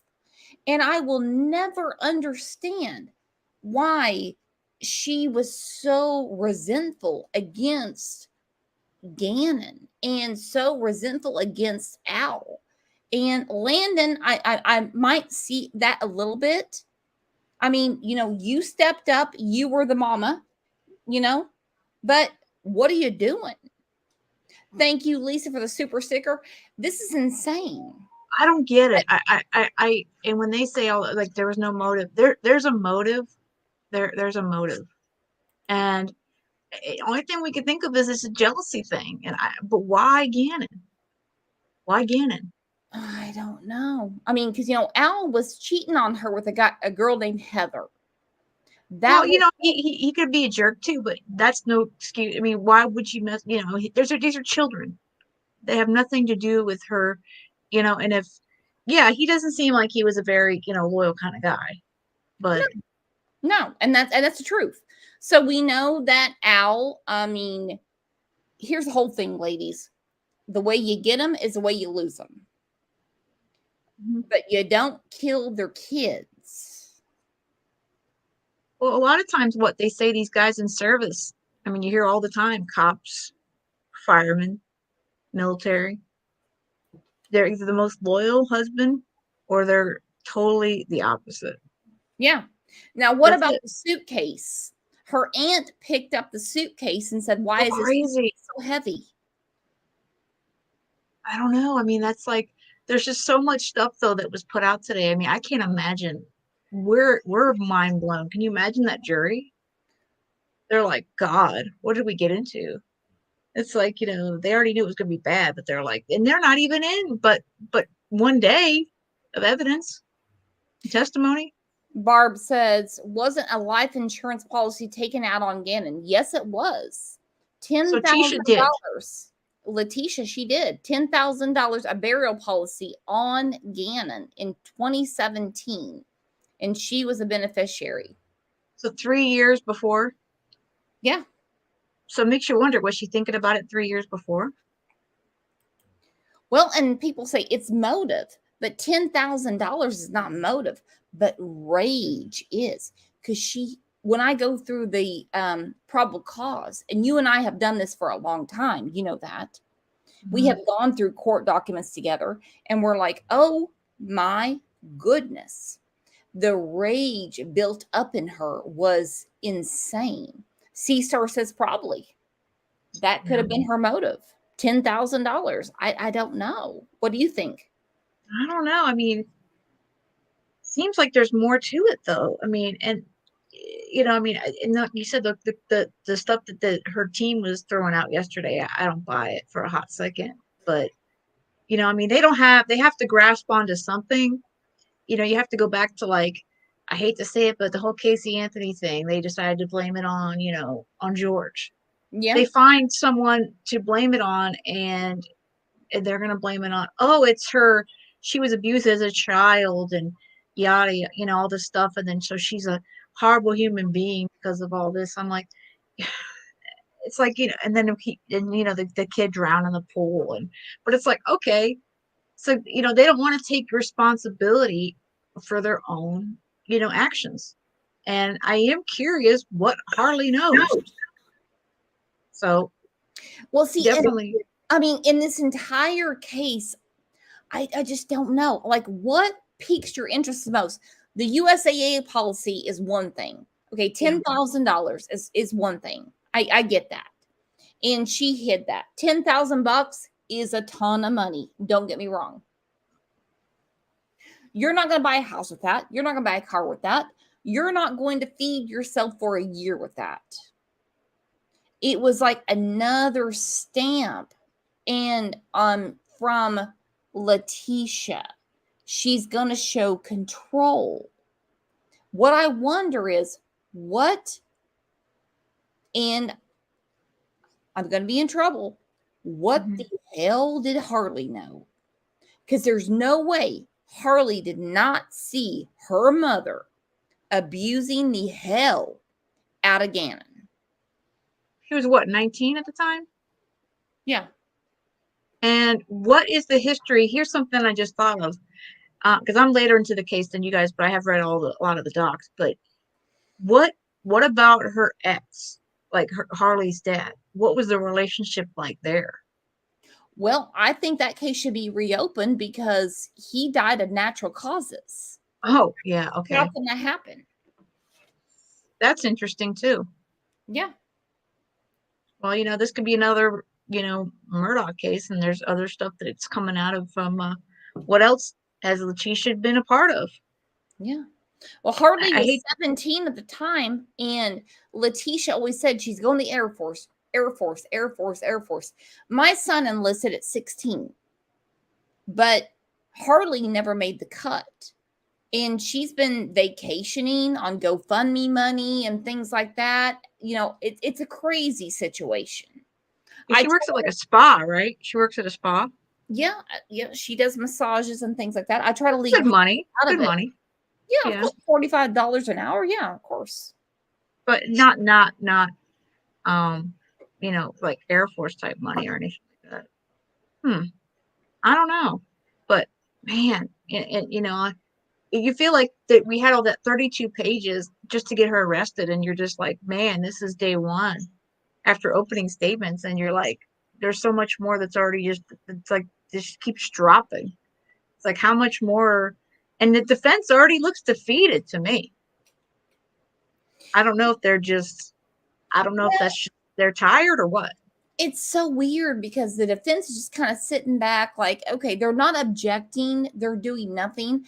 And why don't they raise the argument that Letitia got $100,000 from her ex-husband, boyfriend, whatever, his life insurance?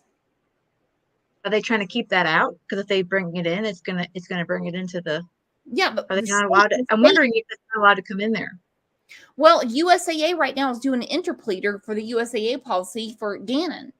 But why aren't they not bringing up the $100,000 she got from her ex? Wow. Yeah, this is a hole that just keeps seeming like it keeps going. Wow.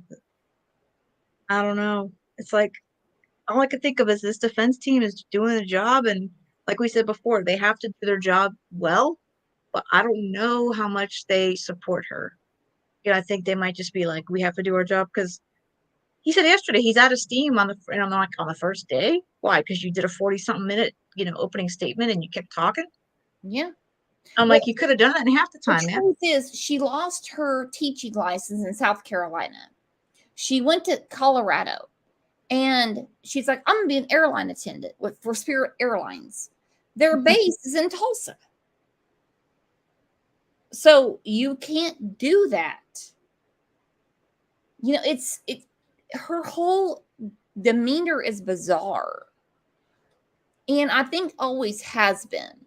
She's just a very manipulative, abusive person. And I guarantee when we find out, and we will, I promise there's been a lot of domestic violence situations at that house.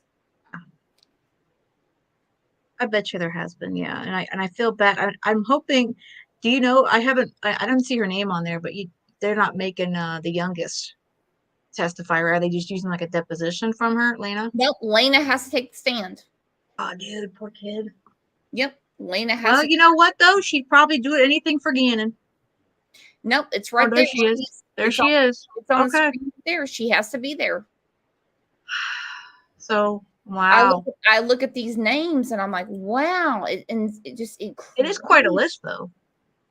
Well, they don't have to call them all, but they'll probably call a lot. Yeah, and they will. I don't know. And they should, because in our country, you have the right to face your accuser.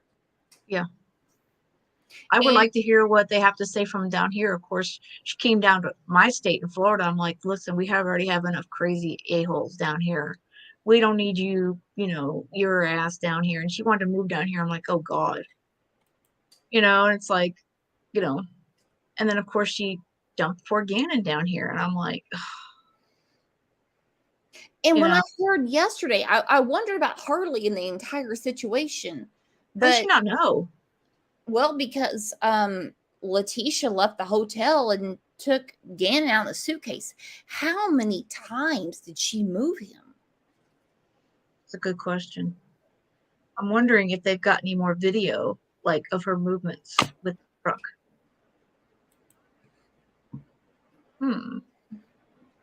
Thank you, One Love, for becoming a YouTube member. Thank you so much. Welcome to the fun. Yeah. The best community. The best. I mean, honestly, I would prefer to do everything like members only.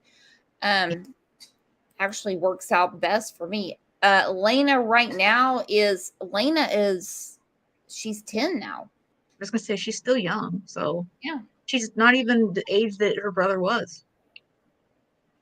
I mean, see, Al, to me, like hearing him, he's a, this is despite the fact that, there was things that he could have seen, and he did, like he said, the military was like such a big thing in his life, and also the fact that, he was obviously cheating on, Letitia, but it's just, you can see the love he has for his kids, but it just didn't seem like he didn't think there was enough of any kind of issue at home that he would have had to have anything to be fearful of with her. Men can love their children and not love their wife. Yeah, I don't think he liked her anymore. I really don't. No, I don't think so either. And she hated that. She hated it. So how much it was about him, and how much of it was it about Landon? Yeah. And how much of it, all those Google searches are look into her mind. I don't know. I mean, I'm just, like I said, there's pieces that is coming together. It's like a big puzzle, and it's It's Now, peace. why Like, on earth? I mean, she had Gannon in a suitcase and she put chicken around him. So the yeah, you just said that. I alligator, didn't know that until yesterday. I was like, oh my God. yeah. Why? I mean, come on. She wanted the alligators to eat him. That's so awful. Yeah, so she put chickens around him, raw chicken, in the suitcase. She's diabolical. I'm sorry, this woman, she's insane, but it's not insane that she's insane. You know, it's like, I have to figure out all the terms because we're all not, we're all like you say, we're not psychiatrists and all that, but she's insane, but she knew what she was doing. And who would believe that your partner, your wife, your husband is that crazy? Nobody would. And if you believe that, you're paranoid. But for her to put all those chickens around him in the suitcase, because when the DOT workers found him, he was liquefied, but there was chicken bones in there. I can't imagine those poor people that had to And see that said that is calculated. I can't imagine. And then, of course, that makes me think of that 2-year-old that his father killed his mom, and that was her baby mama. I think that they were just boyfriend and girlfriend, and he threw his 2-year-old here in Florida in the lake. And they found him in the mouth of an alligator. I'm like, what is wrong with people and hurting their babies? And I don't even know if I'm hoping he was dead before this, but they haven't specified that, and I'm afraid to ask. So, well, who hurts a child? Who hurts a child? People that don't like themselves. I don't have kids of my own yet, but I can't imagine hurting a child. I mean, it's like hurting a kid or an animal to me is basic. Like, people just protect them. Like Britt said, her putting chicken in and around there definitely premeditated, and that's what I'm saying. Oh yeah. Because she knew exactly what she was doing. She cleaned up. Yeah. Every single thing that she did. And then she has this, obviously she's reading from a story that she wrote down to read to Al. And, and like you said, when she was saying yada, yada, yada, it's like she's going, oh, you don't need to know this part and this and that, and the other thing. And this, of course, it's like, it's insane. Who needs to write down something when it's, when they know the truth? They don't need to write it down. No, they don't. Well, look at Candace Wells. What about the script? All these people, they're covering up something because this is why they have to write things down. The story has to all collide in some way. Because if you're telling the truth, you don't have to think about it. So when she says that she's insane at the time, then how did you clean up his room? How did you pay the bills at the house? How did you rent cars to cover up his body in the suitcase? How did you rent the U-Haul? How did your aunt fly from South Carolina to see you and drive you back over? The aunt is an accomplice too, and so is Harley. And I'm going to tell you why in the next show. And that's, people don't want to hear that.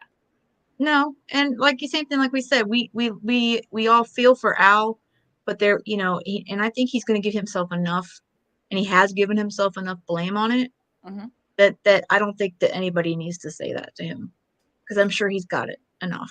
So when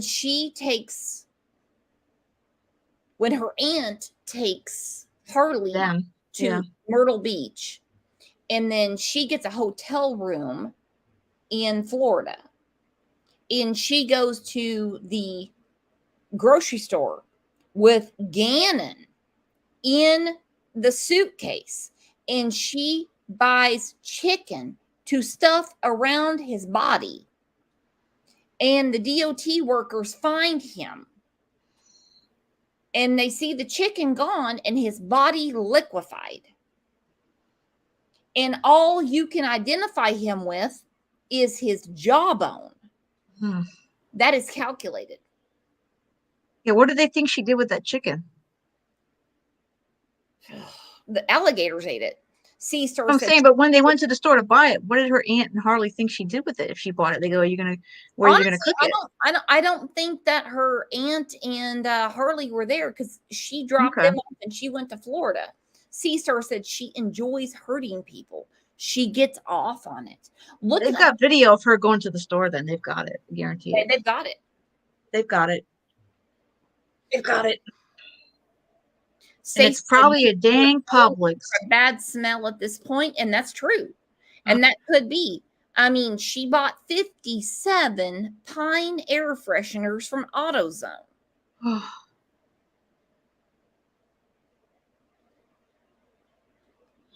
I wish there was a death penalty for this one. I really do. Death is too good for her. I would rather her suffer on earth. Yeah. Well, the only good thing we know is that Gannon has been in a much better place, and he all knows that people are looking out for him, and we're all wanting justice for him right now. Period. You know, the first time I heard about this case, I looked at Gannon, and I knew he didn't run away. I knew that. But he looks like my middle son. And I'm a boy mom, so every time you see how passionate I get about, kids when they're boys, like Quentin, like Michael Vaughn, they look like my children, and I get very attached, like Scotty Morris. And when I saw Gannon, I'm like, are you kidding me?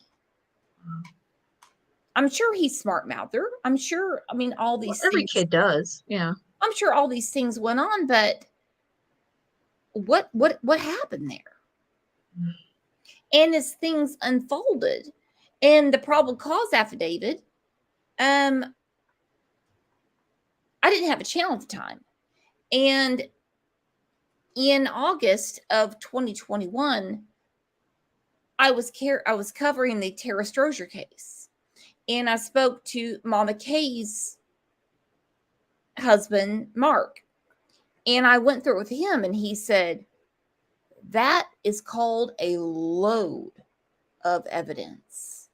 He said, there's no way a defense attorney can come back on that.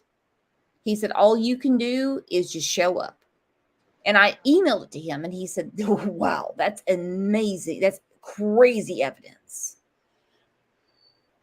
He said, the state of Colorado showed up.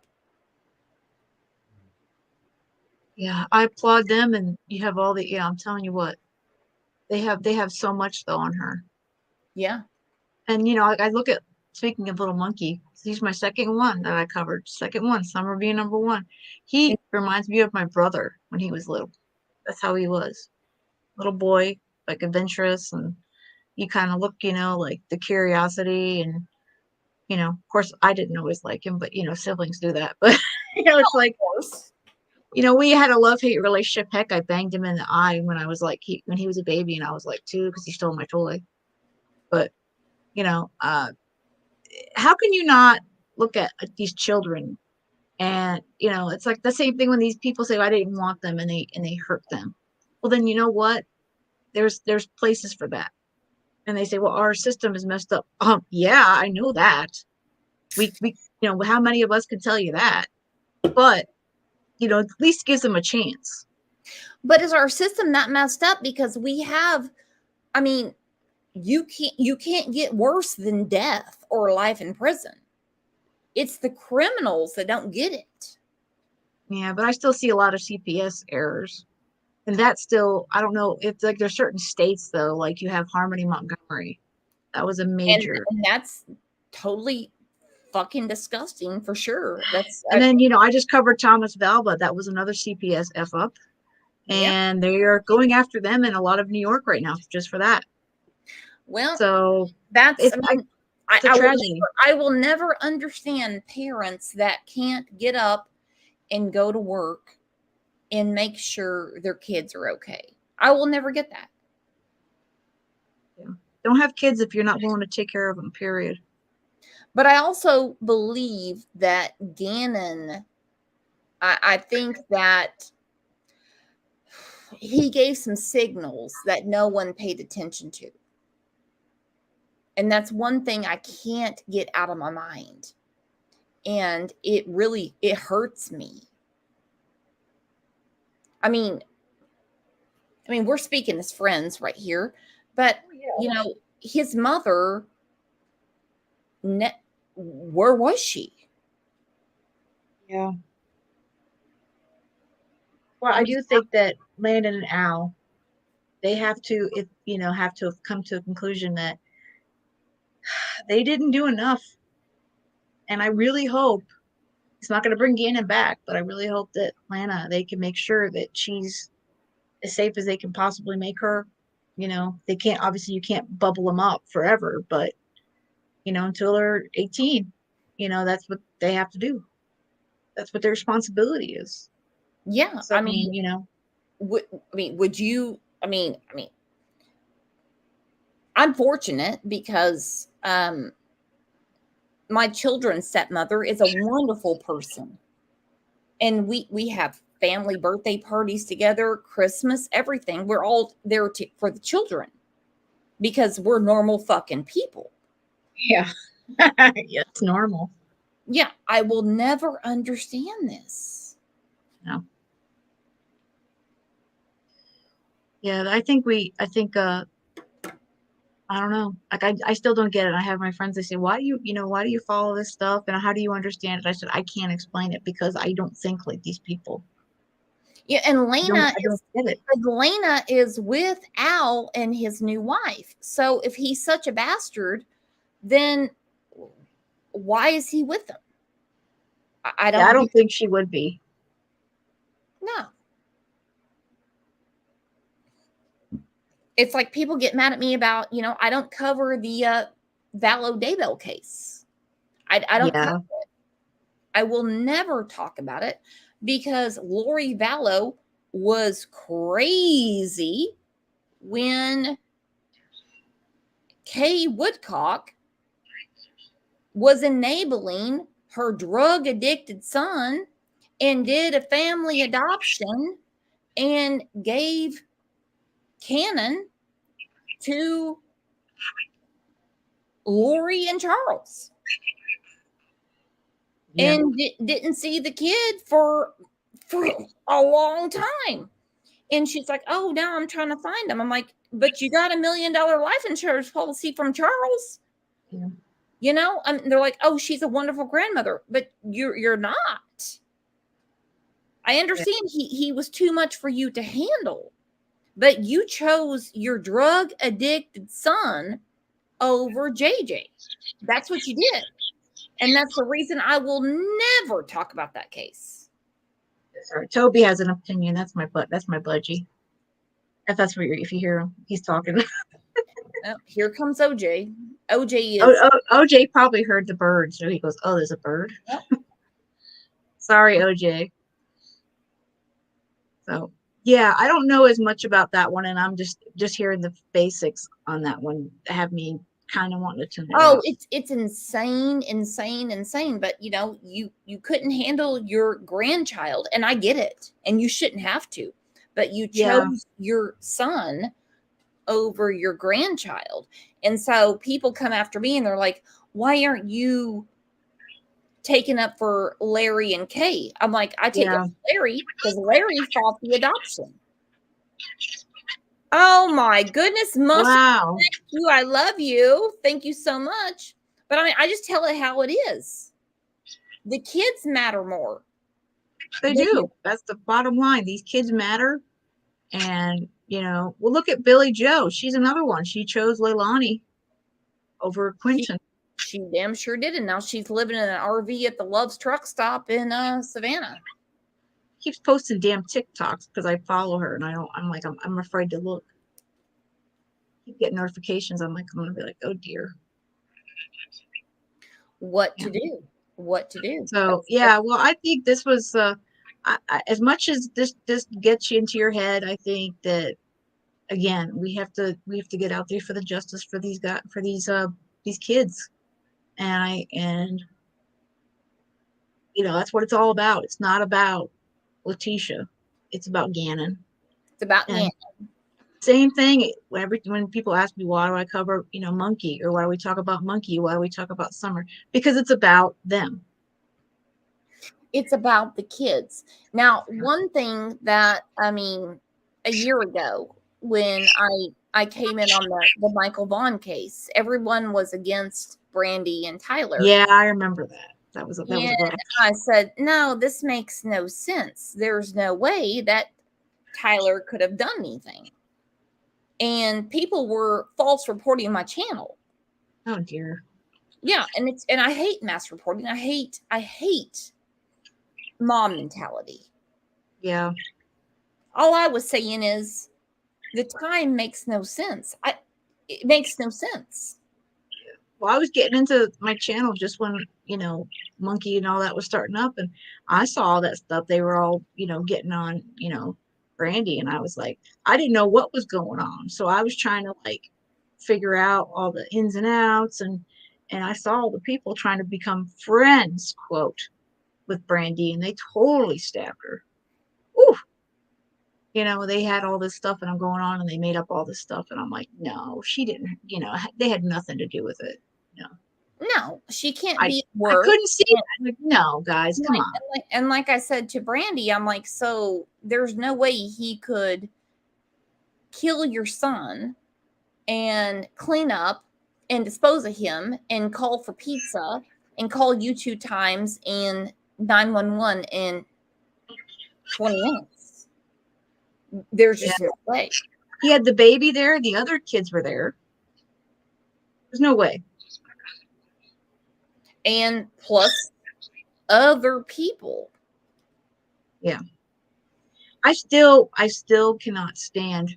And I think now hearing when Huff said that some of her neighbors weren't cooperating, and they, it took them some pushing. I still have to wonder. I know I think one of them did make sure he goes back in the yard, but I'm like, why the hell didn't they go to the door and bring him to Tyler? That still pisses me off to beyond nothing. They should have brought him to the door to handed him to his parent. But none of them. They all figured it wasn't their problem. They brought him back to his yard. No, they actually did the right thing and said, I'm going to call your mom, and just, it's a regular neighborhood. The people in the neighborhood are not the problem. Yeah, there was somebody driving through there, and it seems like we know who they were now. Yeah, just like Adrian was trolling around the mall looking for a kid to kidnap. Brandon, it's their story's just not right. And when somebody asked them, they said, well, did they have a person that did it to him? And I'm like, not that we know of. That's the proper answer, because I think that they have a lot more information than they're saying. They're just waiting to connect all these dots. And unfortunately, it's the waiting game that, it hurts us, but it hurts Brandy and Tyler more than anybody. Yeah. But the police always know the information, and we all sit back and wait. That's the reason I encourage everyone, just wait till the end. Any case you follow, just see it to the end, and you'll see exactly what they had the entire time, and everything fits together. Yep. Yeah, they don't have to go after Stacy. He's already been in jail, so there's no rush. Well, look at, you have to look at, just throw another case real quick out there. You look at the whole thing with Delphi, which, God, that's a whole nother ball of wax. But they have had Keegan Klein in there, whether or not he is involved or knows anything. He's been in jail for all his other charges. So they don't have to worry, about if he was involved, because they have other stuff. Why would they need to push the timeline on something they don't need to? So, they're not stupid. Yeah, we have incompetent people, Hawkins County, but most of those departments are not like that. No, Stacey B said they eventually reveal themselves, and you're exactly right. Yes. Because the minute they start the clock, they're racing against the clock to take them to trial. Like, in my opinion, with Idaho, okay, they extradited Brian Kohlberger from Pennsylvania. I would have had his ass sit there in Pennsylvania. Yeah. And now they're bulldozing a house.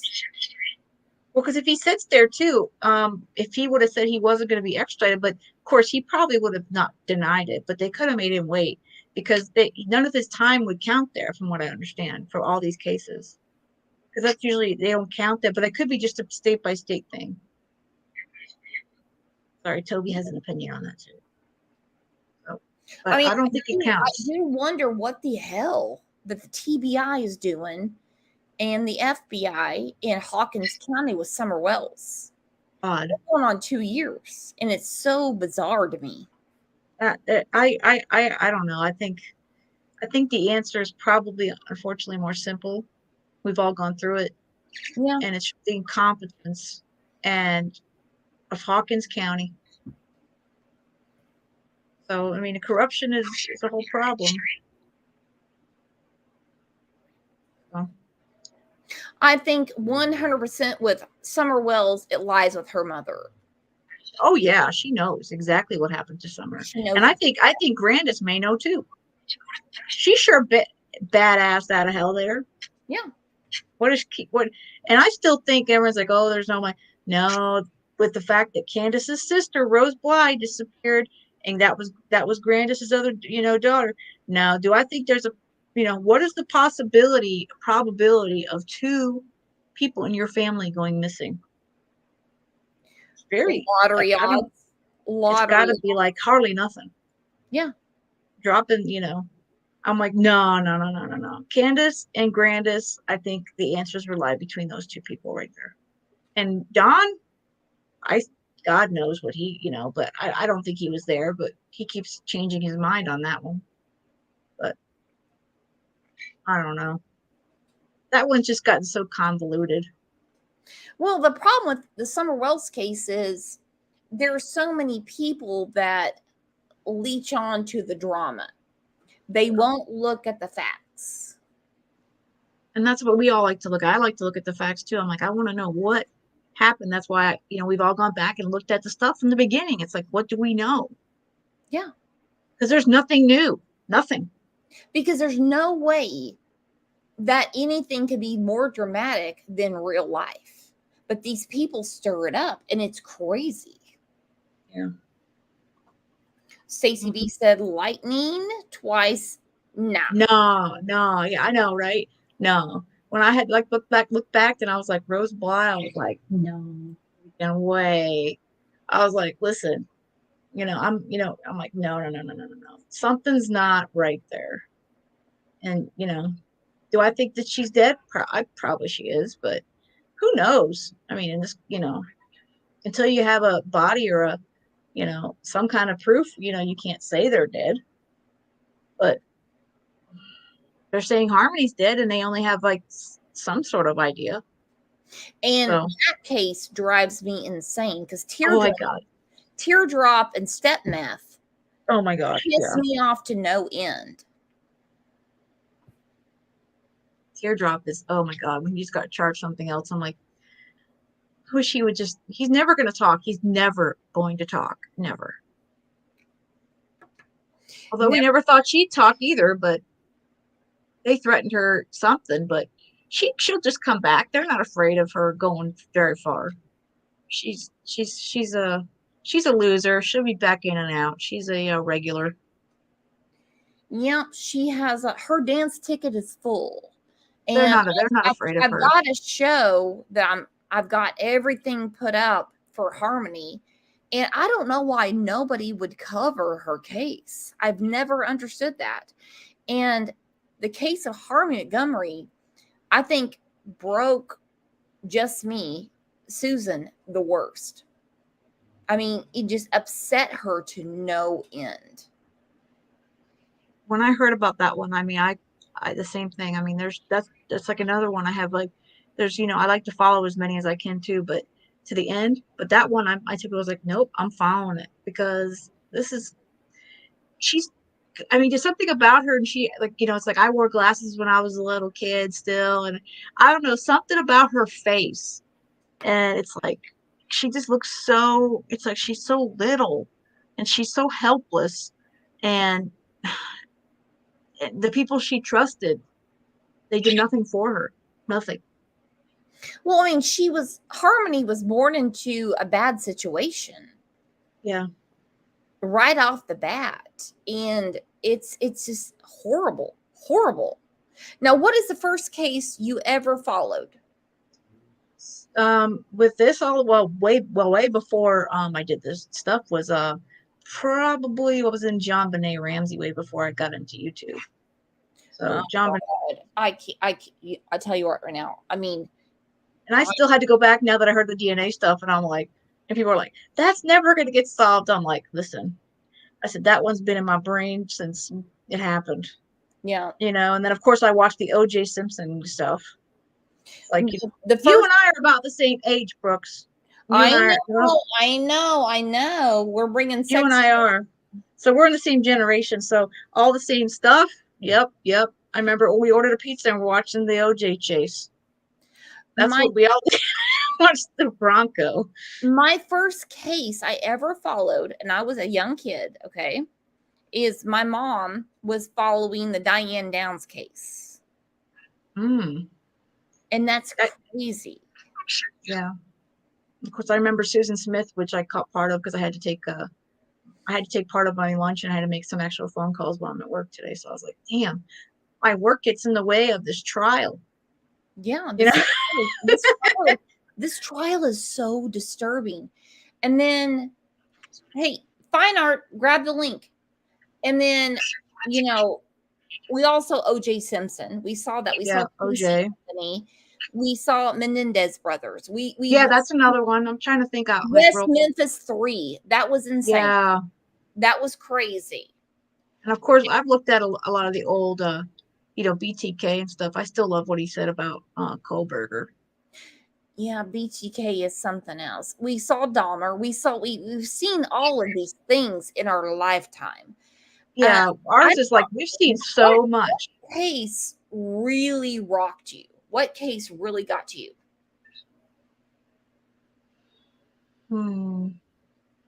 I don't know. I think that this case may be the main one so far. I don't know. I have to, man. Grandma Bunny said Speck, Gacy, Dahmer.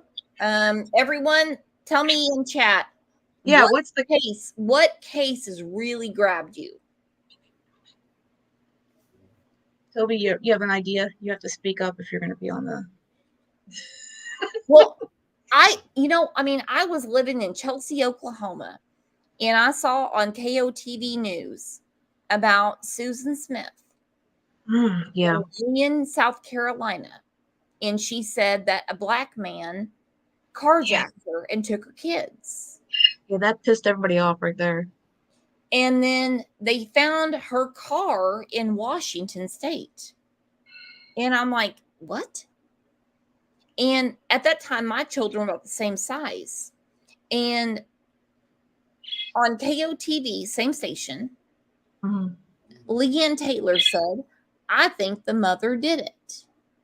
At that time, say things like that. Yeah.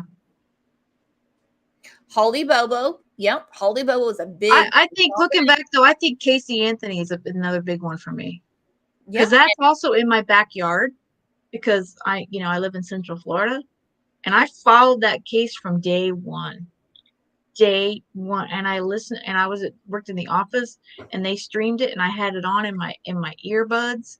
And when I wasn't making calls, everybody knew I was listening to it and I knew all the information. And they were like, and I swore they were going to convict her and I was so pissed off. But they screwed up and they did. Susan Smith is getting out next year. Fine art. Come on. My God. Hey. Muted. West Memphis 3 is a terrible thing they did in West Memphis, Arkansas. All right, I'm here. How are you guys? Hey, how are you? Scott Peterson, terrible. I cannot believe. Yeah, Scott Peterson.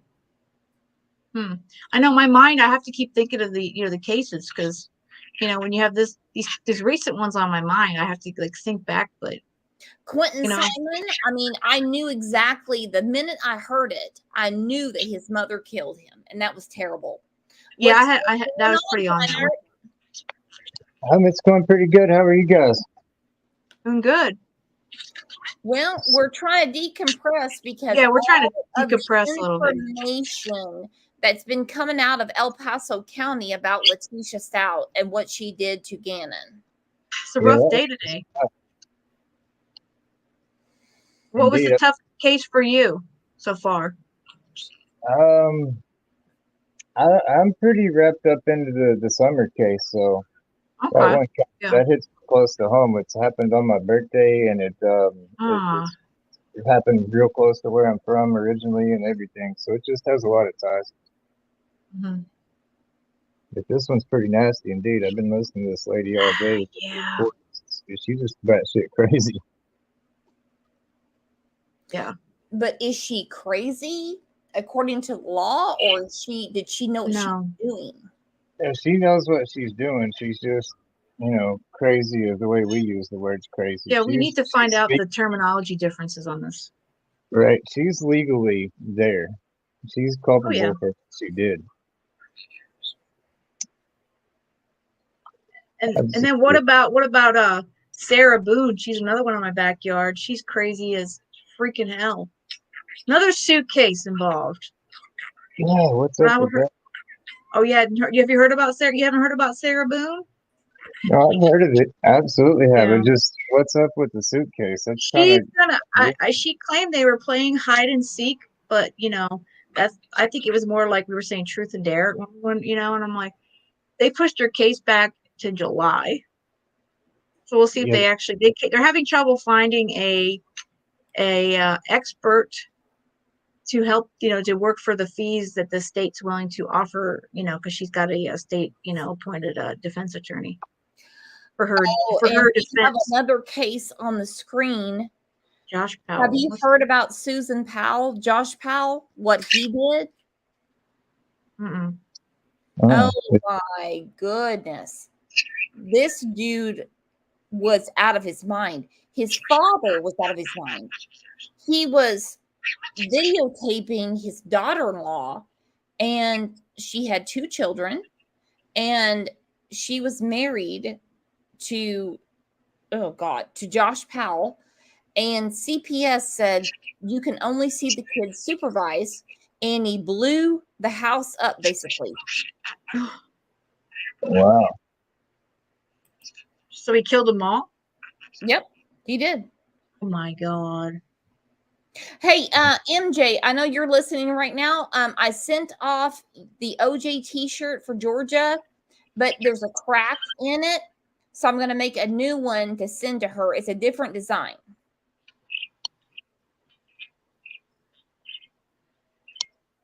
Jen Bugs, I remember this one well. Yep. And then you think about Kyron Horman. Oh. Almost 13 years, no one has seen him. I think they will not arrest Terry. That's ridiculous. That's another one I don't understand why they don't arrest her. I'm also getting aggravated with them not making an arrest on the Trent kid that got bullied or beat up or whatever. Yep. And why are these kids, I say kids, they're not kids. Why are they still messing with him? And the police are saying there's no evidence anything happened. The hell there ain't. It makes no sense. With the pictures. He didn't tape himself to the chair. He didn't shit on his own lap. He didn't pour battery acid down his throat. And they're like, we only have evidence of vodka and inappropriate behavior. I'm like, what? Yeah, what? As a man, if you take a leak outside and the wrong woman sees that and reports that to the police, you can be charged with sex crimes for that. So why can't they come up with something for him shitting in this guy's lap? You know? Okay, another one that I don't know if you've heard, or you might have heard about it, you guys, and I have only done one video on him. Sean Daughtry, the 12-year-old who they say he committed suicide, like in April of last year, and they found him hanging from their playset in Yorktown. That is crazy. Yeah. And it got, have you not heard of that one? I didn't want to either. Oh, okay. Well, I'll post about it on Discord and stuff. People want to look at it because it's really, they haven't updated their stuff too much, and I want to get more info. But the parents, it's like they did a lot of stuff with PI, but it's strange because they found him, like tied up and his hands were bound, and there's just no way that he could have done this to himself. It was one of those, and the cops say that it was suicide, and I don't want to say that word too much because YouTube doesn't like it, but We're not they supposed. say, which I don't get it. Yeah, we're not supposed to be political on here, but I call those art Oh my inside. gosh, I'm so over it. Oh, we can be political. We're just having a good time. It is so insane. Like when I think about Sean Hornbeck and Ben Owensby that were abducted in Missouri, and they paraded these kids in front of the press and said they found DNA in the back of their throats. There is something wrong there. Yeah, that's bad wrong.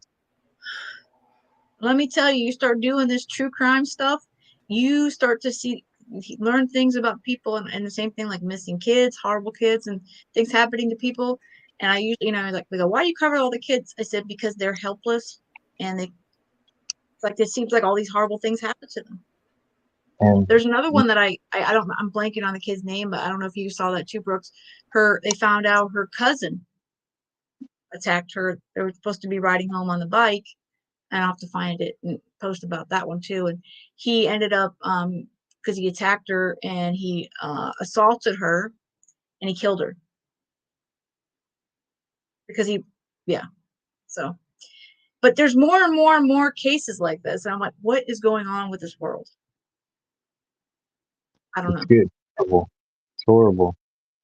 It's bad enough when an adult does it, but then kids going after kids, like, and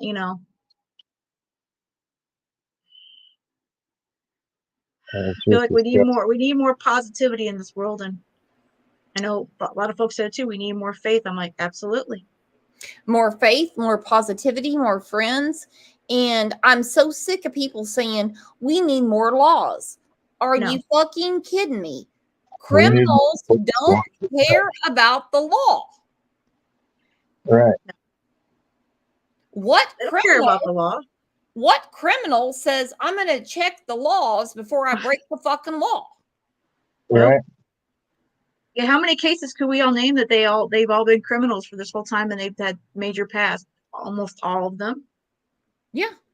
But look at the guy who attacked Elijah Fletcher, raped and killed her. He had previous all kinds of stuff. The more laws we have, the more nobody cares. The defense attorneys have to get them out of it. It's ridiculous. Right. I'm over it. All these, and then the whole COVID thing just made everything so much worse. And you have like we're locked in. In Oklahoma. I mean, he knew the law, and it was a crazy situation. Magenta says, "Oh wow, Brooks, I love you." It's the truth. Criminals don't care about the law. No, they don't. Right. And everything that you could do to somebody's already against the law. So what's making more laws going to stop, Yeah, and it's pretty law to shoot love somebody. it. They're like, oh, let's have stricter laws. Let's have more laws. Really? No, thank you. We have too many laws. Yeah, no shit.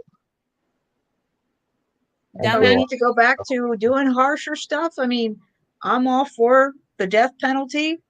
They're bringing back the firing squad. Okay. Yeah. And then they want to be so scared about making these people suffer for like 12 minutes if the injection doesn't work right away. And I'm like, and that's a problem because. Right. I don't get it. But why is that a problem? I don't get it. It's like in Oklahoma, we lost the death penalty for like a few years because of Clayton Lockett, because it took him a long time to kill him. That's not my problem. That's even better, in my opinion. Yeah, you're right though about Letitia. She needs to think about it. And the same thing, they've had, these a lot of these guys. It's, I think, being in jail for the rest of their lives I think is worse. Unfortunately, we have to pay for that, but that's about the downside to it. But Right. you have these people that hurt these kids, hurt people, but I think they usually get theirs, and I think a lot of times the corrections officers, they're like, oh, something happened, and like the rest of us are like, oh well, no, who cares? They got beat up, probably Right. deserved it. There's an older guy out of New York. He was a gangster back in the day, a real hardcore guy, and he was on death row and ended up getting out of that prison sentence and getting released, and then he was on a life sentence and got out of that as well. And now he's an old man. He's out to talk about it. He's rehabilitated now as an old man and got out on the compassionate release or whatever. But What? he says that life without parole is much tougher than being on death row because there's just absolutely no hope. You got to Okay. wake up thinking you're going to wake up every day for the rest of eternity and you're never going to get to go anywhere. He said, at least on death row, there's an end in sight. That there is no end in sight when the life without. Well, it's That's like, good. last week before when the Nashville shooting happened and people said, oh, we have to restrict guns and we have to stop. We have to get stricter laws. I'm like, I don't care if you take all the plastic and metal and gunpowder off this planet. The criminals will figure it out. Right. And full-on machine guns were perfectly legal prior to 1986, but there wasn't ever a school shooting prior to 1986 either. So it's not like the stronger laws changed anything. We've got stronger laws and it's getting worse. So Yeah, we didn't have to deal with that when we were in school. right. I never even heard of that when I was coming up. Columbine was like the first time I'd ever even heard of it. Yeah, the first time I heard of a school shooting was Columbine. Now, when Pearl, Mississippi happened, I could figure out what was going on because that kid had been picked on. Yeah, we were all out of school. I know Brooks and I would have been out of high school. I mean, we never dealt with that kind of stuff. We had bomb threats, but usually there was somebody calling in because they wanted to get out of class. Right. But I mean, we weren't scared to go to school back then. By the way, Lone Wolf, thank you. A tornado watch has been issued Yes. for parts of Illinois, Iowa, and Missouri until 10 p.m. Yep. Be safe. We're only going to have 70-mile-an-hour winds here, and Lisa said we already have laws. Criminals don't follow the law. So why do people want more laws? They just think it's all of this what's going to help, and it's not what's going to help. Well, that's what they say that's why they say that people that would trade freedom for safety deserves neither, because there is no trading freedom for safety. You just end up stifling yourself, and the people's going to do what the hell they're going to do anyway. So you're the only good people is going to abide by the rules, and they're not going to be hurting people anyway. So that's why that saying come about, So why in Oklahoma is okay to have a gun rack in your truck? And we don't have to lock anything up. I'm getting political, I get that, but I mean, and we don't have to worry about things. Right. The first time my husband visited Oklahoma, he goes, "That guy's got a gun," and I said, "So, I got one too." they do. I mean, that's what happens. We were at the Quick Trip at 71st and Lewis, and he goes, "That guy's got a gun," because. Yeah, but he's from New York. He was like, I've never seen anyone with a gun. I haven't either, except for cops. I've never seen that. And I'm like, yeah. No, I haven't seen it. I'm sure they've been around it because I don't think a lot of us are knowledgeable of it. From New York, that's why. To have a character seal. Yeah, when I grew up in East Tennessee, even in the 80s and 90s in high school, there's a good chance that almost every guy in the parking lot had a rifle or a pistol in his truck, and that was even in the 80s and 90s in Tennessee and at school. Yeah, I think we had stuff. I saw some of them in the back of trucks. Oklahoma had constitutional carry before Texas has constitutional carry. Yep, sure enough. Sure enough. Well, I'm sure they had some when I was a kid. I just don't remember it either because if I find out you're the same area generation that we are then. We didn't, but didn't bother me if I saw somebody had a gun rack. I mean, we also I also grew up in, a part of Central Florida that was more of like, they had a lot of farm areas still. It was city, but they had parts of it. They still did a lot of cows and different stuff. So we kind of had the best of both sides. But yeah, I mean, nothing bothered, I never felt unsafe. People offended by, our Second Amendment that we can protect ourselves. Did you see this? Oh, they just gotta find a reason to bitch Yeah. and blame themselves for piss poor parenting. They won't do that, so they want to take guns away because they can't be a proper parent to their kid. Yeah, I'm not against the gun, being a right to own a gun. I do think we need to make sure that we're not gonna be able to prevent obviously criminals and people who really want them, but you can do better checks. Other than that, no, you can't do nothing else. You really can't. Shit, I picked up one the other day and I have to wait 10 days for it to go. I gotta have a background check from my local police department and from the ATF just to buy a gun.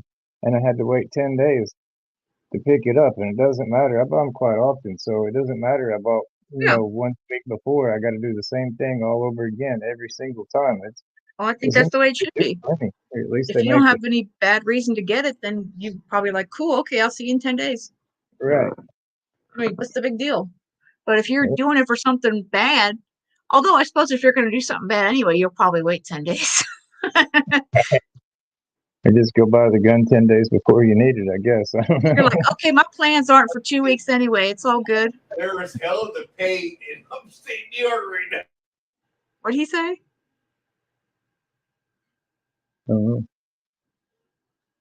Brooke just muted herself. Sorry. No, my husband. What did he say? No, my husband just said there's hell to pay in upstate New York right now because there's a picture that was sent of his granddaughter. This is Pawpaw's girl, and I'm dying laughing. Oh. Well, New York's got all kinds of problems. We don't even. Every state's got a good handful of their own. Yeah, New York does. It does. But I mean, New York also, they can't touch, the cops can't touch people, and I think that's ridiculous as hell. And that's such a weird thing about New York. If police cannot touch citizens. I'm so over that. I'm like, God, no. How do you arrest somebody? That's a newer thing. That's a newer regulation. And bullcrap. Why can't the police arrest citizens? I don't get it. You can't touch them. You can't put your hands on them anymore. It's a whole thing. And, well, we all know, not to, but, Duty Ron and stuff, they've all mentioned it. And I'm like, I agree with them. It's bullcrap. Out here in Washington, how do you live like that as a cop? Out here, they're not allowed to chase you. So if you're speeding and you don't want to pull and pay for it, you just pull it and drive off, and they're not allowed to chase you, and they're not allowed to come to your house afterwards or follow you or anything. They totally give up. Yeah, that's the law. So they're like totally give up. Nobody pulls over anymore. They just give them the finger and floor it, and the cop got to turn his lights off and go away. So you don't have a record. So if they pull you over next time, you have another ticket or arrest against you? No, they're not allowed to do that. Oh my God.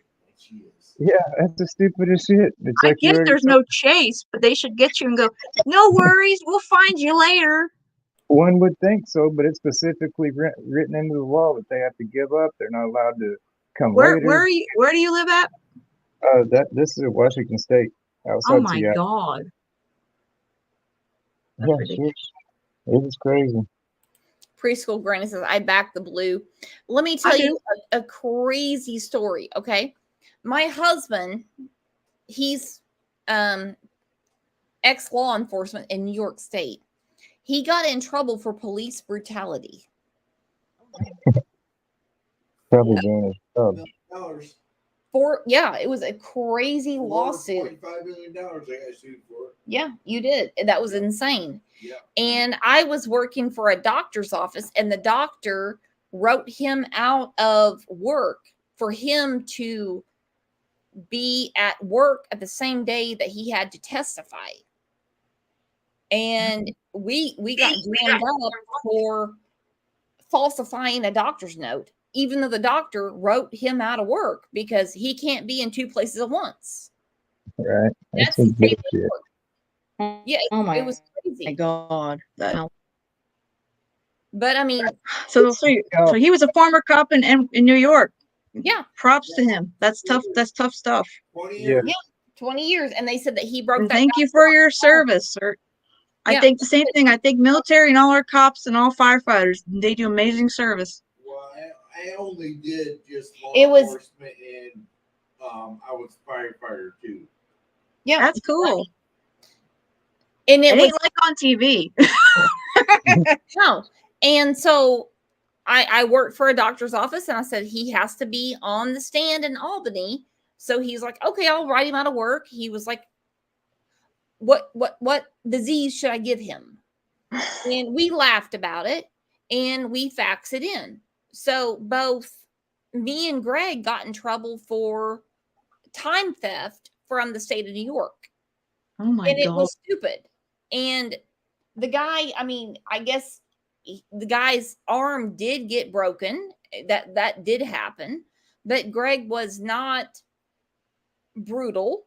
And they said that Greg had been he had forced brutality several times before. So Greg said, "You know what? I'm out. I'm done with this." Right. Him and Anthony Stauch just went and said, "I don't care. I'm done with it." And the dude that we And that guy got what? He was a 4-time convicted felon. 4-time for convicted felon, trafficking yeah. cocaine. Trafficking What the hell? and cocaine. Cocaine. And Yeah. he got $400,000 from Denny's, and he got $4 million from the state of New York. Yeah. That's exactly what pisses me off. They got a fucking rule to prosecute you with under some stupid whatever. So what? You fucked them on 15 minutes on their time clock. But they can't put this bastard in jail for pouring piss down somebody's throat. They can't find nothing for him. But boy, they got something for people like me and you. You so much as jaywalking, they'll hook us up. Oh yeah, I always say that. It's like I could do my job. We had a, and it just I was doing my job, and I say one thing to somebody that they got offended, and I got in trouble. Yeah. Same crap. Yeah. You're That's like one fine. of the top employees, and everything you do right. You say one thing, you're like you offended somebody. I'm like I'm so sick of this place, these world nowadays. You offended somebody. Yeah. Oh. And honestly, I mean, the doctor I worked for in New Hartford, New York, he wrote Greg out of work. And Right. suddenly, I don't get the big deal. Yeah. well, How I mean, can you prove he's not sick? and I'm like, well, I've never been in trouble before in my life, but that's what happened. And Sheesh. I know that's what happened. Did somebody from the office tell, or what how did they No, find what out? happened was the investigator, what's Kathy Hernan in New York. She called it time theft. Like internal affairs type of thing? Well, she was in. It was internal affairs. She was investigating. She was investigating. Even the judge said, "You're not going to play politics in this courtroom." He was furious do this shit in both Utica and New Hartford, and he was like, "We're not going to play politics in this courtroom." Kathy Hernan is her name? Yeah. Oh my gosh. Inspector General. Yeah. Yeah. All right, Brooks, I'm gonna have to hop off here and get some work done. Look busy for a bit, but I'll be listening. All right. All right, see you guys. Bye-bye. Later. That's insane. So so that's when he left the department, huh? Well, no, actually, they put him in Central in Marcy, New York, and so he worked there and finished out his career, and then he got a CDL, and then from there, he was like, I got my pension, all this stuff. I don't care about this. It's insane, you know. Yeah, I broke a guy's arm. That's what happened, and not break a man's arm. well, Stauch did it. We know that Stauch did it. No. Well, the guy's a criminal. Who gives a crap? Yeah. It's like he broke his arm. He'll heal up in a few weeks. He'll be fine. Yeah. It's not permanent. No. That's insane. That's just.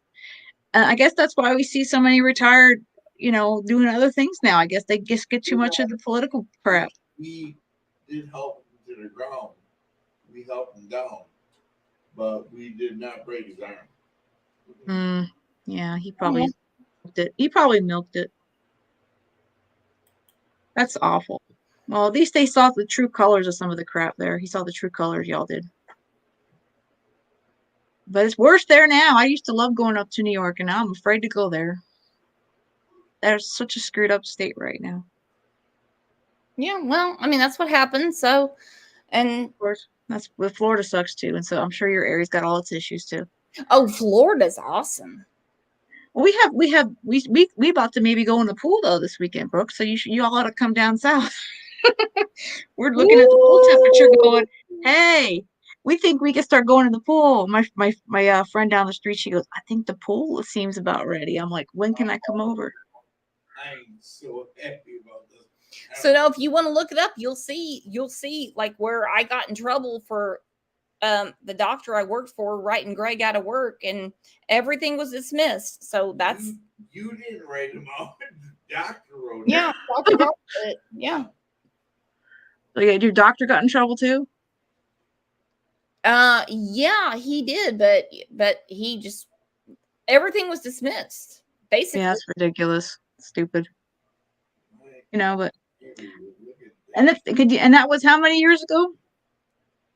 2016. 5 years ago. Okay, it's not too long, but it's gotten worse from there. Can you imagine? Yeah, but why can a police officer not enforce justice? See, that's what I don't get it. They can't touch him right now. Who did the law here? Greg might know right off the name off the bat. Who started that? Is that the current governor or the mayor? Did you see this? Oh, I hear OJ. Did you seriously see this? I did. Savannah sent me that said. But yeah, that's what happened. But yeah, the current administration is the one that's screwing the departments. Yep. Oh. But yeah, that is what happened. And, I understand there's other channels that are coming after me saying that, Greg's a fired police officer and he's a bad cop. He's not. Man, I don't believe that. Come after me all you want. Whatever. Just, they got to find a hobby. But yeah, this is a good wind down, Brooks. I'm glad we all got a wind down. Hoping that that was an intense day. We got day 3 tomorrow, y'all. Oh my day 3. gosh. It's insane. I just cannot believe how crazy Letitia is. Great. I don't know. She's gonna hide in that corner the whole time. Yeah. I want the judge to say something though, so bad. Me too. But he won't. And I like when he guides everyone back together and says, yeah, we're not doing that today. You know that Greg Warner, his father is CL Warner that owns a trucking company. Wow. He seems like such a nice guy. Mm-hmm. I liked his stories that he's told. He told some during, the jury selection too. And that's where they got the omelet. You probably heard that too that's where they got the Denver omelet, the defense. And I'm like, y'all just stole the judge's stuff. Yep. Y'all just stole the judge's story. We all knew about the Denver omelet 2 weeks ago. So, but yeah, I hope that, I'm sure he's going to do everything he can to make sure that this trial goes the way it's supposed to go. And, we need to make sure she gets a fair trial because we don't want them to throw it out. The whole thing, people say, why is anyone defending her? Why is anyone doing this? I want them to. Because she has a right. If she doesn't have a good defense, then that means she could be innocent. Yeah. And the same with Leilani, the same with everyone. I want them to have the best defense ever. I want the defense to be the best. And I want the state to prove their case. Because in the United States of America, you have to prove. You have to prove it. You're innocent until proven guilty. As much as we all hate to hear that with some of these people, that's the facts. It's the facts. The All facts. right, girlfriend. All right. Have a good one, y'all. Tomorrow. Love ya. Love ya. Bye.